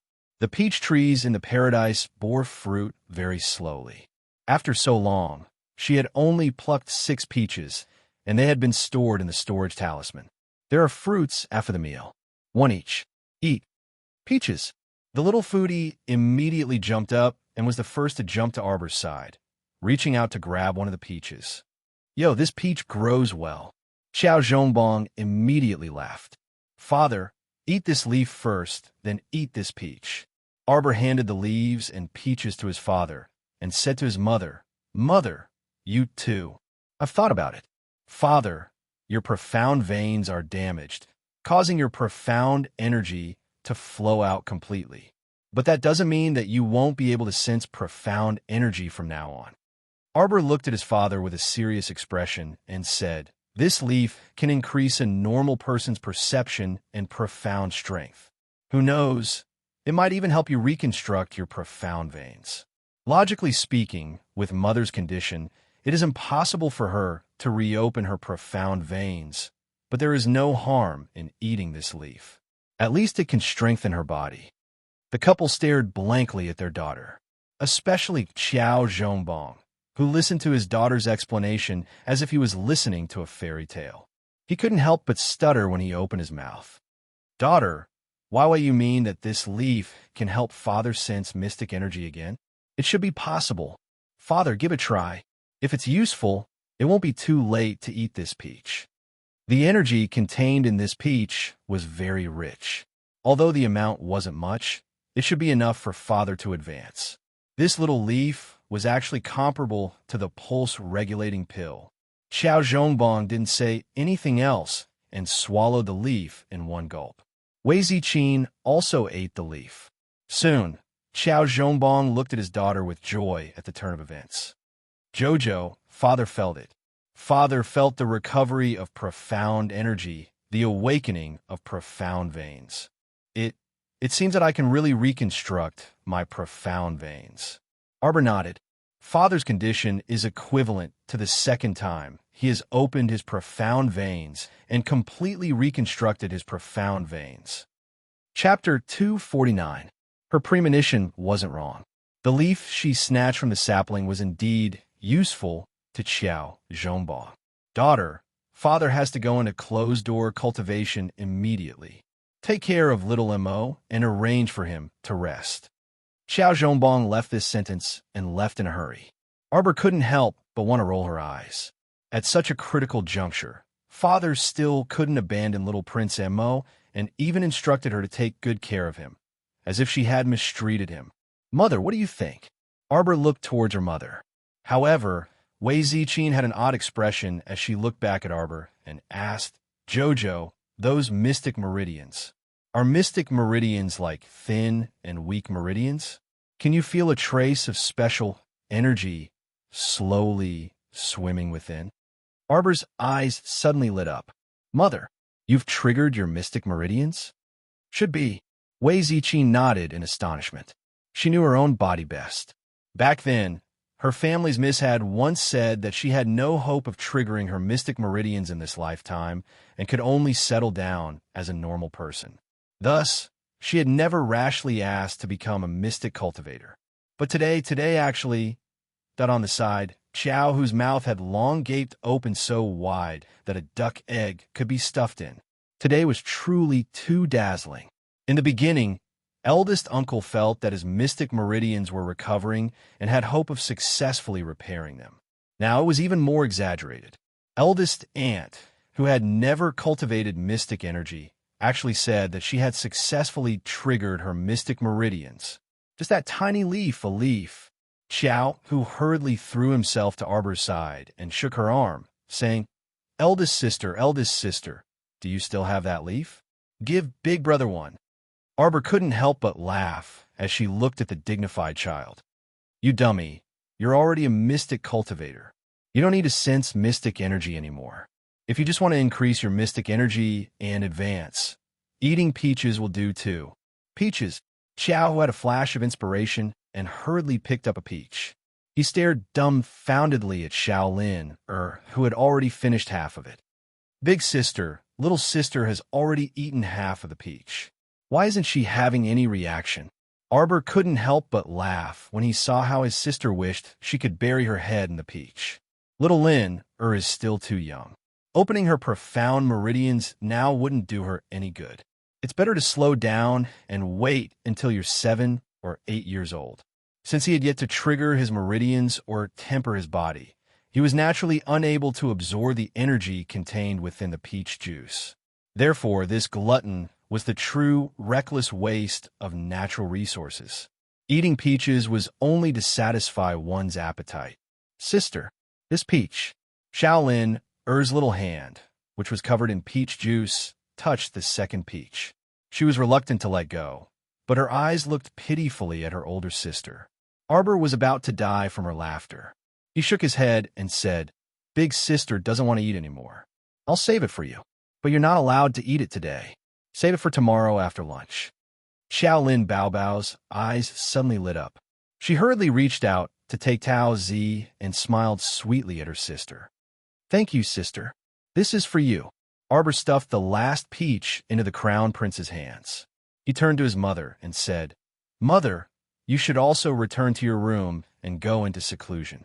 Remember to eat the peach. It'll help you advance. I'll take Shaolin to sleep now. After sending his sister back to her bedroom and settling her down, classmate Arbor brought the crown prince out of the loft and pattered out. Jojo, how about you owe me a gift in return first? When we meet again, I'll give it to you. The crown prince put away the peach with a grin. He followed behind the child with her short legs and slowly walked step by step. Gift in return? A certain person's handsome face appeared in front of the little fellow's eyes. She angrily turned her head and continued to patter forward. Young man, you're taking advantage of me. Chapter 250. Under the night sky, a crimson light flashed past. As the light spread, the Crown Prince and Xiao Mu looked up at the same time. Arbor suddenly felt her body lighten. She looked helplessly at the Crown Prince, who had reached out to lift her up. She gritted her teeth. A certain child muttered, I want to grow taller, but I won't let him carry me. Jojo, I will miss you very much. The Crown Prince pressed his forehead against hers and softly muttered, Don't worry, I will remember your gift. When we meet again, I will definitely return to you, okay? Okay, your head. What kind of gift is that? I don't really want it. Okay. The Crown Prince agreed on behalf of a certain child with a smile. You can even talk to yourself to this extent. Shameless fellow, I am so angry. After a red light flashed past in midair, a slightly shorter black figure suddenly appeared behind the Crown Prince. It was a young boy of about 11 or 12 years old. He was completely different from Xiao, whose dignified appearance. This young boy was cold and handsome, and his eyes were sharp. The strangest thing was the pair of eyes that he cast over. They were naturally different, and they were gold and red. Xiao Mu's face was filled with curiosity as she watched, completely ignoring the young man's taut, handsome face that refused to let anyone see him. This is little Seven. Prince Imo glanced at the child behind him with a headache. Look at this impatient child. She had already said that she would leave early tomorrow morning, but she couldn't wait to come. You are that flaming golden dragon. The child's eyes lit up as she sized up Seventh Yan's head. The towering and terrifying dragon head had actually become a human head now. The young boy glanced at her and looked away with a snort. His attitude is bad. The child turned her head to look at the Crown Prince with a stoic face. She didn't even realize that she was complaining. Can I beat him? The Crown Prince almost laughed out loud. He shook his head regretfully. You can't beat him. The child made an "oh" sound and muttered to herself. If I can't beat him, then forget it. The Crown Prince. Hearing this, the young boy turned to glare at her. This little brat meant that if she could beat him, she would give him a good beating? Audacious, audacious, impudent human. The young man turned his head and glared at the child. The child rolled his eyes and glared back at him, unwilling to be outdone. The Crown Prince held the child's waist with one hand and carried the child into the loft.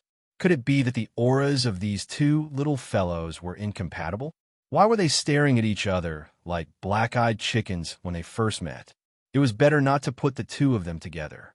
We can't stay over tonight. And Mo Yin put the child on the bed and patted her forehead with regret. Go to sleep.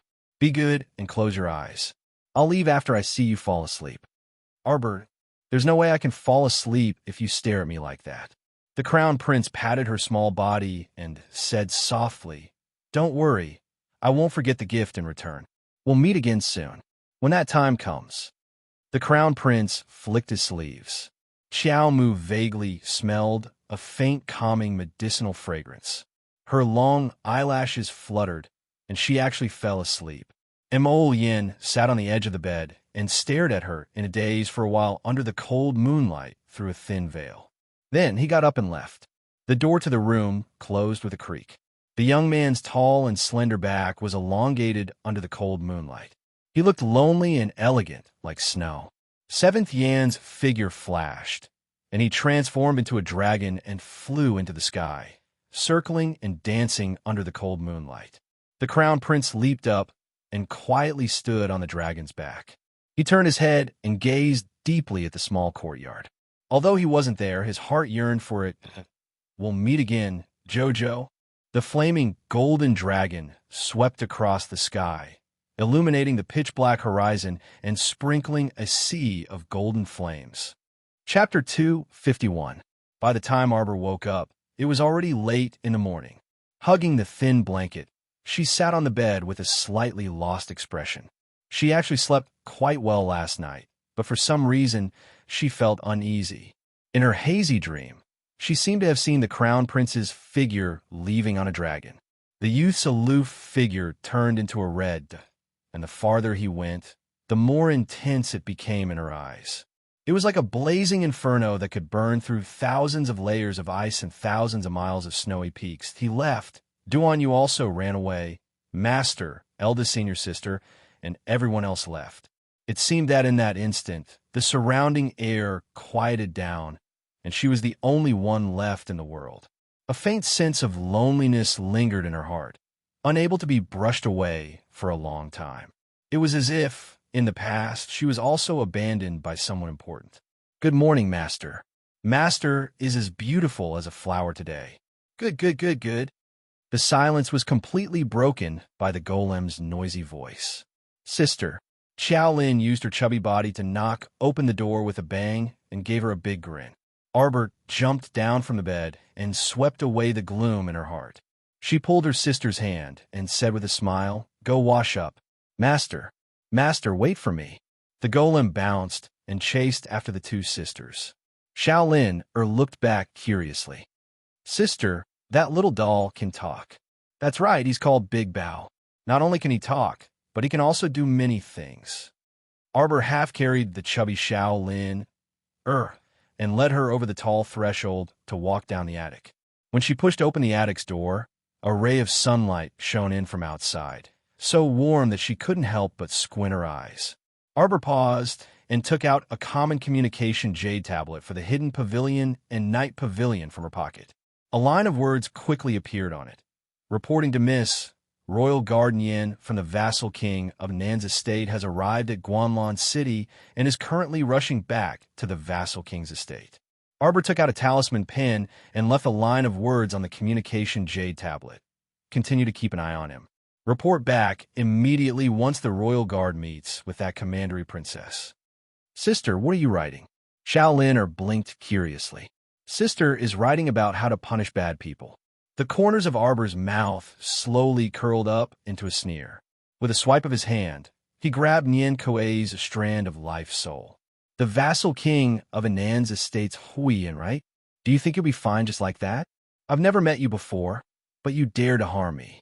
It seems that there's no need for you to exist anymore. Baby Qiao's section break.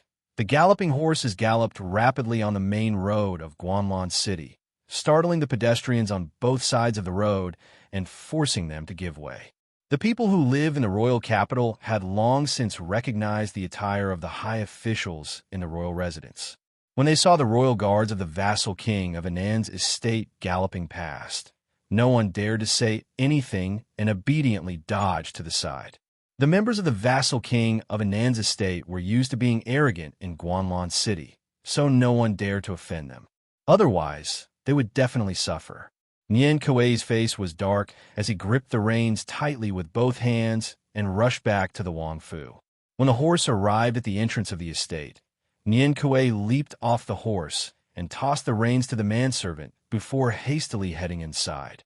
He had to immediately report to the commandery princess that His Highness the Crown Prince had actually left the capital in the middle of the night to meet with that lowly commoner girl in private.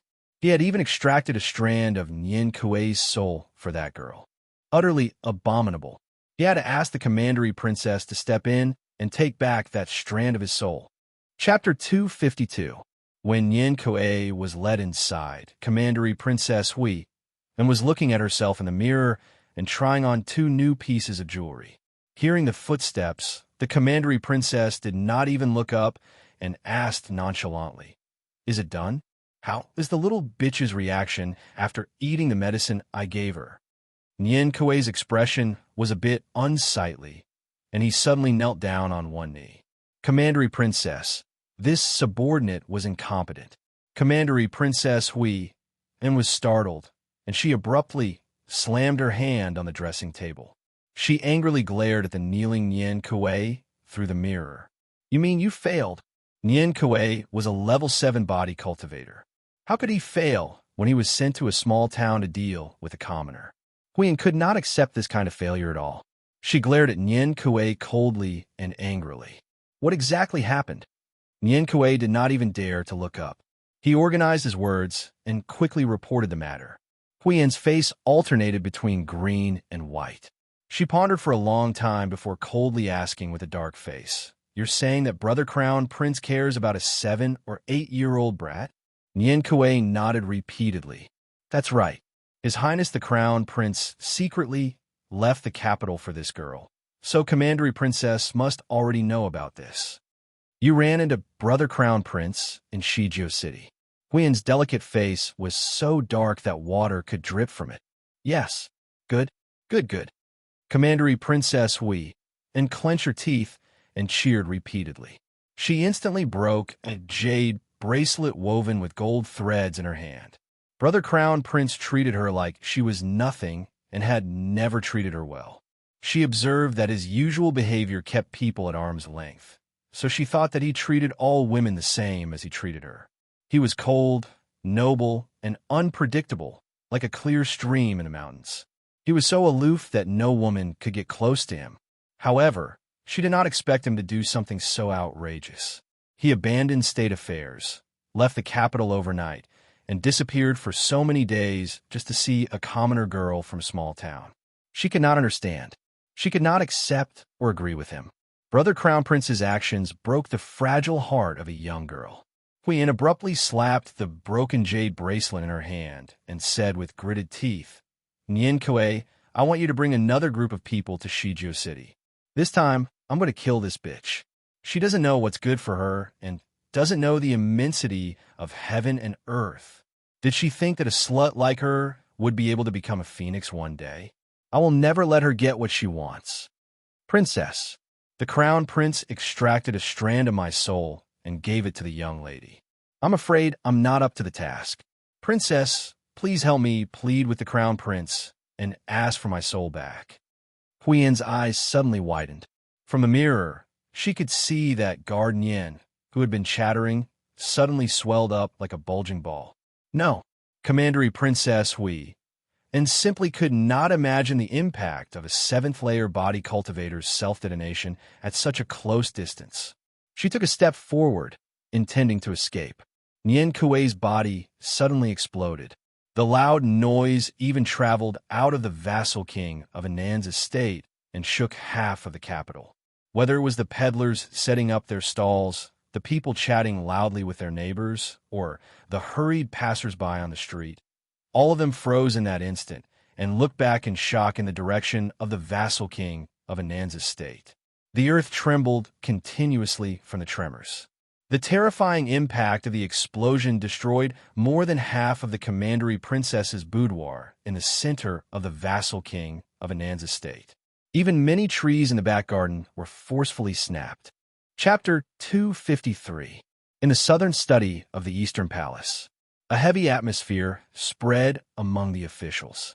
The officials looked at each other as they watched His Highness the Crown Prince, who was reading memorials with his head lowered, sitting behind the desk. No one wanted to be the first to speak up. I heard that everyone has been quite lively recently. Quite a few memorials to impeach me have been sent to the Queen Dowager. The Crown Prince looked up at everyone as he flipped through the memorials. The Marquis of Stability, Zhao Sheng, stood outside the crowd and looked up at the sky with an aloof expression. He was taut and didn't say a word. Behind the Marquis of Stability was naturally a group of people from the Crown Prince's faction led by him. They were all shooting murderous looks at their colleagues around them. Who told you to be smug and jump around? Oof. The Marquis of Jiajing, Su Pingyong, stood next to Zhao Sheng and subconsciously wiped the sweat on his forehead with his sleeve. Censor Zhao, Censor Huang, I heard that the two of you sent 18 memorials to impeach the Queen Dowager in the past few days. The imperial censors led by you have truly worked hard and rendered great service. The Crown Prince tossed his brush and asked coldly, How should we thank you? Your Highness, please calm your anger. The officials trembled as they knelt in salute. Censor Zhao was nearly 70 years old, and his temples were grizzled. He knelt in front of the desk with his back straight, and his head held high as he saluted. Your Highness the Crown Prince set aside a pile of state affairs and left the capital for so many days without saying a word. This old official has indeed initiated a joint effort to invite many imperial censors to impeach Your Highness. If Your Highness wants to blame us, this old official is willing to bear all the responsibility and accept any beating or punishment. Even if you want this old official to resign and leave the capital, This old official still has to say it. Your Highness's actions are indeed inappropriate. The great king went to Mount Hong to pray for the people and entrusted state affairs to your Highness. How can your Highness act rashly and ignore state affairs? The crown prince stared at the old man for a while before snorting. The old officials who were on good terms with Censor Zhao all broke out in cold sweat for the old man. This crown prince looked gentle and kind on the surface, but in reality, he was very eccentric when it came to handling matters. It was very likely that he had secretly dealt with this old man. He even dared to make a move on the great king's favorite consort, let alone an old man. Let him take a look. Crown Prince unexpectedly didn't get angry. Instead, he tossed out this cold sentence. Xiao 11 immediately stepped forward and handed out something like a list, as well as a blueprint. The ministers passed it around and read it. Everyone was surprised. So His Highness received news that a large amount of supplies had appeared in Qinghe Town. That's why he immediately led his men there. The soldiers from the South Camp sent by His Highness the Crown Prince will be able to transport the food and supplies back in 2 days. Everyone was overjoyed, but they also looked at each other. After carefully looking at the blueprint, their faces became more and more ashamed. This monarch has seen the construction of Shizhou City's defenses.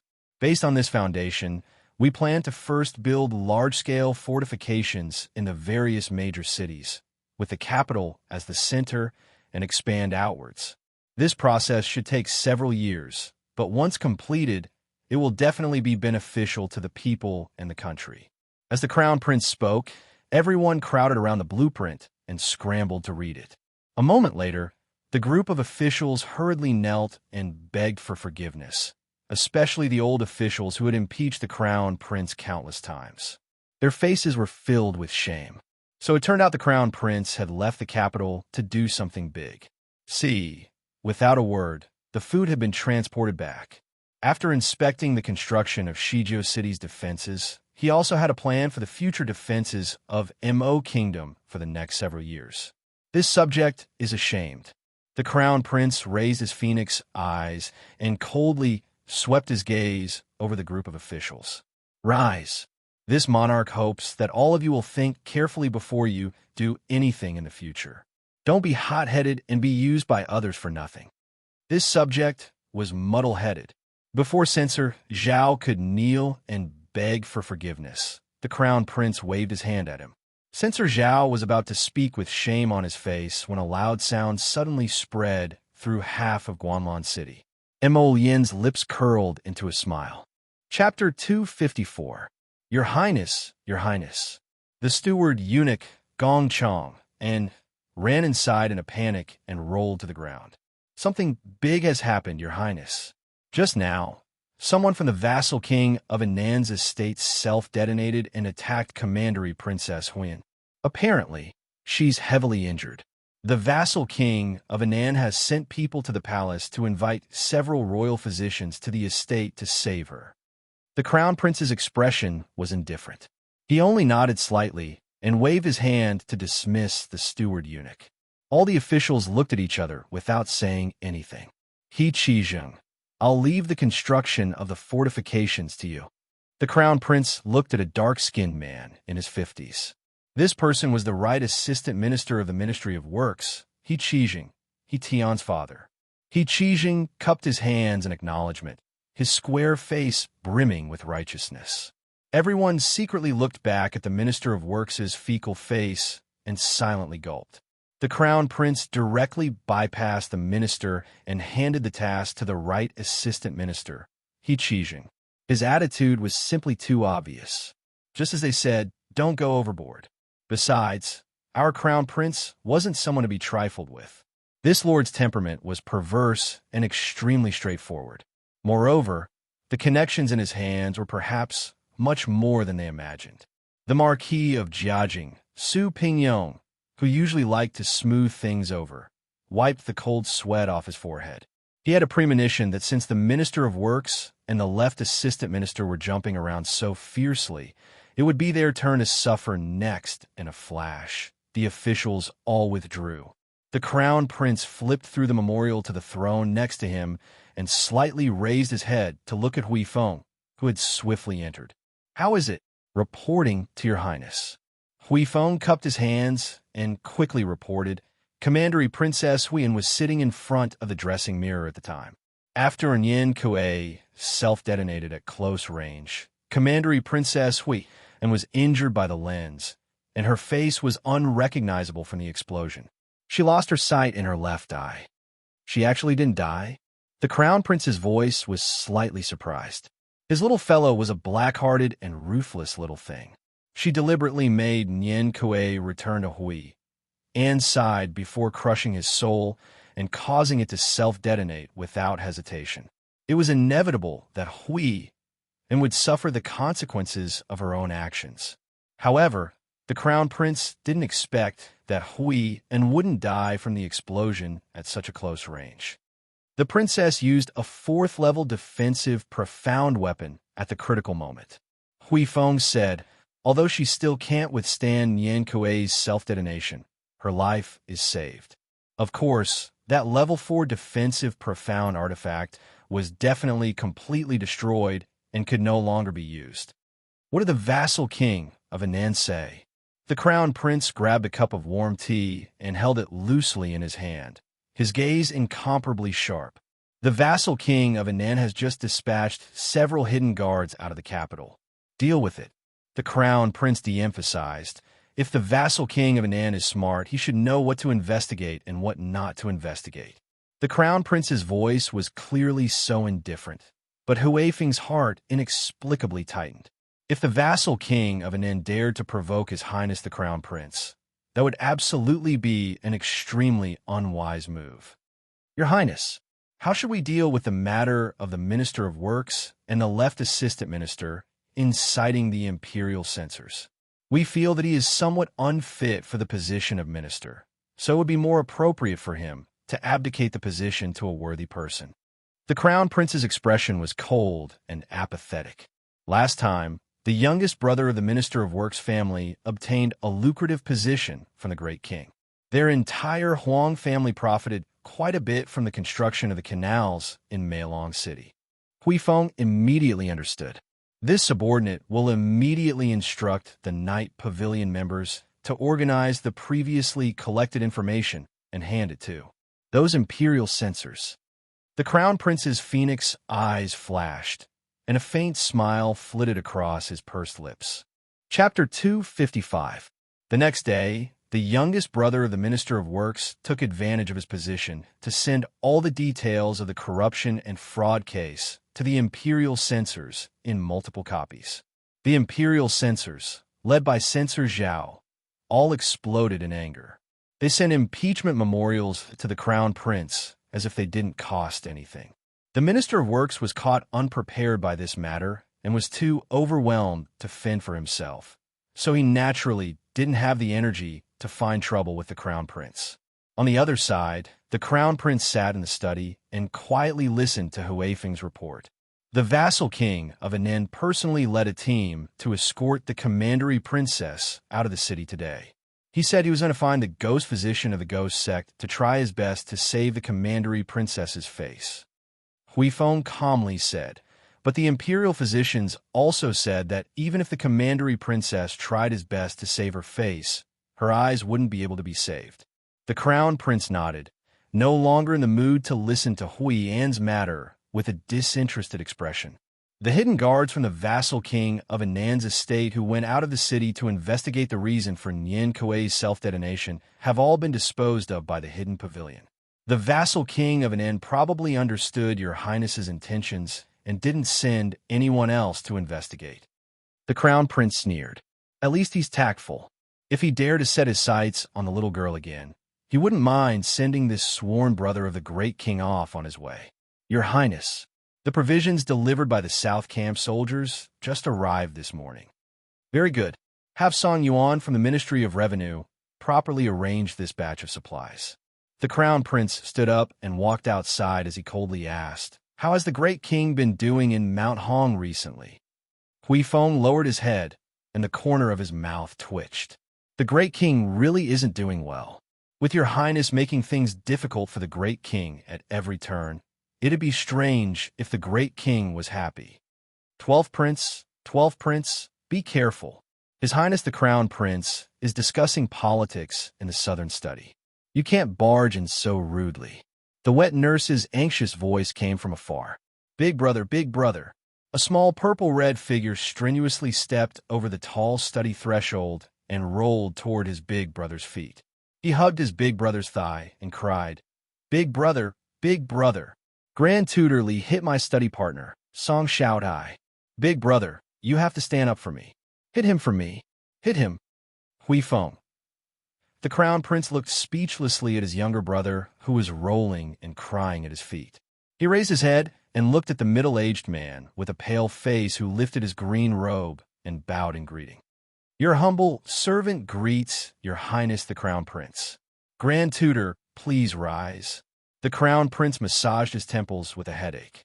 He scooped up a certain brat who was clinging to his leg and refused to let go.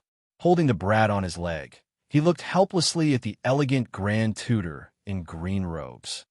Grand Tutor, what's going on? Without waiting for Grand Tutor Lee to speak, the 5-year-old brat, MOU, took the initiative to complain. Big brother. It's him. He hit my study partner. Song shout I. He was being unreasonable. I don't want to study anymore. Hui Feng. His little highness is testing his big brother's patience. Grand Tutor Lee is the most knowledgeable person in Imperial College. You even taught me, your big brother. The Crown Prince lifted the child up in exasperation and looked with amusement at the oval-shaped red bun face from crying. What did you do that the Grand Tutor is punishing you and even implicating the third young master of the Minister of Revenue? Your Highness the Crown Prince, it's Xiao Ye's fault.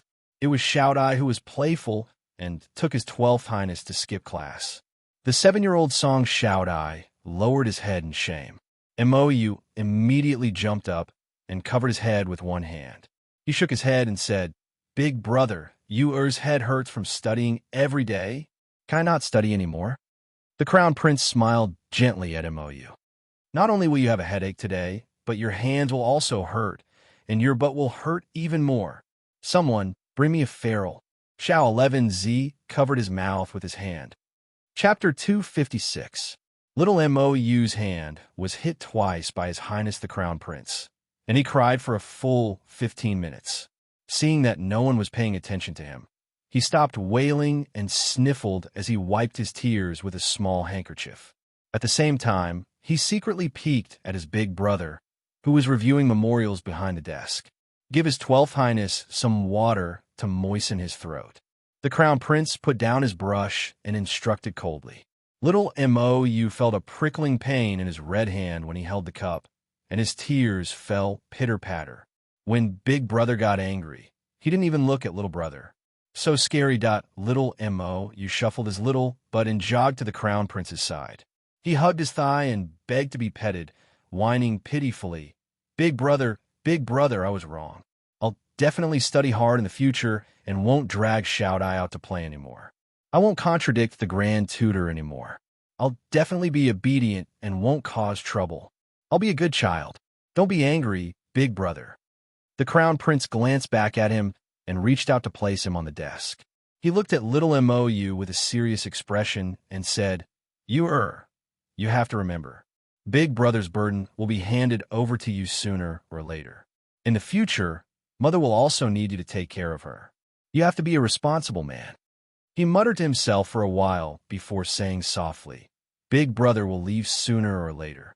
Little MOU hugged his big brother's arm and shouted, No, I won't let Big Brother leave. Big Brother, where you going? Take you or with you. And Mother Empress, let's go together.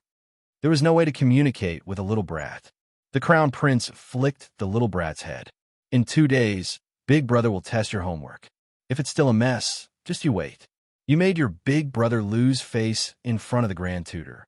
Big Brother will definitely make you lose even more face. Little MOU's round face was completely scrunched up. He originally wanted to pretend to cry, but when his gaze fixed on a corner of the desk, his voice abruptly stopped. The little brat crawled forward on the desk, his little hand reaching for a fresh and red peach at the corner of the desk. Big brother, is this for you to eat?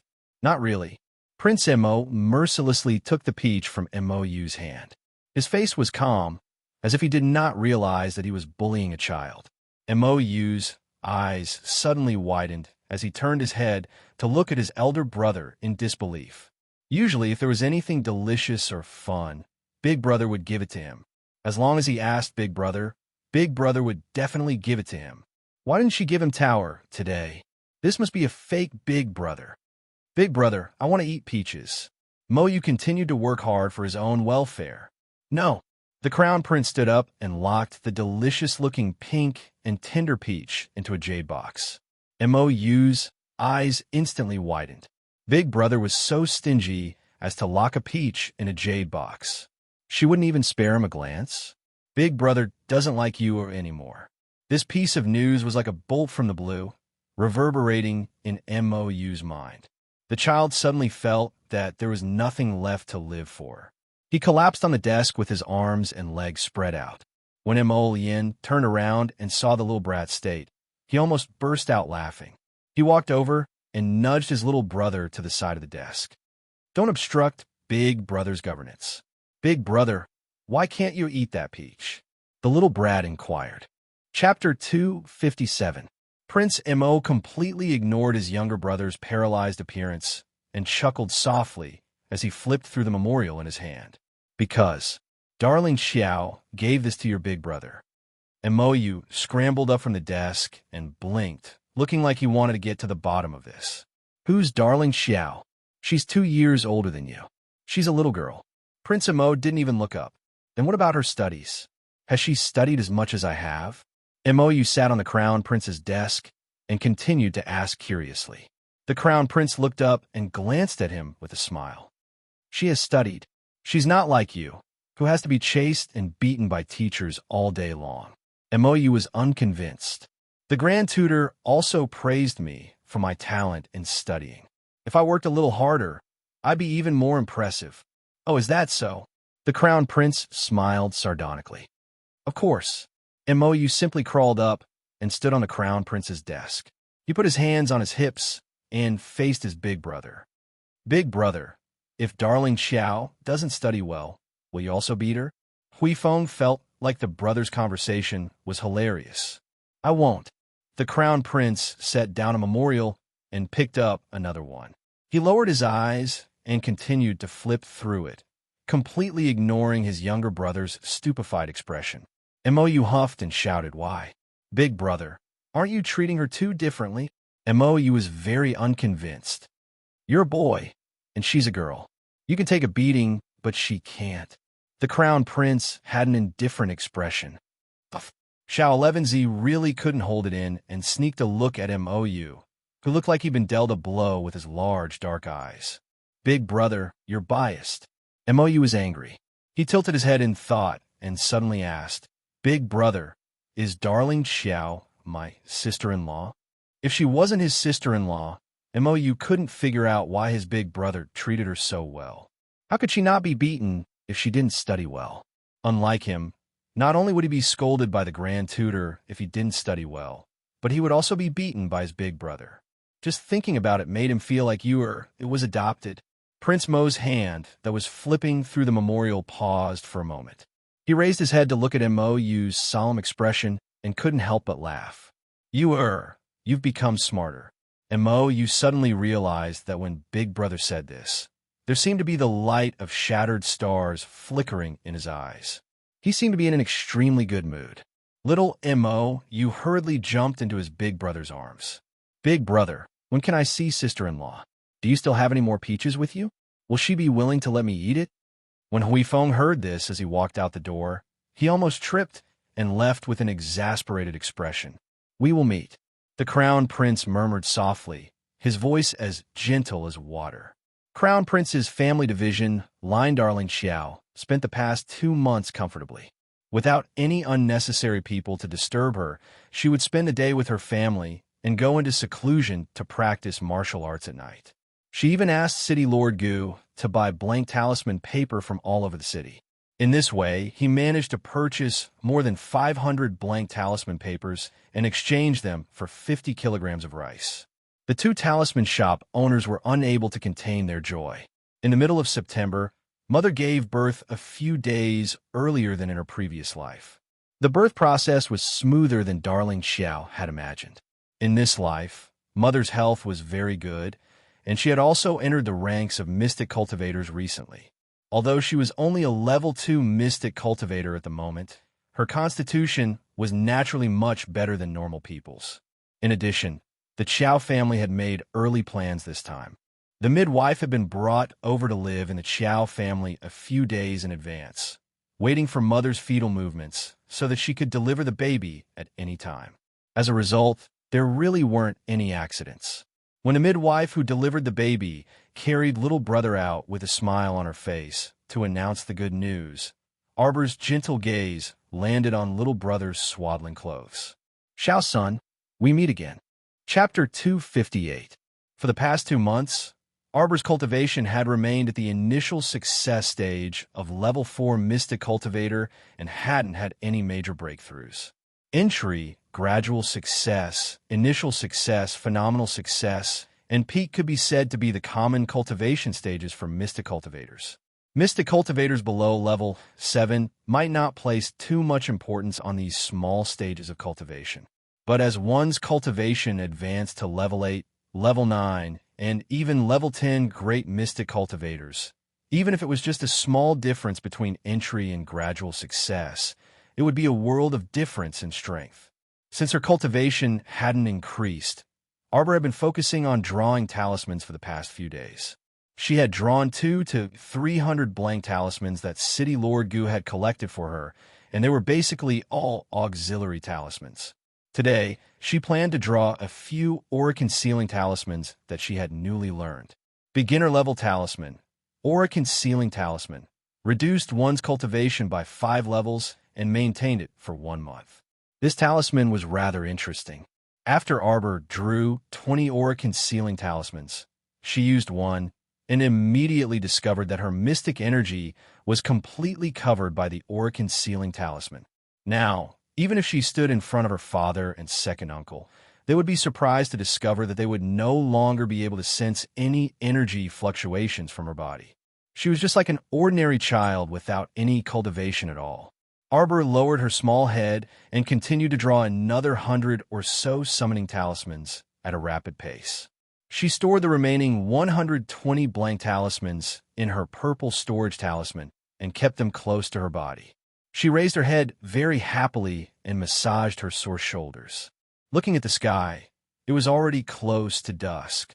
Her talisman drawing speed had increased by quite a bit, and she had drawn more than 150 talismans in one afternoon, especially this kind of super standard beginner-level summoning talisman.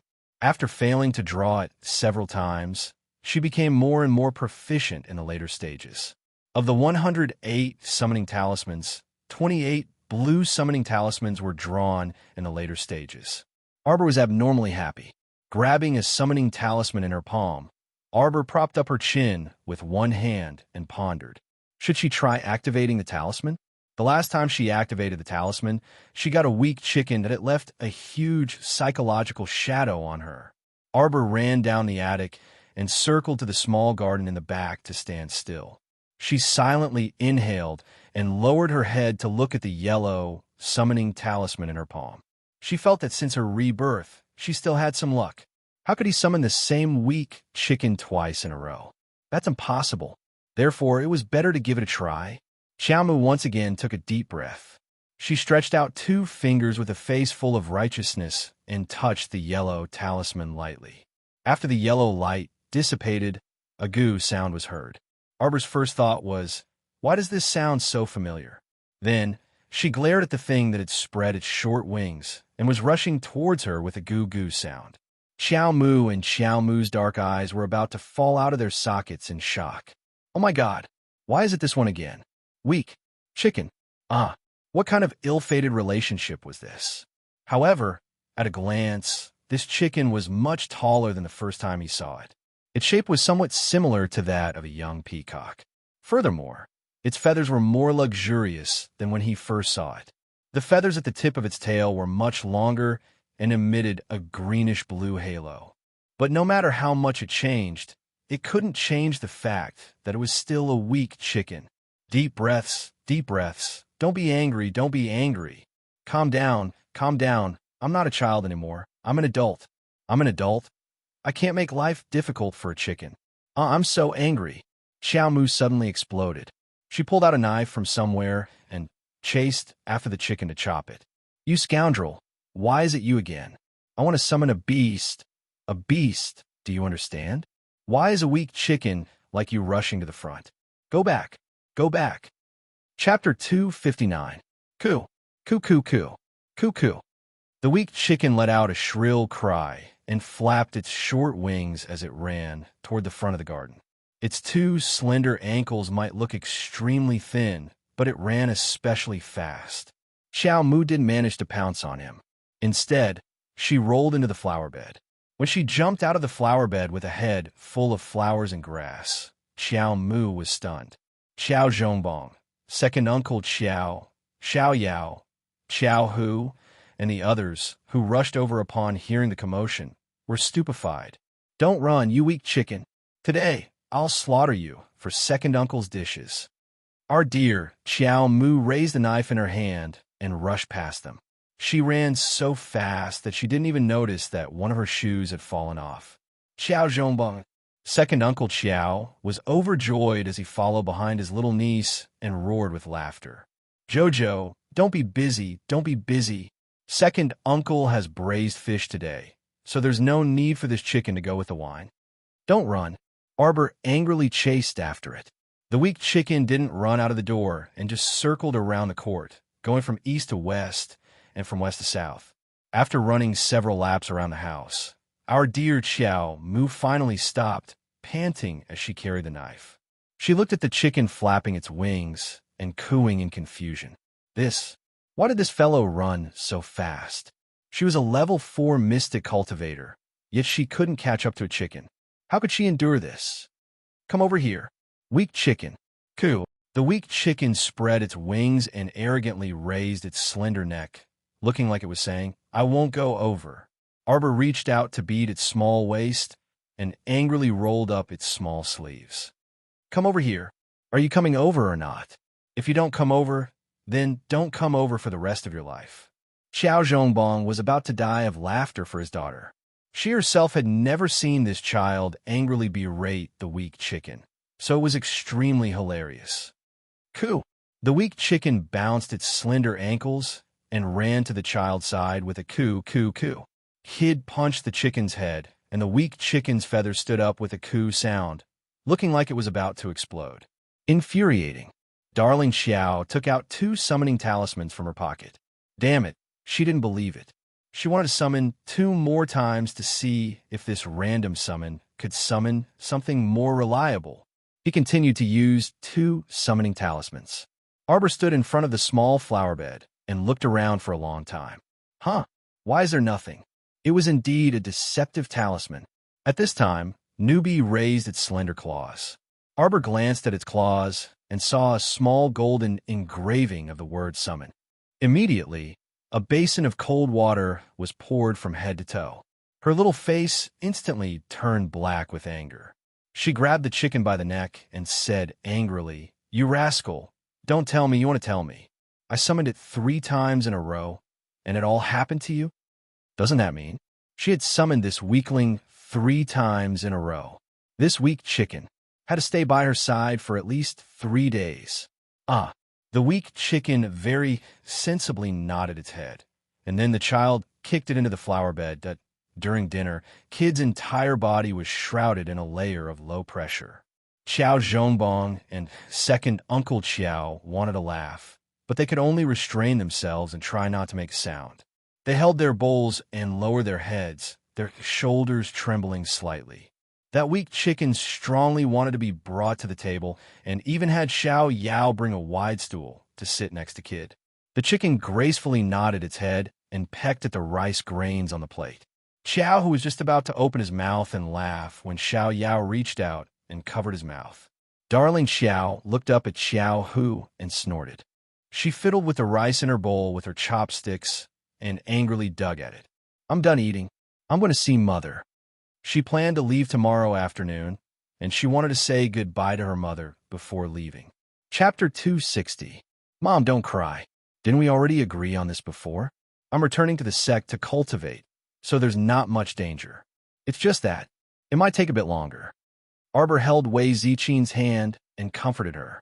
Mom, don't worry. I'll take good care of myself. I'll definitely guarantee that Yuan will be chubby and won't be missing a piece of meat when I get home. Wei Zichin didn't know whether to laugh or cry as she looked at her daughter and sighed. Her daughter had mentioned this to them before, but she always thought that her daughter would at least attend Xiao Sin's 1-month-old celebration before leaving. She didn't expect her daughter to leave so soon. Separation was imminent, and as a mother, she didn't feel good. Arbor looked down at her younger brother, who was sleeping soundly in his swaddling clothes, and smiled with a gentle gaze. Ciao, ciao. Let your father send you on a journey tomorrow. Mom. Arbor swayed Wei Zichin's sleeve.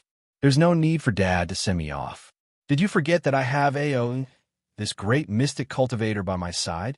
Xiao Zhongbong recovered his mystic cultivator status 2 months ago, and his cultivation even increased by 1 level after eating the peach. He was now a level 6 mystic cultivator. With her father, a level 6 mystic cultivator, holding down the fort at home, Arbor felt more at ease when he left. Mom, is there enough food at home? You child, you just love to worry. Mom already told you it's enough. The 30 talismans you gave Dad, Mom, and second uncle are all filled with food. The leftover food in the kitchen is enough to last us for more than half a year. Also, didn't the city lord's estate send a cart of grain and beans last time? The city lord is too polite, insisting that it's Xiaoma's rations. Xiaoma actually only ate a few meals here. With so much sent over, I can't even refuse it. Are there enough storage talismans? Enough. The things sent by the city lord's estate have all been stored. There are also space talismans in hand, so don't worry. Besides, your father and second uncle will also take on 1 or 2 small missions from time to time. The family will definitely gradually get better. Mother. Xiaomu buried her head in her mother's arms. Wei Zichin smiled and smoothed her long hair. Good girl, you left home alone. You must always remember my words. You must be very careful. Our whole family is waiting for you to come back. They said their goodbyes for almost the entire night. His parents, second uncle, Xiao, who Xiaolin and Xiao Yao all said their goodbyes one by one. The next morning, when the sky was just beginning to brighten, Arbor quietly left the house and ran directly to the Awang Trading Company in the city. When they arrived at the entrance of Awang Trading Company, they saw that the caravan was ready to depart. The middle-aged man leading the caravan was looking left and right. Upon seeing her small figure, she immediately went up to her and nodded politely. You must be Miss Qiao. City Lord Gu has already informed us. We will be responsible for bringing Miss Qiao safely to the western border of the Qiu Kingdom. Arbor looked at the cloth on the 4 or 5 carriages and looked up at the leading man. You must be the Uncle Wang that the city lord mentioned. Thank you. Miss Qiao is too polite, Uncle Wang said with a smile. Take the first carriage. The journey to the Qiu Kingdom is long and will take at least 10 days. It might be a bit bumpy along the way. Thank you for your trouble. Arbor nodded and boarded the first carriage. This carriage was slightly larger than the one behind, which was filled with cloth. However, there was still a lot of cloth piled up in the corner. Arbor leaned against the side of the carriage and ignored the astonished gazes of the coachman. When the coachman cracked his whip and the carriage wheels started rolling, she couldn't help but reach out to gently lift a corner of the curtain. She looked longingly in the direction of Pear Blossom Alley. At that moment, she really didn't know that after she left, so many years had passed and that the world was vast and boundless. Chapter 261. The main purpose of Awang Trading Company's trip was to visit the young miss who had married off to the distant Qiu Kingdom. Exchanging 4 carriages of cloth for food with a certain merchant association in Qiu Kingdom was secondary. Arbor didn't ask about anything else. To put it bluntly, she just wanted to hitch a ride and follow the trading company's caravan to the Qiu Kingdom. Then, she would think of a way to rush to the great snow mountain outside Five Moon City. The caravan traveled day and slept at night, eating very arduously. Normally, they only ate bean porridge or mixed grain rice once a day. Rice and vegetables were out of the question. If it happened in other people's homes, they would have been beaten to death by the adults long ago for their extravagant behavior of using rice to exchange for this, and that all day. There were a total of 5 workers in the caravan, plus Uncle Wong's group of 6. When night fell and they missed their lodging, they set up their tents and sat together to eat a bowl of warm bean porridge. Everyone only had a small bowl, not even half a bowl more than that. Arbor actually didn't plan on sharing the pitifully small pot of bean porridge with them, but Uncle Wong always called her over every time it was time to eat. The little stoic didn't talk much, so she basically had nothing to say when she ate with everyone. If it weren't for a chatterbox in the caravan chatting her all day long, this little stoic could stay silent all day and night. That chatterbox young man was called Monkey. He was 15 or 16 years old and was especially talkative. After a few days of interaction, Monkey didn't find out anything about Darling Xiao's situation.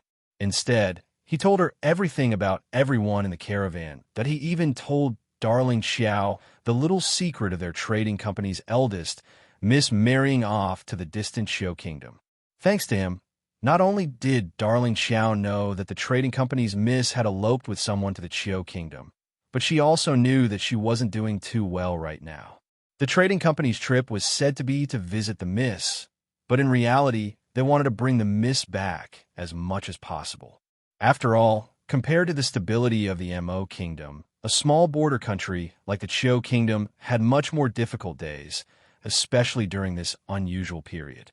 However, this had nothing to do with Arbor, and she didn't have the leisure to care about it. The West is a mess. Wars break out every day and fights every year. There are endless disputes. Monkey drank a mouthful of porridge and smacked his lips as he said, "Little Xiao, why did a child like you travel such a long distance to the Qiu kingdom?"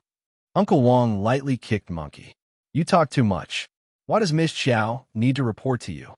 All right. Hurry up and finish eating and go to sleep. We still have to leave early tomorrow morning." "Oh, look, are my eyes playing tricks on me? Why does it look like a chicken is squatting under the tree?" A young man in the convoy rubbed his eyes while holding a bowl of rice. Monkey jumped up and nearly dropped his bowl. "You're not seeing things. It's just a chicken, ha ha ha ha ha. Here's more food for us. Hey, be careful. Don't scare it." Shush. A waiter took out a net from nowhere and sneakily moved closer to the tree. Xiao Mu was sitting beside Uncle Wong. When she heard someone say chicken, she had a bad premonition. Looking back, he saw Newbie squatting under the tree and cooing. Damn, how did it follow me? When Arbor went out, he deliberately did not bring this thing with him. He wanted to leave it at home, but it naturally disappeared after 3 days. Who would have thought that it would follow them here? And the problem was, it had been more than 4 days since she left. She had only used 3 summoning talismans. 1 talisman lasted for a day, so 3 talismans would allow it to stay by her side for 3 days. Why? It still existed? Chapter 262. Cuckoo. Weak Chicken vigilantly flapped its short wings as it watched the 3 humans who were trying to outflank the tree.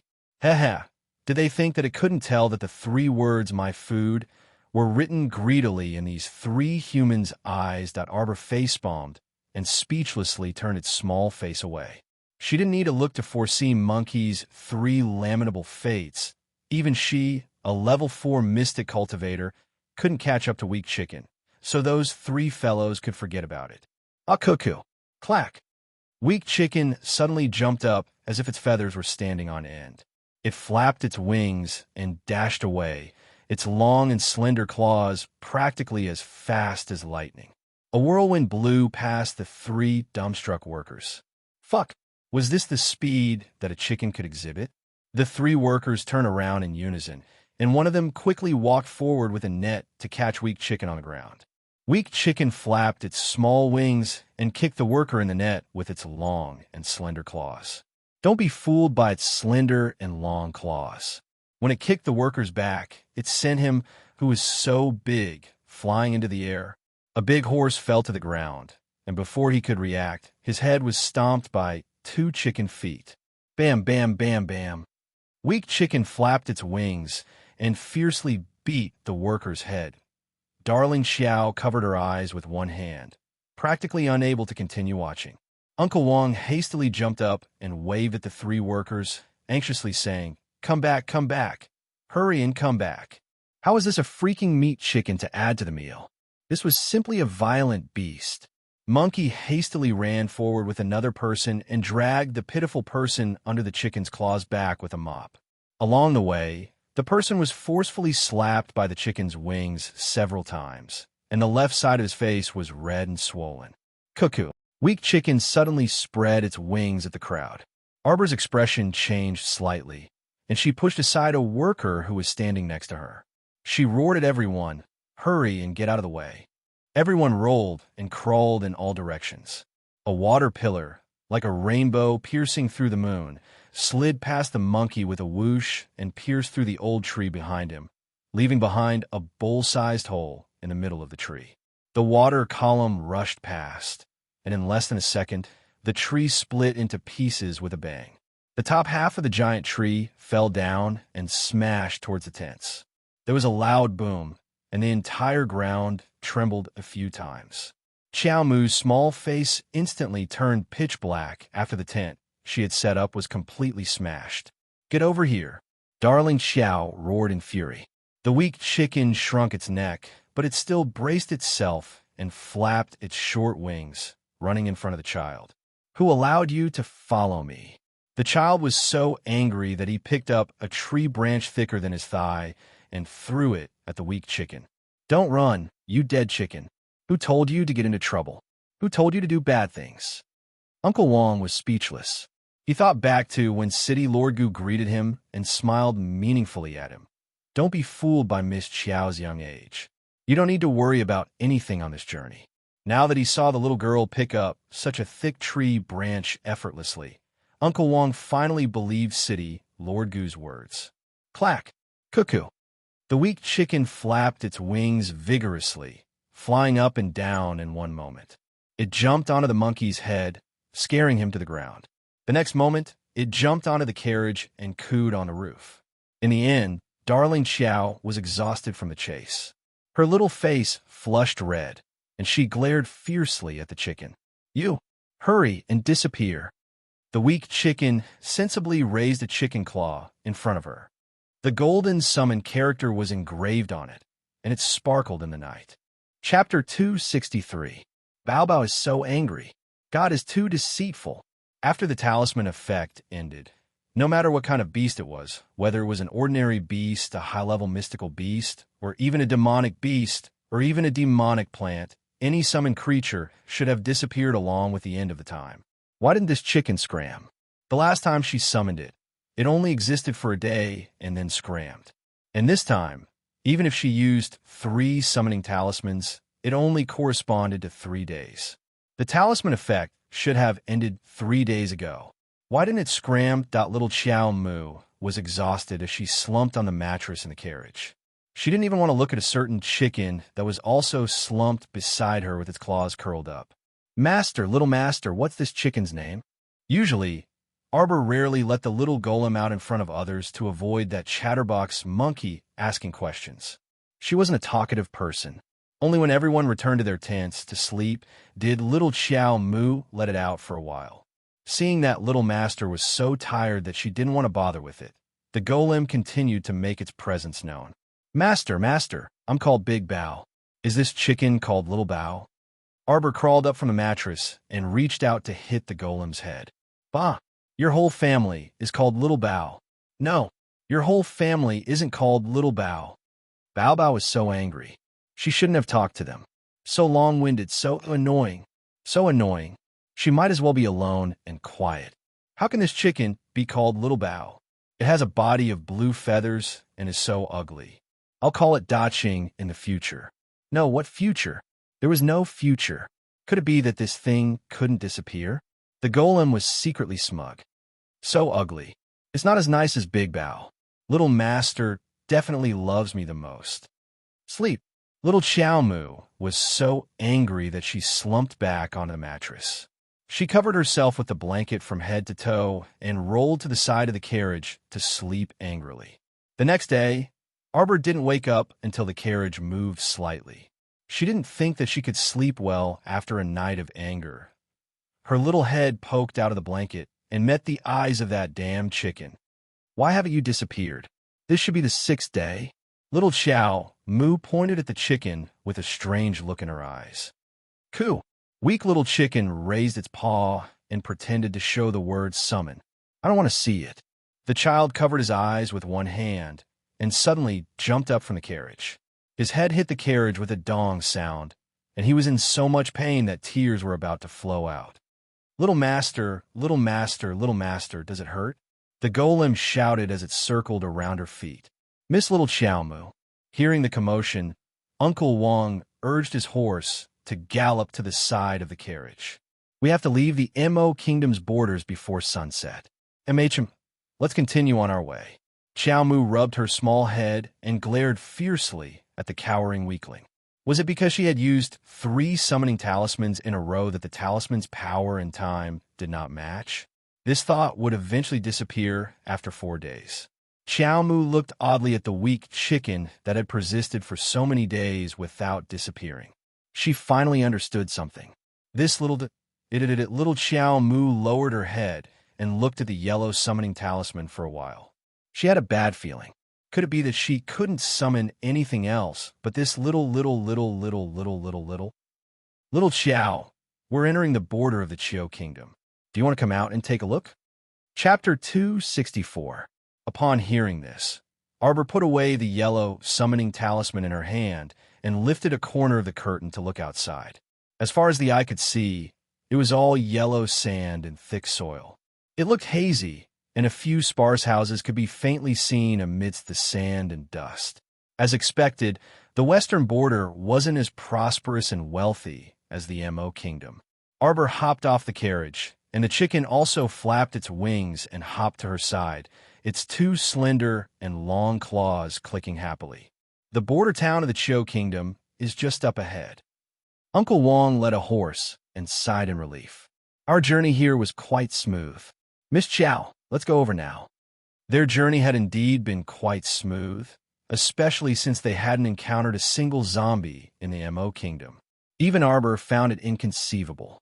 However, when they exited the Mo Kingdom and entered the Liang Kingdom, they had encountered a small group of zombies. Fortunately, their convoy had escaped quickly, so they hadn't encountered the zombie squad to avoid wasting their energy fighting. The further west we go, the more careful Miss Chow will be. Although the Chio Kingdom is a small kingdom, the king is tyrannical and unscrupulous. The soldiers he raised also casually trample on the villagers. Uncle Wong sighed and shook his head. When we pass through Ponytown later, we will need to hand over some supplies.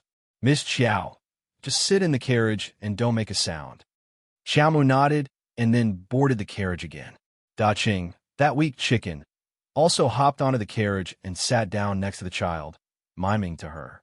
The carriage headed towards Ponytown at the border of the Chio Kingdom. When they reached the entrance of the town, they naturally slowed down and caught up with the group passing through. There weren't many people lining up to pass through the Chio Kingdom border. Most of the people in the northern part of Seacone Planet were concentrated in the Mo Kingdom. Other than the businessmen who came and went, very few ordinary refugees would flee to a small kingdom like the Chio Kingdom to make a living. What are you doing? What are you holding? Give it to me. The soldier who was investigating directly snatched the basket from an elderly woman's hands, ignoring the objections of others. When he lifted the cover of the basket, the stench of salted fish assailed his nostrils. It was so fucking smelly, yet she treated it as a treasure. The soldier was so angry that he threw the basket to the ground. The old woman cried as she squatted down to pick up the salted fish that had rolled into the dust. The Chio soldiers kicked her impatiently, and she rolled to the side. Scram! Line up properly, what are you looking at? The soldier's gaze landed on Uncle Wong's convoy, and a trace of greed flashed in his eyes. Come over here. The motorcade was coming. What are you transporting? Uncle Wong smiled as he handed over a small bag of beans. He whispered into the soldier's ear, Little brother, we are a trading company from the Mo Kingdom. We have an agreement with your country's Duanmu Trade Union to exchange goods. This is the exchange document between the two countries, as well as the certificate from Duanmu Trade Union. The soldier glanced at Uncle Wang and took the documents from him. He did not dare to make things difficult for him. After all, the Duanmu Trade Union was famous in the Qiu Kingdom. Even the great king of the Qiu Kingdom would tremble when the patriarch of the Duanmu family stomped his feet. A mere soldier like him naturally did not dare to make things difficult for a customer of the Duanmu Trade Union. However, this small bag of beans, which did not even weigh 5 caddies, was truly too little. If the brothers were to split it, they might not even get half a caddy. The soldier glanced askance at Uncle Wang. According to custom, we have to search the convoy. On the side, Monkey glared angrily at the soldier, but Uncle Wang pulled him to the side by his sleeve. He responded with a smile, "Sir Soldier, please take a look.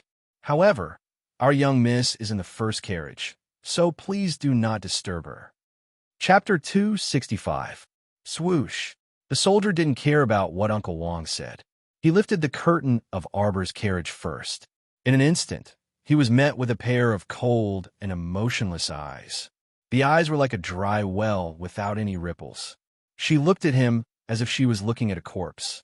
He was clearly just a child sitting quietly in the carriage, but the moment he saw him, he gave the soldier a fright. "You!" The soldier took half a step back and was patted on the shoulder by another soldier behind him. "What are you doing?" The soldier who came later pushed aside the soldier in front and leaned over to take a look at Arbor. A strange look flashed through his eyes. The child sitting quietly in the carriage was young, but she sat upright and had a noble aura deep in her bones. Because it was the beginning of autumn, the child wore a black brocade cloak over her pink robes. Her snow-white face was already foreseeable that she would be a flawless beauty when she grew up. "Yo, this little girl looks pretty good." The soldier licked his lips and carelessly touched the child's cold face. However, just as he stretched out his hand, Weak Chicken cooed and lowered its head to peck him fiercely. "Ah!" The soldier looked down and saw a bloody mark on his hand.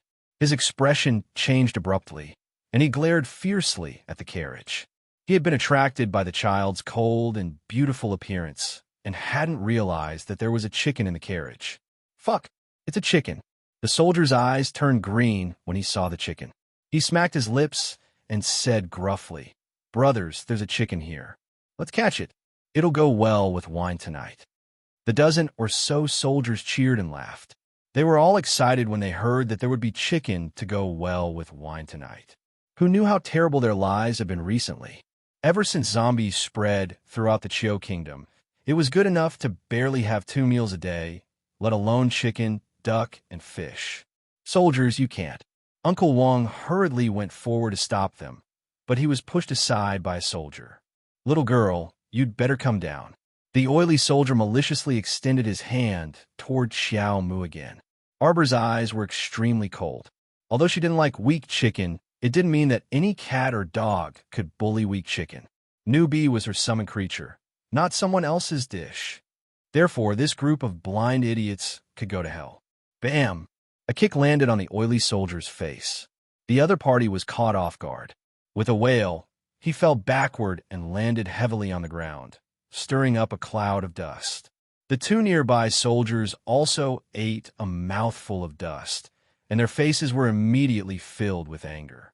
One of them rushed forward and was about to lift the curtain again when he saw a small figure dart out of the carriage with a whoosh, and a fierce fist landed on his eye.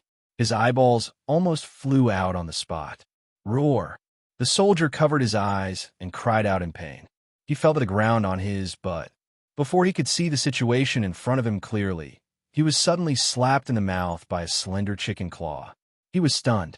The oily soldier that was the first to be kicked down by Xiao Mu strenuously crawled up from the ground and cursed angrily with a contorted face. He glared viciously at Xiao Mu and said, "Damn lass, you're quite capable. See if I don't sell you to a brothel after I catch you." Arbor's pitch-black eyes stared at the oily soldier. It was as if she could shoot a hole through him. Suddenly, she flew through the air and quickly arrived in front of the oily soldier. Arbor waved her hand, and a white light flashed between her fingers and the oily soldier's neck. Chapter 266. Oily Soldier was so scared that he broke out in cold sweat. If he hadn't taken a step back, the white light would have slashed his neck. How could this little girl be so ruthless? Unfortunately, that was only what he thought. He thought he had dodged death, but in the next instant, his neck was cleanly separated from his head. There was a thin line on his neck, and it took a while for blood to flow out. The soldiers all stopped in their tracks and looked at the little demon with fear in their eyes.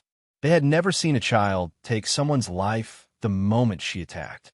How old was she? 7? 8? The people waiting in line had already scrambled to the sides of the road, not daring to make a sound. Arbor kicked away the soldier's corpse and coldly scanned the crowd. In the past, you've sold many little girls to places like the one he mentioned, right? He really did kick. It was as if he had kicked a pile of trash instead of person. More than a dozen Chio soldiers were trembling in fear in front of a little girl. This was something they had not expected and could not have imagined. These people had dominated Ponytown for a long time. They had never thought that they would be defeated by a little girl one day. Looking at his companion's decapitated corpse on the ground, one of the soldiers forced himself to grit his teeth. He flashed a knife in his hand and angrily roared, "Everyone, let's attack together. She's just a little girl. Do you think we can let her go?" Upon hearing this, 4 to 5 sturdy Chio soldiers immediately ran over and brandished their shining sabers at Xiao Mu.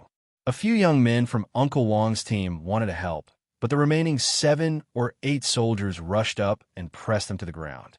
The Chio soldiers were especially ruthless. They rushed up without a care and swung their clubs at the crowd. Not only did they injure the young men in the convoy, but they also injured the trembling commoners who were squatting on the side. An old man was too slow in retracting his leg and was hit. His leg bone immediately cracked, and he let out a pitiful cry. Arbor's eyes flashed with anger. He sneered, "You can't wait to die?" Several body-securing talismans suddenly floated in front of the little girl. One by one, they split open on the soldiers' bodies. He immediately summoned a black ferrule from his mind and pointed it at the Chio soldiers who were frozen in place with their mouths wide open. Then die obediently. Xiao Mu was like a sharp arrow that had been shot out. She swiftly circled around the soldiers, and wherever her ferrule passed by, several round heads slid down from their necks one by one. The 7 or 8 soldiers who were crazily beating up the commoners stopped in shock. One of them shouted towards the entrance of the town, his eyes filled with shock, "Quick, go and inform 5 Moon City's Garhua. Enemy troops are invading." A Chio soldier who was watching the battle at the entrance of the small town immediately mounted his horse and rode into the town in a crooked manner. Enemy forces? Her? Xiao Mu was a bit dumbfounded as she poked her small face. Uncle Wong hurriedly ran over. "Miss Qiao, take advantage of the fact that there are no guards at the town's entrance. Quickly follow us into Duanmu Trade Union." As long as he went to Duanmu Trade Union, he would be fine. Duanmu Trade Union had great influence in the Chio Kingdom and definitely had the right to speak. Now that they had alerted 5 Moon City's guards, even if they turned back and ran towards the Liang Kingdom, they would be caught before long. Chapter 267.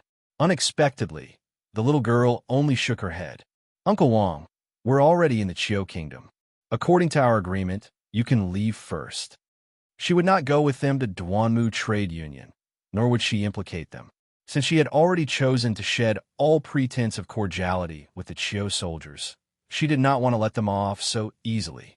Of course, she was the one who started this, so she would bear all the consequences. "Uncle Wong, go to Duanmu Trade Union with the others." "I'm fine." Arbor urged Uncle Wong and the others to leave. Uncle Wong was unwilling. "I promised the city lord that I would bring you safely to the Chio Kingdom. Brother Monkey, take Uncle Wong away." "Don't worry, I'll be fine. If you stay here, I'll have to take care of you." The child curled her lips and said expressionlessly, "Thank you for taking care of me along the way. We'll meet again if fate wills it." With that, she waved a few immobilization talismans and immediately froze the 7 or 8 horrified Chio soldiers on the spot. At this moment, Uncle Wong had also seen some signs. He had suspected that the child had an extraordinary background. Now that he saw her actions and thought of City Lord Gu's words, he did not hesitate anymore. The child's words made sense. If they continued to stay here, they might become a burden. Now, they had to take the opportunity to enter the town and seek protection from the Duanmu Trade Union. Only then would they be truly safe. The entrance to the town was in chaos. The citizens in line followed Uncle Wong's caravan and hurriedly entered the town. None of them dared to linger. In the end, the entrance to the town was empty except for Arbor. Of course, that was if one ignored the 8 Chiu soldiers kneeling at the entrance with their hands tied behind their backs. The weak chicken trotted to Chiao Mu's side with its slender and long claws, and it gracefully squatted down beside her. Arbor glanced at it, but did not say anything. The weak chicken turned its head and looked at the child. Coo-coo, it cooed. A group of Chiu soldiers appeared in Ponytown. There were about 100 of them. 5 Moon City's guards would not arrive so quickly. This was probably the town's overall defense force. The tiny Chiu kingdom only had 1 main city and 2 smaller cities. It wasn't even 1% the size of the northern Mo kingdom. However, since it was located at the western border, it served as a great barrier against the barbarian tribes in the west.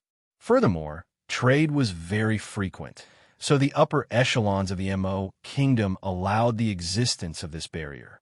Otherwise, such a small country with no sense of existence would have been annexed hundreds of years ago. Therefore, when he received the news of an enemy invasion, Ponytown's deputy garrison was truly shocked. No matter how hard he tried, he couldn't understand why they were suddenly attacked. Liangwu did it? Or was it the state of Zhao? Or perhaps the Mo kingdom? The deputy garrison leader's gaze fell outside the town. His pupils constricted at first, and then they were filled with confusion. There was a little girl sitting at the entrance of the town.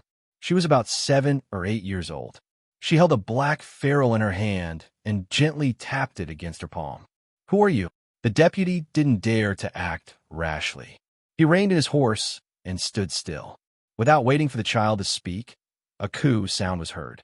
Weak Chicken suddenly stood up, shook its short wings, and waddled in front of everyone. The deputy garrison leader and the soldiers were all dumbfounded. What was this chicken doing? Chiao Mu also jumped up before taking out a handful of talismans. Weak Chicken cooed, and all its feathers stood on end. With a splash, a pillar of water swept into the group like a torrent. The group was immediately scattered. Many soldiers rolled and fell in the water. Chapter 268. This time, Arbor froze on the spot in a daze. He really didn't expect this weak chicken to suddenly jump out and fly into a rage. This mouthful of water was really good. Arbor's eyes curved. He was about to praise the weak chicken, which he rarely did, when he turned his head to look. The corner of his mouth couldn't help but twitch inexplicably. The weak chicken's current actions were rather strange, but looking at it lying on the ground and shaking its butt nonstop, that wretched appearance was really unbearable to look at on the other side. The deputy garrison was helped up from the ground with a dark face. He was drenched from head to toe, looking like a drowned rat. When he got up, the deputy garrison's feet slipped, and he managed to stabilize himself with great difficulty. He turned his head and berated his soldiers to regroup. A bunch of cowards. So many people couldn't even handle a chicken. The deputy garrison roared, "Hurry up! Hurry up!" When he turned his head to look at the chicken, he couldn't help but be stunned as well. This chicken, what was it doing? It kept shaking its butt and using its claws to dig a hole in the ground. Its butt kept rubbing against the hole. Was it trying to start a fire on its own? Or was it fucking constipated? "Sir, this chicken fiend is very strange." A soldier stretched out a finger and pointed at the weak chicken as he spoke in a genteel manner. "Nonsense. Can't I see that there's something strange about this chicken? Who would normally raise a chicken that could spray water so far? Not only did it wash over 100 of them, but it also drenched them all. What an outrageous chicken." The deputy guard slapped away the arrogant soldier with a slap. "All of you." The deputy garrison stretched out his hands and gestured for them to charge forward. "All of you go. Capture it alive for me. See if I don't kill it alive and steam, fry, and fry it." "Coo!" The weak chicken raised its head and looked at the deputy garrison with a cute and innocent face. The deputy garrison felt like he had seen a ghost. Why did he feel like this damn chicken seemed to understand what he was saying? Go! The deputy garrison shook his sleeves, and a bunch of soldiers behind him roared and rushed toward the weak chicken that was digging a hole in the middle.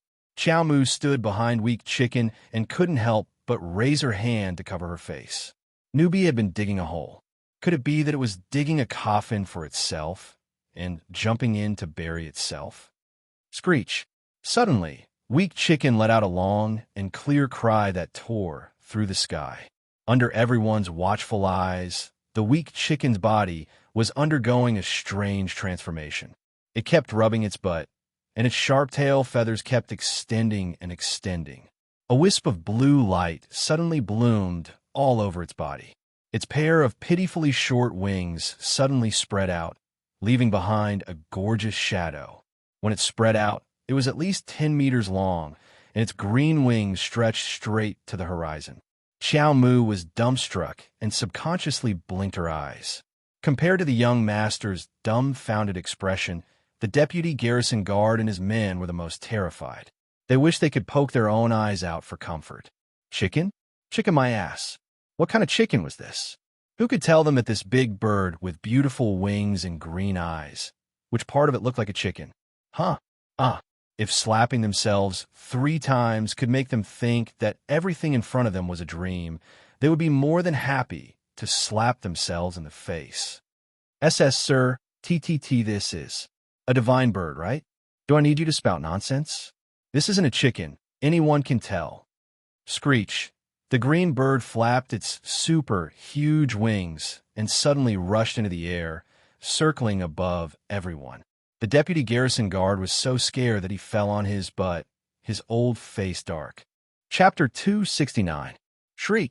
The cyan bird shrieked, and its circling figure abruptly swooped down from the sky. The deputy guard was so frightened that his face turned pale, and he scrambled to run backward. Run, run! Whoosh! Whoosh, whoosh, whoosh! Heavy rain suddenly poured down from the sky. The scary thing was that the rainwater turned into ice cubes of various sizes halfway through and smashed into the heads of the Chio soldiers running for their lives. Fuck. The soldiers who were hit all fell to the ground with their heads broken and bleeding. They cried bitterly as they scrambled away. Some of the more timid ones were so frightened that they fell to the ground and foamed at the mouth. Shriek! While the cyan bird was attacking the crowd, a large group of soldiers, led by 5 Moon Town's Guard Hua, swiftly ran toward the town's entrance. From afar, Guard Hua and his group saw the large cyan bird circling in the sky. Its wings almost covered the entire sky. Its body was so huge that it caused the hearts of Guard Hua and the others to skip a beat. Did some nearby kingdom bring a large group of mystic cultivators and mystic beasts to attack? Release the arrows! Guard Hua roared. He raised his hand, and the thousands of soldiers below raised their bows and shields and lined up in formation. Ao Ye's expression changed, and he suddenly appeared beside the little girl. He pursed his lips and called out. In an instant, dozens of black figures rushed over and landed behind Ao Ye. The little guy turned around and looked at the youth who stayed up all night with a dumbfounded expression. Shui's eyes were filled with a strange expression. Today was so lively. First, the weak chicken ascended to the heavens. Then, Ao Ye attracted so many people. If Ao Ye hadn't taken the initiative to tell them to show themselves, the child wouldn't have noticed so many people lurking around her. Every one of these youths in black had cultivation auras that were no weaker than Ao Ye's. Why was it like this? Since when we're level, 10 mystic cultivators as common as cabbages on Seacombe Planet. As expected, poverty limited one's imagination. Thinking back to her previous life, she simply couldn't come into contact with this magnificent level. Moreover, how weak was she that she couldn't reach the standard of a level 10 mystic cultivator until her death? No wonder she was tortured to death without any room to retaliate. She wanted to increase her cultivation. She wanted to advance. She wanted to work hard to become stronger the youth's gazes fell on the little girl in the middle. The little girl was clenching her small fists with a strange expression on her face. She clenched her fists forcefully again and again, making a comical gesture. "What happened to Miss?" Stay Up Late was speechless as he looked at the child. Inside, however, he was smiling. It was rare to see Miss so full of life. It was really good. He didn't know what had touched the depths of her cold heart. When the little stoic returned to her senses, she discovered that her actions were very strange.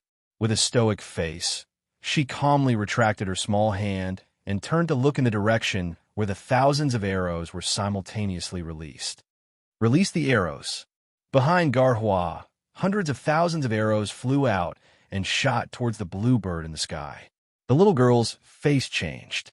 She stomped the ground and tried to run, but Stay Up Late grabbed her arm. "Young miss, wait." Screech.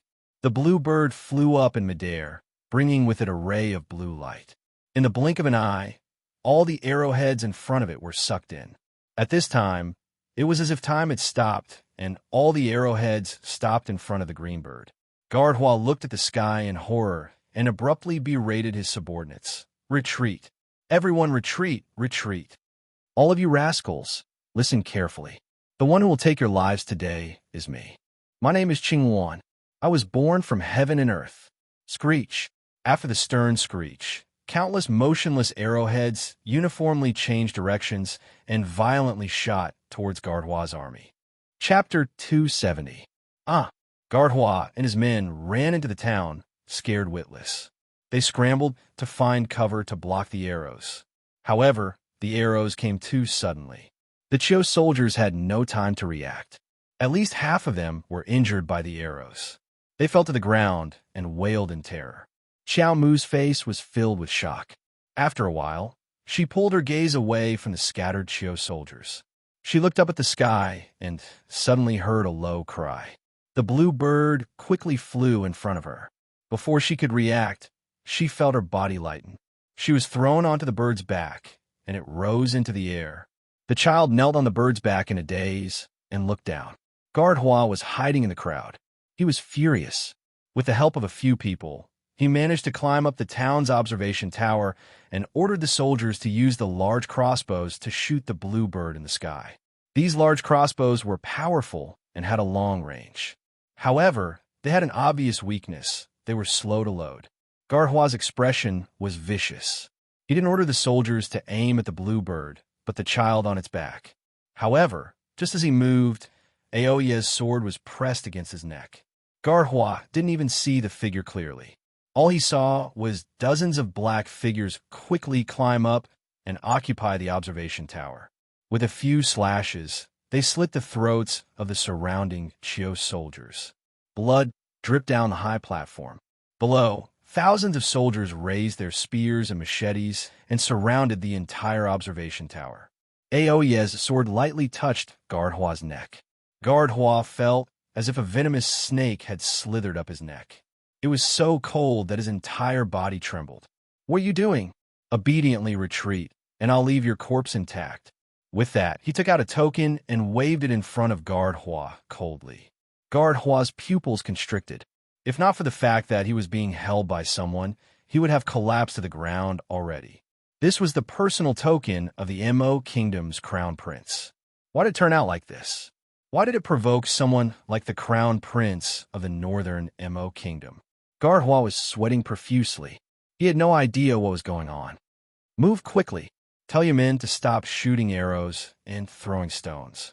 Otherwise, it will be seen as a provocation. You won't be able to withstand the wrath of the crown prince."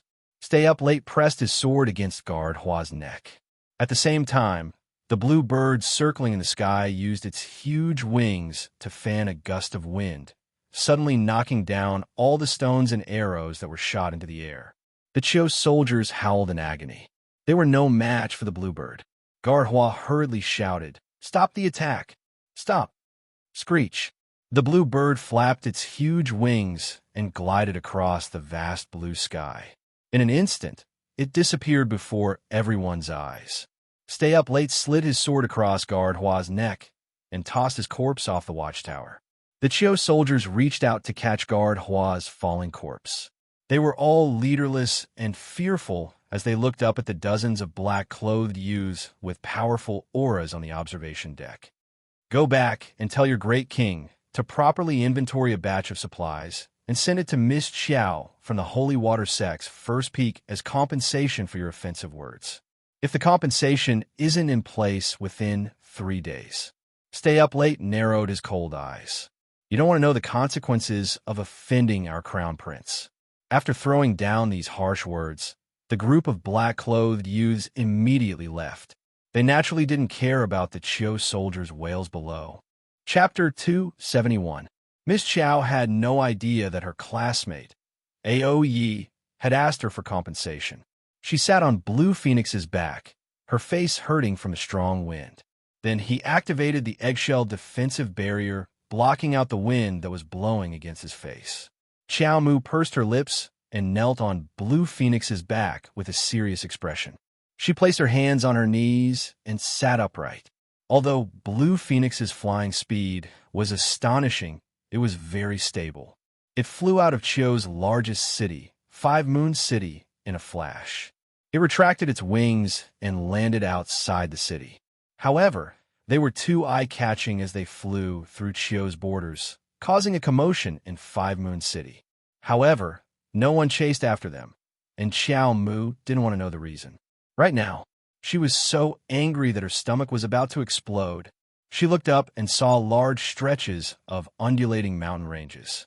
They were covered in snow all year round. That should be the snowy mountain that her master had mentioned. After Qing Luan landed on the ground, it put her down and retracted its pair of long wings. Its entire body shrank. At this moment, Qing Luan had completely transformed into a fluffy little chick. If its blue feathers were to turn yellow, then it would truly be a little yellow chick. The little chick flapped its short wings and flew to Arbor's shoulder. It nuzzled its head against her neck, purely to show its goodwill. However, the flattery backfired. Arbor immediately punched Weak Chick. Her face darkened as she chased after Weak Chick, who was flapping its wings wildly. "I'll beat you to death." Xiao Mu angrily chased after it and gave it a good beating. Newbie was so scared that it cooed and kept flapping its little wings to run away pitifully. "Come here." This damn chick still dared to pretend to be weak and cute. She would beat it to death. Hee, it had just defeated so many people, and now it was still pretending. Why didn't it ascend to heaven? No, it had already ascended to heaven. Coo! The little chick ran quickly. It flapped its short wings and flew up and down.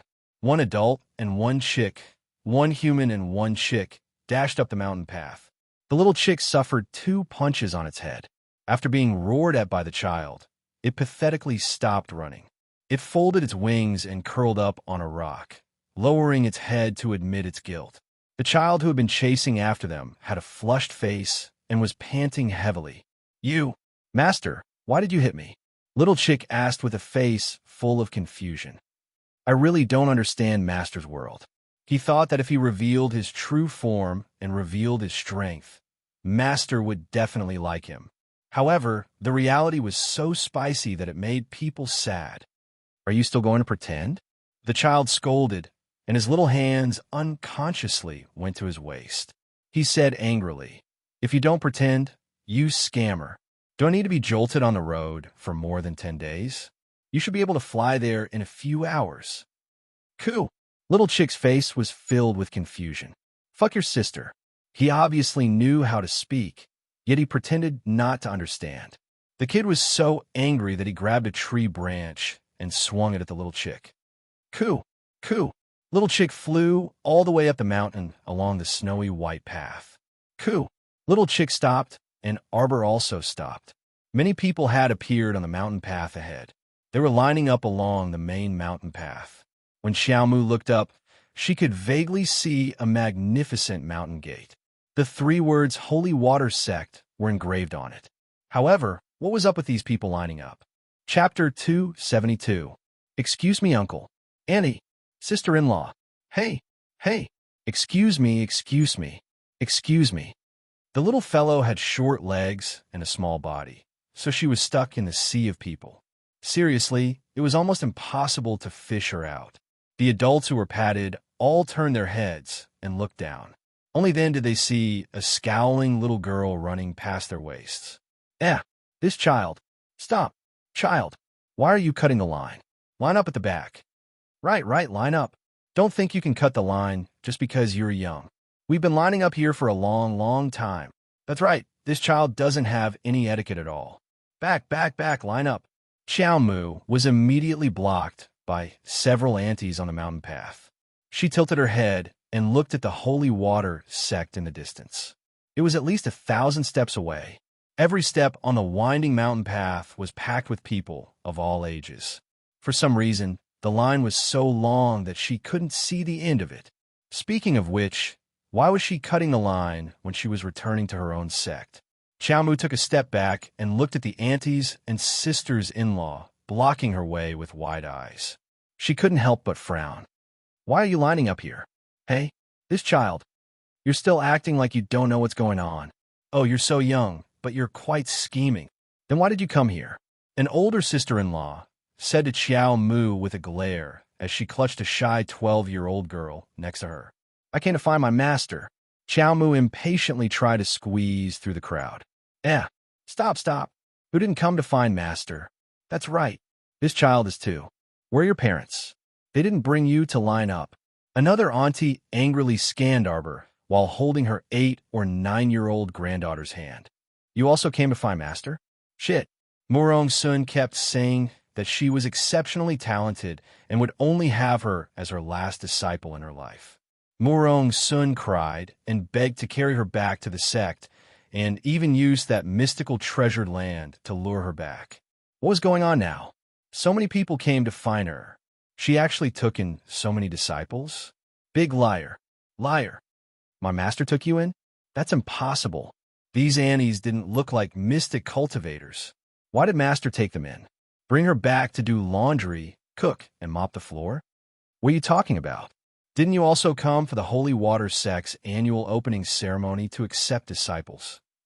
At this moment, there were even more people surrounding her.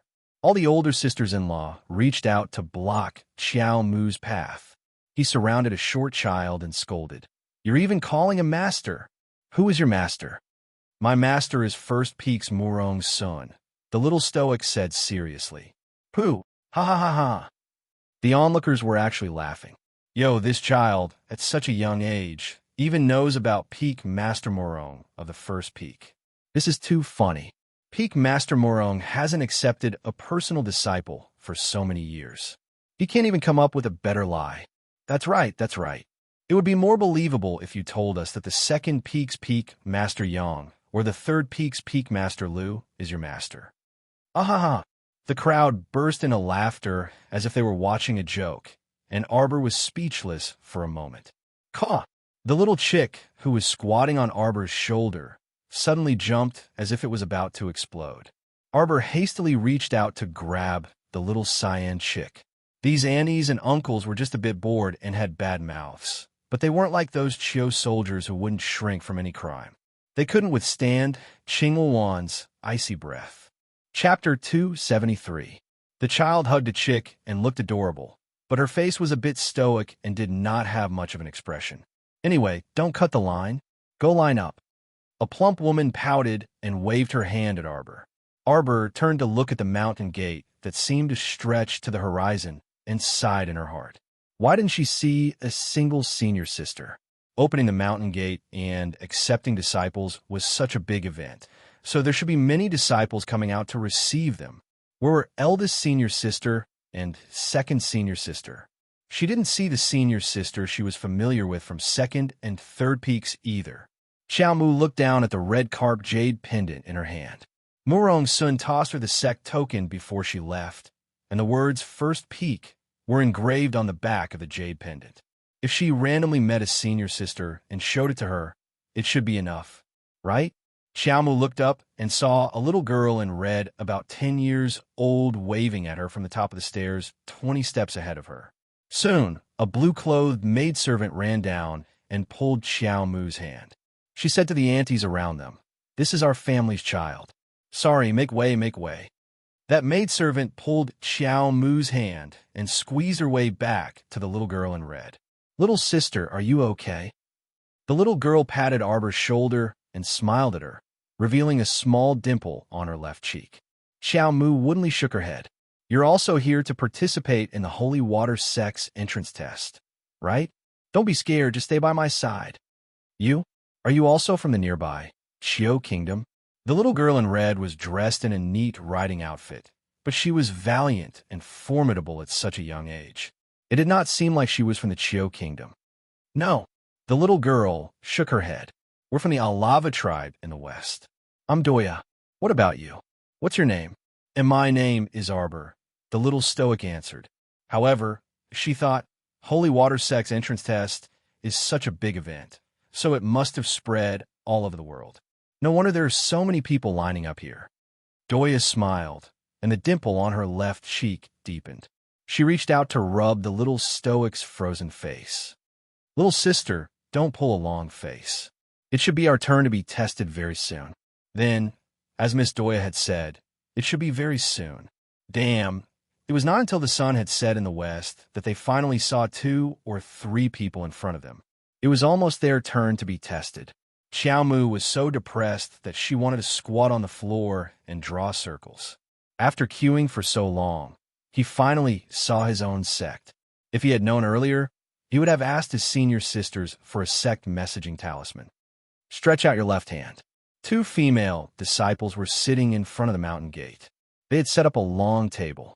At this time, the sky was slightly dark, but the rows of stone troughs on both sides of the mountain gate were already burning with raging flames, clearly reflecting everyone's faces. Arbor glanced at them and found that she didn't know any of the 2 female disciples who were sitting or those who were standing behind them. But that was to be expected. The only Holy Water Sect disciples she knew were the 7th Fairy's daughters. They were the top disciples of their peaks, so they probably wouldn't do such a boring reception job. Darling Xiao made up her mind to flash her identity token when she went up later. How could there be such a scam like returning to the sect? However, wasn't the Holy Water Sex test a bit too sloppy? The senior sister just now had a 9-year-old girl stretch out her hand and then poured a drop of water into her hand from a jade bottle. Several seconds later, she took back that drop of water and expressionlessly said, "You didn't pass." Next. Chapter 274. Several little girls who went up in succession failed and ran down while sobbing and covering their faces. Doya and Arbor looked at each other in bewilderment. Doya couldn't resist asking, "I wonder how that water droplet is tested? Why is it immediately tested after dripping a drop of water on it?" Who the hell knew what kind of lousy test this was? Xiao Mu's face was stoic, but she couldn't deny her disdain for her sect. Wasn't this a waste of time? Dripping a drop of water on each of them was considered a test? If this happened to her, she might not be able to pass this crazy test. Next, Doya suddenly gripped Arbor's small hand tightly. She took a deep breath and quickly walked up. A drop of water landed on Doya's left palm. A few seconds later, the water droplet actually rolled back and forth in Doya's palm, emitting a soft glow. This glow was held in Doya's palm as if she was holding a wisp of bright moonlight, illuminating her spotlessly white and flawless face. It was very beautiful. Xiao Mu dazedly stared at that glow. Whoa, this water droplet really had a bit of a name. Previously, no one reacted because that water droplet looked down on them. The 2 Holy Water Sect senior sisters behind the long table revealed faint smiles and nodded at Doya. "Very good. Pass and stand behind us." Oh, so the 4 girls standing behind the 2 Holy Water Sect senior sisters had passed the test. Wow. Including Doya, there were only 5 people. There had probably been over 10,000 people tested earlier. Only 5 out of 10,000 people. This probability was too low. Doya's dimples deepened as she smiled. She turned around and gestured for Xiao Mu to work hard before excitedly standing behind the 2 senior sisters. Next, the 2 Holy Water Sect senior sisters were startled when they saw Xiao Mu walking up. Wasn't this child too young? Many people surged up the steps behind them and squeezed between the first and second steps to watch the test. They all whispered to each other and asked about the test. When they saw the child, the women who were blocking her earlier all pursed their lips in disdain. This child is so young. She definitely won't pass. That's right. If it was that easy to pass, so many people wouldn't have been eliminated. Xiaomu bounced in front of her two senior sisters and reached out to touch the red fish jade pendant in her pocket. Stretch out your left hand. You don't need both hands, one of the senior sisters said softly. Yes, don't be nervous. It won't hurt. The other senior sister also nodded, thinking that Arbor was so nervous that he didn't know where to put his hands and feet. Xiaomu was speechless. What's wrong? There are still so many people who haven't finished the test yet. Master. The two female disciples stood up at the same time and bowed respectfully to the person who had come. The newcomer looked to be around 26 or 27 years old. She was dressed in a purple dress with purple bamboo embroidered on the hem. She had a smile on her face and looked like she wouldn't keep a straight face no matter who she met. It's fine. You guys continue. Master is just here to take a look. The second peak's peak master, Yang Shirong, covered her mouth and smiled. In an instant, murmurs could be heard from all directions. All the sisters-in-law and uncles who were holding on to their children became excited. This was the second peak's peak Master Yang. If she saw how outstanding their children were during the test, she would definitely take them in as her disciple immediately. All right, let's begin the test. Little sister, stretch out your left hand. Xiaomu had a puzzled look on her face. She had just taken out the jade pendant from her pocket when her left hand was pulled over. A drop of ice-cold water that seeped into her bones dripped on her small palm. Suddenly, the drop of water emitted a bright and flawless light in the child's palm. A blinding white light spread out from her palm. Compared to Doya's faint soft light from before, this was what it meant to be truly radiant. In an instant, it cut through the night and illuminated the surroundings. Chapter 275. Yang Shirong's eyes widened in shock. The gentle expression that had never changed for 10,000 years had long since disappeared. What replaced it was shock. Shock. And shock again. Here, quick, give her another drop. Yang Shirong's eyes narrowed in excitement as she stared at the child who was standing there dumbstruck, as if she was afraid that the child would be taken away immediately. Hani hurriedly got up and walked quickly to the child. She gently pulled the child's left hand and dripped another drop of water onto her palm. In a daze, everyone's vision was taken away by a blinding white light. Nothing in the world could block the blinding light. It was only when the two drops of water slowly seeped into the skin of the child's palm that the terrifying and dazzling light gradually faded away. Yang Shirong's mouth was agape for less than a second before she pounced on the child like a hungry tiger pouncing on its prey. The child was startled and her eyes widened as she subconsciously took a few steps back. But how could she be a match for Peak Master Yang? Peak Master Yang hugged her tightly and pulled her into her arms. Good disciple, quickly follow Master back to the second peak. Master and disciple are indeed fated to meet, even though we're thousands of miles apart. Look, it's already so late, but Master can still bring you back, ha ha ha ha. Master's trip here was not in vain. Yang Shirong hugged the child tightly in her arms, as if she was hugging a precious treasure. The child uttered a few syllables. Master am I. Hey, good disciple, don't speak. It's already so late and you must be tired. Master will bring you back to the second peak to rest. Then, without waiting for the child to speak, she flew away with a whoosh. Her speed was so fast that it was as if something was chasing after her. Why was it so bright just now? Could it be that the divine water has a particularly large reaction to someone? He floated past. A cold and beautiful woman suddenly appeared in front of everyone. Greetings, Uncle Master. Han He and Lu Yun recovered from their shock and hurriedly bowed. Who's so talented? To be able to emit such a dazzling light, this was something that had never happened before. Hani said, Yes, it's a disciple that Master just took in. Master has already brought her back to the second peak. Lu Yun snorted heavily. Han, he didn't even dare to tell Marshal Uncle Lou that the little junior sister whom Master had snatched away just now had such astonishing talent that she had actually absorbed 2 drops of God's water into her body. TSK, if you want to take in a disciple, then so be it. It's as if you want to snatch him away. You didn't even show your face, and snatched him back to the second summit.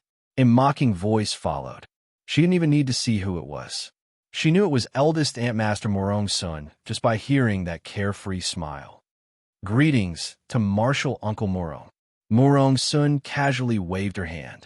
This peak master merely saw the commotion here, so I came to join in the fun. It's nothing special, so go about your business.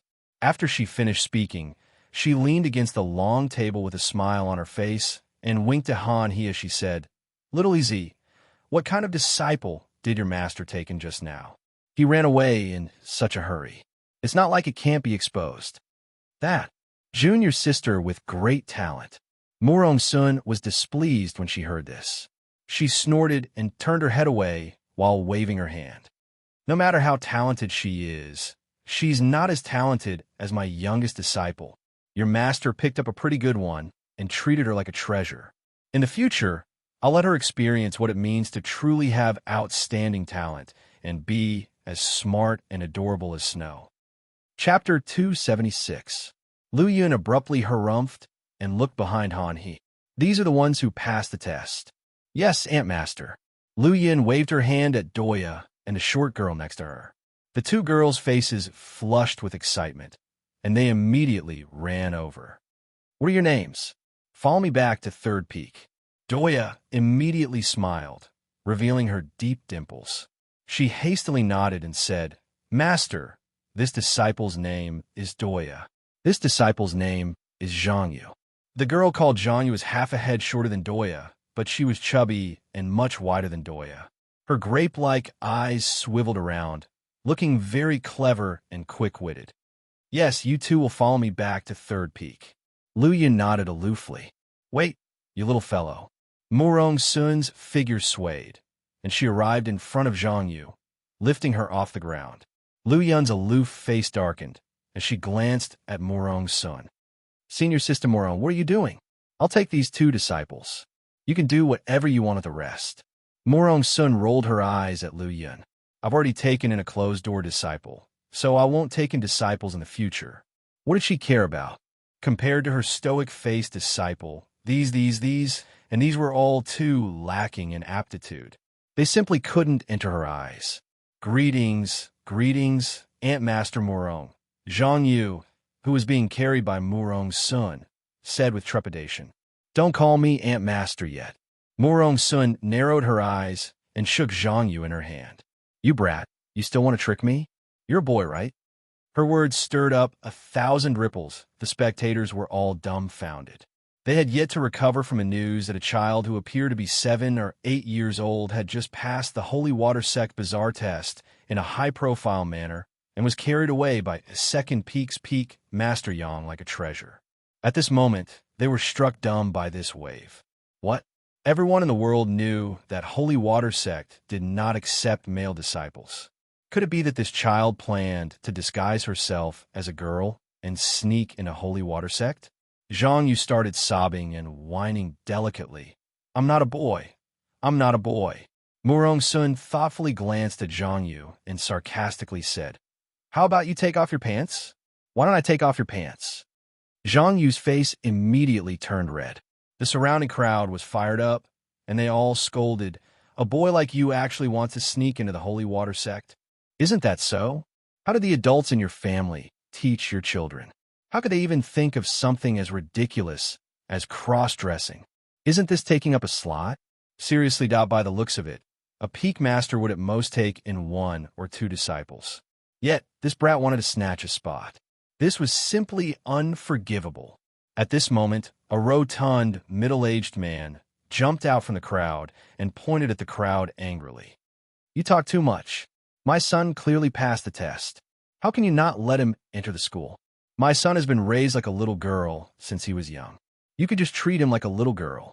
Besides, he had clearly passed the test. No, you can't throw us out. You can't throw him out." The fat middle-aged man was already held up by 2 female disciples. He stomped his 2 short legs and roared angrily. Our dear Zhang Yu even hugged Morong Sun's arm and wailed loudly, continuously wiping away his tears.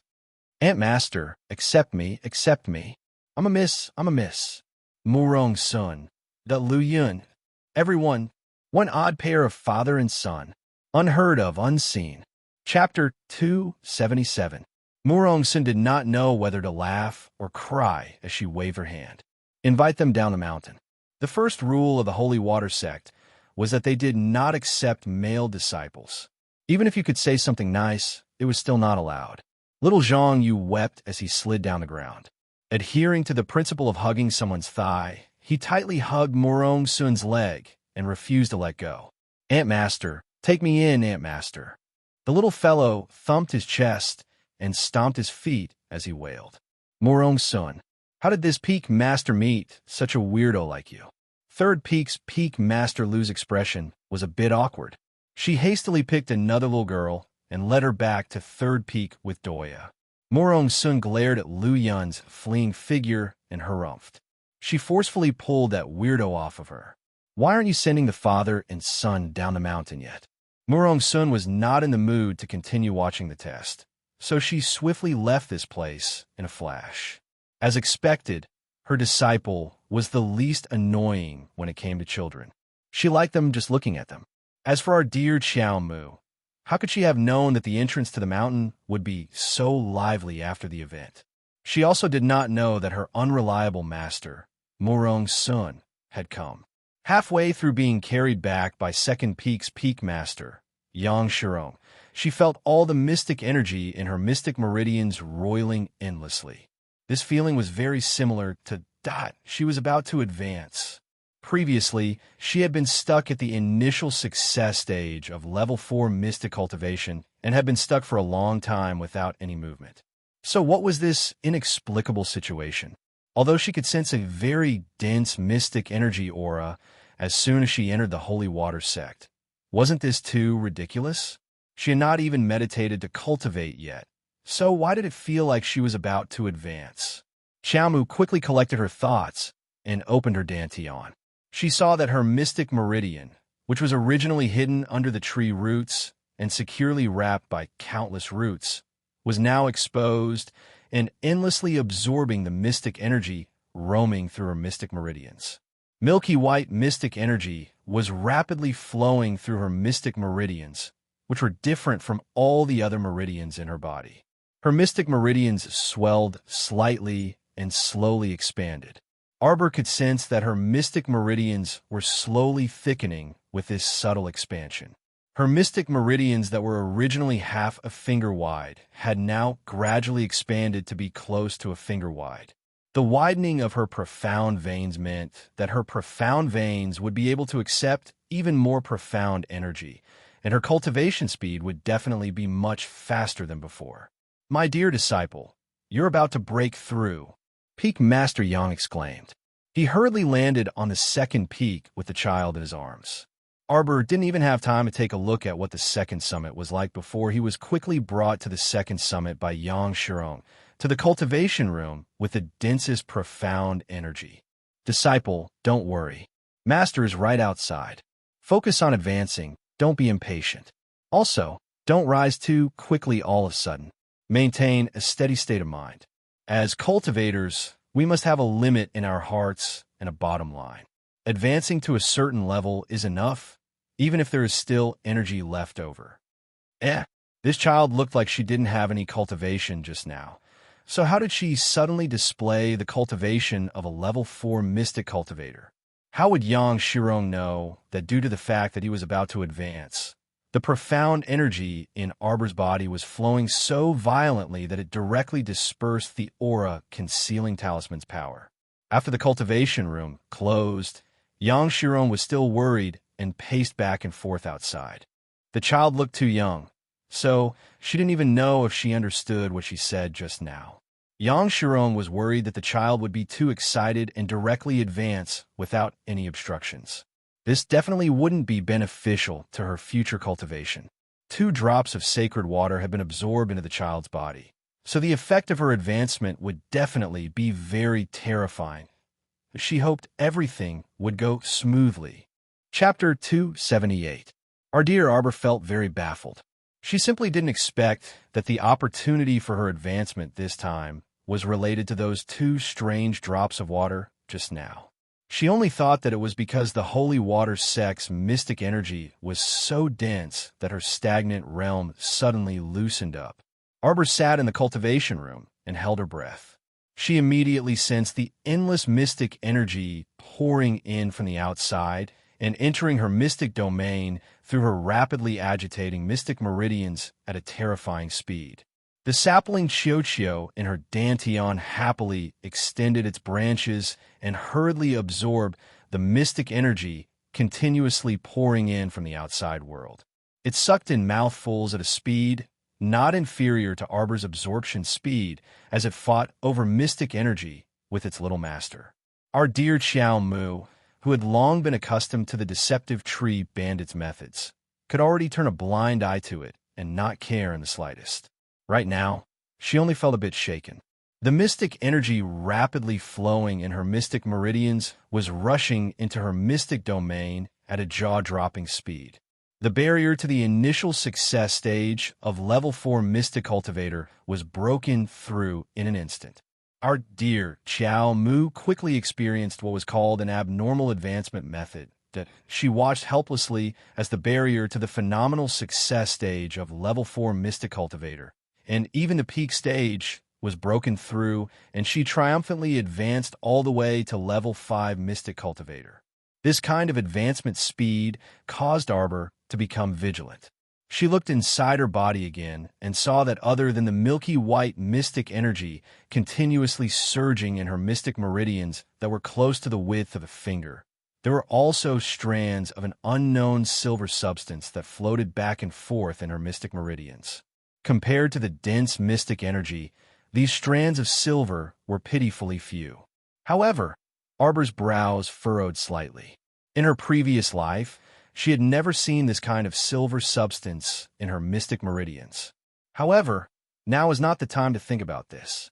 The urgent matter at hand was to suppress her rapidly advancing cultivation as soon as possible. Aunt Master Yang was right. Mystic cultivators had to have a limit when it came to mystic cultivation. They couldn't blindly advance rashly in their cultivation.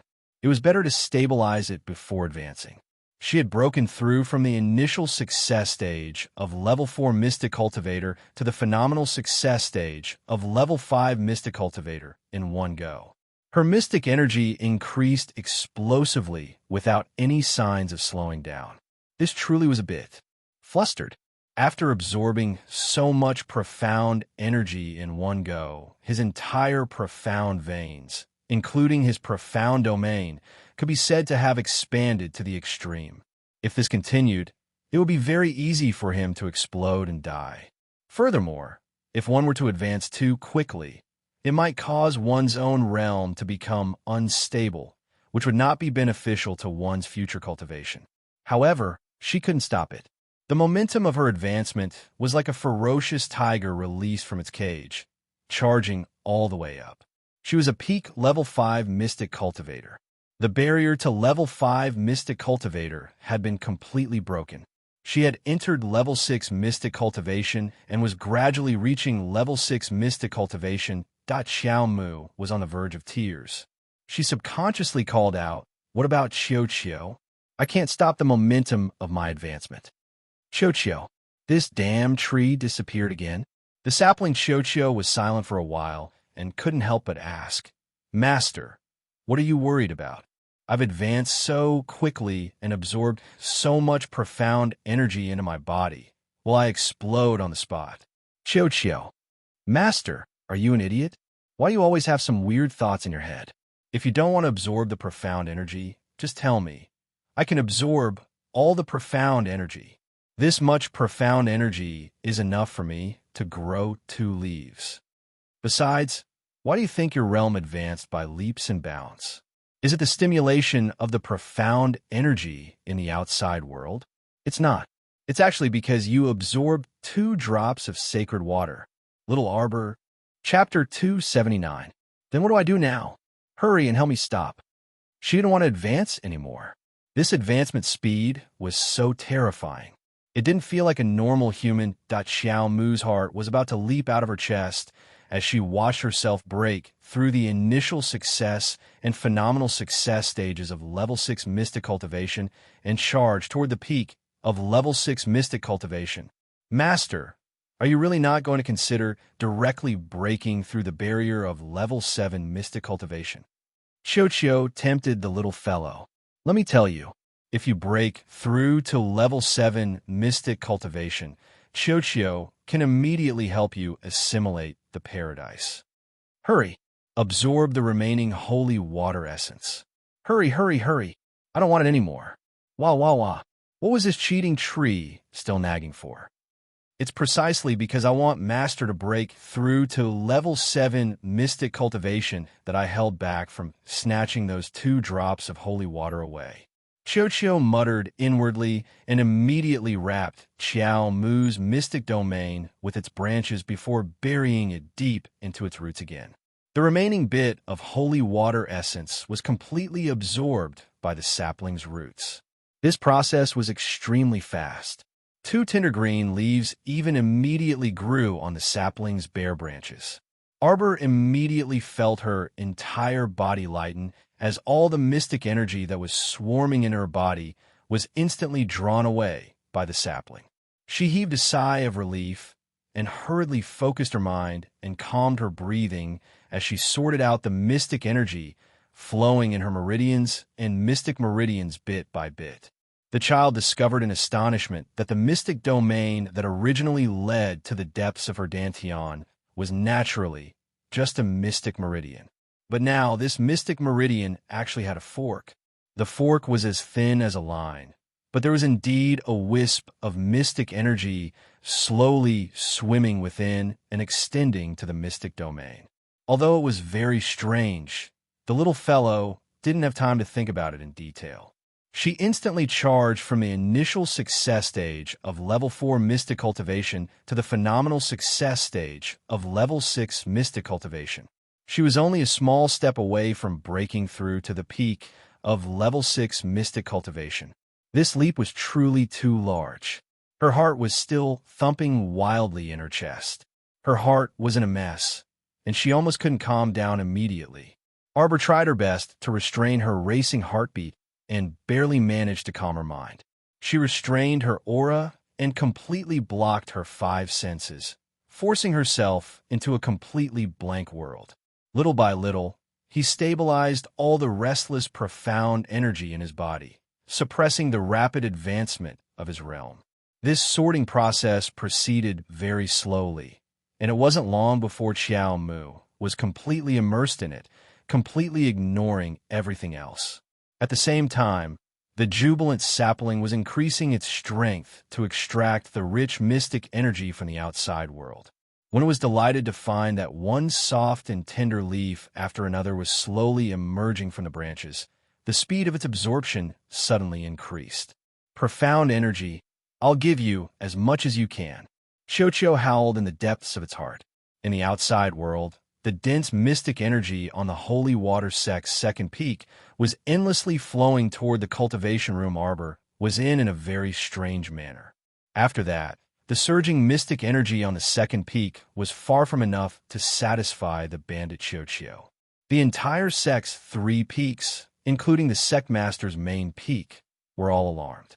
Everyone ran out of the house as they stared in shock at the sky above, at that ball of profound energy that was so dense that it was almost turning gray.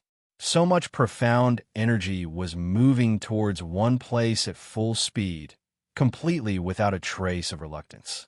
Holy shit, all the mystic energy was drawn to the second peak? What the hell is the second peak doing? Originally, the mystic energy on the sect's 3 peaks and the main peak was evenly distributed. Today, this kind of balance was completely broken. Chapter 280.